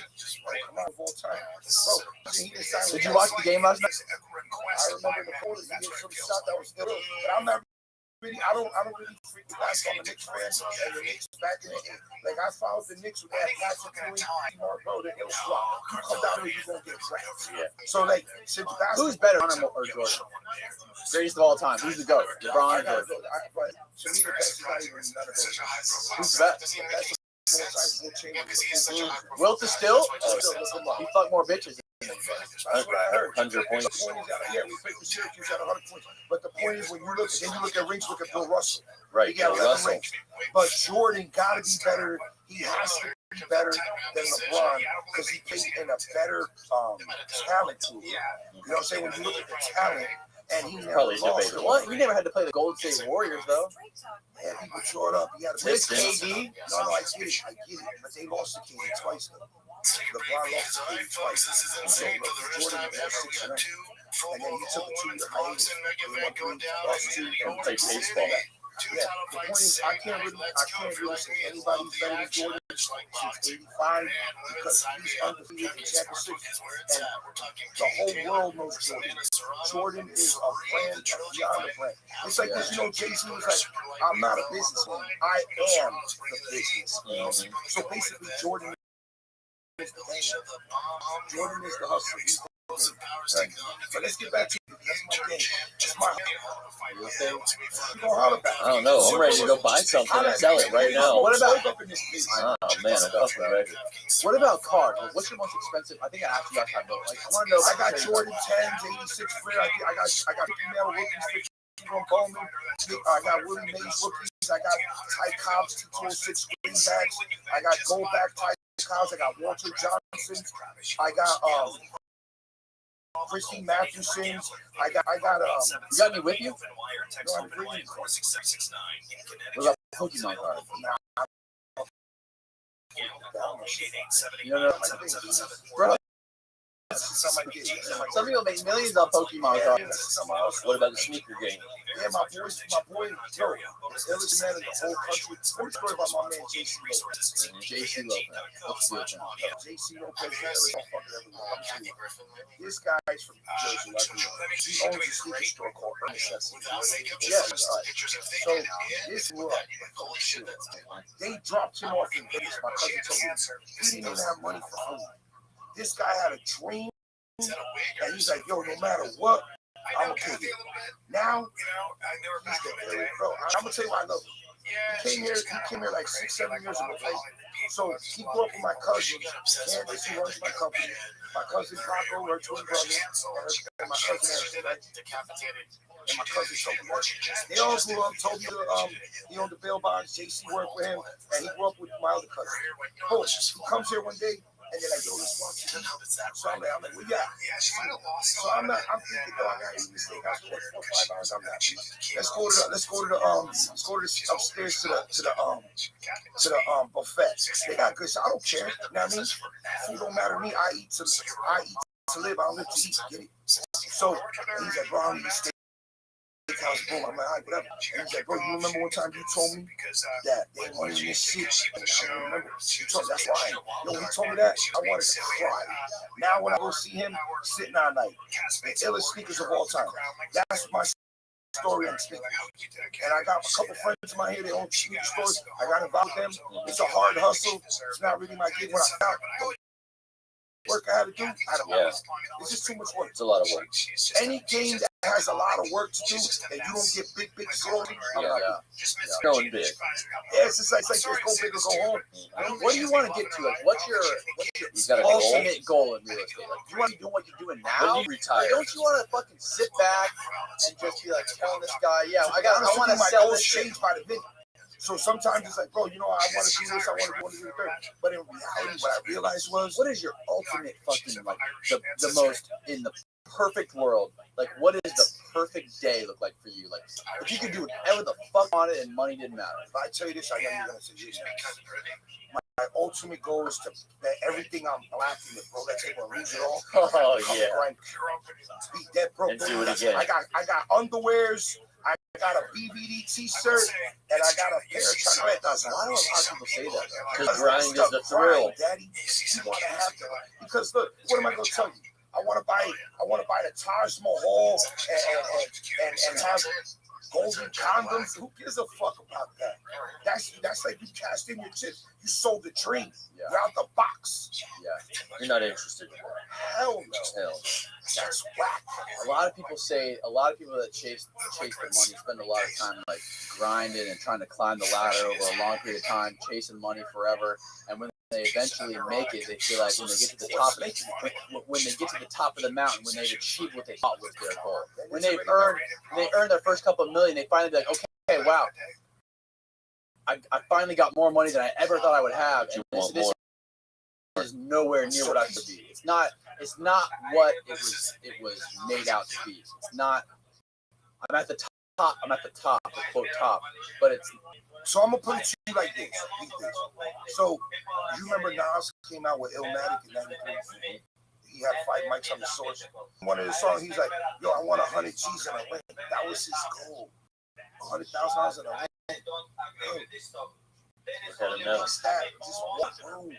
The point is, your goals change as the days change. You see a goal, it's like, bro, I want that. But in reality, monetary value has no value. The thing that really has value is your fucking monetary money. Fuck bread, fuck the drip. It's about what you can remember, who you roll with, who you talk about. How are you to get it? You want to get it. How can I make you better? Like my barber, D. Barber, ill motherfucker. Came out the block with nothing. Got mad kid, illest barber in town. And all he wants to do is help everybody. Why? Because when you are that dude and you know what time it is, helping somebody get it and knowing that you got them there, that has more value than money. Because think about one of the snakes have bows over there. Go to where am I going? Monte Carlo? Like what time? Like straight up and down. Where you going? Yeah, bro. There's a really good feeling giving to people, giving shit away to somebody else. No, it's not like that. Bill Gates just throw money in the trash. It's like this. Trying to get it. Let me school you how to get it. Let me show you how to get it. Wake up. Like Pete did. Remember he had that show? Go get me some, go to Knickerbocker Avenue and get me a pastrami. Why am I going to walk? Why? Because you got to see if you're dedicated. Remember last time I told you when I came here, I was a janitor in Brandon High School. Walked 4 miles to work for $6 an hour. Why? Because you got to get it. You have to understand how bad you need it, how bad you want it, what you're willing to do. You have to grind mentally with the next motherfucker that's nastier than you. Get it? When I'm because if this dude wants my money, I gotta bang with him physically or mentally. And I'm not gonna lose too many mental battles. So now I gotta fight. You know how to fight? Not really no more. I'm an old school dude. I'm in the box each 3 days a week. What do I need to fight for? going to catch a bit and gonna sue me. I'm not beat for that. This is not the old days when we could knuckle up and shake hands later. We're not with that no more. We are lawsuits now. Yeah, everybody's fucking suing now, Bro, the game has changed. The world has changed. Everybody like trying to get it. I'm telling you, Daddy, the way to get this bread is to show people how to make money. How can we get a daisy chain? Because if you bring, let me tell you how it is. Let's say you bring me 30 heads, right? 30 heads of what? 30 people. You bring me 30 people. Feel me? We talk about heads. What does that mean? Jesus. Like heads of cabbage, heads of Nah, what? I'm talking about 30 heads, dog. 30 people. And I school them, put them in the room. Look, this is how we're going to get it. This is how we're going to do it. You're going to holler at my man, and I'm going to school him so he can school you. Then you're going to call me on the field. It's like a big. You remember that movie where like in a basement? What was it called? Damn, and that's like they're selling penny stocks. Wolf of Wall Street? No, before that, whatever. Boiler Room? Boiler Room. Yeah. It's like this, but instead of selling dreams, we're selling reality. Because I'm not trying to rob nobody. I'm trying to stick them for their crib at the right number. No, straight up, you feel me? Joy, does that make sense? Yeah, it makes sense. It No, just because sounds look, a little. no, straight up, yeah, because I'm telling you what time it is. Because look, if you, No, I you like see it. I mean, it's honest. 1968. It's as honest as it gets. If you go into your crib and you see a 1970s couch, that chick from what was the name of that I got that motherfucker for free. No, I get it, but I'm saying you got family on the floor. How many bitches you think been fucked on that couch? 100 in this night. The question is how many chicks you smashed, Bro. and who cares? Has no value. So the point is, like I told you, remember, but reality is, you gotta school people in the hustle game, and you put them so we can get bread. Hey, but do it for free so you can eat. Everybody eats. Everybody has. Once you start charging for classes, you already start to stick. Because if you pay me, I got no faith in you. Okay, so what's your goal? What's your goal for getting in the online game? Why do you want to create a following online? Why do you want to be on social Because you know media? what it is? I know a lot of people. I deal with a lot of people, and I feel guilty. I'm not spitting my game to everybody. I want everybody to know what time it is with me. I want everybody to bang with me, question me, give me the nap. If you if you gave me a nice comment, I love it. You know who Joey Diaz is? Joey Diaz. Holy fuck. Aiden. Aiden, pull up a video of Joey Diaz. You probably grew up next to Bro, I feel like You guys do too. I Where's he think, from? I think you know this. I think He's from Jersey. Jersey. Where at? Comedian. I'm not sure. We're about to show you, bro. Put it up. I think you and this guy would really get along. Oh yeah. Right up his alley. He's a big. He does a lot of coke. He smokes a lot of weed. Yeah, but I'm not with He's Coke. funny. No, Used to. No. Everybody does coke, bro. He just tells stories. He don't do none of that stuff He anymore. said I don't do cocaine. I'm not trying to have a heart attack. I got natural energy. Yeah, you got me. And I don't like to smoke weed because I get fatter and hungry. You feel me? I'm not Yeah, saying I that never guy. smoke weed. Click on his channel. Let's find it. You gotta find his Click on videos. put on his clips from like Joe Rogan. Was he like 100? No, bro. He's like, what, in his 50s, late 50s, maybe. Find one of his videos where he's talking to his phone. What's his fucking thing for every morning? Just go to Joey Diaz and highlights. Type in highlights after his name. Yo, you think we're boring people right now? No, bro. That's okay. That's okay. Yo, it's right up road, dog. Yeah, that one. Is this an airport? Nah, bro. I'll get kicked out.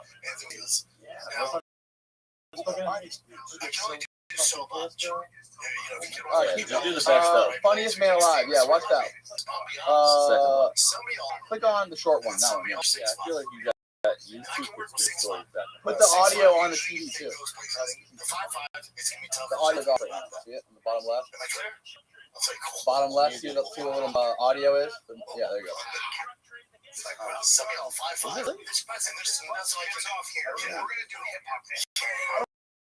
He's got your energy. You guys want to get this audio from the TV? I like Anthony Dice. Oh, This guy, He's best friend. Let me hear. And you want to be the man. Learn how to dance. Joey Diaz. Oh, my ex-wife's brother's name is Joey Diaz. Probably not. Probably, yeah. Listen to this fuck. Some of y'all 5'5". Some of y'all 6'5". Damn. Let's take a little break because this podcast brought to you by Progressive Insurance. You choose to hit play on this podcast today. Smart choices. Progressive loves to help people make smart choices. That's why they offer a tool called Auto Quote Explorer that allows you to compare your Progressive car insurance quote with the rates from other companies. So you save time on the research and can enjoy savings when you choose the best rate for you. So give it a try after this episode at Progressive.com. Progressive Casualty Insurance Company and affiliates not available in all states or situations. Prices will vary based on how you buy. This summer, 53 said. Pluto TV is exploding with thousands of free movies. Summer of Cinema is here. Feel the explosive action all summer long with movies like Plenty, Oh, that is fucking Mission Halloween. Impossible, Beverly Hills Cop, Redburger, and Transformers: Dark of the Moon. Bring the action with you and stream for free from all your favorite devices. Pluto TV, stream now, pay never. These are like So five Williams, my know. football coach, my nephew. Oh fuck yeah, Yeah, bro. He He just talks. and shit. He just talks, You got bro. a really good podcast. And he come in and he goes, not gonna lie, I saw they made, and they fast. They fast. And if we play them the way we practice, we ain't win this bitch. And the whole world will be like, and I'll be like, fuck. Let's go and get good old try. And the fire, he was great though. He was great. Like, he was the kind of guy, they'd be sitting there and he'd go, now listen up. I'm watching the stands right now.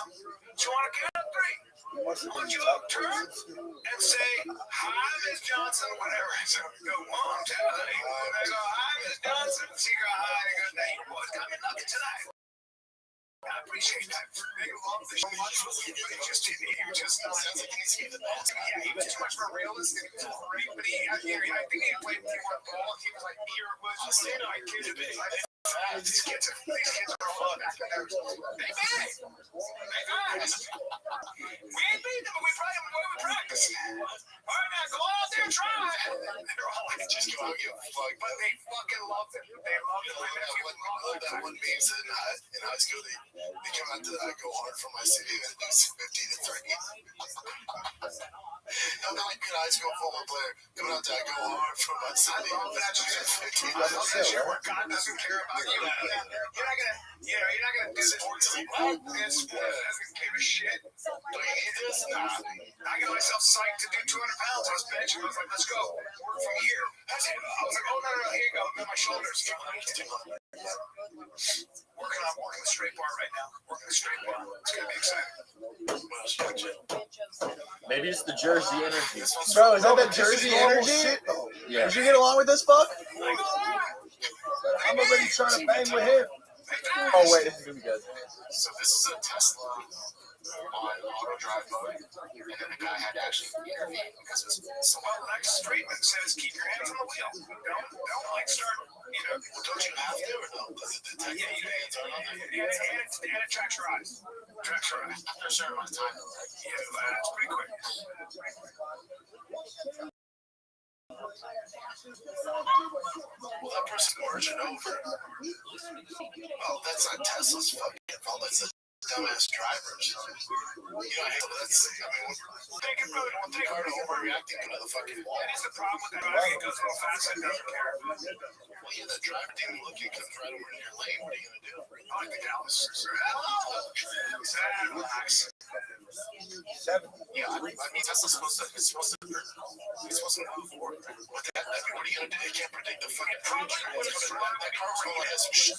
Yeah, it probably would have swerved before he did. Actually, he should have got it, but it didn't. Yeah.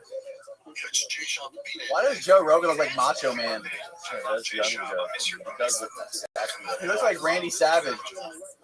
I always feel like the world's a good place where I know. just mellow as shit. Died right up the street from here. It could be the zombie apocalypse and be like, hey, he's just smiling. He always smiles. Yeah, until he's not smiling. That's why I need to trade dogs because I want a dog who's independent and big. Super like real all the time. My dog's constantly my fucking girl can't shake this fucking. This is like independent and big. I want a big dog.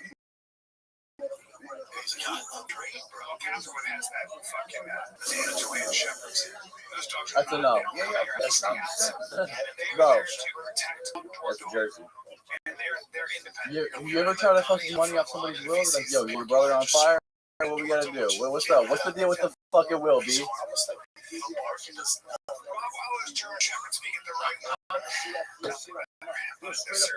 I never forget, bro. When you see a free lunch, you're out. Hell yeah, there's nothing more expensive than free. That's true. Scoot forward. Get the mic. Get the mic. Let's pretend I don't know. You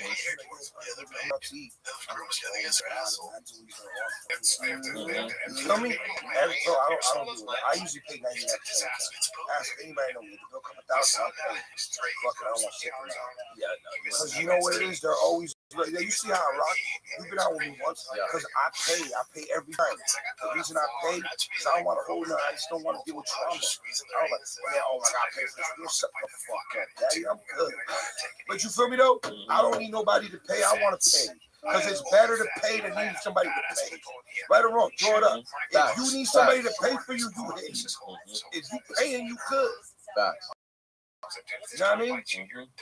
But look, dog, straight up and down. We need to do real estate. We need to sit on the block. You want to write a book? Right now. Bro, we could write a book. Shit's fucking boring. Who wants to write a fucking book, bro? What are we, scholars? What are we, fucking English? You don't write the book Bro, yourself. you get yourself a little dime piece chick and you start spitting game. All right, look, we're going to write a book called Mind Games. A hot little dime piece? Yeah, we're going to be on the 13th What floor. does dime piece do for I'm saying she's the writer. A hot little dime piece writer? Yeah, Fuck her, or you gotta pay her no, right? I'm not hitting this shit. I'm a married dude, daddy. I'm good. Oh, same So, here. so what you do is this. You get somebody that you know that knows how to write. You spit game. It's like this. Imagine this. I got this book in my hand called Mind Games, right? So it's like this. Cover the book. I'm on the 13th floor of an elevator, staring at it. And I'm chilling with some chick. And we're like trying to hold hands, but we're not holding hands. Then when the door opens, it's like a mannequin factory. And then your mind says, oh my God, I was in France, I was in Spain, Japan, we was good. I was like, oh this shit. I was balling. But in reality, I was just a mannequin.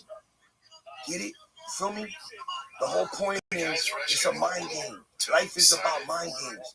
How can I, like I told you from the rip, how can I jump in your head, stick you for your soul, and make you bank off what you do? Get it? If I show your whole set, your hustle, and call me on the reg, I'll make you more money. But guess what? I'm gonna make money off what you do, and I was doing it before. I'm gonna make your life better. But guess what? I'm making it. That's how you make money. You bring people to your set, bro. The more heads you got, the more you school them, the more you gonna eat. Because if you got 100 heads in your camp, you eating on 100 times whatever they got. If you got 1 million people in your set, you're eating off everybody. How many people you call every single day? I'm gonna say like 40 only. 40 people you call every day? It's like ring around the rosy, beating them over the head. Yo, what's good? What are we doing? What's going on? What's good? Bye, boom, bye. Yo, why is it taking so long? Feel me? Why is this deal taking so long? Beat them up, get it. I'm paying cash. What's good? You gotta, listen, in any deal, you gotta dominate the conversation. Let's pretend me and you trying to do a deal, right? Yeah, right now, I'm trying to buy your house. What's up? What's your name? Shane. Shane, okay, cool. Shane, my name's Brian. You want to sell me your house? Sure, for the right price. 500,000. 500. What's up? Cash? Of course. Cash? I'll do 450. 450 hits. Let's do 385 right now. No, he went the wrong way. Why? Well, you went down. I know because you keep going up.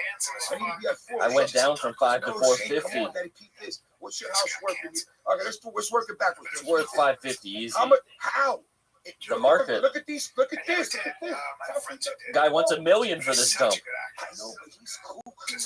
Yeah. He's singing with the hilarious. All right, I so want to smoke Stoke. I don't want to deal with him. give me 450. You'll make 100, and we're both good. We both eat. You just said 450. Got 400. You waited it out. 420. We like 420. 420. We smoking weed. Come on, dog. 420, and we'll roll a joint together. I'll roll you a stove. I'm at 400. I don't smoke Price weed. just went up more because you don't smoke. Get out of here. This is my man. Yo, what's up? 400 and now. Come on. What's up? Good? You got cash right now? Of course. All right, see what I'm saying? See what I'm saying? You gotta jump in their mind. Yeah, for sure. You can never take You gotta no for get an them on answer. your level. If they're not, sometimes some old fucking white lady, some old realtor, she don't want to do that. As soon as you talk, But he's off to the next one. He's not she'll be wasting like, time yo, over B, what there. the fuck's good? She'd be like, she's calling the cops on your ass, Brian. Why? Yeah, but he knows from the second he talks to somebody if he can get it. It's like this. First of all, I'm not dealing with no realtor. Mhm. I own a real estate company. I call them, yo, holla at them. Bro, look, what can we talk about that interest rate? We'll talk about whatever the fuck interests I us. don't It's know. not about the people. Pull up some more comments. But you know what it is? I'm gonna be honest with you. I'm sweating bullets. I want to smoke. Let's take a break. Let's take a break. Let's fucking take a break. Let's take a break. Stop rolling. All right, fuck it. I'm gonna holler back. All right, let's wrap it up. How did you get back up? How did you get? Explain the bail bonds game. What the fuck's the deal with the bail bonds? How do you make money? Are you ashamed of it? It's okay to be. No, I'm not ashamed of nothing. But hold up, I'm not ashamed of anything I've ever done. I did it because I wanted to do it. Maybe sometimes I had to do it. But one thing about You got to start. You got to start somewhere. Get it twisted. I ain't ashamed of shit.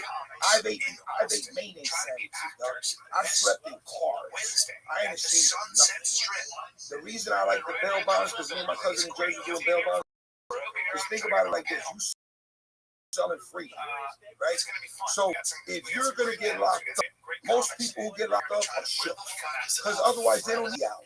I mean, you could go bathe, knuckle up, chill, eat a salami sandwich, cool out, eat a black coffee, you're good. But if you're shook, you want to get out. So your family, your mom, your dad, whatever, they're gonna put up houses, jewelry. So the bail bonds like this: you got $100,000 bill, right? So we're gonna post your bond, 100,000. You're gonna give me 10 grand plus collateral. If you run, I'm sticking you for your collateral. So I lose no weight. And then if you do run, I got my bounty hunters who have more power than the police. They could go into your house without a warrant and come get you. So that's just a different hustle for a different day. That was in New Jersey back in the day. Yeah, but that's out here too. But the thing is, over there in Jersey, you're dealing with street cowboys. You know what I mean? What's a street cowboy? A dude that's fucked up and he knows he's wrong, but he don't want to fix things. So he don't get out. Because if he's got priors, he won't do a long time. So he gotta do whatever he gotta do. Also, you don't have to have all the weird side effects. You know what I mean? But like I said, that's for another day. The thing right now is the real estate. Real estate is the illest thing. No matter what, everybody needs real estate. Everybody wants real estate because the commodity that goes up. Sometimes, look, you know, when in the real estate crash, like, oh my God, I lost money. You lost because you sold all them houses. Look at the numbers. 99% of those houses in the city of Tampa are worth more now than what they were worth in the height of nowhere.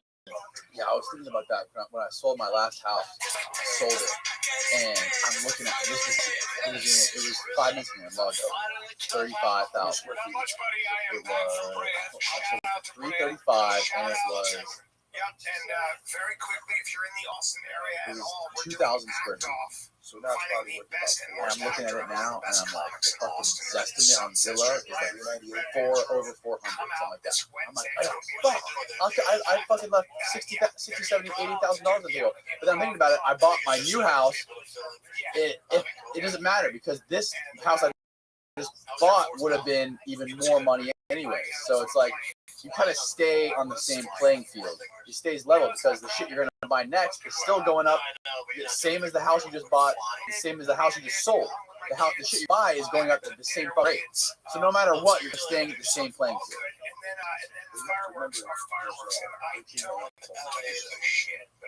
But the shit you sold is inflating at the same rate as the shit you're going to buy. I sold houses for 50 G's. I'll buy them back today for 300 all day. In 2016, I think I sold like 250 houses. That's a minimum. I will buy every single one of those houses back at 100%. Because the supply and the cost of construction, the inflation, the low interest, the necessity, people moving. Everything's moving except the interest rate. It's because we're writing $1 trillion checks and we need to keep the value, the interest rate low because we can't afford to pay the debt. Can't you?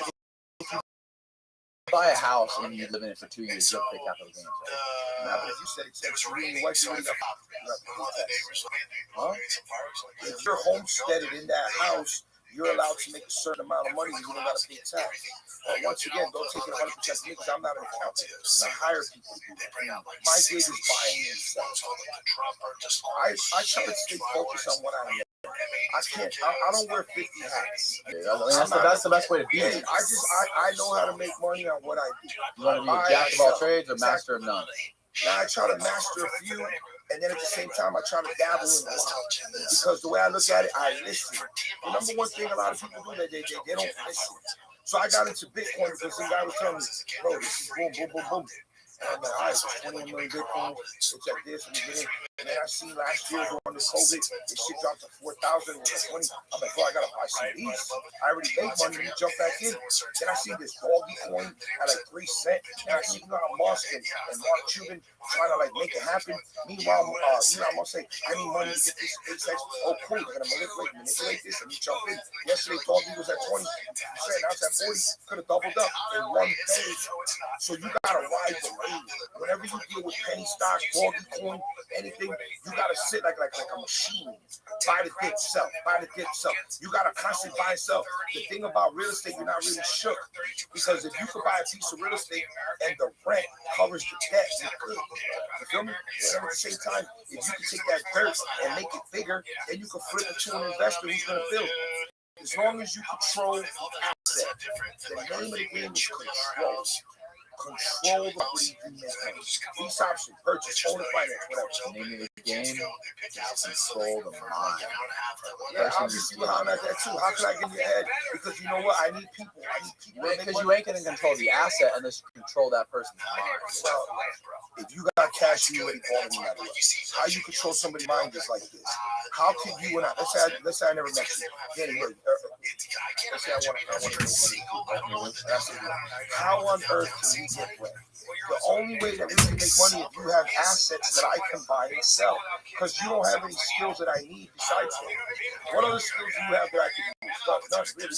I don't need laborers. I don't need miracle workers. I don't need none of that. I don't need singers. I don't need none of that. I need somebody that can sell me something. I need to control an asset. How do you control assets? By showing you the ropes how you can make money. And there's a lot of people who do what I say, but they're charging straight up and down. If somebody right now is charging you to learn this, they don't really have confidence in their ability. They're trying to stick you for your bread and bounce. You get it? Yeah. What about people like Grant Cardone though? He's making a shitload of money charging people. Because or like Ty, you know what the fuck Ty Lopez is? Grant Cardone, this guy sells businesses, he's this, he's that. And you know, I give him credit for his hustle. He's making billions of dollars. I'm not gonna shit on his billions. Bro, that's what he claims. But the point, what I'm saying is real. But do you think it's real? You think he's really? The thing is, Danny, it's like this. How could I think if I'm not studying? We could talk about sports because I study. We could talk about real estate where I buy, where I sell, because that's all I care about. What this guy eats don't make me shit, so I don't care. Bro, have you ever heard of mybookie.ag website? Mybookie.ag. It's this website where you can bet on all this crazy little, like, weird little bet. You can bet on, like if Steph Curry's going to score a triple-double or 30 points plus. And so is there a vig in this, like 10% vig? Yeah, bro. So they're eating on both sides. Yeah, so Vegas wasn't built on winners. My whole point is I don't gamble. When I do real estate, there's no gambling. No gambling. And anybody who wants to holler at me, so I'll prove you wrong. Yeah, but if you know more about what's going to happen, if you know more about sports than anybody out there. So if you know more about it, this guy, how this game goes. What I know, so look, Roger Maris won the MVP in 1960-61. Right? Who cares? Whatever happened in the past is irrelevant. What's going to happen in the future? I don't really know what's going to happen.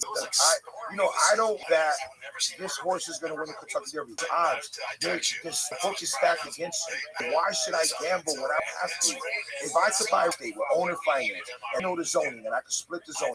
I know the retail value might be high. I know there's money there. No risk in it. Yeah, why should I dabble in something that's going to cost me money? Why should I have to worry about something when I can worry about what I want to worry about? If I'm eating up what I'm doing, why do I care about other things? I deal with sports baseball cards because I know the vintage cards are extremely rare and they're going to keep jumping. I know that already because there's more demand than supply.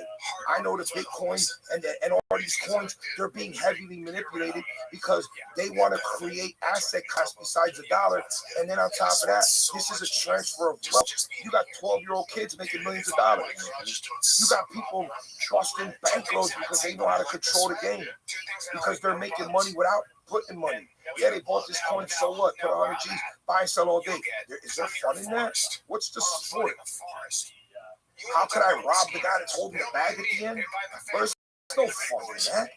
The fun is the chase, the deal. Let me see how I scoop this loot. What I do. How can I make this land bigger, better, stronger? How can I make you money to make you money? What about like buying a house, like a 3-bedroom house, and splitting it and like adding a wall and making it a 5-bedroom house? We talked about that last time, adding square footage. Because if you're in a neighborhood where the square footage is $350, it costs you $150. You just make $200 a foot. Of course, you always got to maximize your potential. Maximize what you have. Study the game. Before you dive in, understand where you're diving at. Look, bro, there's so much money to be made in real estate. Guaranteed. Look, I'm a living proof, bro. I never went to school. Bro, when my son went to high school, oh my God, I was so sad. I told the teacher, oh my God, this poor kid is fucked out. He got to go to school. Bro, he got less time to get bread. And I feel sorry for these dummies that think you're going to go to school, you're going to make money. That's insane. Bro, draw it up. The teachers don't make money. Why they ain't? These people are, bro, half these people on welfare, food stamps, unemployment. There's more money on unemployment than working. Why get in that? Makes no sense to me. But look, what else are we talking about? Let's get That's it, bro. Let's wrap it up, man. That was a great way. Get there. That's it. We good. How can people find your shit on Instagram? Tell them to follow your social media. Instagram, Daddy. You got social media? Oh, hell no. I'm rocking with you, dog. Where I go, you go. All right, so we're doing part 3. Why not? Let's do part 100. Let's do it. Let's get it. I'm rolling with you. Nobody to chase me. Let me chase you. You gotta make an Instagram, bro. Why? Because, bro, they want to holler at me. They holler at you. That's how you get on deck. I don't need them to holler at me, bro. You don't want to eat? I'm already eating. Cool. Bring me somebody that can manage my shit. We both get paid. You need to set up a fucking account on a social media account so they can follow you and ask you shit directly. That way, when you sell your book, they're all looking at your Instagram, talking to you. Let's just give the book away for let's school them so they can write books. How you gonna make money off that? I'm gonna make money when they come see me. What's to spread the knowledge? Bro, no, this motherfucker wants to make money. You want to? Of course, how much am I gonna sell the book for? $20? What do I get? 3 times 500,000. Is that? So what? 5. What piece is? So quick. No, but my point, I can get 200 people to bring me a deal. That's 200. If we can make 10 stacks, then we got 2 mil. Where you at? You feel me? That's fun. I don't have time to fucking be hustling all these things. I got time. How do you? I'm gonna hire somebody. If everybody knows what time it is with social media, my numbers. You want me to get my number? Give me your 813-857-4104. Come get me. Come school me. Why not? I take all calls. I don't take calls when I'm sleeping and when I'm in the boxing. You make money when you sleep? Hell no. The baseball cards go up, the real estate goes up. I don't got no Amazon business or anything like that because I don't like that. I like for people to have jobs. The only thing in my life I've ever found online is baseball cards. Really? Of course, I don't shop online. I like to buy my own shit. I like to press the fucking button, have it show up at my front door. Hell no. Who wants to go to the Gucci store when you can just press the button? I like to go to the store so I can see what I'm dealing with and holler at the people that are working. When I go to Target or Walmart, wherever I go, I don't use those machines.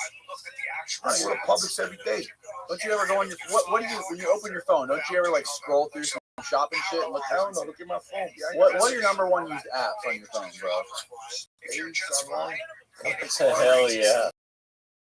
Look, dog, look. Keep this. Look at that. I ain't got shit. Look, I ain't got nothing. I don't need all that. It really doesn't. Fuck, I need You have like 5 apps. Why do I need that? Well, how's that make me money? That's fucking Throw it up. crazy, How's that bro. make me I money? love How does that make me money? Sweating other motherfuckers with they do?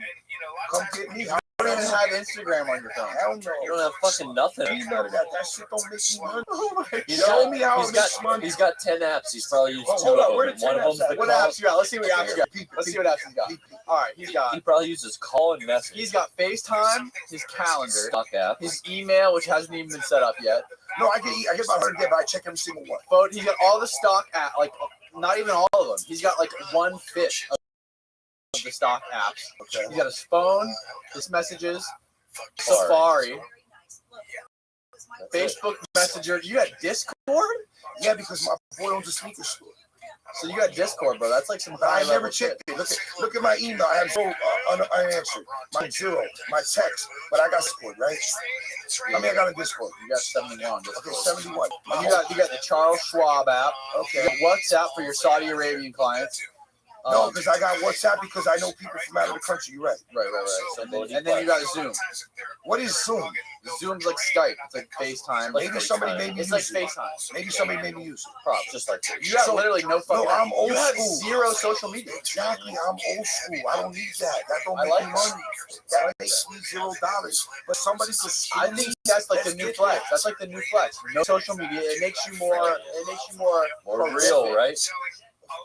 Why do I need to like filter myself? Why do I need to school somebody? Hey, I'm Brian by State. Look me up. Look me up online. You can see my HUD, West Tampa Holdings, Florida Area Management, Florida Notes, Dow. Look me up. Wait, you were born in Jersey, or were you born in Puerto Rico? My father was born in New Jersey. Jersey City, New Jersey. When's the last time you were in Puerto Rico? But my whole life. What do you think about the Puerto Rican tax situation, bro? Like you can live in Puerto Rico and you pay only like 3%. Yeah, because the thing is, Puerto Rico is basically Commonwealth, right? The problem is that Puerto Rico has been heavily manipulated by the United States because Puerto Rico is not to be trade with any other country except the United States. Right. Puerto Rico has like 3 million people there, and they're very dependent because they have sugar cane, coffee, and So what? If you only have to pay 2% tax, what do you care? no, I get it, but people go there and manipulate the game. Right, for sure. No, Why aren't you manipulating the game? Because, like I told you, I'm in my box. Like I said, I like to have fun. Not looking for handouts. Like I told you, I don't need to. I'm just want to pay these. But you're right. But at the same time, I gotta go to school. Somebody gotta pay for the welfare. Somebody gotta pay for the food stamps. Somebody gotta pay for the roads.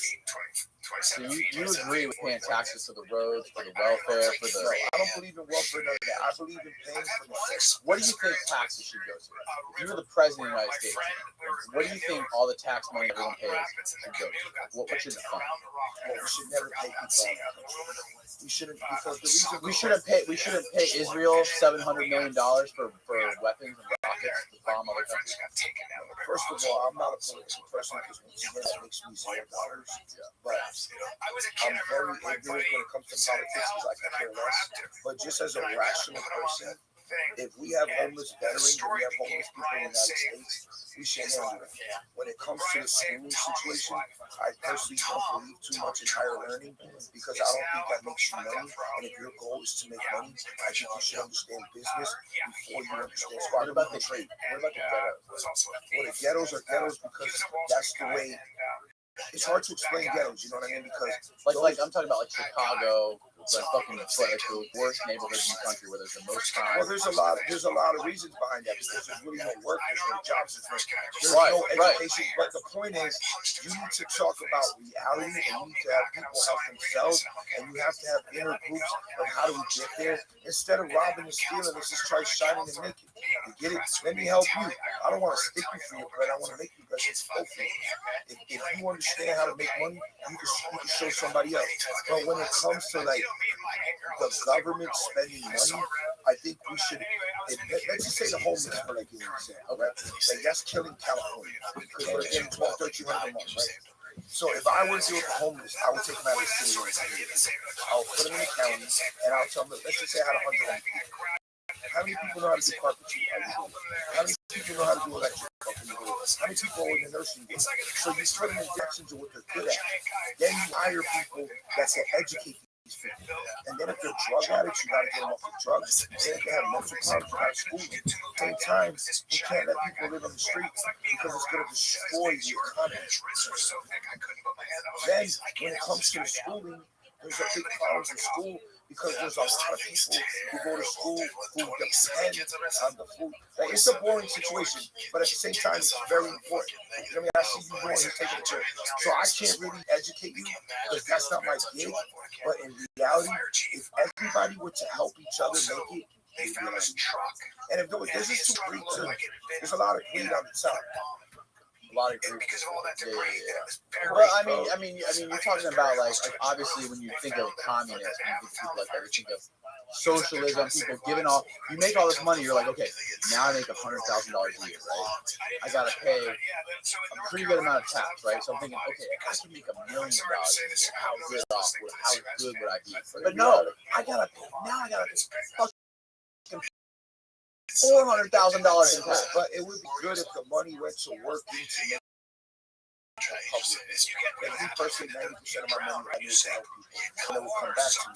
Because you have to remember, let's just say I made $10 million and I got 1,000 people with me, and I schooled them all to get bread. I'll make $100 million because I'm gonna show them what I know. Because if I know this, where I come from, the hood, who I know? Ain't nobody ever put nothing. My uncle died when I was 18. My mother worked in bakery. She still broke. Who helped me? My uncle was rich. He used to always start making $50 a week. Cousin told me still making $10 a week. And was, yo, Gil, why we make so little? You ever heard of college? Yes, it's your college. He said, Brian, would you rather push a pencil or a broom? I'm thinking, fuck, I'd rather push a pencil. How the fuck you gonna push a pencil if you don't room? So, sorry, I didn't take off. No. The reality is you gotta educate people how to get it. And I like to educate people how to get it. How did you educate your kid? Because if you made it, right? If you're making a lot of money and you came from nothing, your parents had no fucking money, but then you have money and then you have a kid and you want to teach your kid how to be like you are. How do you have because you have to show, most rich people have their kid go join the country they don't want to deal with them pussies because they don't want to deal with their kids. They rather pawn them off to somebody else so they can make money and smash hoes. They don't want to fuck with their kids because they don't love their kids. How do you treat a kid? You show them what horrendous is, and then you school them in the game, and you show them, yo, look, dog, I got $50. When my son, bro, listen, when the real estate market crashed in 2008, I lost millions. It was my son's high school graduation. I said, bro, look, we're gonna have to rent a shell. It's like $800. You're gonna have to put $400 for it. But guess what? You eat the rest. My daughter graduated a year early.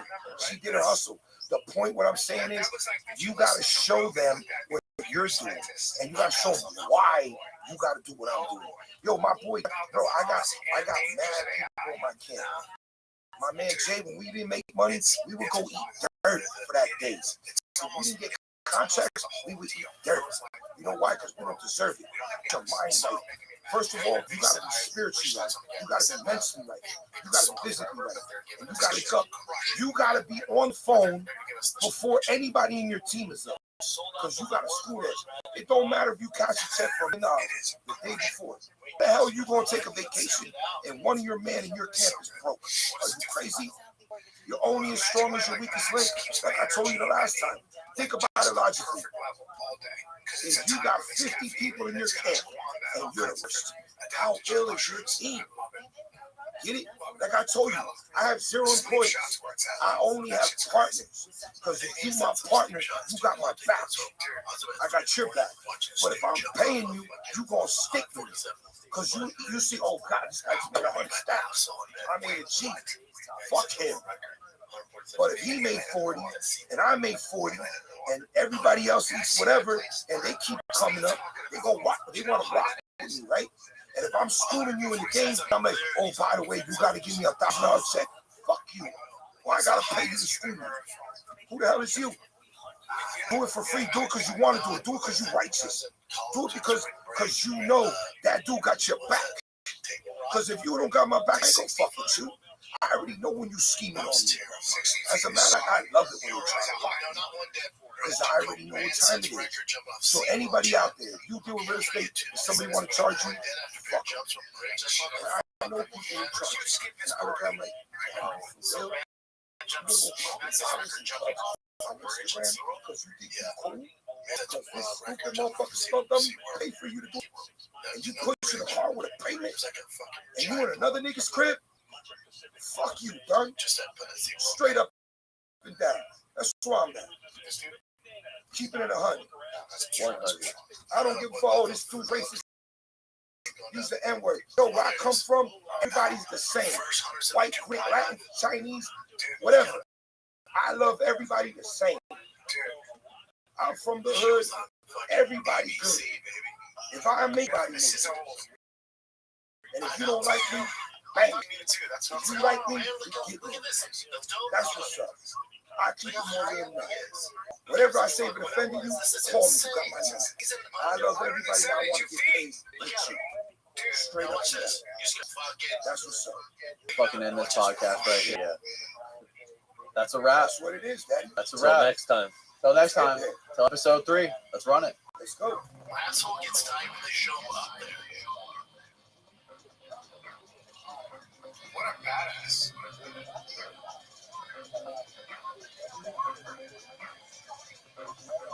Isn't that crazy? Dude, look at this. He's looking. Feet first. And now he's in his undies, dude. This is the 80s, baby. Hello, world. Michael Dowd is the dirtiest cop in the history of New York City. In the 80s, Michael patrolled the streets of one of the toughest precincts in Brooklyn. He also headed a ruthless criminal network that stole money and drugs, ultimately resulting in New York's biggest corruption scandal ever.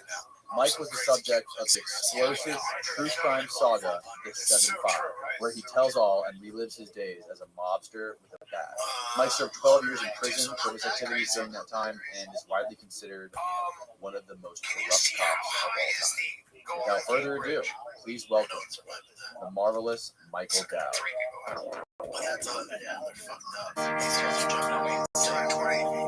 Okay, so I gotta do one thing. It's almost going gate style. Yeah, it is. It almost is, isn't it? Is that how you guys met, really?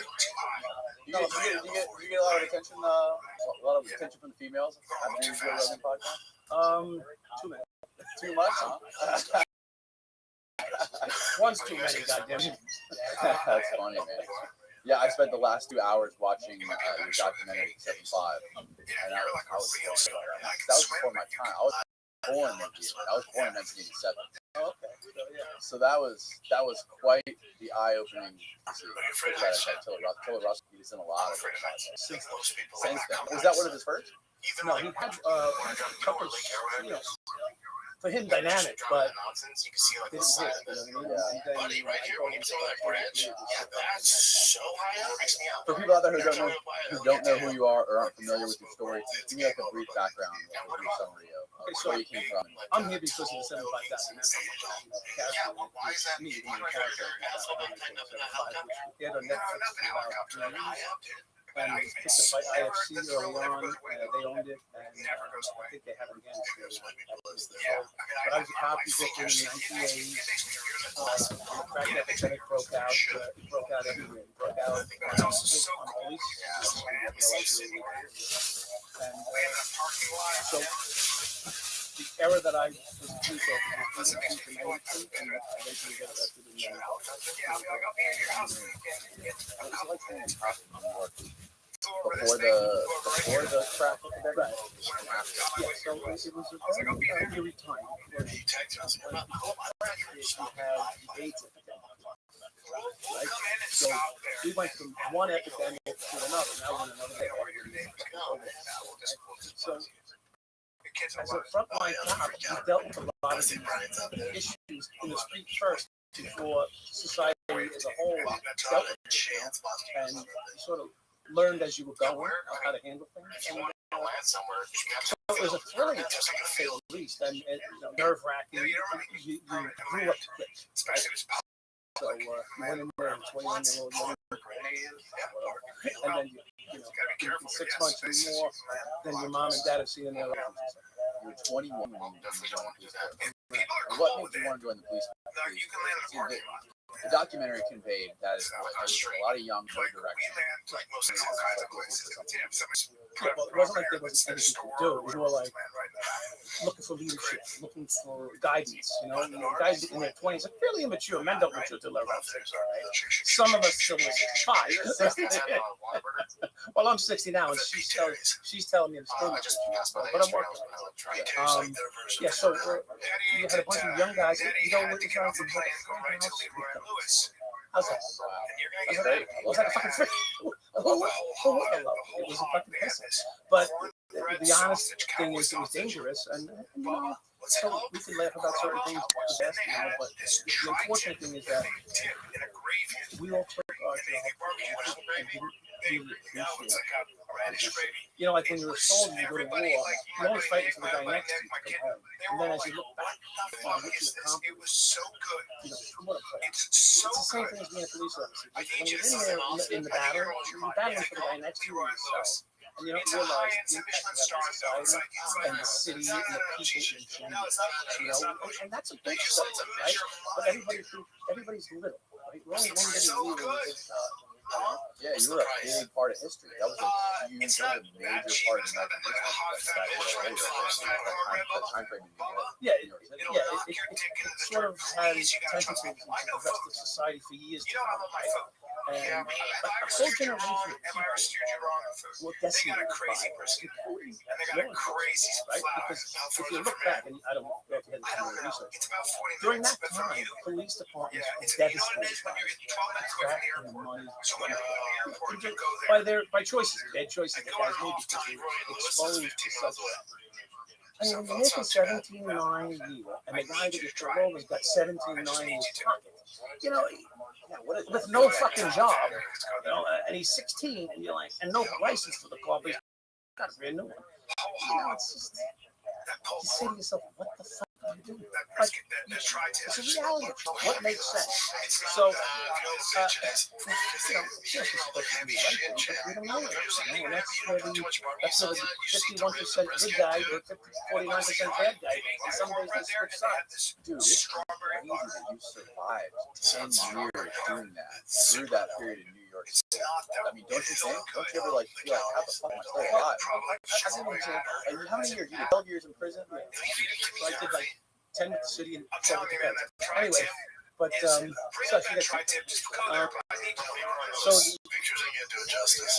looked at it so the question was, how do we survive?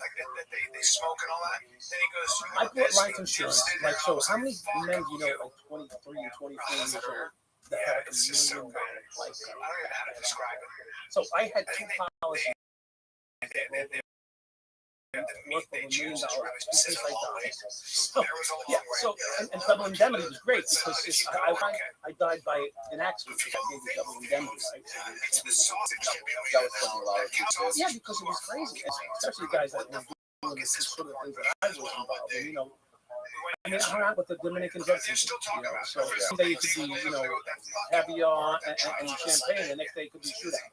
You don't know what was coming from one day. And I'm not saying that I was involved in shootout, per se. But reality could have been. So I always just worried about, So one of the reasons I stayed in the police force is because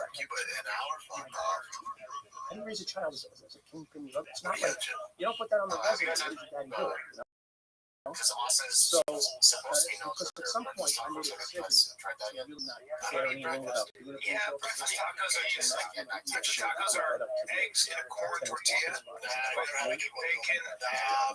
police officer.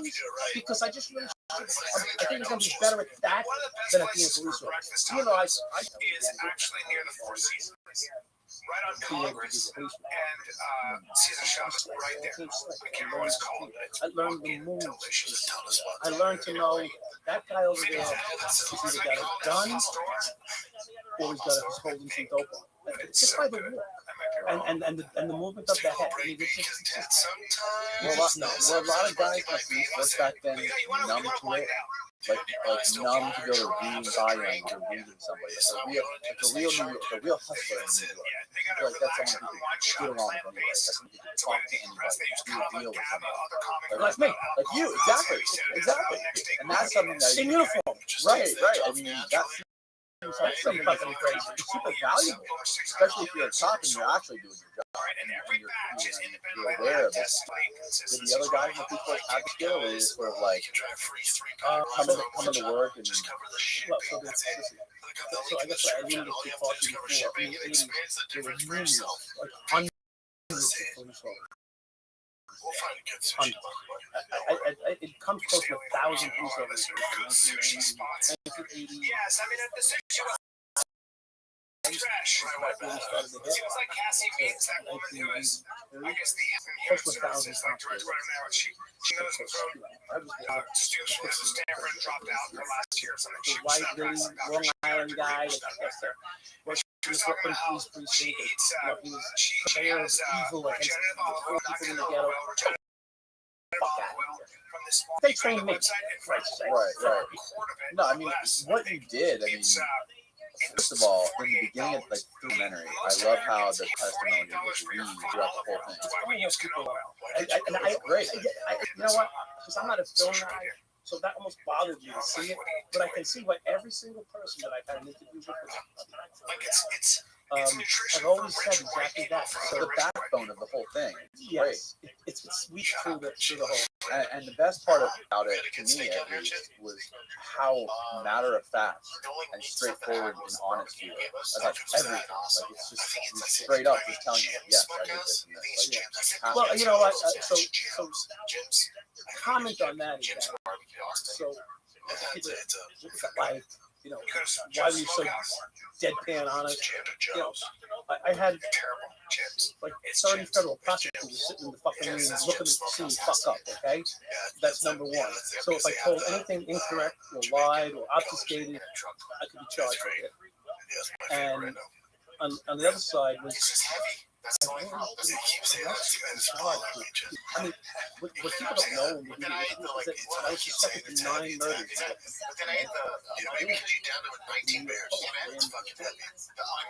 They're looking for 9 bodies to attach to me. And the last thing on my mind that I'm worried about is a couple hundred kilos, but whatever, fucking, 200,000 in cash. At this point, I'm still fighting in my head that they're suspecting me of being involved in 9 murders. And it was like, this is nothing compared to what these people are about. So from that perspective, you can understand why it was so easy for me to say, I actually lied. So, and the only reason I didn't say that father was the audience behind it, watching me testify. So I hope they don't get a federal safety enhancement for not telling the complete for you in that documentary. Making the small amount of money that you were making, being a police officer in New York, seeing, like you just said, seeing all these guys that you were busting that had, tens of thousands of dollars on them. If I was in their shoes, I'd probably have done the same fucking thing. I'd have been hustling with them, stealing money from them, and running around gallivanting, snorting coke. Yeah, banging horse. Yeah. That's what that. Listen, it was that way. So, but I was the face of it, right? So everybody has to be the full guy, and I don't lessen my responsibility by saying that. I think most just that way they could turn it. But my situation was I got away with so long. When you're so on a wire to my partner's ex-partner's house, Ralph. Yeah, he put a wire on later, but his phones were tapped. And then that's how they got to me. He didn't know his phone was tapped. I hadn't seen him in 4 months. The day I showed up at the house, he said, now what happened to him? He never even had a day in jail. I mean, your first arrest, they hold you over. You got jail. They gave him a plea option. They cooperate against him, and we'll judge him against him. So ended up in jail. Did you ever see him after that happened? Yeah, documentary. Really? What was it like 16 cents? So it goes down like this. They asked me to do it. They would.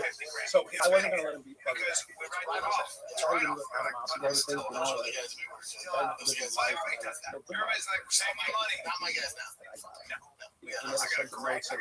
Sorry, good luck. You know, when you get out here, you know, I'll take you and your family on a trip to fucking Spain or whatever, you know, nothing. No, like, listen, I'm sorry, I did what I did. And it's not even what he did, it's just how he did it, you know. He was offered a plea agreement, and I think he's going to take the plea, but he should have encouraged him to pay the fine. And he's lying around, plastic surgeons talk about my family, my brothers, my cousins, my aunts and uncles. He tried to get a whole basket full of shit to get the facts. You know, when the reality is, he's going to have to do what I did. Of course, I would take. I'd be lying if I didn't say I was used to it. But, you know, man, Yeah, I'm starting to regret everybody's sleep psychos. It's the best thing I've had because it's one of those memory foam. I use those Casper. What was it like over in Sauna? so I told the director, two of us, I said, there's only one way this is going to happen. I said, I want you and your film crew at the precinct, and I want you to tell him to meet you at the precinct, not me. Meet you guys at the precinct. You want to social life. I'm saying the 75 precincts. So, you know, to call about behind the web and stuff we were there, you know, so he came down the block and turned to the precinct, and I just went up, you don't say, well, go to bed one time. I tried to my 10. So I came over and I gave him a hug. I said, hey, you know, we're home, it's over, you know, how you doing? Yeah. What am I going to do? You know, we needed it for the documentary in some respect, you know, and at that point, you know, you miss your old friend, you know, it's like a bad relationship, you know. The time goes by, you know, you forgive each other. You know, it's a similar thing. The only thing about it is, I guess with some, you know, some feeling of compassion for life, you know. So people justify what they do to others by blaming you for what they do, right? So, you know, his life is torturous. You know, he got 3 quarters disability pension and to say, that's what family do. Usually 7. What's the hill? Spring Hill. Oh, really? Yeah. So like, you know. Yeah, I just wanted to live that guilt too. I'm sure. Well, so to alleviate that guilt, I said, listen, you know, I must not have been easy on you. So, you know, I got him in my car. He says to me, I want to tell you, I didn't lose a minute of sleep. Yeah, fucking flip. He's in my car, I'm driving. He says, I'm not gonna lie to you, I didn't lose a minute's sleep over this.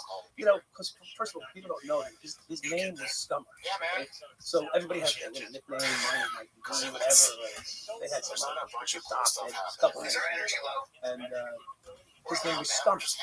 So I said to him one day when I was working with him, why do they call you Scummer? Because I'm a scummer. I said, oh, I get it. So that he is. You know, like before I became his partner, he was known as the Scummer. You know, so he was a scummer, and that's who he is. So he's true to his name that he earned. When I said to him, if I felt as though he had some compassion, I mean, 12 years, I just cement walls. I wake up breathing. I don't know. It's in prison kissing brick walls. I mean, it happens, you know. And he's more kissing other dudes. Exactly. You know, so in his case, he turn over and kiss his wife, you know, and I'm kissing bricks. So, and I got 2 kids that grew up without knowing. So you don't have to feel bad for me for that, but you should have some compassion. That's very surprising. It's such a high-profile guy. It doesn't even make any sense. Yeah, because he is such a high-profile guy. That's what doesn't make any sense. So it was a little bit disappointing in that respect. But one of the things I liked about the movie was I was in control. He tried to, but I was in control. And he would say something, and I'd say, that's not the facts. You know, he said, why is the way you say it's right and the way I say it's not right? I said, For 12 and a half years, I sat in a fucking prison cell recalling what I did and what you did. And for that 12 and a half years, you were fucking the old lady and raising kids. And working. So, who do you think would have a better clearer memory? You or me? You spend that most of that time, most of the 12 years. I would say a good portion of it, you know. So it was more so that, you know, that I tried to tabulate it and document it, written it down. Started it and stopped. Started it, stopped. In fact, I'm still trying to get started and stop. Right? My life rights are owned by one of these organizations in Hollywood right now. And they still haven't been able to Check this out, dude. DraftKings threw out $5 and boom, you know, picking bonus bets instantly. So I told him, if you come sit with me, like, oh, well, you want the six? I gave you a real one that's one for $3. You think you sit with me? Give you the most. Give it to you. I can give it to you today. You know, you and me. I'll write the fucker. I'll tell you. Right. I mean, I've been talking for about 8 years. Vignettes. Yeah, I could tell. So I could tell from the text you sent me earlier that you were talking.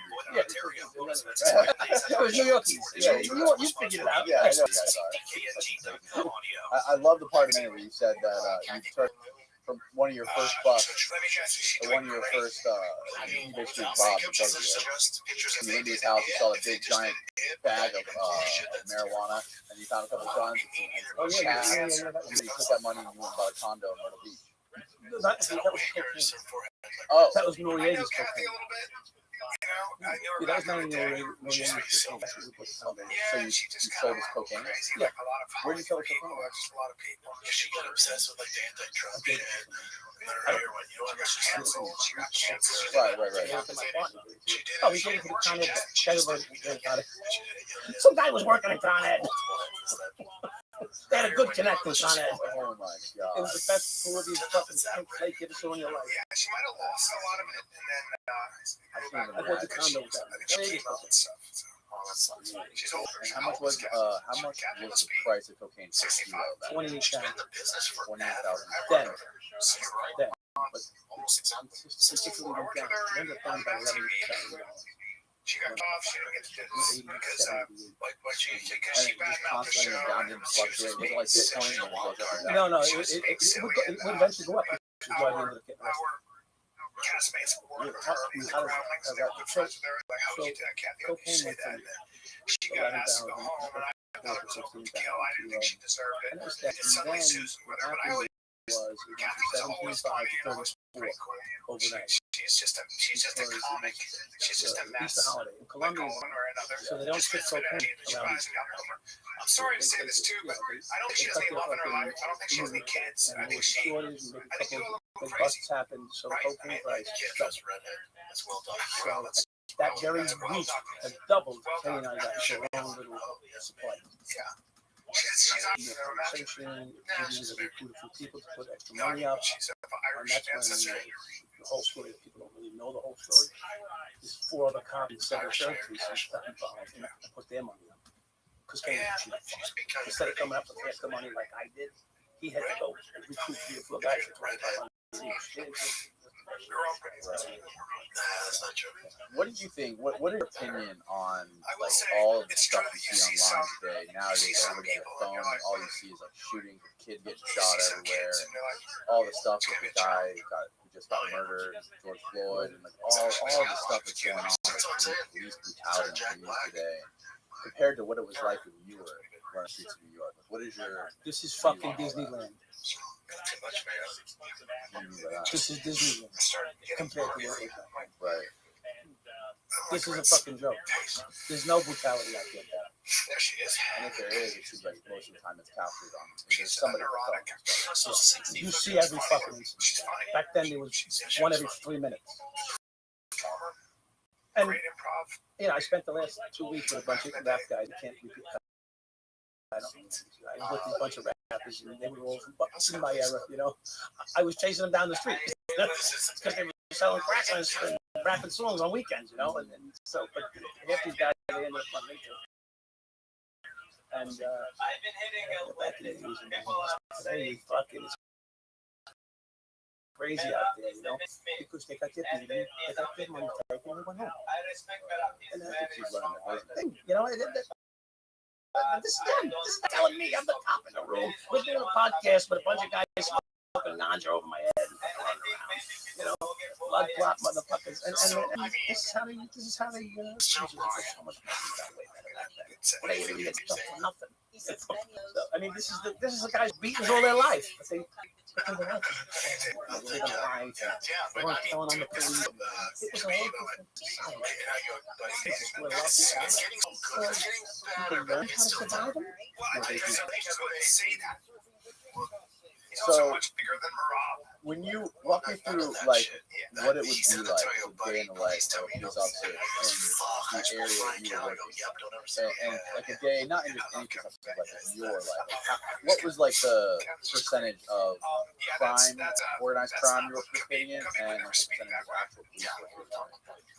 Okay, so I guess there's two different ways to describe it. So there were times when I was as an ordinary patrolman, which is what I was my career. I had two different approaches. In the beginning, I was a fighter. You know, I would every job that came over from drug men, I would go on it. It was like 50 different, you know, you called it 50 different drug calls. So not everyone would rob access. You know, these guys are doing it. Try to get robbed. You know, and then sometimes you pay for it. So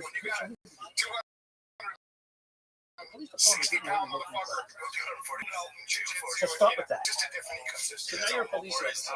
In a crack infested neighborhood, called 30, 40, 50 drug runs a day. If you're not on one, you're backing up on one. You know, so whatever. So and we back each other up. Any minute guns start flying and bullets start flying out there. You know, and it was a violent day. It was violence every day. I mean, they probably average 5 guns a day, taking off the streets in one piece of maybe. Right? So, and we average a homicide every day and a half. So, usually it takes 2 shootings to get one homicide. You know, 8 to 10 shootings. So, it's talking about 2,500 shootings in my precinct and 100 murders. So,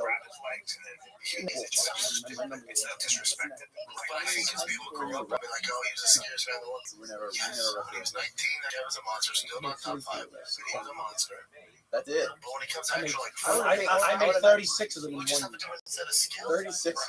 36 felony arrests in 1 year. And after that, for the rest of for the remaining 9 years, it was like 10 more. I remember you. That was done. You were with done. You get in trouble making arrests. So I found out another way to making arrests was a big money.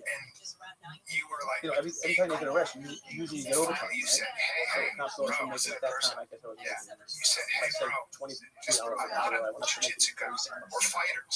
So and most of the arrests were paperwork and drug work. Right? It's paperwork, it's court appearance, it's the DA's office, it's transporting the prisoner. So, you know, your buddies by the end of this. Your buddies, you hate each other by the end of this. Because you're with this guy the next 16 hours. Okay? You and your prisoner. You're hanging out for the next 16 hours. Together. So if you make an arrest, you're basically just looking Now around. you with your pal. Wow. You went from running somebody down, knocking them over the head, and giving them a hug and buying them a beer. That seems like a pain in the ass. Why Well, that's how it was. I'm telling you how it was. It's not necessarily that way because I'm hearing today that it's sort of because the volume of the arrest and the no bail because the guys they don't post bail, they back out, they get arrested. Some guys are arrested 7 times in 3 years. So I mean, from what I understand, it's really out of control right now. I'm talking about from my experience. So an arrest is money. So if you don't make an arrest, you know, I found other ways to make money. So what was it like? So the first time you started working for, there was the one guy who worked in the But grocery what we're overlooking is the fact that the police department didn't want you to make you became an arms to the drug dealers. Make sense? Don't get it twisted. It ain't no DC. Like, hey, we're messing with it. Like, we can help you, dude. So now, like, it's funny how I look at 6'5", 230, and I look at him and I look at symmetry and I go, I'll never be happy. So every time I made a drug arrest for a crack dealer or a marijuana dealer at the time or a heroin dealer at the time, there was a I took myself off the street. I did 17 hours overtime. I put one guy in front of a judge. The guy in front of the judge, he got bailed out, a day later, and cycle repeats itself. So at the end of the week, I could make 5 kills. One a day. Once you make one, you're off the street. You get it? Right. So they only make the arrest at the end of shift because then you overtime the whole run. So what did they want you to do? He was the brother who was bigger than everybody. Be visible for that. He was like, yeah, and he lifted weights and he had some he plays rugby. And they were showing highlights of what that guy does. Yeah. So I used to write him to Benjamin Ward. And when did all this change? When did this? I mean, at some point there was a huge push to get everyone that was doing the track or off the streets, right? Yeah. So there was a time when they executed top 30 bands. Drug organization in the right place. We mix things where you want to be. Yes, I'll be honest. And then somebody else. I could be wrong on the year. It was either 86 or 88. I don't remember. 6'5" usually take those places. So 5'5", it's gonna be tough. On the back of that, BD and the Feds teamed up and they put a joint task force together and then seriously elected crack organization.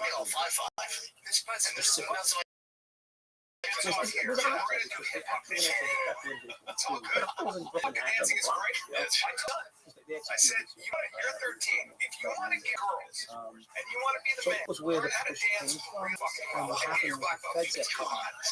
And this new way of complaining about the Joe Biden place back in the 80s and 90s, those boys kicked in, and the Feds began to enjoin the rest by city people. So the city and the federal insurance you choose to either play on this podcast today, Smart Choice. Citizens loves to help people make smart choices.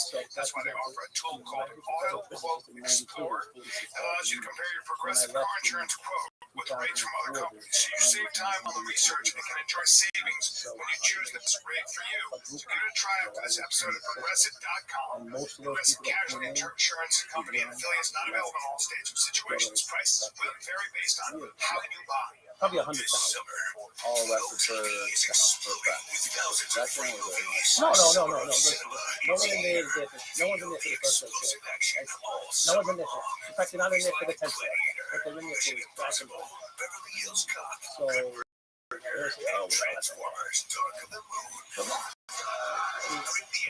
And I'm not saying that it's just giving you a blanket example. And then there's guys here that sold 1 kilo of crack. And they got one. 22 years old. Set up. Yeah. Never sold a kilo in his life. You know? They gave him a kilo to sell to you. Let's go.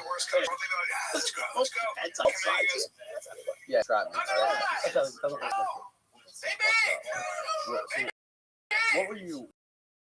What did you feel like when you first started looking for like head of one of these drug organizations? You were working for these drug empires based out of New York, and you're top on video. Was there like a moment, like a shift for you, like a moral shift where you're like, fuck it? Yeah, so I was on an investigation. My wife's in the stands right now. Do you want to count three? Go turn and they hi, Miss Johnson, whatever. At what point was this? I was on. You boys got me lucky tonight. I appreciate that. They love the shit out of him so much, but he just not. I think he played a few one ball. He was like pure religious. So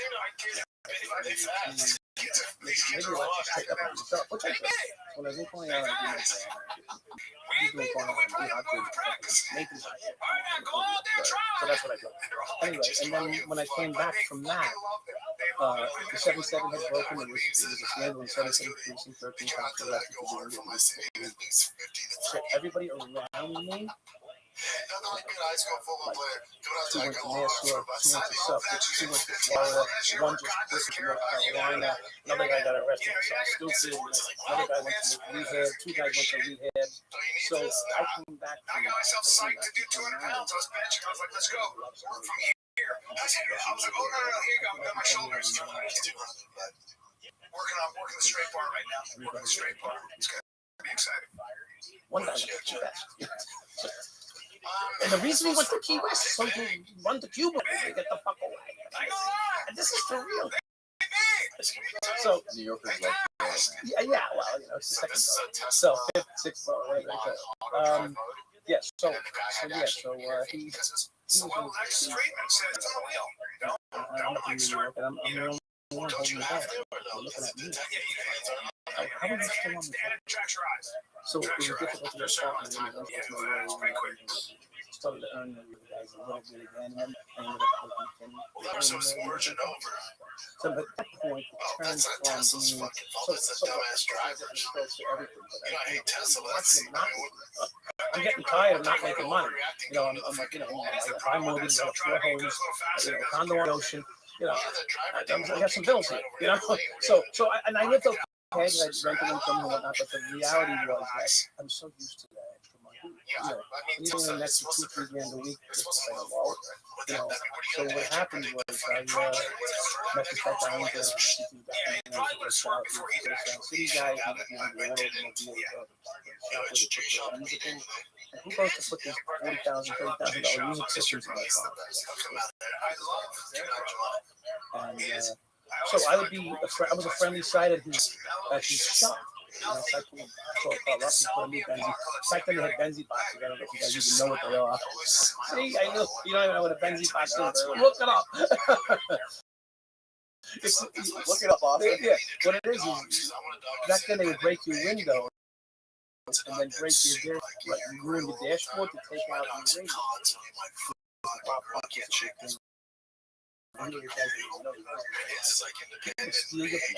radio. Because it was worth 2 hours. So back when they introduced people to Benzie boxes, pull the radio out. So we left the car and take the radio with you. But what happened was most guys would take the radio and put it in the trunk under their seat. So they break the window anyway and go under your seat and get it. I lost 4. Okay? I lost 4 Benzie boxes and 4 windows. By the way, isn't that the thing where the faceplate of the radio you can put and it would come off and you like throw it in your back or something? Remember that? Yeah. That's the new Benzie. That was a new Benzie. That was a new age Benzie. Yeah. So the whole radio came out. I mean, what did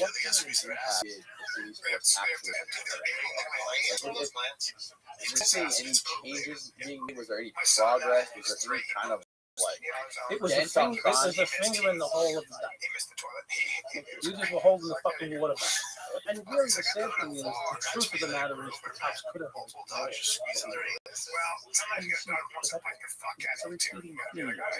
The cops could handle it all. You know, cop's job is to be, you know, a politician or, you know, a nice guy, you know? So the heavy-handed cops would get in trouble like any other time. They thank God they weren't fucking on camera. Because there'll be a lot of 80% of the force would have went to jail. Right? Straight up. You said you guys would have let you. Well, because you weren't allowed to make arrests, and you know, there's ways of convincing people to move on or stop, and it was not. So being a cop is not necessarily. So I know you're standing on that corner. It's fucking snowing out. It's 2:30 in the fucking morning, and you're out there with your 3 friends. What are you doing? I know what you're doing. You know I know what you're doing, but I can't do anything. Okay? I mean, this is how it is. So, I mean, because there's no reason for you back there with your fucking. Back then they had igloo, whatever. They had the fur around the fucking collar. Oh yeah. And they came out like this. Like an Eskimo. All right? Eskimo. Hey, thank you. They had the Eskimo hats and coats on, and they'd be there for the whole. I think they shifts. Their shift. And they changed shifts when we changed shifts. So it was like perfect. Oh, wait, yeah, I got the 12. All right, okay, listen, while I'm out here. When I'm out here, nothing I can see. You got it, boss. I mean, that's what I would tell them. Because I would go to the bodega, sit down, have a couple of cold. Was this before or after the pimps on the streets of New York? This was after, right? That was 70s. Yeah. Correct. was just very violent and very, very lucrative. I mean, crack basically thinking is coke, right? It's It's cooked. just cooked It's in cooked pot. with some baking soda. Yeah. I don't know. I never made it. But tried. You never tried smoking crack? I said I would like to try. Like, what's it called? Yeah. It's gonna kill you. No, Might lead you out. Might end up somewhere because you need more than that. Watch yourself. Wasn't there an NBA player who died? Yeah, Len Bias. That changed the world. How did that change the world? That was before my time. When Len Bias died, he was drafted by Boston Celtics, right? So this is where it becomes interesting. Boston Celtics, who's in charge of Boston area? Kennedy, right? The Kennedys run the Boston area. So when Len Bias smoked on that crack and killed himself, and never got a chance to play, the best player in the NBA, best player. Then played one game for the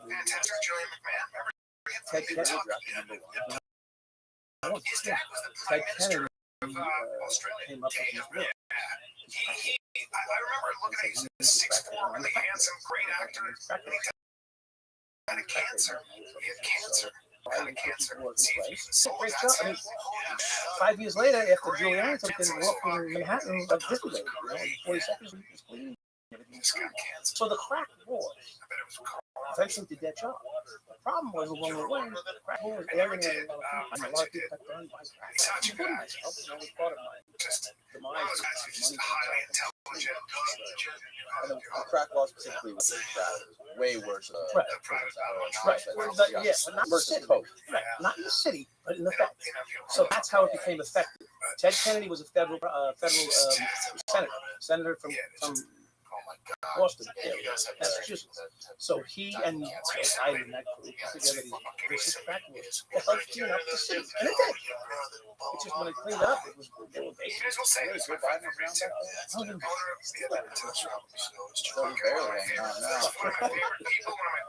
And then when did that start changing? Didn't Obama start trying to roll that back? Yeah, you know what it was. So to his credit, he tried, but the reality is Democrats always consider it to become crime, right? So if he was able to pull off what he wanted, because he wanted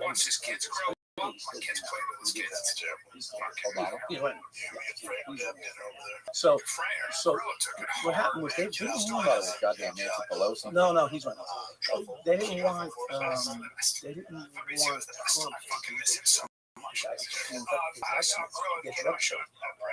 So every time Trump wanted to do something, they would go for it because they didn't want anything positive on Trump. So he ended up doing executive order to promote, and what he called part in that one. He was pardoning these people, and he did change some of the sentencing laws. And these people don't realize that most sentencing laws they're oppressive sentencing laws. It's designed for a reason. It's designed to make you want to tell on you.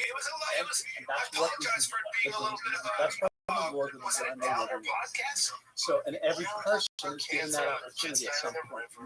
Not all, but usually most individuals are given that opportunity. In Kenny's case, he cooperated without going to prison.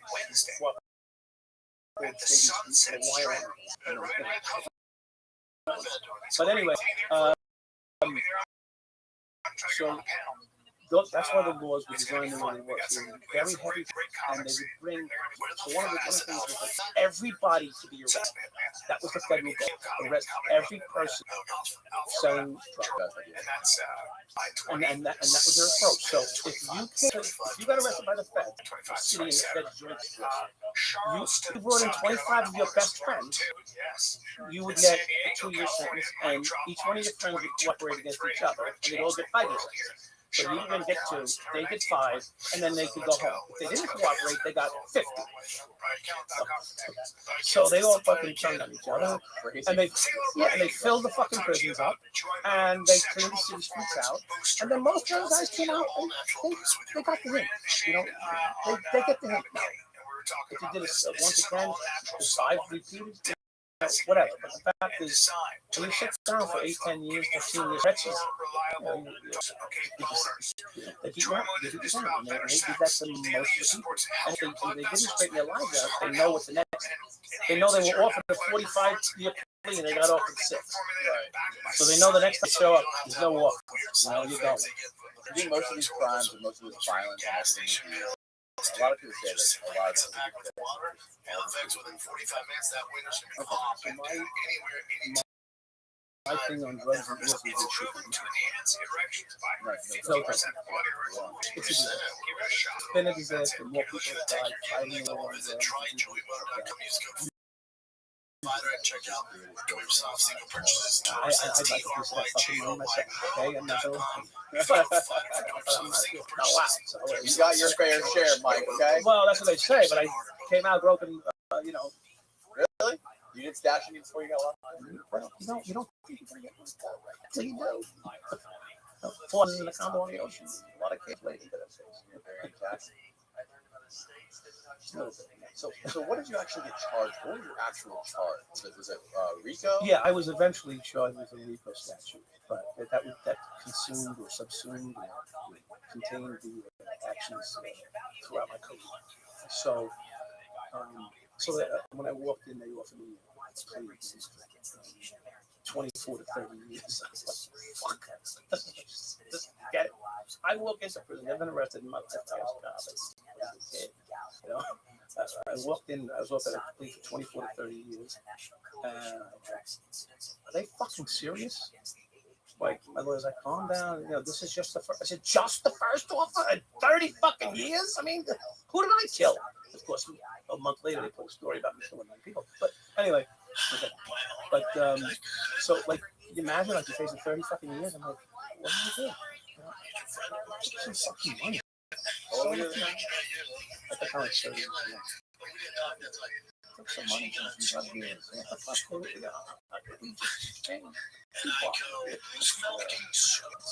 But you know what? I read about it.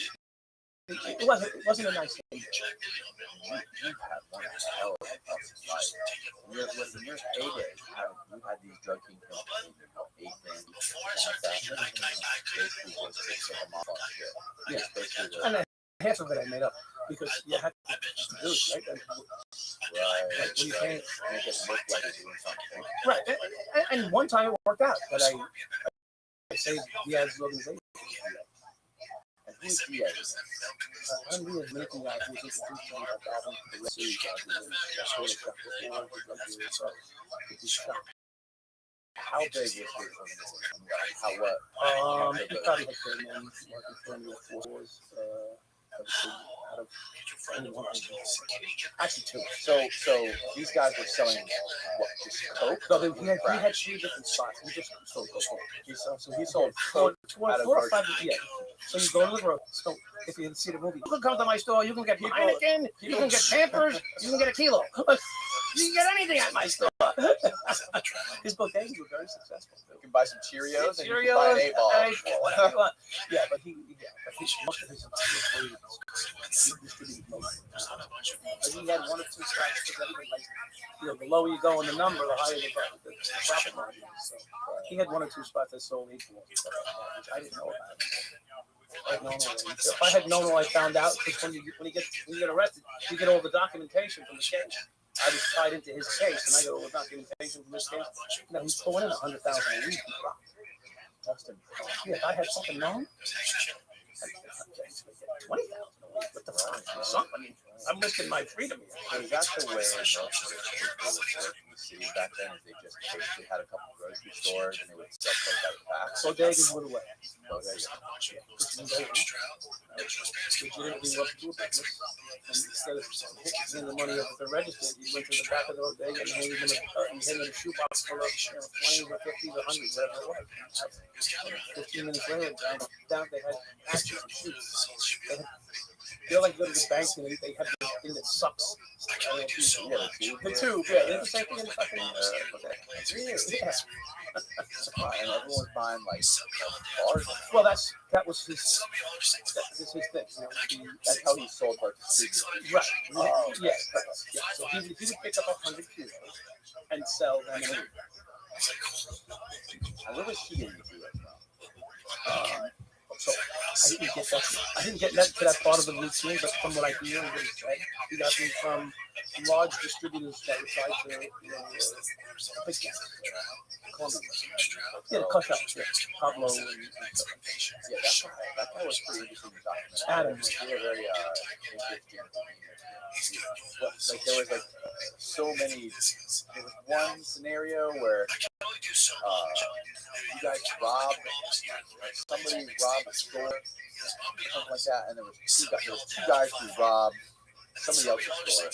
Yeah, his cousin's store, whatever, and he sent you guys after. No, he sent us to rob his cousin.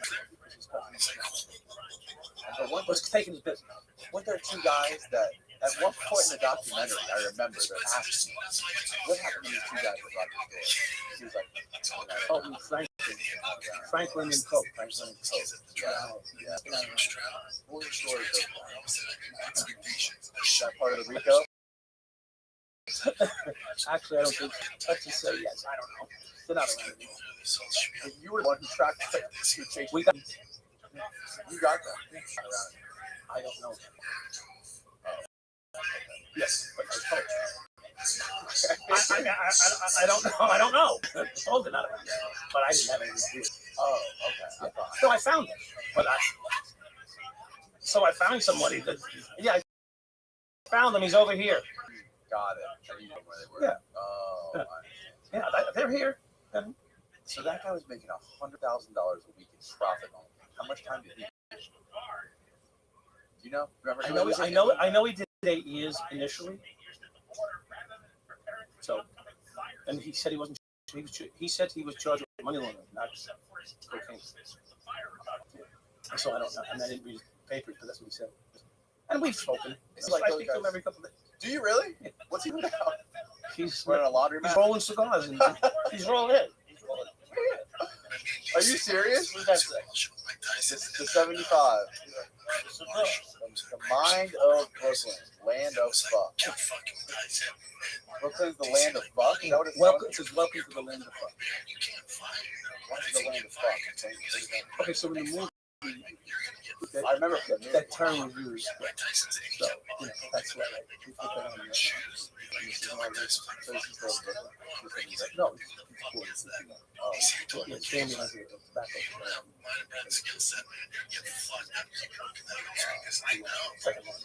Palmer. And who's the other guy?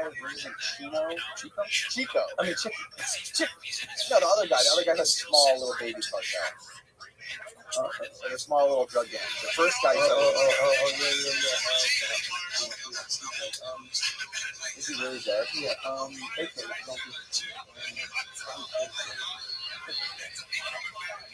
Yes, his name was like Chico or something. And his gang. I can't remember. I'm getting old. His gang was called the Company. The Company. Yeah. I told him. You pulled him over after you found out. You put it in. How did you find out? Well, first of all, he put a hit on me because he short of me $700. And so I made it known that I wasn't happy. And he said, fuck you. I'm not okay. I said, okay. And then I put pressure on the for about 3 days. I walked out of the store, I chased customers, I paid another bunch of cops in front of the store for fucking 4 or 5 nights. And I was there and chasing all of those clients. And then, of course, I paid you this 911. And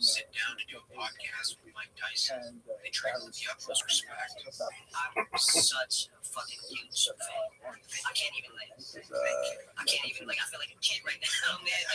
That's not what former UFC fighter Brendan Schaub did. In fact, Schaub did just about the opposite. Brendan Schaub deliberately went out of his way to challenge, and disrespect Mike Tyson to his face, referring to his fighting style as principles.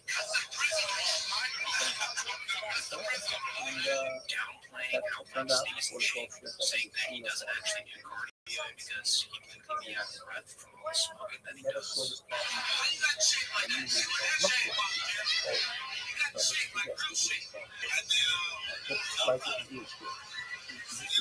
Nothing to block it. More wooden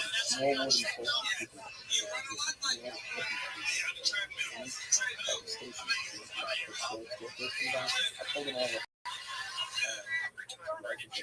one of these jabs at Mike Tyson. Yeah, no, I want to. And I'm hoping. Got this guy like super fucking violent. So I'm looking in his car. I'm looking to see if he opens his glove box and there's a gun in the car. They said it was related, right? So I'm cool. And so he takes the gun and goes like,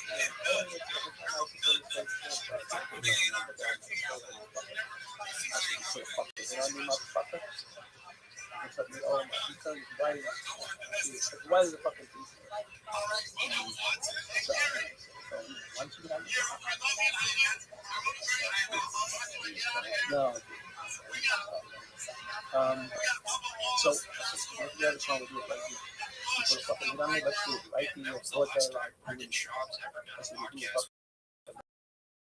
fucking. Fucking walk.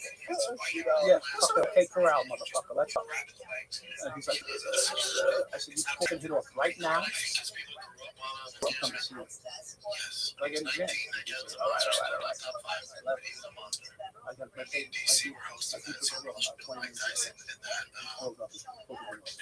Meanwhile, the fucking precinct knew never told me. The precinct knew to hit him. How would they know? That's issues everywhere, man.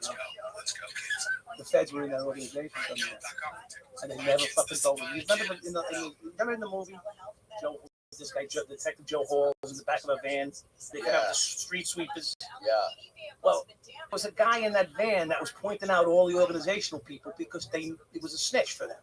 They knew that they put a hit on me and never told me. That's fucked up.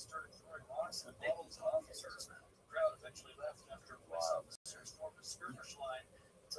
Yeah, it's crazy that you, at such a young age, were able to develop that street mentality to be able to coexist with these guys and work with them, and like even how the one guy that runs the rolls cigars, he was talking about you. He was like, "Yeah, I talked to this guy. He was just like He said a compliment. I could recognize." I don't know if that's a compliment. Well, yeah, well, like he's a street guy. You know what I mean? Like he's a New York guy. I can talk with him. I can hustle bustle with him. He's not like a normal cop. Well, it is. I think if you show vulnerability, and I mean by that, I mean you take risks. Like if you take risks, people accept your moves, right?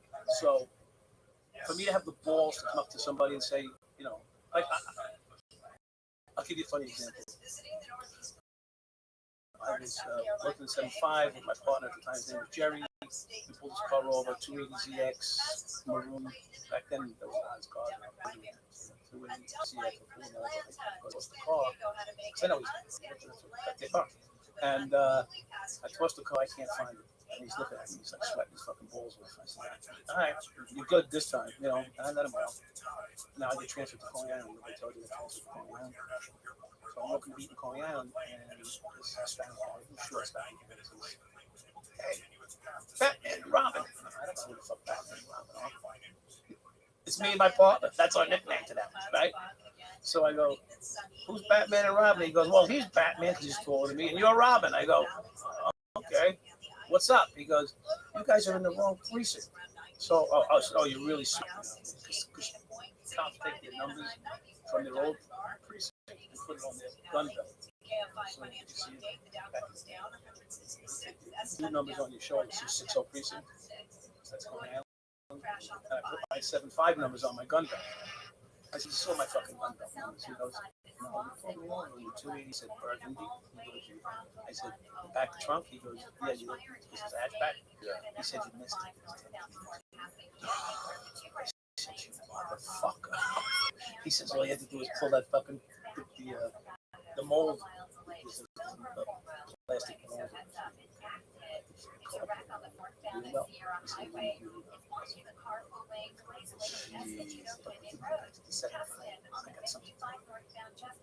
Oh yeah, what do you mean by that? Like, I want to work with you. Oh yeah. Yeah. He says, I said, "You just want some money." So I said, "You're right." He said, "We used to call 911. to see who shows up. And when you and your partner were working, we knew we were good for the night. This is how fucking criminals work, right? They would check on themselves and see who's gonna roll up. So anyway, that's what. Yeah, I think cops are a different breed nowadays than they were back then, especially around here. I don't know how much time you spend in Florida. Yeah, they're nice guys. Yeah, they are nice guys. I mean, they're fair. Yeah, they're fair. I find them squared away, you know, military-ish, more on the lines of military than, you know, that approach to things, you know. But you know, once you let their guard down a little bit, which is the truth. I mean, you know, tomorrow your brother's a cop, you know, or your uncle's a cop, or your aunt's a cop. So, yeah, it's not a job that I envy. I mean, especially nowadays. Yeah. With the spotlight shining on everybody and all their phones and everything. Well, so that's funny because you bring spotlight. I was the first advocate. Of course, no one listens to me because I'm dirty, broke, fucking cop. I was the first kid behind every cop should wear. Really? Every cop to keep you honest. On those moments where you, because human beings with the uniforms, right? So it keeps you honest, and most times cops do it. Most times, like 99%. I mean, you might have rights to it. You might not have wanted to be arrested, but it's not a good situation in any respect. If a patron or a perpetrator doesn't want to get arrested, so you're asking human beings to do the job of the machine. Yeah, you know, if you spit in my face, I do want to knock your fucking head down. Right. You know, I, just as a man, right? So, you know, that guy's still a man. You just spit in his fucking face. I mean, I don't know how you do it. How's your fourth cop? It was good, buddy. I was flying in the Video the other day. My father-in-law flying. Landed. My kids had a good dinner with my kids. So you're still able to do something good. And then fireworks were fireworks. I don't LA. Video of this guy charging a police officer. The cop shoots him at least 11 or 12 times. And the guy's still going. And eventually he gets up the 13 times, drops to his knees. Yeah, not done yet, though. Never seen anything like that. I very much enjoyed your house from the insult for the birds. Yeah, you know, being a cop, you like No, how about the scene you saw the one? One day when I succeed, that's the house I want. So congratulations on that. Thank you. Like it very much. The neighborhood. Stab a girl in the car. Oh, yeah. Stab the girl against the car. It's like we're in Pleasantville. I'm waiting for what's going on here. And so, yeah, that's the problem with the internet. It was raining, so I figured I agree that the rain stopped. The cameras are great. Like, they keep you honest, right? Keep you honest, and you can't lie about what happened. Right. The problem is that once you throw that into something like Twitter, then it's just tribalism at its worst. You know what I mean? Everyone wants to, they're like, okay, before I form my opinion on this, what side am I on? Well, yeah. Well, if you start out on it, then you really that's the problem. You're never. There's gonna be problems, right? Right. So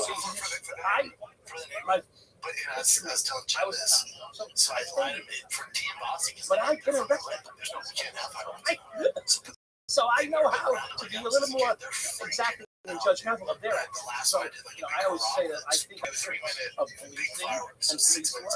So if I tell you someone, okay, take it from a guy who's been arrested 7 times, okay, and I didn't like any one of them. But, you know, I did put my hands down on my back and because I knew that I was submitting to being arrested for something that I did. Guilty of said crime, but, you know, I mean, I wasn't pretty when they came to arrest me. I'll just say that. I wanted to fuck them. I mean, yeah. Because they arrested me at work the first time, and then the second time they arrested me, I was out on bail. And didn't they storm your house then? Yeah. It's only good to me. It's only good. So they did Roger Stone. They put the fucking helicopters, speedboats, every fucking thing else. Dogs, searchlights. End of the day. They beat your ass? They'll rough you up a little bit? How much fun is all the else has had different, like our thing, we have chili on our house, we have chili and something else. So they would just come over and just know your door's open and the kids go and they pick houses. So they, for like an hour and a half at one house, another house. There's nothing better than crazy. I mean, be your neighbor. My neighborhood's tight. They say a couple hard knocks here and there. Yeah, but if you survive it, if you comply with them, Well, that's different. Yeah. you would think that I shouldn't get my ass beat. No, you should. I agree. It's like 100%. Not the US people. You're correct. It never happens. Do you think the problem is like, Was he compliant? Was that gentleman? Maybe he was. No. And they very well could have. I know some guys get dumb. Like, they got to prove justice.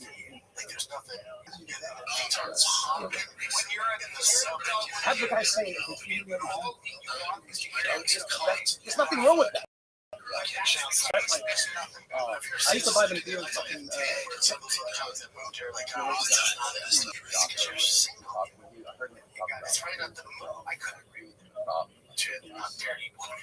I invited you. Listen. Granted, I know what Joe was doing. Let me just do it to be silly. Yeah, we know it's. I know exactly what's going on. I tell Chin, watch him the July. I know you just went there. Like, watch him by July 4th. He would say, like, when they would go into these foreign countries, their job was to barbecue, a bunch of kids, we fun fireworks.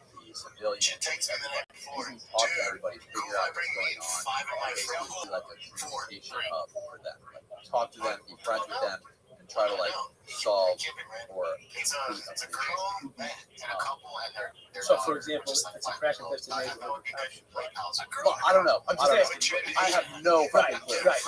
So we have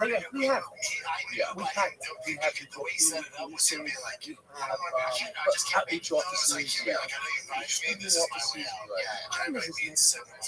right? Because I mean, I know even behind, and I didn't want to be on. I told you that straight up. Yeah, I get it. Because the one guy that's running the neighborhood.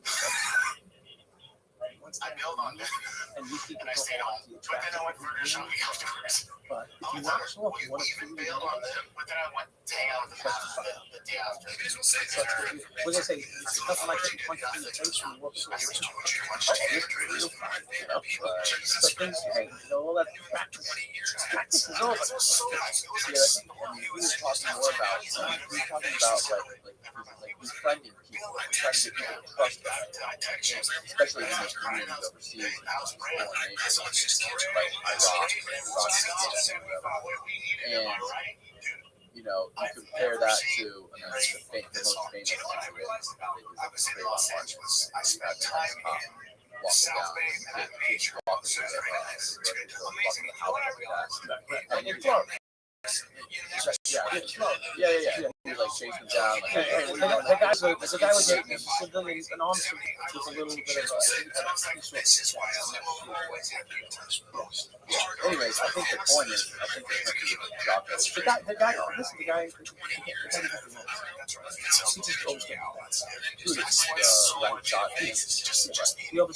he always said that they got in a fight. And that's it. Now I'm sure. That's unfortunate. He made a mistake. The other guy. The mistake he made was he was done. That's it. But the fact that he got involved at that point is It would still be alive.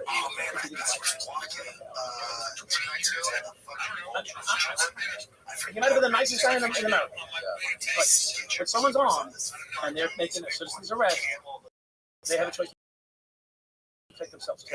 And he was tuning the fuck up. Oh yeah. He was getting tuned the fuck up. The 17-year-old kid, whatever he was beating the fuck out of this guy. And guess what? If I got a gun on me, that means it's your. So I ain't giving it up.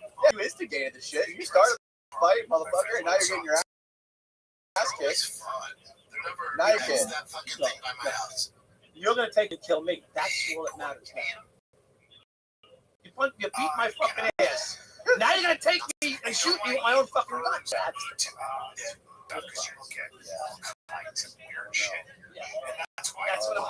what I'm telling you. Okay? That's the problem. The problem was he's overstepping bounds. Instead of words they talk about not eating. You don't eat. You do not pray like osprey because they feed on dead animal. You get all kinds of weird parasites.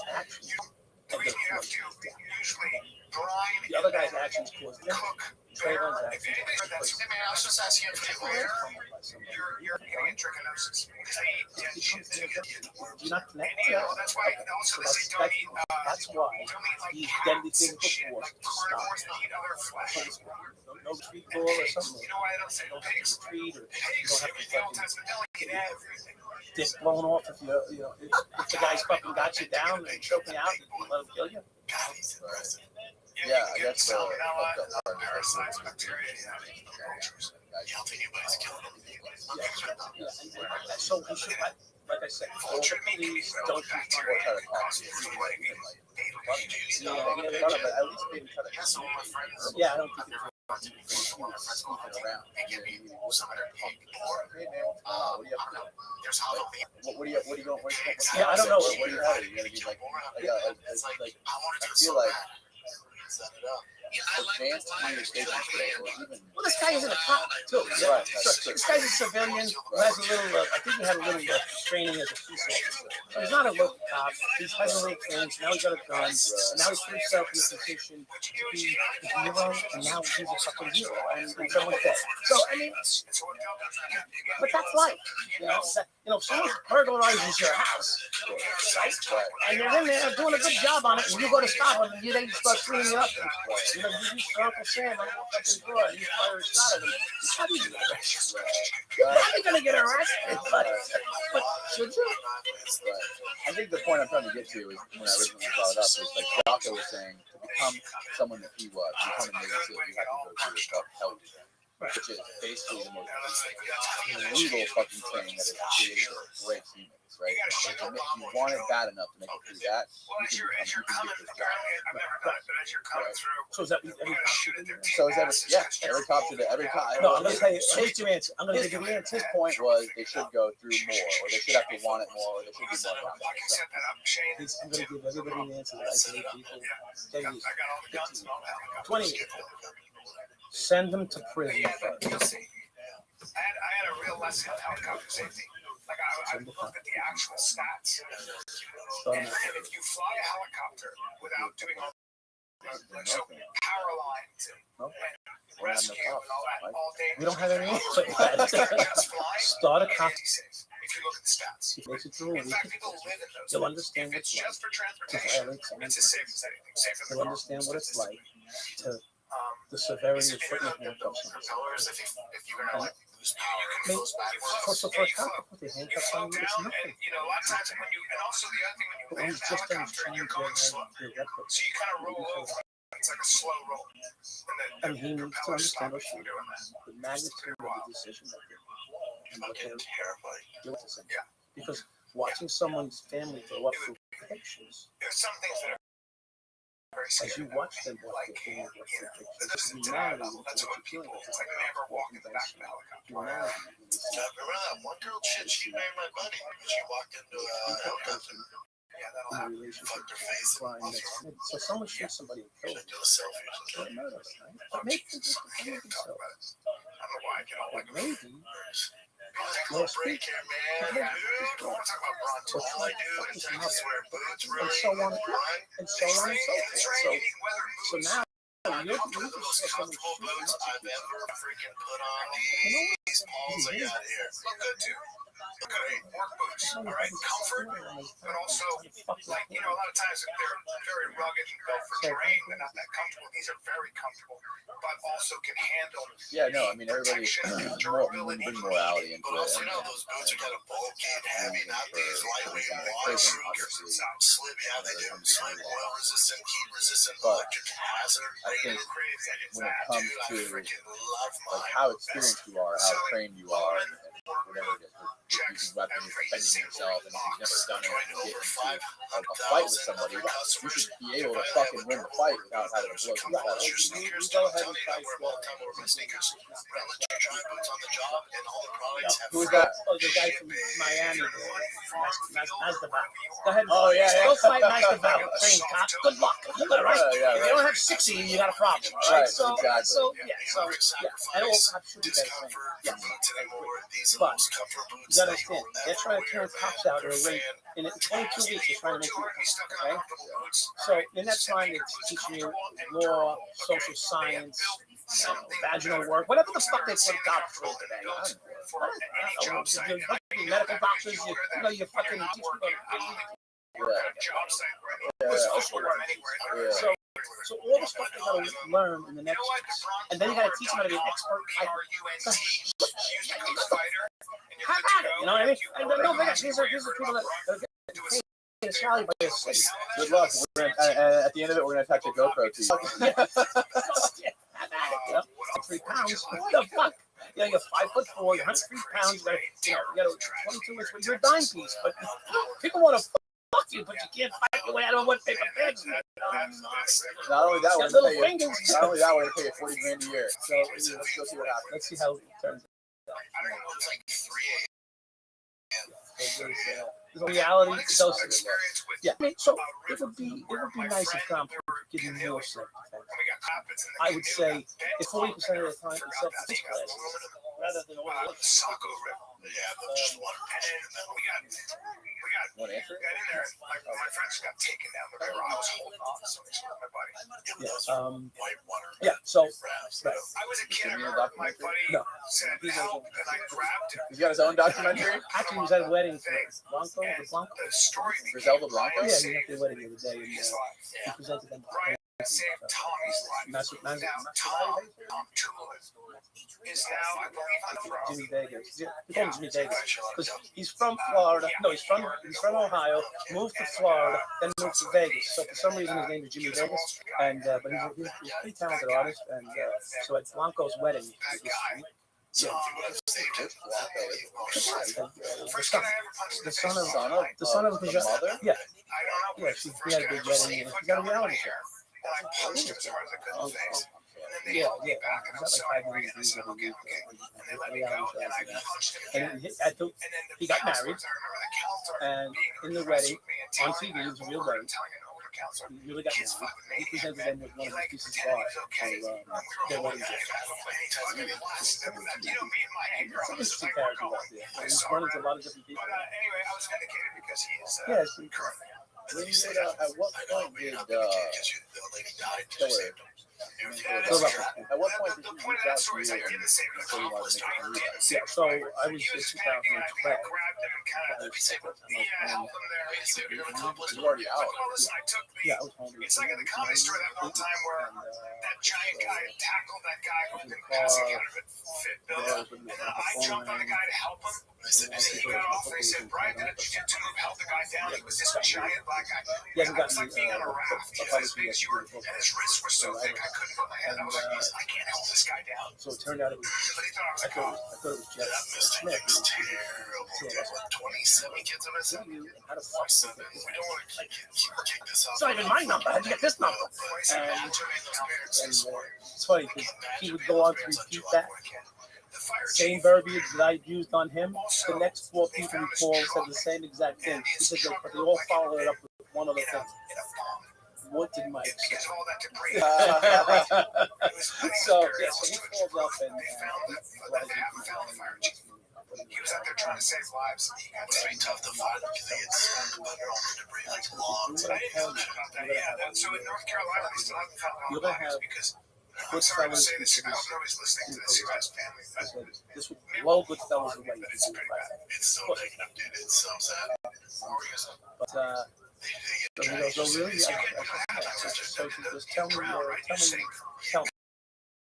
Water sucks the game and cause debris, and then of course it's swirling. They just get buried under the floor. Feet of blood. They don't find you. We gotta fuck If off. you see the video of them coming, it's Gotta stop. Eli, are you listening to me? Yeah, he goes, our buddy was on a larger helicopter helping we've been working on this documentary for 6 months already. I said, and you came to see me at the end? She goes, well, we just changed the whole thing. Just now. I go, really? So then I spent $500,000.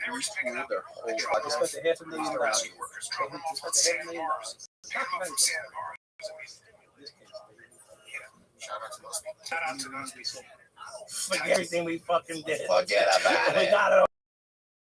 Still it all over. And I had to reach out to the police for more money, and they put together. And so the 7,500 was put together and sat on the shelf for 2.5 years to try to get it. And they fucked it up.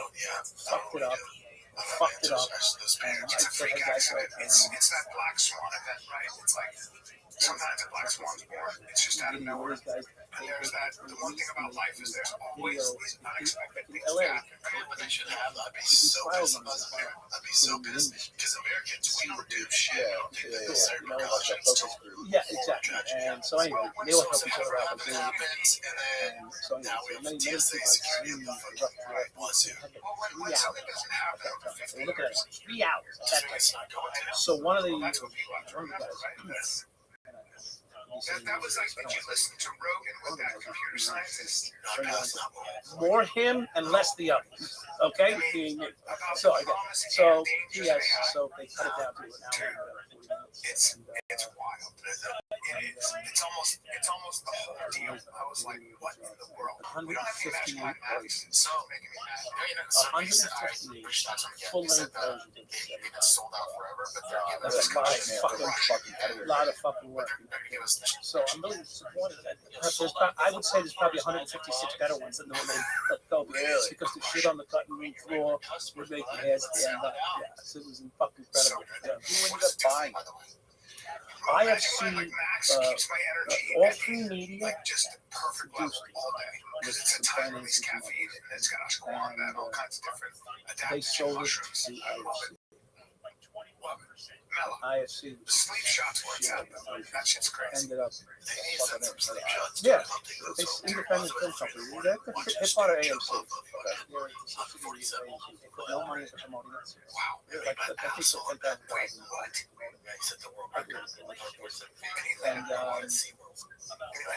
so it didn't. It should have been. It should have got the award. It should have got the Academy Award. That's documentary. No, sure. 100% should have. Not because I was in it. Not because it was great. No, it should have. It should have got the. What happened was it got lost in a small film festival and it didn't make it to Sundance. And then after they agreed to take it, this small show in West Vegas, Sundance called up and said, fuck that. Sundance is where you want to. Can't get a bad name in the industry. If you back out of these little film festivals, I don't give a fuck about the next film. I care about this film. Whatever. I got control. So they didn't go to Sundance. If you don't go to Sundance, you're not getting fucking. You're not Yeah, so I'm like fucking nerdy. There's like a fucking giant pole. If you would have been, look, motherfucker, I was the one making all this money dealing with on the streets. Like, if you want someone to sell this thing, it's me, motherfucker. What the fuck are they doing? Nothing. First 172 world record. At least getting paid I got it from them. They paying you? So they paid it. They haven't paid the profit. Well, 3 years on Netflix. They haven't paid the profit. That's the problem. I think that industry, I think the big film, music industries, television industries, they're all corrupt. They're on their way out. They're corrupt. They're on their way out. They fuck over artists. They fuck over talent. And they're infamous for fucking over talent. Tons of documentaries. Go to Netflix. You watch 1,000 documentaries like that expose music industry, film industry, TV, entertainment industries for doing this. And because of that, all this light being shined on it, they're on their way out. Now, like people like you, artists, talent, people who big stories, they're creating their own platforms on things like YouTube or anywhere else. They tell it and they build their own. And the audience is what that crazy. Right. What they do. Look at this. what I'm working on. It's tough when you're solo. I'm not together with the other guys doing it. If I could get on board with each other and we could pull up funding and maybe we could do something big together. But You're talking about doing something like this? no, well, listen, I'm gonna. I want to have. I don't want to go talk. Okay? I don't want to do. I want to have everything podcast. Some crazy kid like saying us. So true. I want the cameras. I want the system set up. I don't want to go like this. 192, so not that crazy. I want to be in back. Yeah, a lot of people say that. Not a lot of guys on here say that. It hinders them from getting started. It does. It has. I actually was involved in short podcasts. Okay, so I gotta do 190. And it really felt good because I was a big and it was a 220 might just be on the high. Oh yeah, before right. And I had like 5 or 6 episodes. And was it like one of those edited podcasts for music or tell a story? Or? No. Talking about the day. Really? Yeah, we talk about the day and then I do some I can swim, but you can and just pick it, and talk about, the air conditioning unit not working. I plugged one up, I don't think they Well, where can people that are listening or watching on YouTube, where can they find your what are you pushing? So right now I'm just doing, I'm really just this is all one that's still I haven't what it is there's some issues with stuff from the DR so but people were interested in cars, they can contact me on Instagram, Facebook, from my guy on Instagram and Twitter,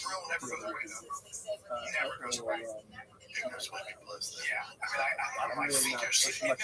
Right now I'm looking to get my screenplay done. And I'm looking to get myself I've had the offers 3 times to write it out. The first offer was gone. The next offer no good. We went to the top publishers and then anyway, he wrote it like a bitch. And the other guy who's a pretty good writer, he got 4 books published. He's sort of back. I sat down with him for 2 months. It's exhausting. Reliving them and passion.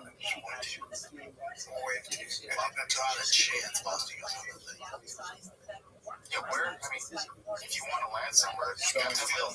Just like a field. You don't really need permits. You can land, especially if it's public. What? I end up self-writing. You got to be careful, but yes, there are places. So screenplay and the book I'm working on. I own my rights to the book. And I own my rights to TV series with first rights in the future going back. So I'm working on allegedly. This is so trying to screenplay down because they dropped the ball now 5 times on screenplay. They've had 5 different screenplays written and no one something. And I don't see any of them. I can't see any of them. So I don't know what they're putting out. But I know what they can put out. If they would just come and sit with me and pay me a fucking decent salary to do it, it'll be done. Cornbread, sausage, cowboy sausage. I used to do the same that used to be my job. I used to develop TV show concepts, sell them, and pitch them to TV. And that was a fucking nightmare. Push your project on the deck. You're the one that knows everything. You're the one that's on the ground, right? I was more like the filmmaker. I was like tactical, shot it, edited, whatever. And once you pass it off to them, those guys in Hollywood or New York, wherever the hell they are, and they get their hands on it, it's They fucked up the whole thing. They botched it. They botched the whole fucking thing. They think they know No it all. better. They think they know it all. They want to take care of their relationship. They think they. How about get the fucking product out there that's good? That's why Get the good product. That's why I got it and started doing this. Started putting it all out on YouTube myself. Don't have to answer to anybody. You know I love my food. Yeah, me. Have I ever steered you wrong? Have I ever steered you wrong? They got a crazy You survive. and they got a crazy Don't have to worry about putting them on the table. You're feeding the family. That's You know what it is when you're eating 12 minutes and that's a good thing. And that's why I go on shows. And I go there. But I go on an off some of the guys. This is 15 miles away. So it's not too bad. So that I remember who I am. Help the little guy. You know, that's what everybody should do. Help the little guy. That's what the life's about. Whatever. That's how I was thinking. That's good, man. That's Yeah. You don't live in New York, right? Yeah, I still live in New York. Heavy shit, Jim. You don't put too much barbecue sauce on it. You just eat the ribs and brisket, dude. You got a condo here too, motherfucker? Really? Clearwater? I don't have one in Beverly Hills. Okay, so the beds. It's not though. It is though. Thanks for doing this, Mike. I really appreciate it. Yeah, I enjoyed the conversation. I'm telling you, man, that tri-tip Goodbye, world. is bring up that tri-tip. Just go there. I need to be around this. Make sure they get to justice. But it's like the way they dip. He's got this tri-tip that's perfectly barbecued, right? Like they smoke and all that. Then he goes, "You want this?" And he dips it in there, and I was like, "Fuck you." Yeah, it's just so good. I don't even know how to describe it. I think the meat they choose is really specific. It's a long way. There was a long way. Yeah, no, I can't do it. But if you go in 12 hours, you're okay. They move. It's the sauce. Larry, is that how you pronounce it? Maza or not? What the fuck is this with cornbread? Well, I appreciate you coming here and doing this. They're still talking about it. They're still Cocoa Beach. Yeah, that's a like it. You can always, it's a little quieter than like it was crazy. Yeah, you can't do it. It's an hour. Why don't you go somewhere else? RW is good, but it's not waiting. I mean, 20 minutes is fine. 20-25 all way. That's a great barbecue, but an hour? Fuck off. Yeah. Yeah, Cocoa Beach is an interesting place, man. Yeah. Hometown of Kelly Slater. Yes. Yeah, they got the nice big shrine right there on the scene. Oh, do you? Yeah, breakfast tacos are just Okay. Oh, yeah. breakfast tacos are eggs in a corn tortilla. Do you ever serve? Some salsa. Big surf Right. I One of the best places for breakfast tacos is actually near the Four Seasons. Right on Okay, so for people who aren't familiar with your story and look out and just delicious. documentary film to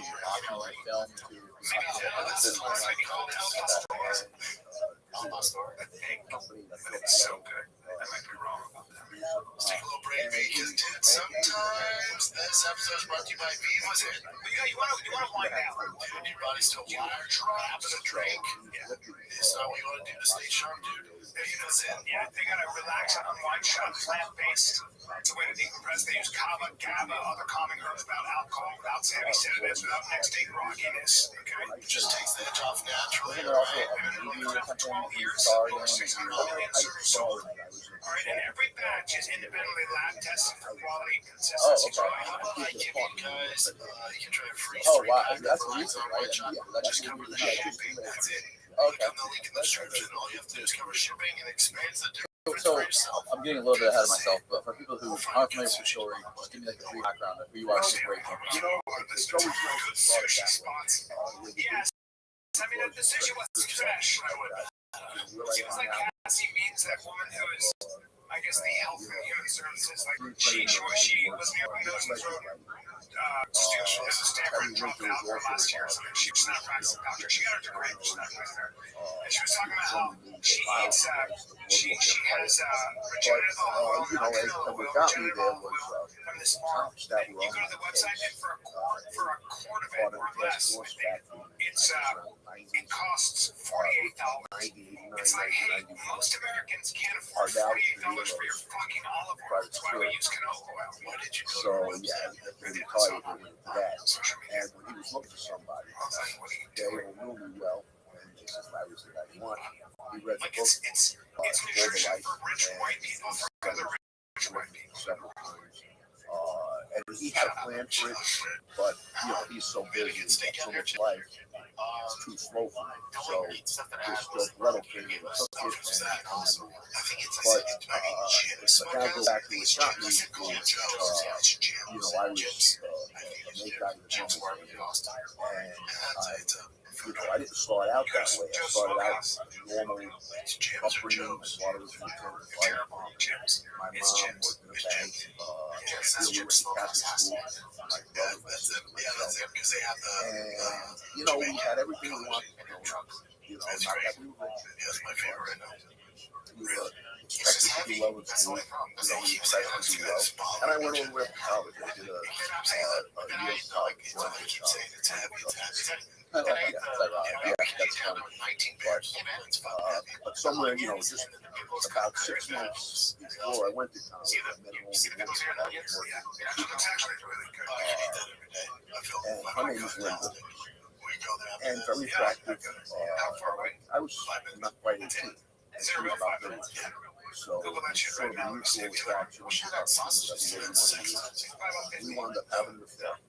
I found out soon after that she was married. She had 2 kids, but I never met the husband. The husband was always gone. He was always away. So I was assuming he was a businessman, a doctor, just for crazy hours. I think that was closer to you.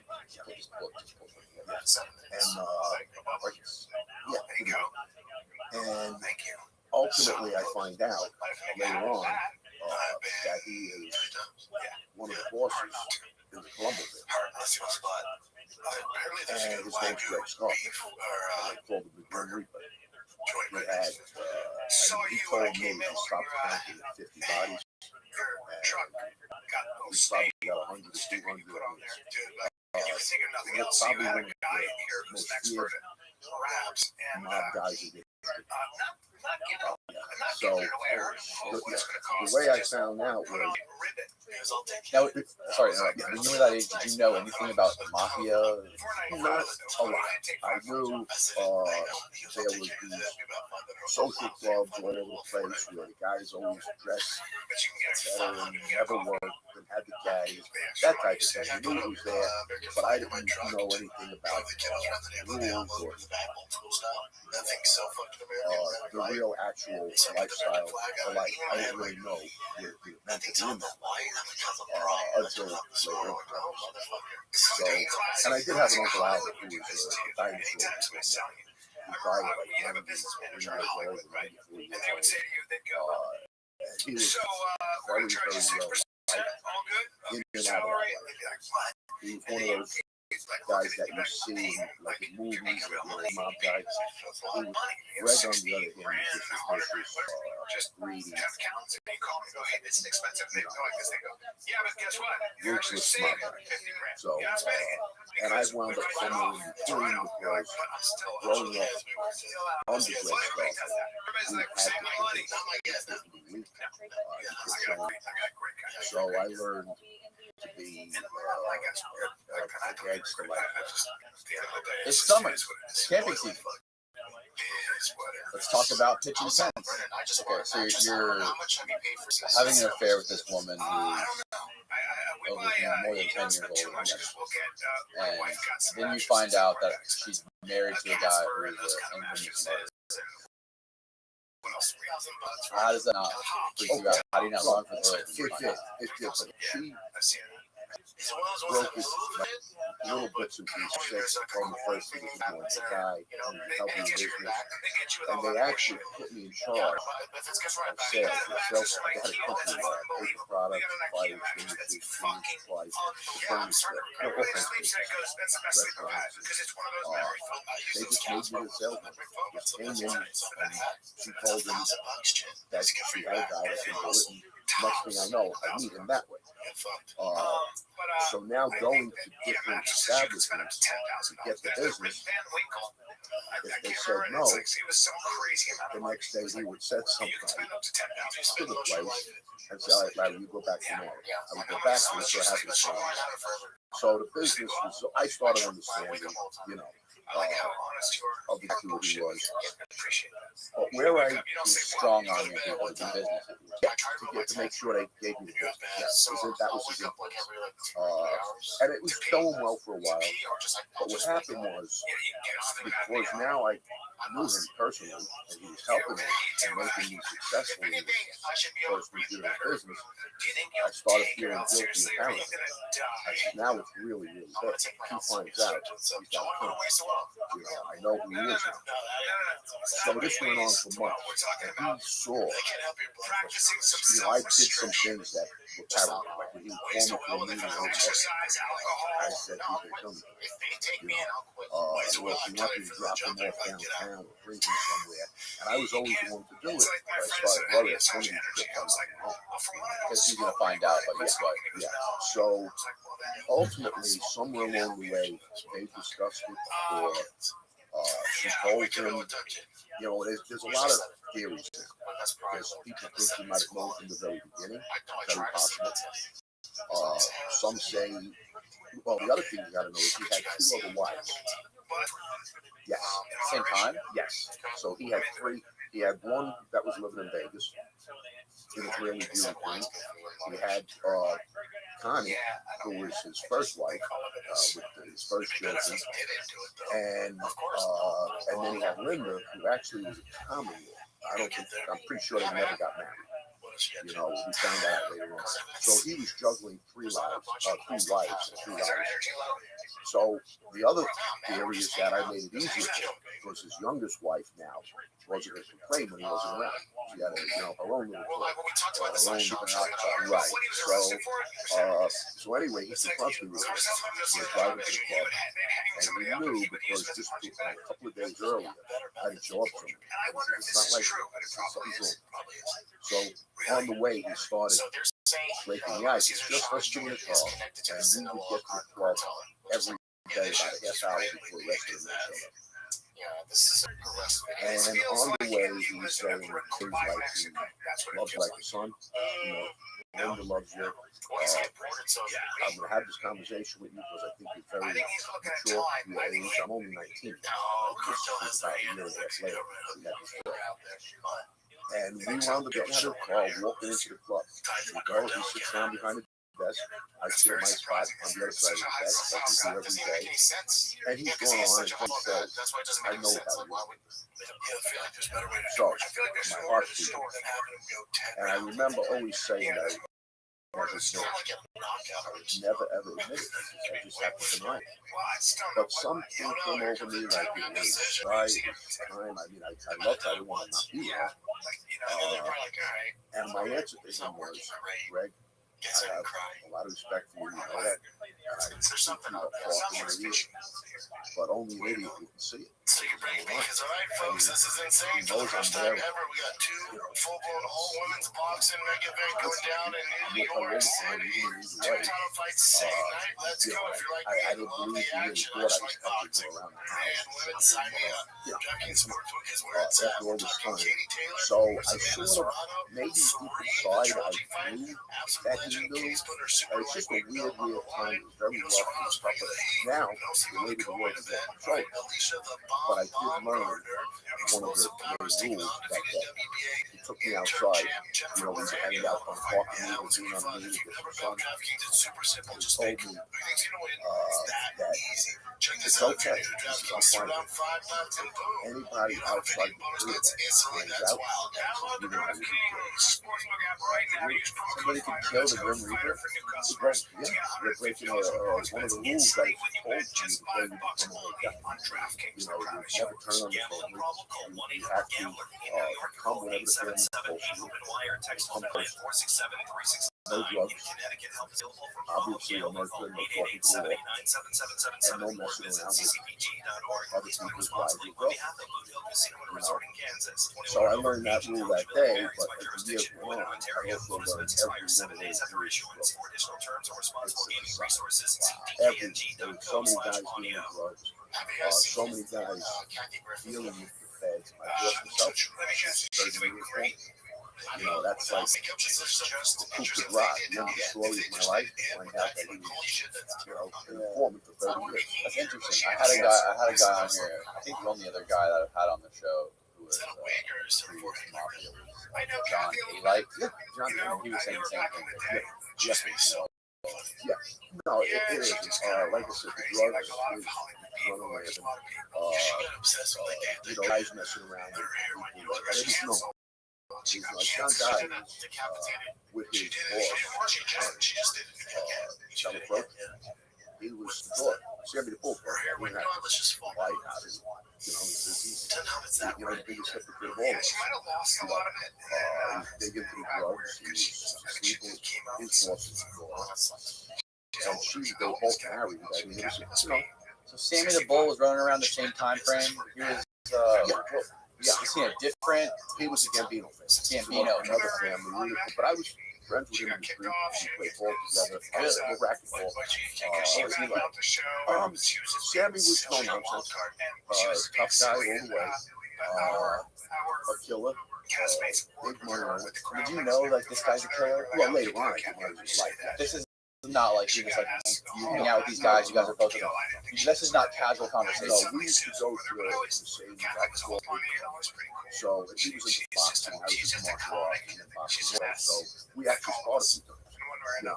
But he's, I like him. He's very pretty, smart guy. And he survived, obviously.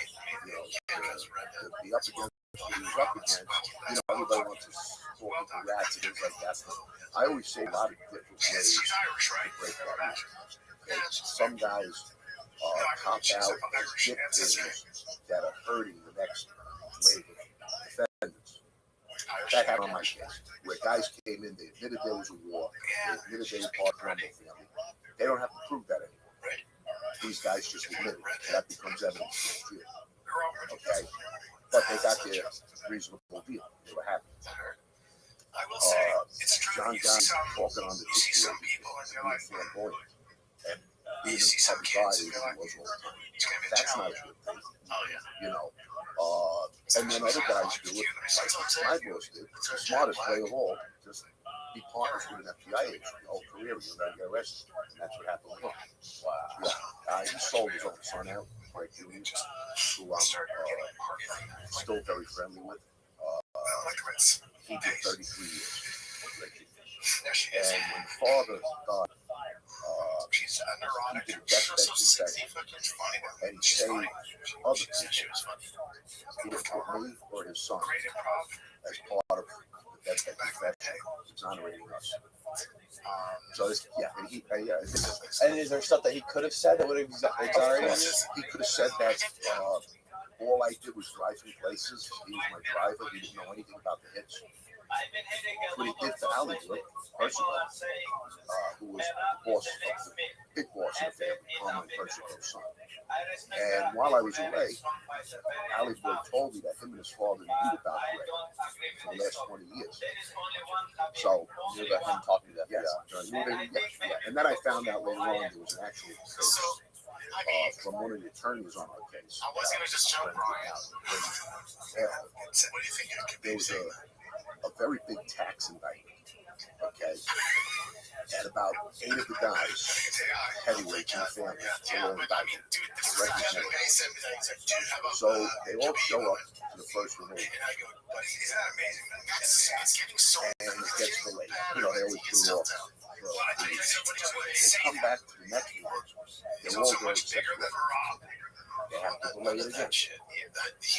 2 weeks later, they show up again. No bread. The fourth time, they show up. No bread. They throw the case out. That's not okay.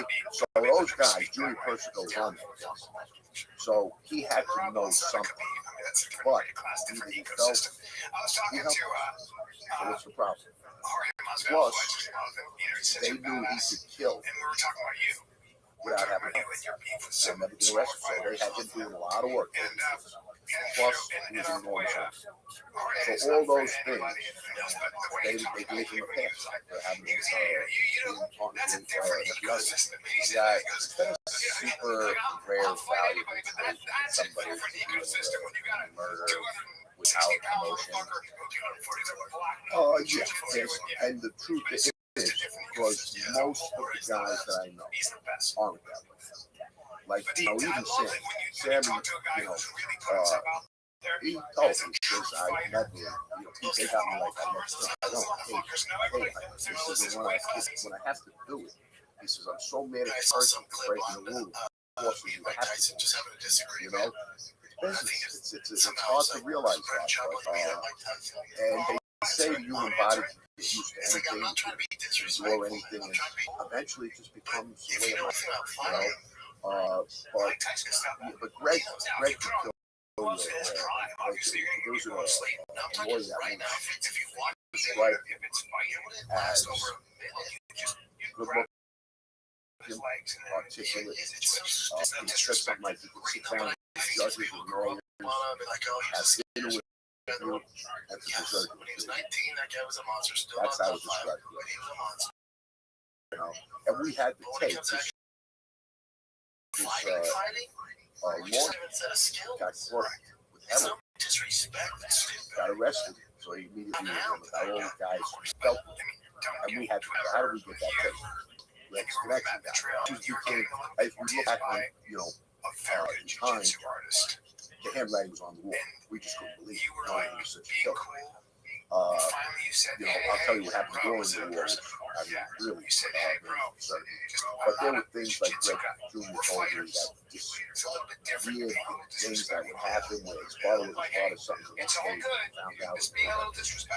A lot of that, because more like, like White Soldier. Yeah. I'm sure those aren't real. There's, Whitey Bulger, that's a fascinating story. Yeah.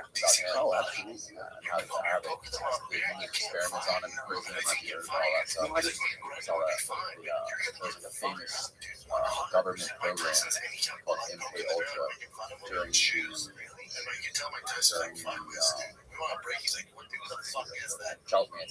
his whole era.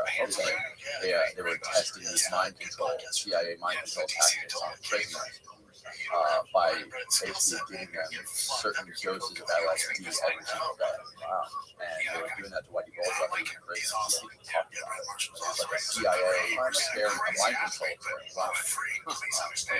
So I'm curious about what kind of like human traits did you notice in a guy like this? Gregory, what that makes him able to just murder somebody. Well, it's the same thing. It becomes second nature. He was born in the life.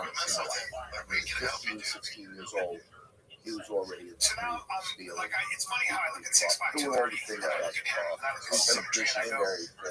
an up and coming guy. And somebody that's already in the life sees this trait, sees that he's tough. Got what it takes. And then they groom you. Which one of your brothers can you be to call your brothers? I don't think that's happening because I can see the people that are in the life now.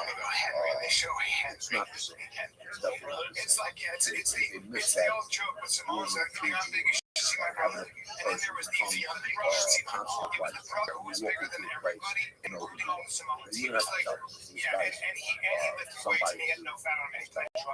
And Greg always had that. He got straight out of Oh, well, did you love this? When you get the trial, this huge trial, that's some of the expectations. To have it at that age, you had to have somebody that saw a lot about it. And he loved money. He loved money, so there's nothing. I can only do so much. Every racket player was, Joe was the number three. Shylock. He was a Shylock. It's a Shylock. You lend money. Give the guy $1,000, and you could charge anywhere from. He would charge me $10, but I would charge 33, 50. Weird. So he had he was making, and just what I knew about those guys, 25,000 every week without fail. Nobody was paying. All the people that were doing these loans knew that the collateral was their life. Yeah. Well, they're wealthy. Right. He would probably kill their life for even that, Because this podcast brought to you by Progressive Insurance. You choose to hit start play on you this out podcast today. Smart choice. Progressive loves to help people make smart choices. somebody That's why they offer a tool called did Auto something very Quote bad. Explore that allows you to compare your Progressive car insurance quote with rates from other companies. So you save time on the research and can enjoy savings when you choose the best rate for you. So give it a try after this episode at Progressive.com. Progressive Casualty Insurance Company and affiliates not available in all states or situations. Prices will vary based on how you buy. This summer, Pluto TV is exploding with thousands of free movies. Summer of cinema is here.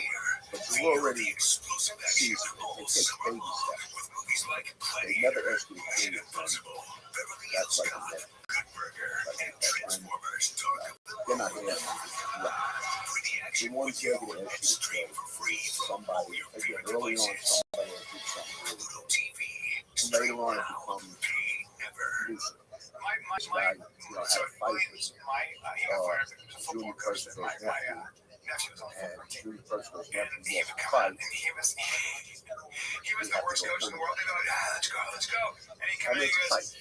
I got in fights growing up. If I would have been still fighting. I lost my too, but it's just I actually got called to a meeting. I was in the half house. We weren't supposed to be in the half house. What's the after hours? Okay, the nightclub's closed at 4 o'clock. And his club's got open at 4. Oh shit! Yeah, and they were leaving, but they were open. my wife's in the stands right now. So I was in one of these places, and I get to meet with, I And find out say, they run. hi, Miss Johnson, whatever. So I go, Mom, too. They go, hi, Miss Johnson. She go, hi. They go, now you boys got me looking tonight. I appreciate that. They go, all this shit out of him so much. And I won the Just fight. you were Okay, just I not. was losing. He was too much more realistic. Once he went down, I think he played it with was all. over. He was like, The here next was, night, you know, kids have been like, I have to go these kids are all up. and it's like late at night, almost morning. We ain't beat them. Almost 24 hours. Practice. And go out there, try.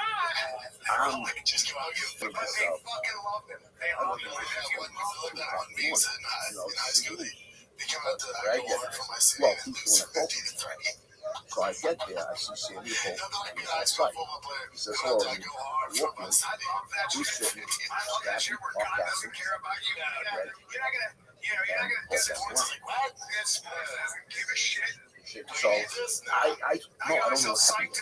Greg now comes over and walks me outside to the front door. And he says, working a straight bar right now. Working a straight bar. It's gonna be exciting. What else you got to do? Once in a while. This one's for Big. He's telling me what satisfaction. Big. So Scrappy, but I learned the lesson. This is a Tesla. Scrappy was talking. And then the guy had to actually intervene because He was a boss for a while. Very well respected. I remember now he says if it wasn't for that, you'd be better at it. Now Greg, he says the hair is his head. I said you'll find more bodies in the street. Now That's Scrappy not had Tesla's fucking Greg, fault. That's a dumbass driver. should have said that. But You know, I hate he Tesla. That's. fought to shit his pants. Thank you, brother. Don't take her to overreact and go into the fucking. Paul was That's no the problem with that. He was a boss, he was a businessman. So anyway, long story short, I owed Scrappy money. He said, so now I owed him. Yeah, I mean, What Tesla's kind of supposed to guy have was supposed Scrappy? to. Scrappy, old school, old time mob guy that died in prison. He got 132 years. He was the guy that quoted the newspaper. When he got the 132 years, he looked at Junior first and he said, well, he only went through 2 terms. And it was in the newspaper. And then when he got the time, he was about 65. Junior never came home. So anyway, the funny part of this is, after it's over, I walked outside, talked to Sammy real quick, and he said, while I'm walking away, he said, you should have killed that guy. He didn't like the kid. He didn't like the kid. So that was funny. Yeah. So did Sammy kind of have your back too? Was Sammy Well, part of the same gang? No, he was the other guy. Paul Castellano. But we were friends. So I said we had a rapport, and he knew me. So if this guy would have had his way, Sammy would have been the guy to kill you. Oh, yeah, that's a good question. That's a good question.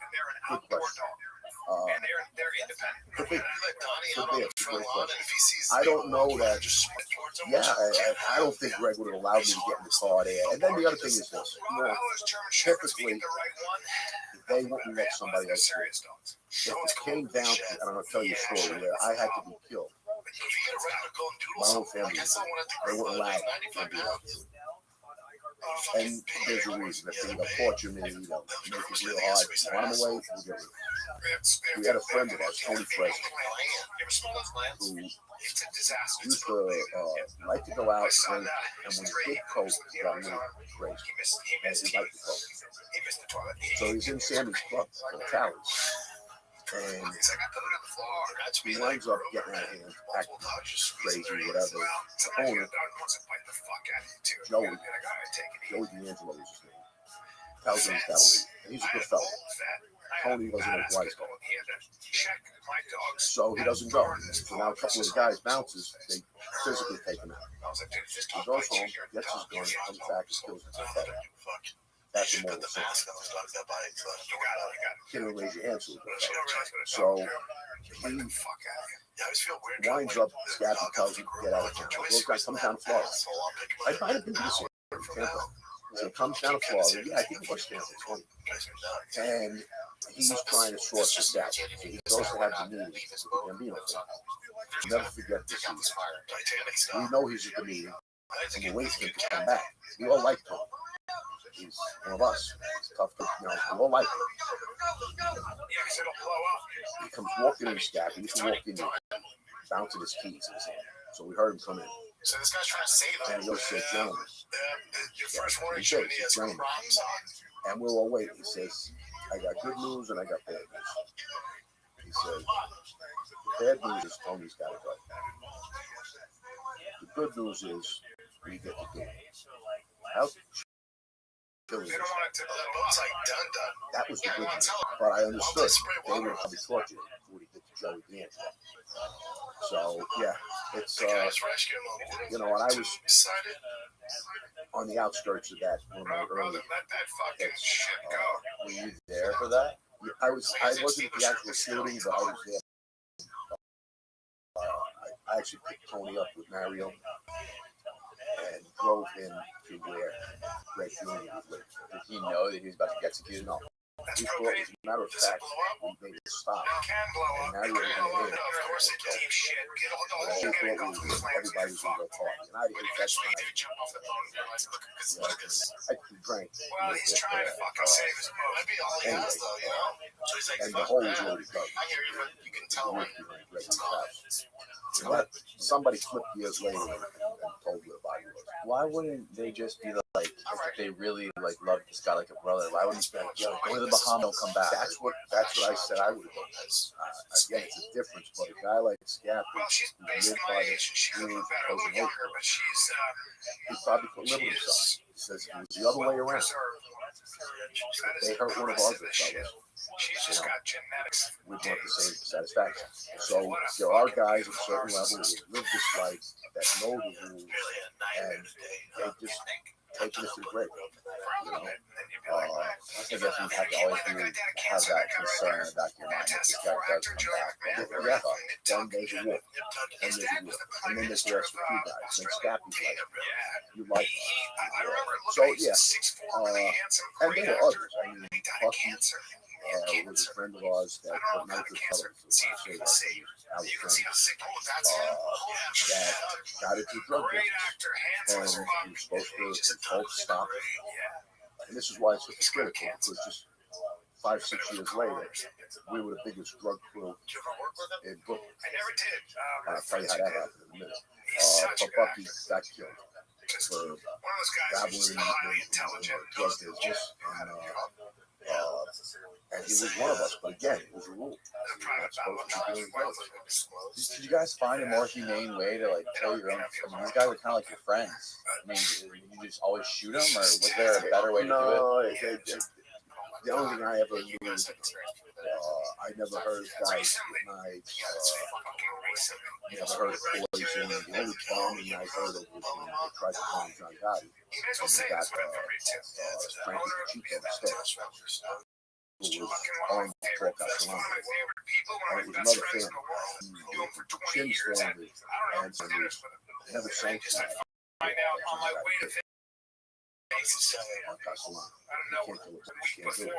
That starts happening. John's own counsel, told him, you did. There's a bullet right for you now. You broke the rule. And I was like, who's going to want to be the boss if you just start whacking bosses? So you don't hear about that. Very real. And it's even more rare to kill a country yet. Because the country yet is positions to save lives. And like that night with me, if it was off there, this was two different families. But if it was Constantly, he's like the lawyer, negotiator. Yeah, but he's mediator. He's not. He's liked and respected by all the captains. Okay? So if he calls you a meeting at 2 a.m, you go. You have all confidence in you. Again, that's sacred rule of life. Believe in life. He calls you, you go. You know, that slipped over the years too, because guys in that position should have been cold-blooded killers. It's typically a position where maybe phones over the years, low life, almost like you said, the movies make it like a lawyer, like Tom Hanks and Godfather. It's a matter of fact, Red told me that the best position is an untouchable and it's a line.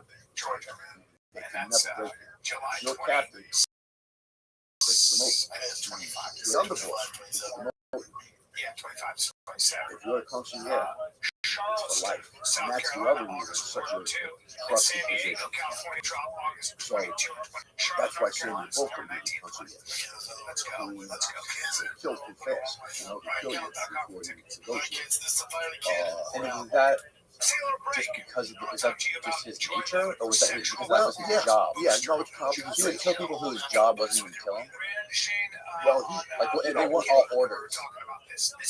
Usually it was orders from the top, right? And he would be the guy. Okay, but I'm sure, just like Greg and most of us, we had some that worry put on record. Emotional Just not emotional. You know, even though you're not going to get the approval, you still want that. So we were involved in the field. But I remember telling him, I put so many on record. From so many pictures, they'll never question it. If a guy turns up there, they're not going to think he was him, because he always does it by the book, except for 4 or 5 times. And that was what hurt us. Often, it led us into the war. Comrade Chester was a guy that I grew up with from the grave. A little older than me. Got his fucking first. Then, when there was a split in the family,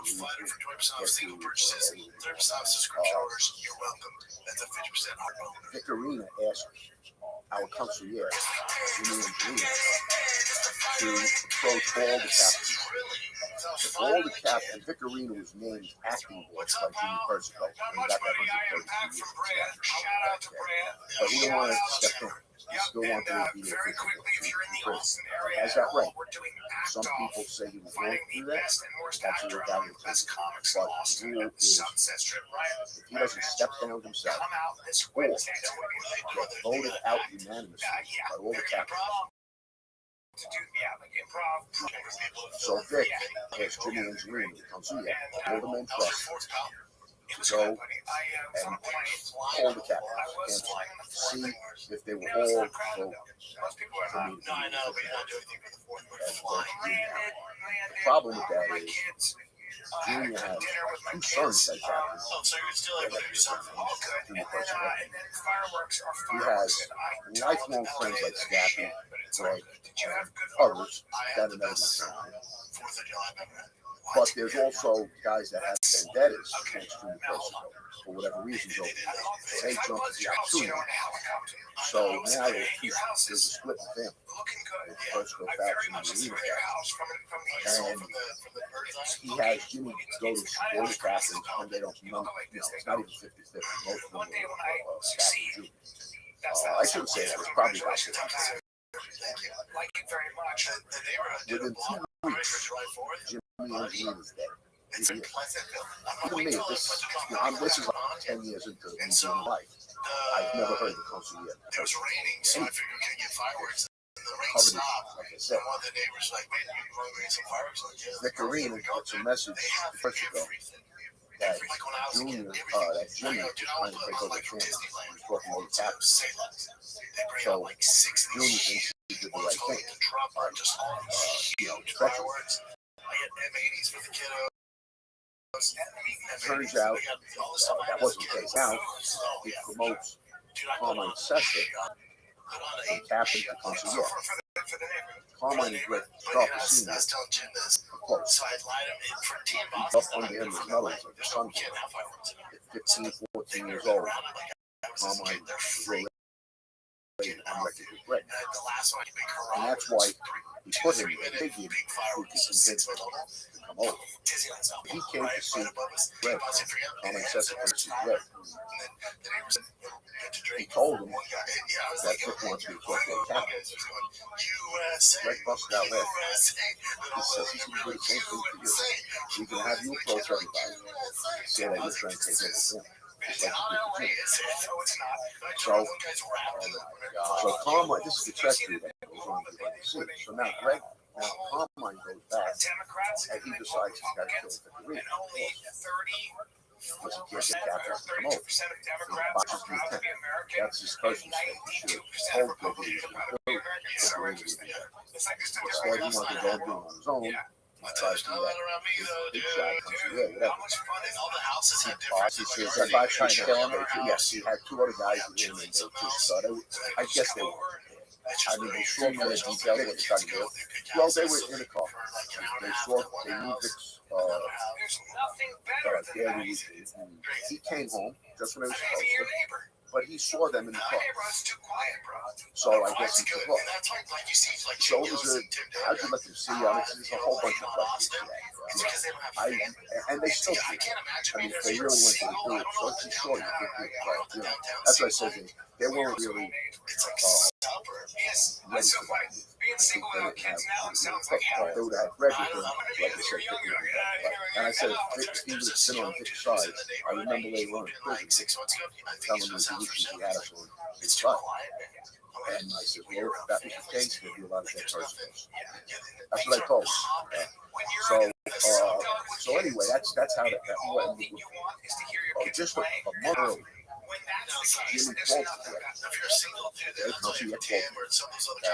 Jimmy called for Greg. Greg had just gotten out of the hospital. He had multiple operations on his stomach. He had ulcers. Nothing. Nothing. You want to get ahead. He was getting ahead.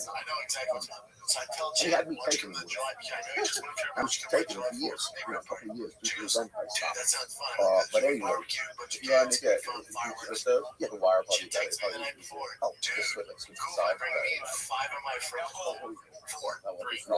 Yeah. Oh, yeah. Perfect. They had several points. He asked for it. What were Yeah. Well, just not to get a headache. Was there anything else? Any Well, other? you know, we would go for a drink after the club. Have a liquor, have a nice little. No, I think it's just like, you know, if you drink too much, you get a headache. He had the aspirin first, so he wouldn't get a headache. That was his thing. I do that with Advil sometimes. I wonder if it's Oh, you know, I don't know. I think it's the aspirin itself that is very sick and causes these holes in the stomach. So they all first go at the same time. Anyway, he almost died, and he had to get blood transfusion. This is another story that we can make up. 30 of us show up to get moved out. One night. First of all, we should have took the hospital. It was green. There was no AIDS in it. This was right at the height of AIDS. One match, one of our guys, Holy Jesus Christ, big muscle guy. He's the match. He gives him blood. So Greg wins up for the AIDS. And Paulie got it from me. He was steroids. So we would share him. You know, I always say it because I, you know, get it. The way things are now, he wasn't yet. We had everybody and it was for the most part. Right. But he had more girls. He's polished. He's the first guy that taught me how to drink wine. So Paulie, but it was fine. Eventually, this month is ready to go out that way, or just come up. I don't know.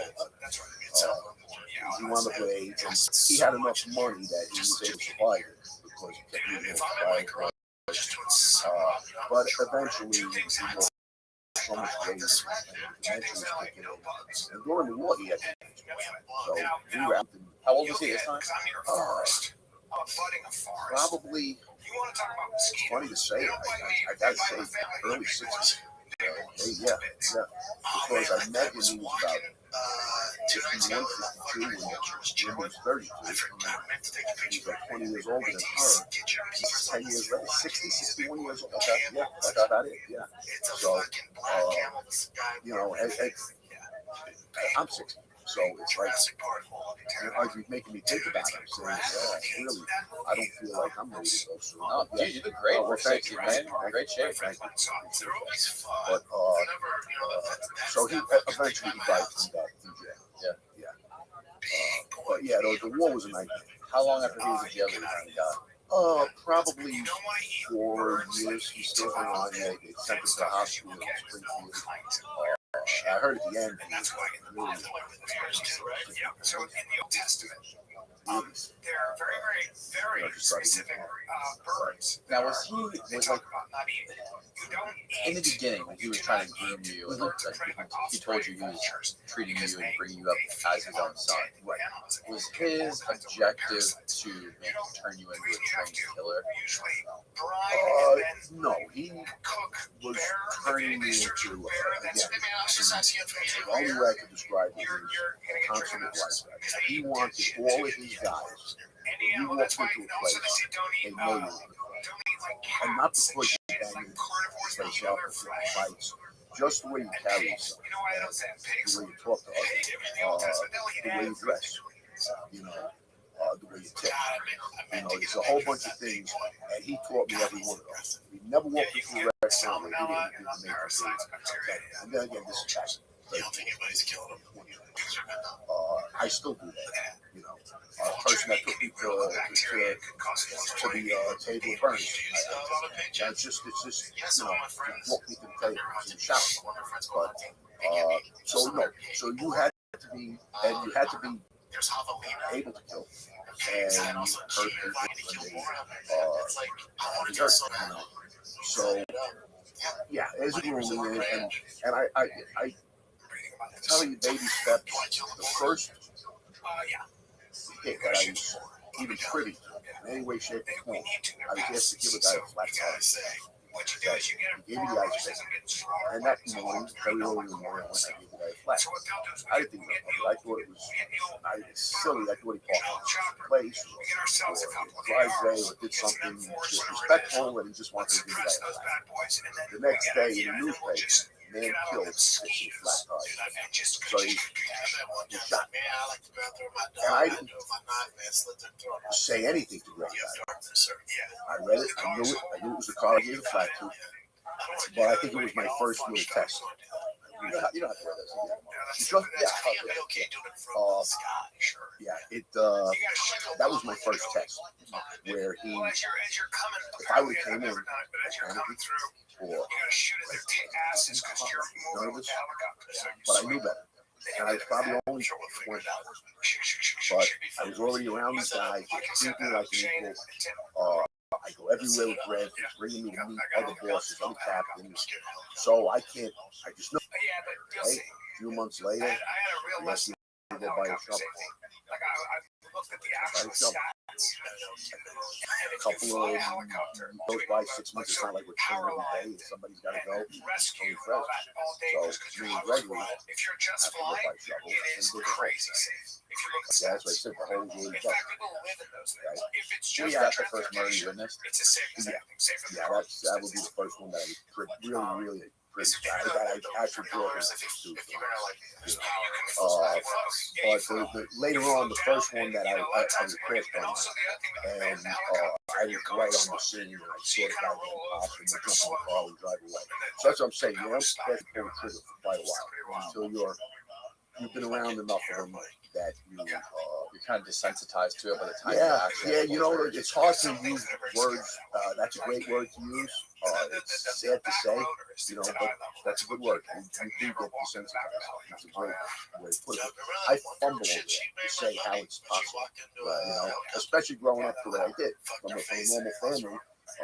One of the cops on my case, Tommy Day, a dear friend to this day, said in an interview, one of those interviews among cops where they're trying to figure out, the mind of the killer or whatever you want to call it. And he said, he used me, it's a sweetheart like Larry Madison. So, it's how you brought up everything. And here's the other thing you got to realize.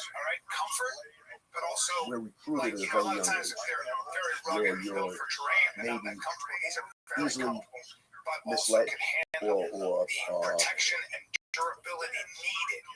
you like the cars, you gravitate, you like the Cadillacs, like money, and you don't really know the bad side of it. So you're recruited 15, 16, 17, or 17. The guys that you meet up. My point is, all these years later, they can't nobody can recruit me. I know that. I learned the hard way in some ways, but I would never, I wouldn't. The hitman thing is another myth. I'm not a hitman. The newspaper one day put an article out. Hitman to testify against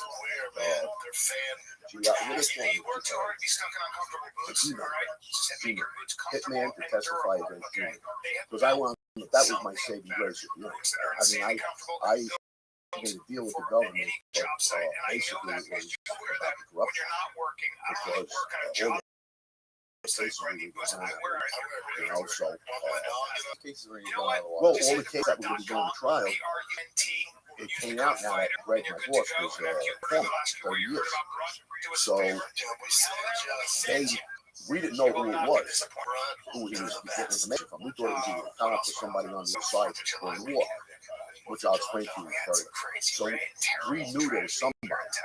But now he admits, fast forward, while he's away, that he was a government informant. So he wanted to leave. Even at the very end, he wanted to leave. After all the murders he did during the war. And he does this now. And he said it was a few years of his life. Wait, I went off track here. So if he was protected by the feds, that's why the crowds were wrong. Not only that, this agent was giving us addresses of our enemies. So he gave us an address. He gave us an address. So these are all the things, and I'll get to them, of the last casualty. Well, not really last one that we did. Then when I was away, there were a couple months we got arrested. just sort of cleaning up the mess. So, did this agent get in trouble? Is that how Greg ended No, up? him and Greg were together for many years. He was working for the feds for 30 years. It goes all the way back to the Mississippi burning story. You ever see that movie? No, I've heard. I'm familiar with it. What is it? Can you tell for people who haven't heard it? Tell us. It's about these 3 civil service workers that they're fighting to abolish racial tensions and all of that. But the Ku Klux Klan in Mississippi is still very strong, and they killed these civil service workers. One was black and two was white, and they buried the bodies.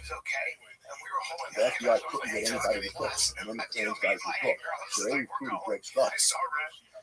They brought him to Mississippi, and you could see it in the New York Times. This is very funny. He went, and the words that were told to me later on, because sometimes you have to write this motivation, was that he did unspeakable things. Yeah. So, that leaves you a little imagination. And then later on, I heard he had a knife there. One area, cut their dicks off. Again, I wasn't there, but these are things that you piece together yourself. Unspeakable things. No, unspeakable if you're talking about KKK. No, cut his balls and dick off. It's like, sorry. About it. So anyway, he finally gets to the guy that knows what it's like only one guy really knew. And whether it was the second in command or whatever. And so since that day, I used the term cop lunch. He had cop lunch with whatever he wanted to do. He never even get arrested.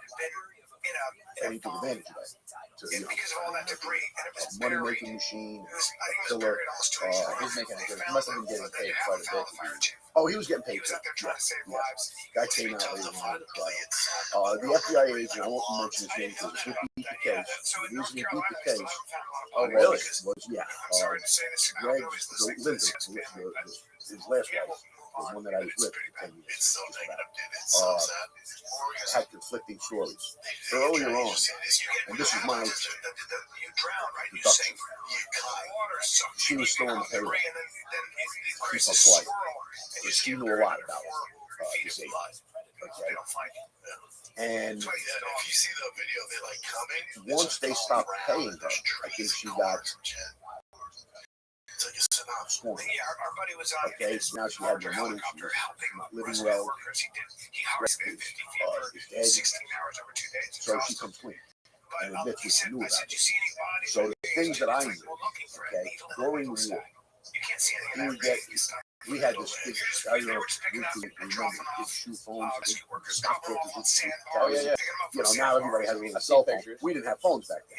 So he would call somebody, or the person would call on that phone, and he would refer to the person as his girlfriend. And his connection. Whatever it was, we didn't know. We thought it was a cop based on some of the information, and we thought it could be someone on the other side. So someday I'll tell you. They didn't tell us. Me and Jim, my phone. Only 2 guys who together every day during the war. Nobody else would come us anymore. Because we knew somebody would give us up. Our own friends from now. It gets over, would kill us. So we wanted to treat us. And because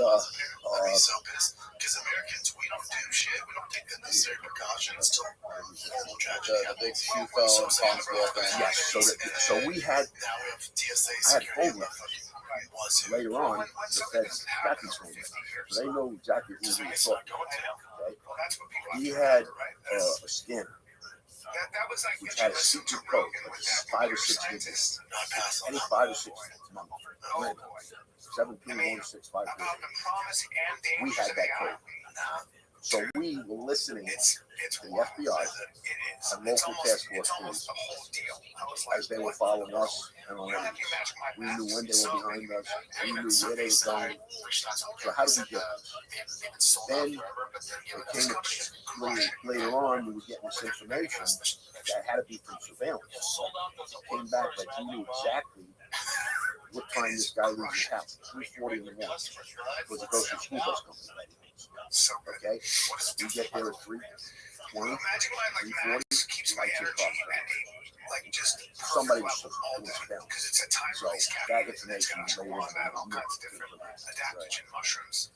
We also had access to FBI badges and credentials because there was one guy who wanted to go and call him out of the house as the FBI. They get him in the car, and once he gets put in the car, Greg was in the car. I mean, picture that. That guy was so. He's in cuffs and sitting up in the room. You know, because the guy knew us. He was actually his wife. And he knew me, so I couldn't go to the door. But there were a few guys that we didn't know that was just in the truth and we go up to the door, show the credentials, call them out, tell them we're not going to cuff you in the house. You know, sometimes we do that, we cuff you outside. You know, if they want to be nice, not to do the because they know we're not so anyway, we had this whole plan. So all these different things led to okay. Later on, two of the agents themselves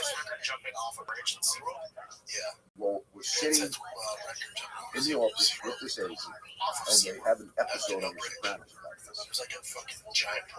When the biggest hit of the war happened, Mickey's Ransom, who was Vic's choice for country. Okay. When we got him, he banged the bus. We're going to win this thing. We're going to win this thing. The other agents said, like, men started putting these together. We had, this is what made them know. There's one underneath. This is a supervising agent. And underneath there, it's an address. And surveillance of where Piccarino's hiding. That's our number one target. If we kill Vic, the war's over. Okay? He gets this address. We go there. There's no house on the It's a wrong address. So, the only person Chris gave that wrong address was his superior. How did Greg end up with the same exact wrong address? So now they knew. They followed Greg there or something? So, no, just he only Chris didn't get it to Greg. Okay? This address. He gave the address from surveillance. This is to his superior. So that's the only. So he's wondering how Greg got that address. You know, and this all came out in the trial later on. That's how it went. How did Greg initially get? Like, if he had that protection, how did that protection resolve? Because the other agents found out that Chris was dirty. Well, no, Chris wasn't. His superior. Yes. And partially that. You know, and well, you know, it's a late. His name's Lance. You know, I say I don't like to come on in because he beats kids. Okay. So he doesn't speak about it publicly. He does. He wrote a book. You can read the book. It's called Deal with the Devil. Deal with the Devil. Yeah. And he's done documentaries. Oh, really? So he's out there. I mean, yeah, just you can research his kind of stuff. This is first name. So the way it all ended was Greg at the end of the war. Okay, his dementia was setting in, and he wasn't making good decisions. His son Joe, who's my godson, I stood up for him in confirmation. Winds up getting the drug business. Okay, and I'll backpedal that a little bit and tell you how we all how the trouble went down here.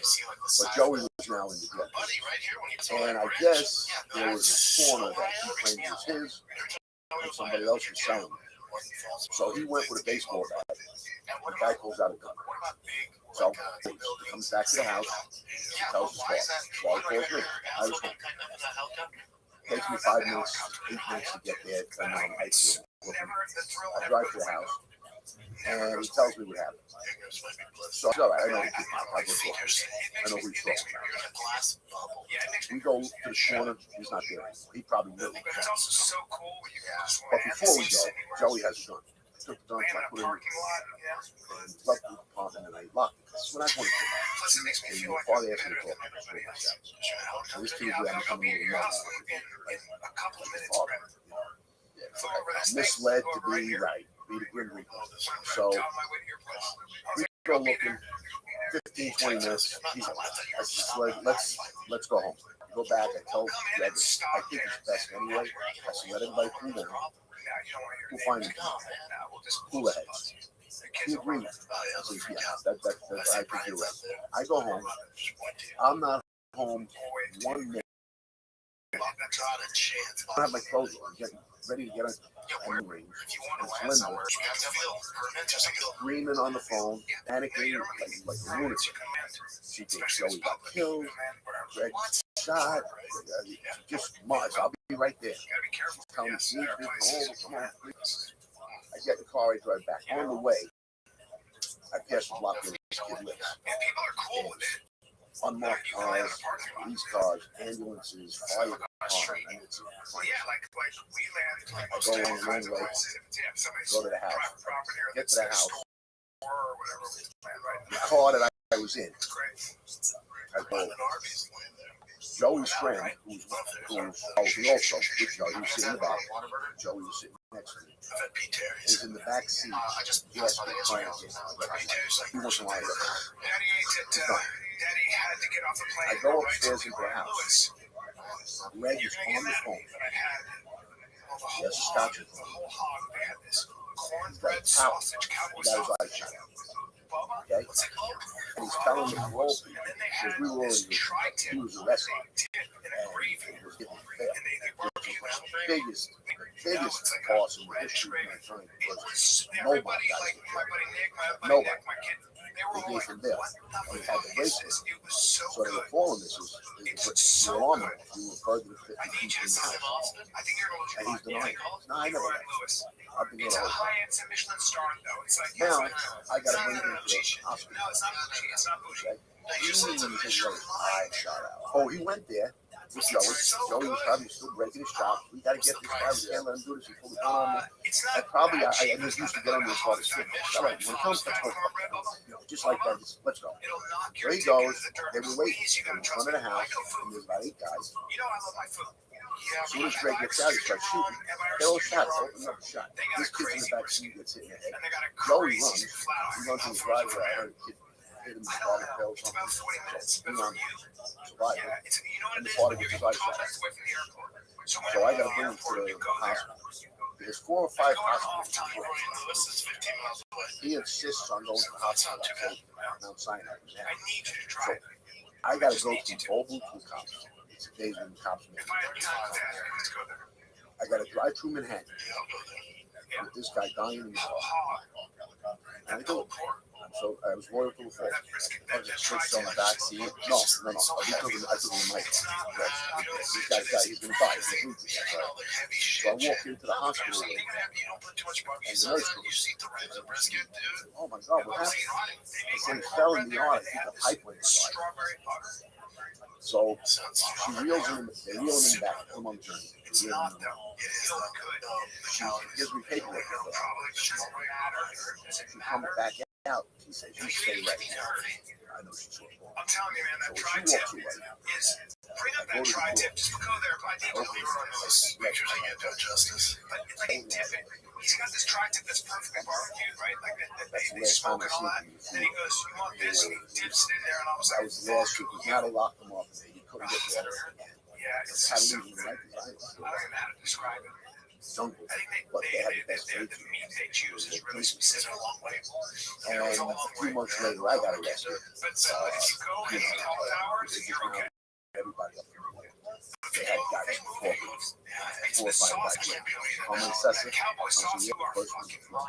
For big meetings, everybody got arrested. Except yesterday. So, I mean, it's like treachery and backstory. There's no, it's just mind-boggling. He survived and shot in the eye. Wings and everything. And then, well, here's what happened. Here's what they said. It didn't go in this way. It must have deflected off the car. So it didn't penetrate deep into the brain. Right. Yeah. So. Yeah. Lucky and unlucky. Yeah, both exactly. So, but he was running out. He was running out. The age was near. Eventually, not being in prison.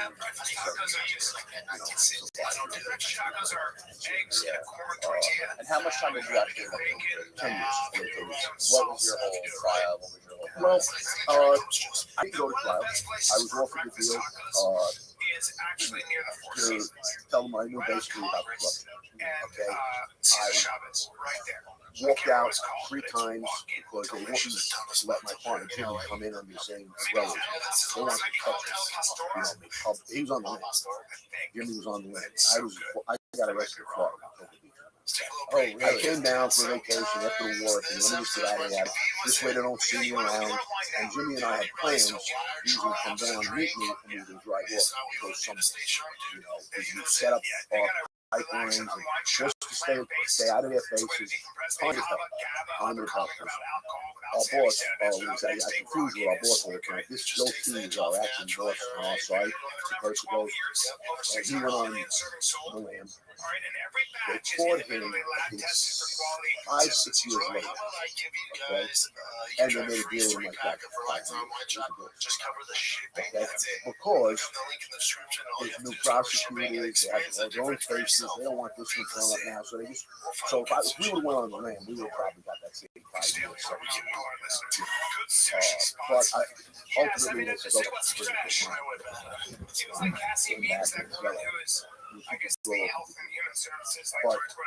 and I couldn't get knowing where he was. So I said, I'll see if I can get a message to him. And that's why I could get somebody. I had no idea where he was. I really did. But I knew how to contact him.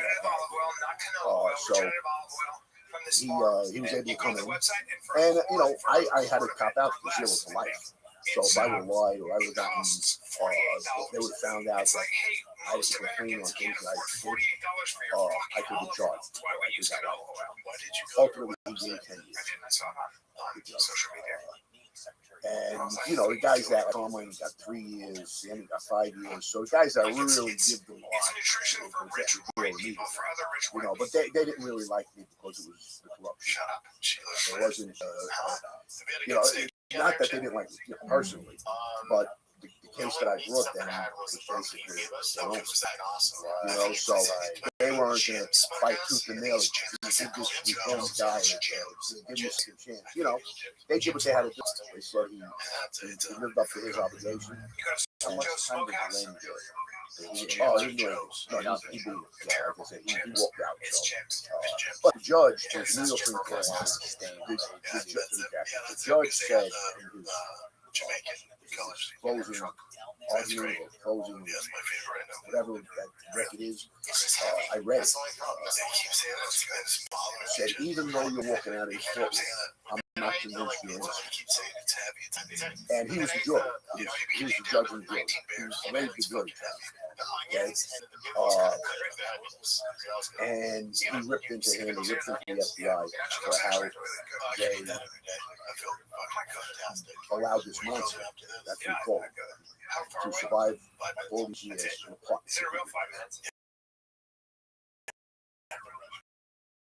So he ripped him in the out of all the judges I was with. I had one off. What's the word? He recused himself, stepped down. He told us, he says, you can't get a fair trial. You're all guilty. He said, and I feel like an only member of the Colombo family that I've heard so many of your cases. He says, you can't get a fair trial. So he left. We get this other guy, Sifton, who was the most miserable human being on earth. Even other judges hate him. He just was a hated man. And I wound up with him. And the same judge, earlier on, at the very beginning, when I first met Linda, I was on the fire department test. I took the test. I got a 99. I got a 95 on the. I was going to be called within a year to the academy. This judge, because at the time of these and women, saying the test was too tough. It wasn't fair. So it took him 2 years to rule on it. and then another 2 years to set the next date. So 4 years went by.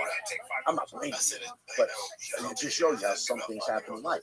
I would have taken the fire department. I was still early on. I didn't know Greg. It wasn't a year and a half in, 2 years into my relationship with him. I knew it was wrong. And he's the same judge that had a sentence. Wow, how wild is that? Yeah, it is. It's amazing. It's amazing. So this judge, going back to Judge, it's something like Reebok or Reichbach, Reichbach, Reichbach. But research it. If you, he was a really, he's still died. But this guy, you know how they always wear black robe? Yeah, he did. He wore John Gotti shoes. Had his hair impeccable, but he was a smart guy. And he would ask me questions. Like, while I'm sitting there. Even though the lawyers are asking questions, he said, I want to ask you a question. And he asked me a question. And very brilliant, just brilliant. And very, very polite to me. Like the other judges, you're a piece of garbage. Nothing but okay, they go away for life. They're all the same thing. This guy was very fair. And that's why he didn't have to get thrown out. He got thrown out, so he told me, you're not in the shit in my house. But he was able to, obviously make people's entry and everything else. What kind of prison were you in? Federal maximum security? Maximum security. And then, as time went on, I wound up in media. I mean, but the very, very, but they are. But you could avoid that. It's not like again, like the CTV. There are prisons like that where they're just gangs and they're always, that's their life. But most federal prisons are not that way. If you're not into gay stuff, you'll avoid the fights. They'll actually fight over that. If you don't gamble, which I did every single day, everybody made sure everybody had put the cash up. Stamps was cash. Yeah, want a better football game? Cash has to be put up. That was my main business. Yeah. And I booked every day that I was away. I supported myself. Yeah. I'll tell you, this is a funny story. I said it 1,000 times. You're allowed 3 books of stamps. Everybody's equal. You can't have more than 3 books of stamps because you can use that for currency.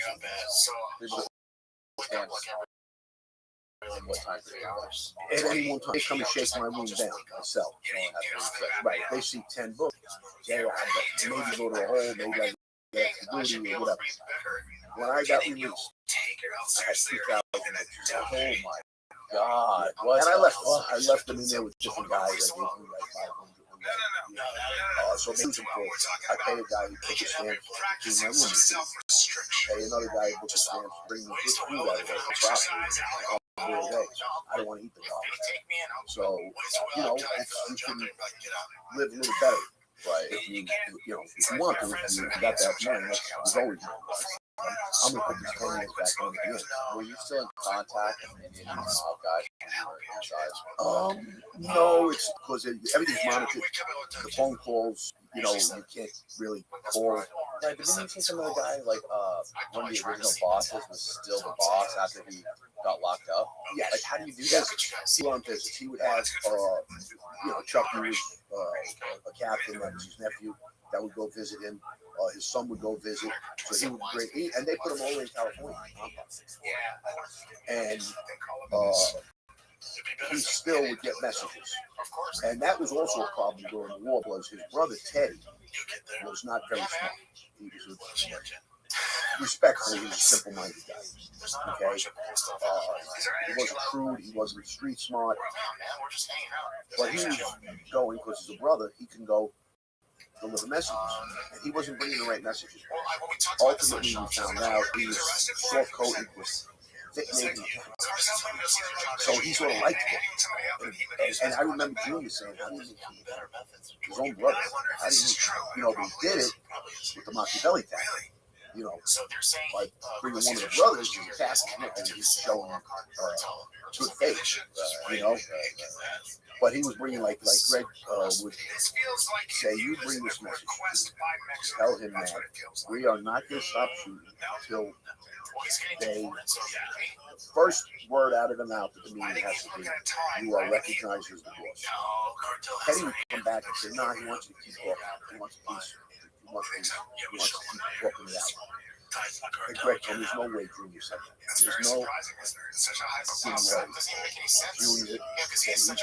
his message would be, take that God's one person he had an interview in the whole wide world, and he wasn't happy. That's the greed. That's that ego. I want this position official. You did have. You were an official acting coach. So all you had to do was run the ship. Like, you know, I think he was worried he was not down Carmine's son, Junior Bursko's son, and I don't think that was going to happen. I don't think that was the case. My personal, I had conversations about it. So if you would behave, this guy come out, I think that's the issue. I'm back in the game. You know, so not immediately, maybe ultimately he would have wanted the position, but he was a cousin.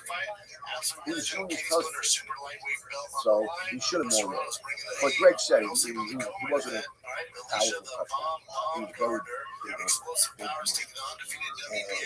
And Junior thought he could control and never lose power. But the problem was, other people controlled it too. Greg said if he put a guy like himself, if he was developing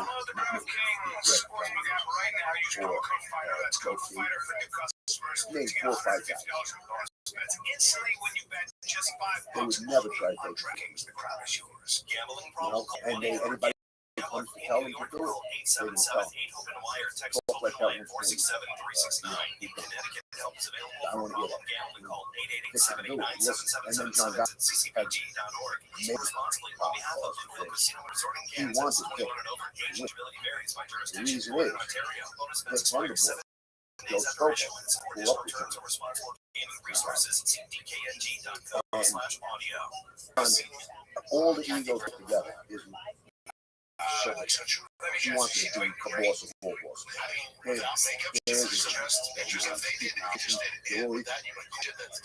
But he wanted to have the strongest vote. So, if Vic wins the this came out later, it's a fact, they were going to vote themselves and let Joe Scopo become the boss. So him and John got 2 votes on the commission.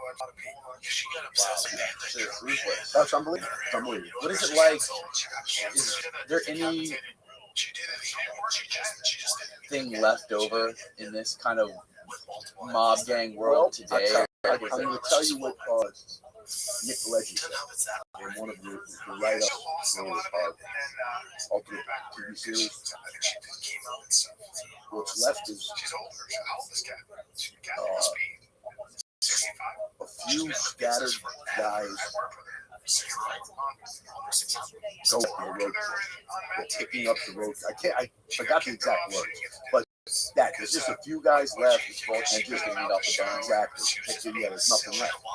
Because the guys that I grew up under, that I saw, and I had to answer to, were seasoned, old school guys that you may see in some movies. Okay? Now, they scrape the bottom of the barrel. They don't dress the same, they don't act the same, they don't have the same ethics. You know, they wear hoodies. Games. I mean, you know, It's like culture for sure. it is. And the families are totally weakened. I think It must be harder to kill people than oh, it is. And I think, you know what? I had always said that was our downfall. I said, if I ever started something, I would say, no, kill him. Beat the guy up until he leaves on his own. Just keep beating him up. Every time you see him, give him a beat. Eventually, he's going to leave. It's just as good as and we don't have to face life. I believe, and Sammy told me just recently, and he might have heard it somewhere too, there's a no-kill edict. If that's the right word. edict is like a law, right? I will say, it's true. Yeah, I think that's exactly what you use. There's a no-kill. So there hasn't been. You haven't either. I mean, to read, almost a few months. You see a body, somebody got killed, somebody's missing. Now you don't. I mean, the last one that I remember reading about was a famous pizza place. Okay, that was somewhat mob. And I say that because I think it was fun. It was a mob guy and the guy that was arrested. They split up. There was a problem. Okay? And one of the guys tried to take the recipe and they killed him. He was killed in front of his house. It had something to do with the recipe, the pizza recipe. L&B. It's a great, it's still a great pizza. If you ever go to Brooklyn, go to L&B. L&B. Pomoni Garden, and there's Pomoni Ice is but I got a book for you, so I'm going to give you the book. Okay. I wish you would have read it first. Yeah. Because a lot of these things I'm telling you, you sort of known about it already, like the restaurants and stuff in New York. But not right now. Yeah. New York. I wouldn't go to New York. Everyone I know that was born and raised in the Brooklyn area, they never want to go to New York. No, I'd rather cut my arm off and go back to New York. Yeah. Especially now with the politics. It's how it works. Yeah, it's horrible. It's more dangerous than we is. They want us back. Is it really more dangerous? Yeah, you guys need to sleep. None of this. The nonsense that you see. Just the rioting, they could. When Al Sharpton marched through our neighborhood, okay, the cops knew they were happy. We had more mob guys and 5 families lining up the street. They weren't allowed on the sidewalk. They had to walk. They could do their march, but they were not going to come near our stores or our houses. Right? So we lined the street where they were. Until one muffhead, and I know this too, I knew his brother well, runs in there and stabs Al Sharpton. He stabbed him, got arrested, he did time for it. He's right in front, there's cops all around, all the mob guys are there, and he just runs in the middle of the parade and stabs Al Sharpton. Yeah. Needless to say, he's not a good fighter. How did Well, the cops that were on my case, I told you, became their security guys. Yeah. And he was looking for somebody from the old Thunderlight that can give him some tips on playing like a Francine guy, a mob guy, hitman, or whatever. And they all said me. And, and it's funny, too, I've said this a few times, it's double-edged sword. They all said me. So I'm going to tell you how to kill a guy, how to get rid of weapons, how to bury your body. I mean, that's what you would think. But he also wanted to get the words, how, and in situations, how would this happen? How would a guy, knowing he's in trouble, not just run when you reach the top, things like that. So, because there's a scene where you got to kill a guy, and the guy knows he's in trouble. So I told him how Greg used to have a handkerchief, and he would sneeze, or cough, and he'd reach in, go to his pocket, and the guy would see the handkerchief, and he'd actually be relieved. So he wiped his nose, when he put the hanky back in, comes up. So that was a little trick of his. Yeah. So I told him how we got rid of weapons, and all of that's in the movie. I mean, so probably a dozen things that I sat talking about. So what was it, a one-time meeting? No, I would probably 3 or 4 times. Well, we had he has a hotel in Greenwich Village, and his office is right there. So the first time I spent about 3 hours with him, and he was just listening. And I kept saying, Mr. D, no, keep going. Just listen. And getting words and hearing about his from my book. Then the next time he gave one of the cops a list of things, and I got on the phone with him. Then another time we went back and we sat in his living room. We went to Scorsese's house one time. And really? Yeah. And he had, he wanted to meet Martin Scorsese. And he had 2 casting deal. Who were also listening. So they were all using it for their own casting reasons. You know, and ultimately, I was going to get a part. I didn't know why. I didn't do this all until Albert on stage in the bus, which is a famous or infamous stage in New York back in the 50s. So it was an incredible experience. And then probably a month or so later, I'm in Nick Leggie's house. And Nick Leggie was a good casino, part of American. The three of them, my wife was throughout the whole thing. We said we are sitting with cinematic workers. That's what it is. And they were crazy and legend. It was amazing. And then I met him twice after. As a matter of fact, the last day of that picture, the last day of filming, he invited us in to watch the last scene. It was him. He was just, you know, almost when you see the movie, you'll see that he has lots on and there's significance to that. But it was funny. He made it. He fired a knot in different ways. And so say he put it.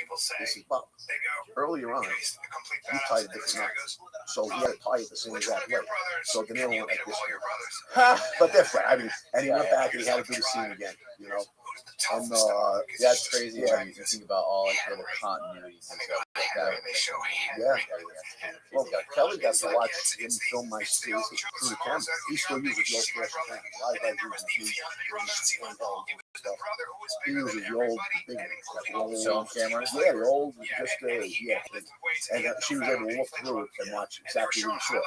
So there was a couple. We did my scene. You see it. It's real short, but it's probably 20 seconds. We filmed it 40 times. Once he got too much of a brisk walk, he said, people aren't coming to the movies to see it. It's always then another time, one of the girls walking by me smiled. And he said, what are you smiling about? What are you doing, a movie? She was walking a baby. So she couldn't smile. And then, you know, Big Bob, one of the cops, actually wrote it forward to my book. The only part of the book I didn't write, because I had to write it by myself. He's the bouncer, the bodyguard, probably told his walk the truth. They want him to look menacing, so plenty of times he would give me the eye. And that makes people think he was in it. Nobody knows for sure if the bodyguard was in it, or he wasn't. So him looking at me, you know, this, and then we walk up the steps. And let's say I had another part in a TV series called Perfect Motive. I played a corrupt ex-cop. So, and the mob guy I was working for was Joe Pesci's character in Casino. Tony Spalato. Yeah. And it's funny too. We have on our desk a possible story about more about this guy, because he was.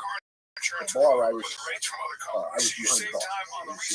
and I was popped out of the back seat. Somebody comes out of the back seat. Yeah, I was the guy. But in the scene in the bar was this guy, and now it's called Crazy Horse. It's a cabaret in Vegas. But it was a violent bouncing in there with killing people, biting them in his desert. They weren't paying bills, they were beating them. I mean, yeah, drugs. It's almost like the Studio 54 type of movie. But we have, you know, we have somebody that wants to get our producer. My wife's the manager. She does all the management for all the people we bring in. I mean, but that's seven. So our show's starting. They just start filming it in June. It's all about paranormal and Bigfoot and stuff like that. But it's mob related, because it's an ex-mobster that really believes in this stuff. And he goes tracking them down. Finding Bigfoots, yeah, and paranormal stuff. But they have all the equipment, and they say that, you know, we're using our skills to tracking people that we had to go after this. Oh my God! Yeah, but it's going to be. I think it's going to be lighthearted, but it's real. But there's going to be. I mean, there's no way. Yeah, it's going to be, because these are ex-mob guys, and they're talking like mob guys. you know, and he tells there's a scene, he tells one of them, he's a martial arts guy. He says, we learn from Bigfoot, you're gonna have to use all your moves.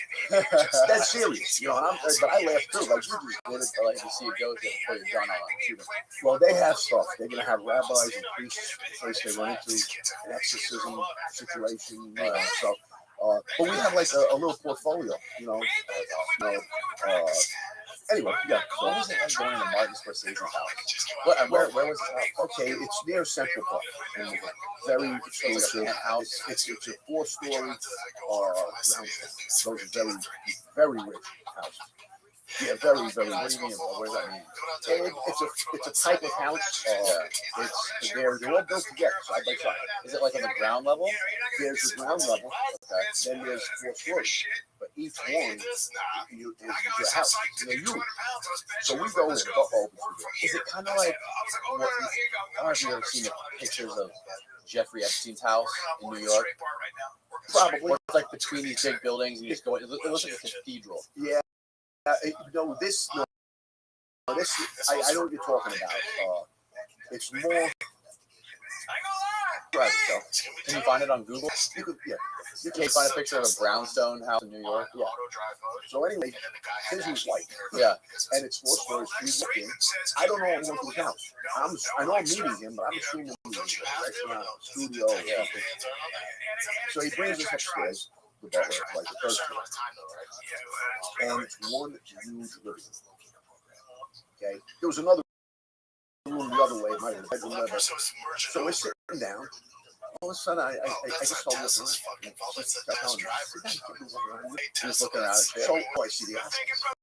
Yes, I don't know where. I'm looking at the Oscars. So I turn around, he's standing in the door. So he comes and says hello, sits down, then Marty comes down with the TV. And it was amazing. We were talking, and it was, you know, a couple of things. I cursed and I apologized because I don't. Anyway, you know, and I was saying, I'm sorry, excuse me. Okay, yeah. Those are all over New York. Yeah, I know that. Exactly. So you see, the red one in the middle there? That one? Yeah, but it was like that, but it was white. Okay. You might have zeroed in on the top. It just blends in with the rest of the house. You can't even tell it's. Exactly. But inside, they're incredible. And,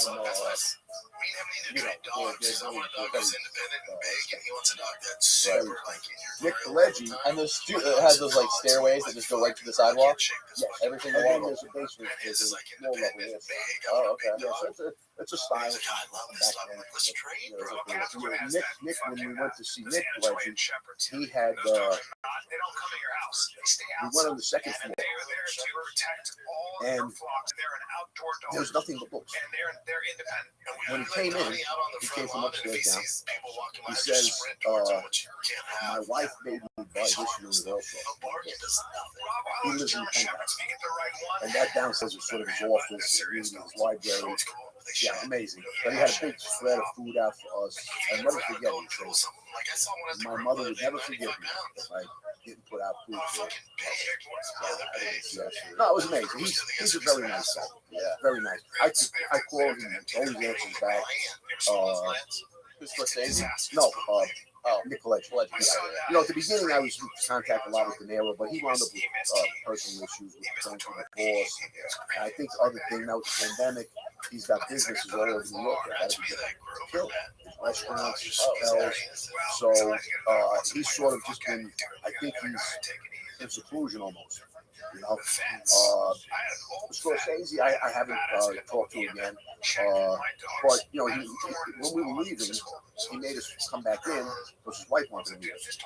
So we went back in and we met her. And then at the final day of filming, she was there, and she has a beauty partner. I think that's what it is. So she's having a little trouble, but she remembered us. All these months later, she's very, you know, so and he's a nice guy. He's very personal. Like, De Niro's quiet, shy. Scorsese talks, he laughs. You know, he's outgoing. You know, they're almost opposite. Yeah. And the other thing I learned is that these casting directors, You don't have to be the greatest actor. Okay, because if you start watching a lot of De Niro's movies, the idiosyncrasies are always there. You know, most of his movies, the way he laughs, the way he looks at you know. So when they're casting somebody, they're looking for certain things. You know, like not that he's not a good actor, I mean, because he's done things like that's out of character, like the Deer Hunter. Those were fabulous. I mean, fantastic. The gangster movies to me, you know, He's got like some fast. Yeah. Well, it's been a huge moneymaker. It's a huge moneymaker. So, but you know, and then there's guys that can go back on the stage and play Hamlet. You know, Right. You know, those. You know, those are. But anyway, I've noticed that. That's why you see a lot of the same guys in the same movies. Not because they're great actors, just because they almost don't have to. Yeah, it's almost like he's got like that brand built around himself. Where it's like you just watch this guy. Oh yeah, no, definitely. No, he's trying to fucking save his movie last though, you know? It's like fuck that. He's still maybe in me. And like the name of the book I'm gonna bring it to. I wish I had it to show you. Yeah. To show the fans too. It's called tell people where they can find it and where they can download it, whatever. Yeah, it's called The Life. There is a Kindle version. The difference is you don't get the pictures. And I have some really nice pictures in there of those people I've met, including De Niro, Legend, Mike Madsen, Armand DeSantis, who wrote Testimonial. That's just phenomenal. And he's a great guy. Armand DeSantis, he's one of the great young guys. The original. And he also not John Travolta. No, he wasn't good for that part. And I like him. So yeah, you can get it on there, or you can go to my website, www.larrymazer-thelife.com. And there I sign every book that goes out. And some mornings I spend hours signing them, and like probably after your show I'll get a bunch, I hope. And so I sign everyone. And like I said, the pictures, it's worth getting the book for the pictures. Right. There's pictures, you could put a face to every name I said. Junior Percival, you know, and Carmine Sessa. When you look and see them, and I think they're important. I think they're important. Yeah, absolutely. Yeah. And you get a picture of Red, Grim Reaper. When you see a picture of him, you're going to say, if in the on the mobster in the dictionary is his picture. Oh, that's really? how he dressed that way. You know, the fancy watch. And he was the guy who did the 666, like he would carve 666 when he. No. That's a myth. What happened was we all had beepers back then. We didn't have cell phones, so we would have a code. Like say the guys from 13th Avenue. It would be 013. So who was beating us? Then the next thing would be a number of the edition. And we had like 12 different numbers. One was Nathan, one was Alan B, one was Donald somewhere, one was China. Yeah, all over the city. All actually like Jersey. So we knew this was the first. It was 11. It was the first of those. He took the code 666. So they knew it was him. So he was 666-8, which was a restaurant in Chusa Bay, and 130. So that's how he was so. No, he liked no, definitely not. No, he was traditional. He liked Barry White. He liked that type of music. Okay. He liked Frank Sinatra, of course. You know, Jerry Vale. And I listen to all that. He was good. I apologize for it being a little bit of a. Well, cool, man. Dude, it's a pleasure. You know, what I like about, what I really enjoyed was we talked about some different things. You know, I'm tired of talking about the hits from before. You know, they were never easy. The hits during the war, talking about them was a little easier because it was still a good. It's gonna be fun. We got some great panels. You know, he has great comics, and but it's a lot of people want to hear, oh, first time you did this, the first time you did that. So happy there's more to me than Yeah. you know. No, I think it's a lot more fun to get to know somebody and just have a loose conversation and just like go, you know, do bullet point questions like some of the other interviews. No, definitely. South Carolina, August 1 2. Yes. I And want San to be Diego, California might drop August 22 and 23. We're going to change the world here. Not at all. Charlotte, North Carolina. September 9th. Yeah. Let's go. Let's go, kids. Get a little lower than that. and I was portraying it. That's how we met. Oh, really? In the gym, yeah. That's awesome.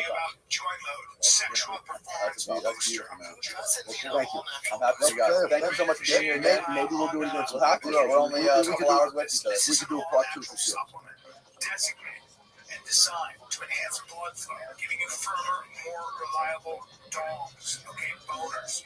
Joy mode isn't just about better sex. Daily use supports healthier blood vessels, boosts heart health, and enhances your athletic performance, and is expertly formulated and backed by science. Also, you don't have to have all the weird side effects that you get from prescription drugs or those freaking gas station pills, dude. It just simply mix a pack with water. Feel effects within 45 minutes. That way, dude. Anywhere, anytime. Never miss a beat. It's proven to enhance your erections by 50% higher.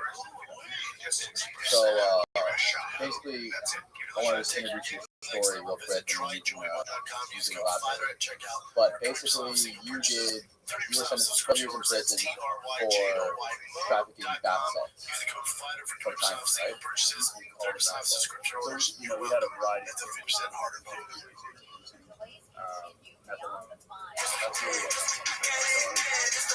what really got us on the DEA radar was methadone, which is synthetic MDMA. And not much, buddy. I am back from Brea. Shout out to Brea. Shout out to Is that what the news calls bath salts? Is the same thing? yeah, it can be a variety of chemicals. A lot of people blend, like that guy in faces off. Yeah. Is that the same shit that you were telling? It was like 5 different chemicals blended in one. So, experimental, they call them research. Oh, really? But, and you actually met Matt Cox in prison too. He was in the same prison as Matt Cox. so in prison, I didn't meet him, but when I met him in person and we realized we were at the same facility, I recalled looking out the door, seeing him beelining it for the library. So he's always like in the front of the pack, just going as fast as he possibly can because the library only holds like 100 people. A little man running. Very memorable. You never actually talked to him. In prison, I never talked to him. We have some mutual friends. Donovan Davis. Yeah. He wrote his story. Your house, you know, in a helicopter. I know. I was in there. Your house is. Frank Dennis, big real estate guy here in Florida. Commercial real estate guy. He's got like 15 years. It's the kind of house grass is built. You look like this, they go. One day when I succeed, that's the house I want. So congratulations on that. I like it very much. What about you? Did you meet Frank Amadeo? I didn't meet Frank Amadeo, but very popular. What's going on? And so, Yeah, I was talking to him before he got out. it was raining, so I figured we could get fireworks. Okay, so for the sake of the story, can you sort of like explain how this whole thing began with you distributing the shit and eventually busted? Sure. So, you know, I moved to Orlando in 2004 to go to college. After college, I started working in a real estate company. We were doing really well, and then I saw an opportunity. I was actually playing a poker one day. This guy stood on the back of the house. If you can figure out what this is, we can And So he was like trying it. no, he actually owned head shops. And so they sold these products in their stores. And he didn't understand. He didn't really know what they were putting on the marshmallow, the loose leaf. They were making people high. It was given, at the time, data ratio, literally. So it wasn't crazy. Now when you hear K2, like run for the hills because that stuff is making people fall. It's dangerous. this stuff, and I've seen it with my own eyes. But back then, before they kept modifying, what they do is they move it like one carbon molecule to the left or whatever, and then they just call it something else. And now they've got all kinds of chemicals. I don't even know what they're currently selling that are like cannabinoids, but they don't produce a cannabis like that. Now they're like more like a tryptamine or something like that. It's like literally like they went into another universe. So not cannabis. So that's what you were trying to basically do, mimic cannabis. Yeah, it's something that obviously wasn't needed. Right. So they had a line. That was their bread and butter at the head shops when it was stuff. It was never good. See, it wasn't scheduled at the time. It was covered under the Federal Analog Act. In the Federal Analog Act, in the Feds, you have the controlled substance, which controls everything, category 1 or whatever, of all the listed controlled substances. But then they've also got what's called the Federal Analog Act. The Federal Analog Act states that any substance that produces a similar like mind altered effect, they can charge you for use. So even though that's not the same, that's what they're going to charge you. Because it produces a similar effect. And you're probably rightfully so. I mean, some of these experimental drugs, people are misusing them, they're extremely dangerous. But where they can just go get the real thing and know that if they like using drugs for recreational purposes, I believe that's on them. Personally, my beliefs are the government shouldn't really have a whole lot to say what we can buy, sell, consume, or possess. If you like to get high, so I justify that. My viewpoints, and I justify what I was doing. I disconnected, associated with me enabling people, and potentially putting people in harm's way. I think being in prison, I kind of connected the dots a little better. I realized that, hey, I don't want to be part of the problem. I want to be part of the solution. And money isn't what you can't buy. I think the study shows that stuff like your happiness can increase as you make more money. But after that, the law of diminishing returns kicks in, and you just it doesn't help. If anything, it further complicates things and makes your life crazy. So what brings happiness to me, what brings joy to me in my life, I realize is helping. If I can create something that helps people and adds value to people's lives, then I feel better about myself. It isn't about how much money you make. It's about what I'm contributing. Right. I mean, now you feel that after prison. I mean, but what? So when you were playing poker and your buddy slid this little baggie of K2, what happened after that? Sent it to a lab in Texas. I had it analyzed and JWH is it's an analog. It's a synthetic cannabinoid. At the time, it was not scheduled. And then I started looking for suppliers. And in China, I found a whole host of suppliers. I ended up going with a company called Canzotech Private Limited in Jiangsu, China. And I was doing this stuff for like $1,200 a kilo. So how do you go? I feel like you're progressing down this path way too fast. What were you doing prior to this? How are you making money? What were you doing? I was running a property management company. Okay. I was making about $20 a year. I was doing good. I have a college degree. I was doing good, but at the time, like, I see a way to make money, and the entrepreneurs just like figure out how to do it. I wasn't thinking about the repercussions. I wasn't thinking about who was hurt. I wasn't thinking about consequences, positive or negative. I was just thinking about how much money can we make. You knew that you could sell this stuff to head shops. Right, and the people that were producing the product, selling it to us. Like, I have a buddy in Fort Lauderdale, I won't say names, but was, selling millions of units. So you knew somebody was already doing it. And you wanted to duplicate it. I didn't just want to duplicate it. I wanted to get myself in the middle between me and the people that are producing it. I wanted to become the largest influencer. I wanted to find a way, position myself where we were bringing the largest amount possible into the country and resell it to people who was producing. And I was pretty successful at doing that. I negotiated a consignment relationship. We were bringing hundreds of kilos a year. So, very large quantity. So once how did you find somebody in China and how did you know what you were looking for? My friends went and saw it. You just Googled the ingredients of this stuff and you found out the biggest manufacturer of Right, so I searched the chemical. When I found out what the chemical was, then I searched it. And I started looking for suppliers, and I saw, like, red, and I found some people that, hey, in order to this lab,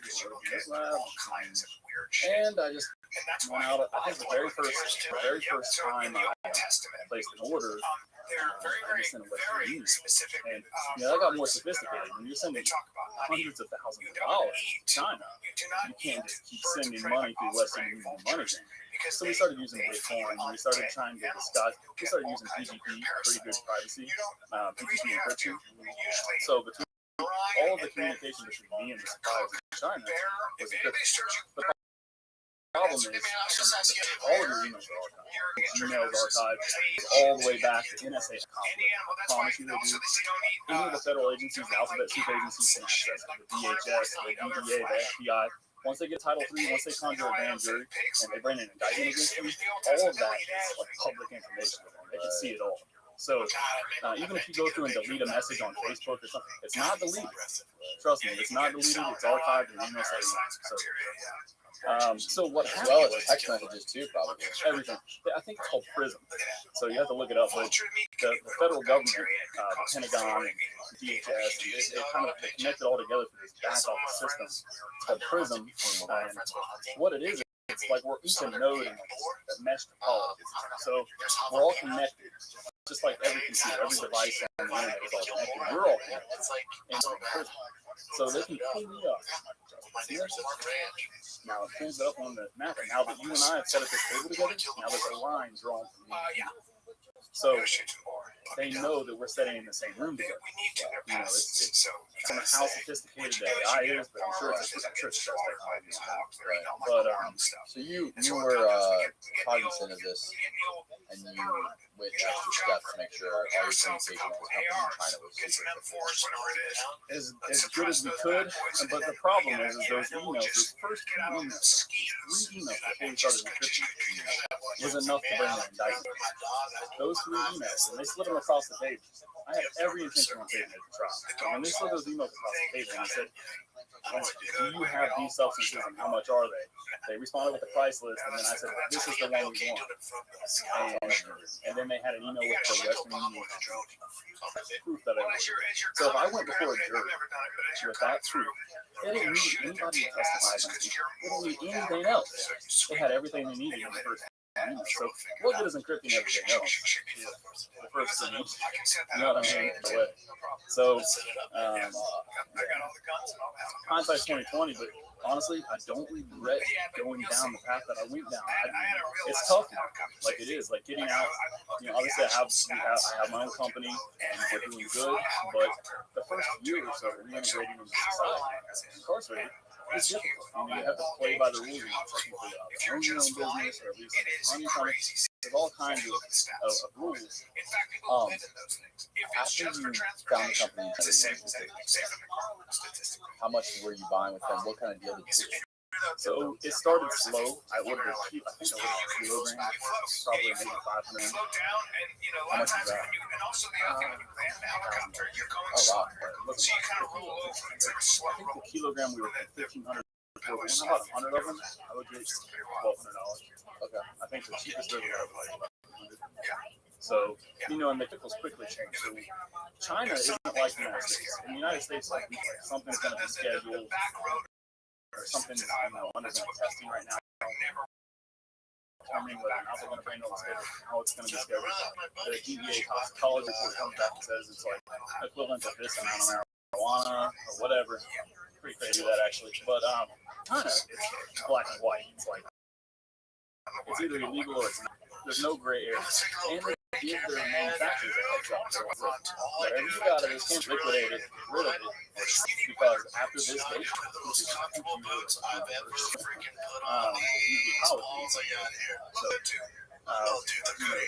their suppliers in China know that, and they work around. So when something's coming up, they know it's going to be scheduled. They just change the little bit. protection, Still durability, produces a similar also effect, know those boots kind of bulky, but now it's heavy technically nowadays. legally a different chemical. So Slip, yeah, they do. yeah. Slip, oil resistant, So, heat resistant, so that's how they hazard skirt the rated whole grades. there. And Dude, I freaking love I don't my know. I West. think they just haven't thought it through as much as we have. In the United States, if it produces a similar effect, doesn't matter if it's illegal or not. You get caught with this up, you're going to prison. So, So what was the first substance that you were buying? JWH. JWH. 15, and then they got And then you started selling it to people who were producing the product, and then started producing our own brand.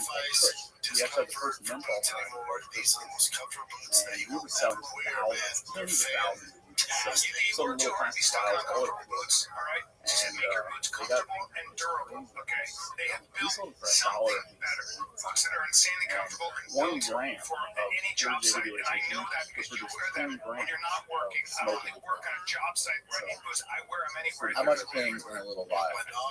1 gram. You know what? 1 gram. Just head to 1 gram, ProWorkwear.com. $1 Well, we sold it for $1. Use the code Stores FIGHTER, are selling and it you're good to go. And after you $20. order, they'll ask you where you heard about Bruin. Do us a favor. That's how we got You will not be it. disappointed, bro. K2 is charging $5-6 a unit, Fourth of July and weekend. we're selling it for Fourth of July. $1 No, design. we had some crazy, We're gonna check rain, that terrible We're not tragedy getting here paid in today. Texas. We're Yeah, getting an hour. paid. An hour. So, How long did it take before you started making like crazy money? About a year. 6 months to a year. 6 months we were making $3,000 to $5,000. After a year, we were making like I've had one we had experience with $10,000. It was. I remember one day my friend. We were we did almost we got caught in rapids. and I remember thinking like, wow, around the rock. I never this is forgot that seeing the biggest payday I've ever had.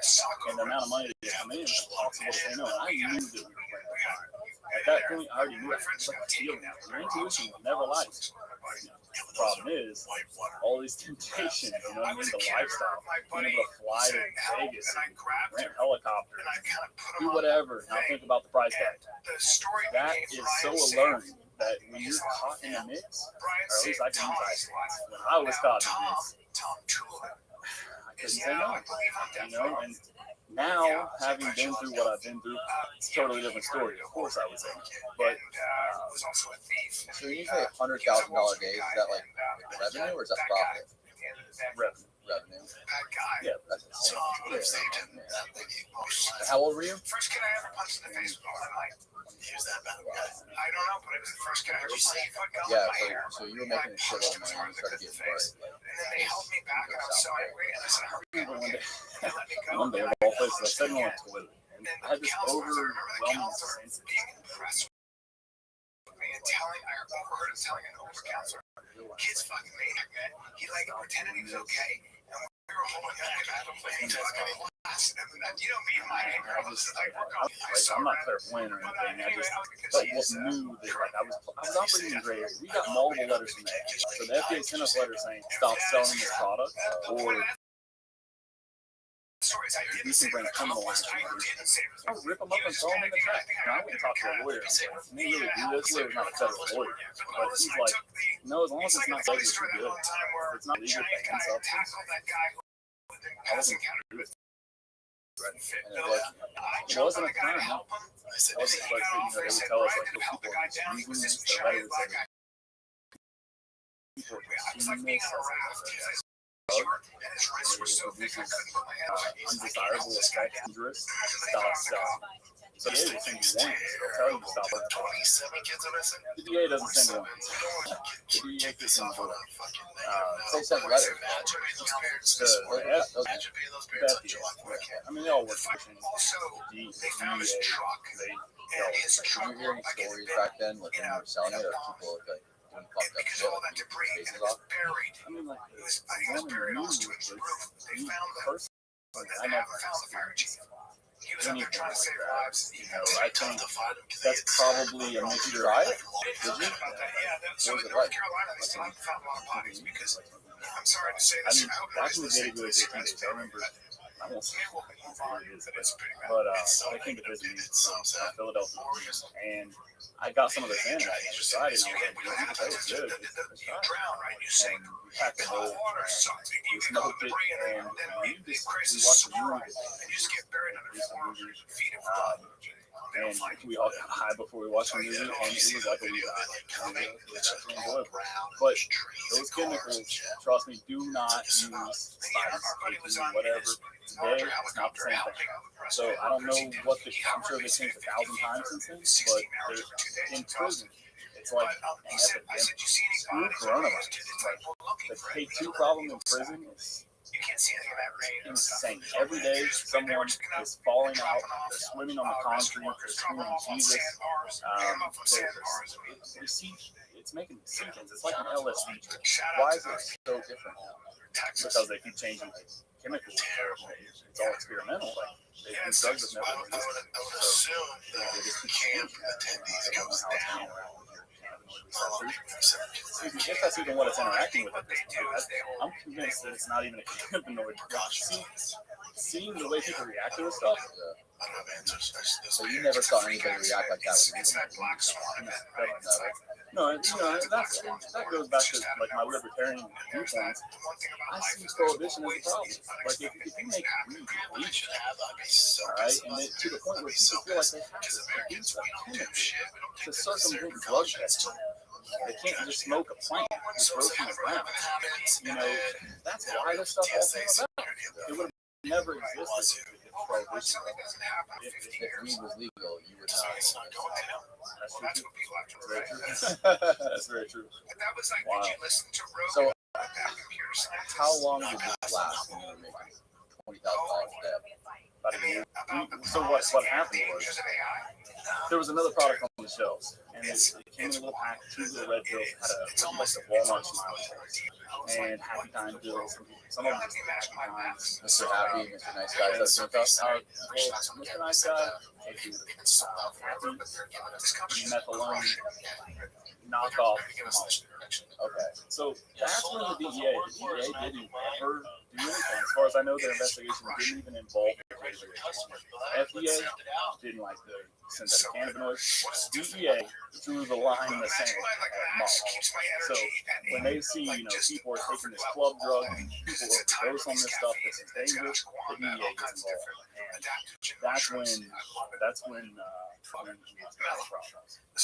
so, we got indicted on DK methadone. That's what the DEA indicted us on. That is like synthetic Molly, or like you said, bath salts. Yeah, call it whatever. So up until the point you got indicted, like what was the process like when you first realized, like, shit, we might be in some shit to the point where you finally got indicted? Like, was it instantaneous? Did it happen like the next day? It was instantaneous, but I did have my intuition. Like, I remember I got an email from the supplier that asked for a phone number. Wanted to talk to somehow crack their PGP. This just seems fishy, but it was such a big order. It was like 300 kilos. So it was such a big order that even though it seemed fishy, I took the bait. So definitely was baited. At the time, I wanted to. I was sitting in county jail, and I'm thinking, like, they're honeypotting. Like, somehow the federal government set up a honeypot in China, and like, it just seemed weird. How how it all came about. No. Isn't that what a honeypot is? And they try to get some hot chick to, well, what I meant by that is, like, they set up like a stinging operation or a honeypot where they would they facilitate the drug trade. And so the government actually sets up an offshore entity that facilitates the drug trade. Lets you get big so that they can knock your head off once you get to the point where you go on that radar. Oh, okay. I thought a honey. Maybe I'm thinking of a honey trap. Did you actually go to China to check out this money? No, you never went there. So, wasn't necessary. What was it like the day that you found out? This is insane. He's an underwater inside of your feet. How did they walk me through that day? They laying in bed. They kicked the door in. Like early in the morning. Late at night? Midday was like right. It was like That's all gets tight when they show them out there. In Orlando. In Orlando. They kicked the door in. What a badass. People all over the lawn. I mean, all up the street. They had. I mean, it was just crazy. People, video cameras. There's no warning. They don't knock. They kick the door in. They come in with guns from all angles.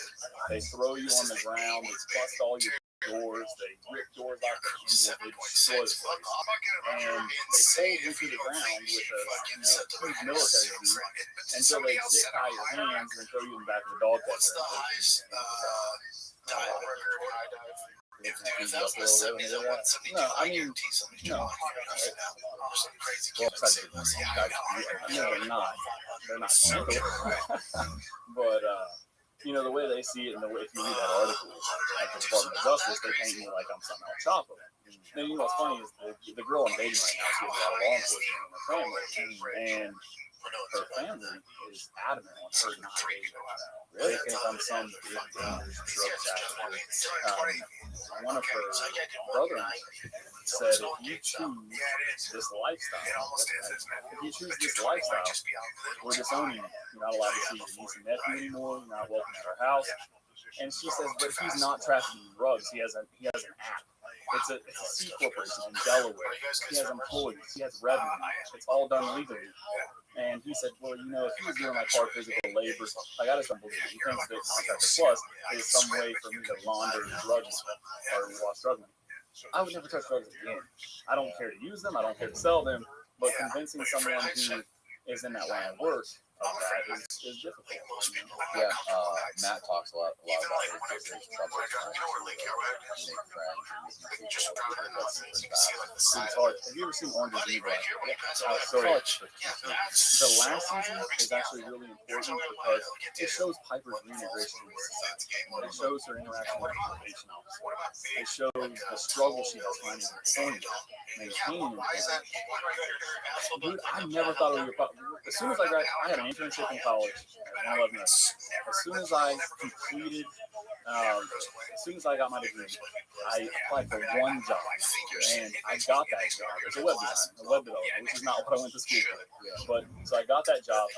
Within 6 months, I'm running that business and another business owned by that guy. Another 6 months later, I'm given equity. I'm promoted to vice president. I'm running the whole business. As you know, and I ran that business for almost 7 years. So finding employment has never been a struggle for me. I started my first business at 13. Before I ever went to college, I started working as a e-commerce director. I think I was 18 years old in Pittsburgh at Action Fanatics. And so they're like a paintball distributor. Jeff Lizzick owns that company. Brilliant company, by the way. He owns a marketing company now in Pittsburgh. He's been buying up smaller marketing companies. He's been kind of like a mentor to me. He believed in me when I was 17 years old. I remember I got a call from him, and I was stocking shelves at Office, and he said, "Do you know who I am?" And I said, "No."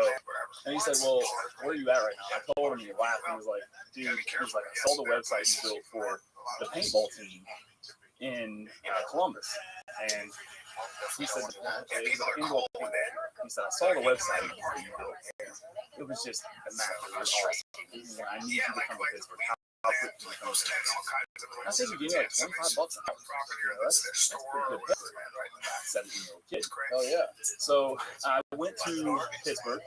I built their new migrated to a new commerce platform called Entropia. A couple months later, that company, our main supplier, Key Action Sports in Sewell, New Jersey, owned by one of the biggest brands.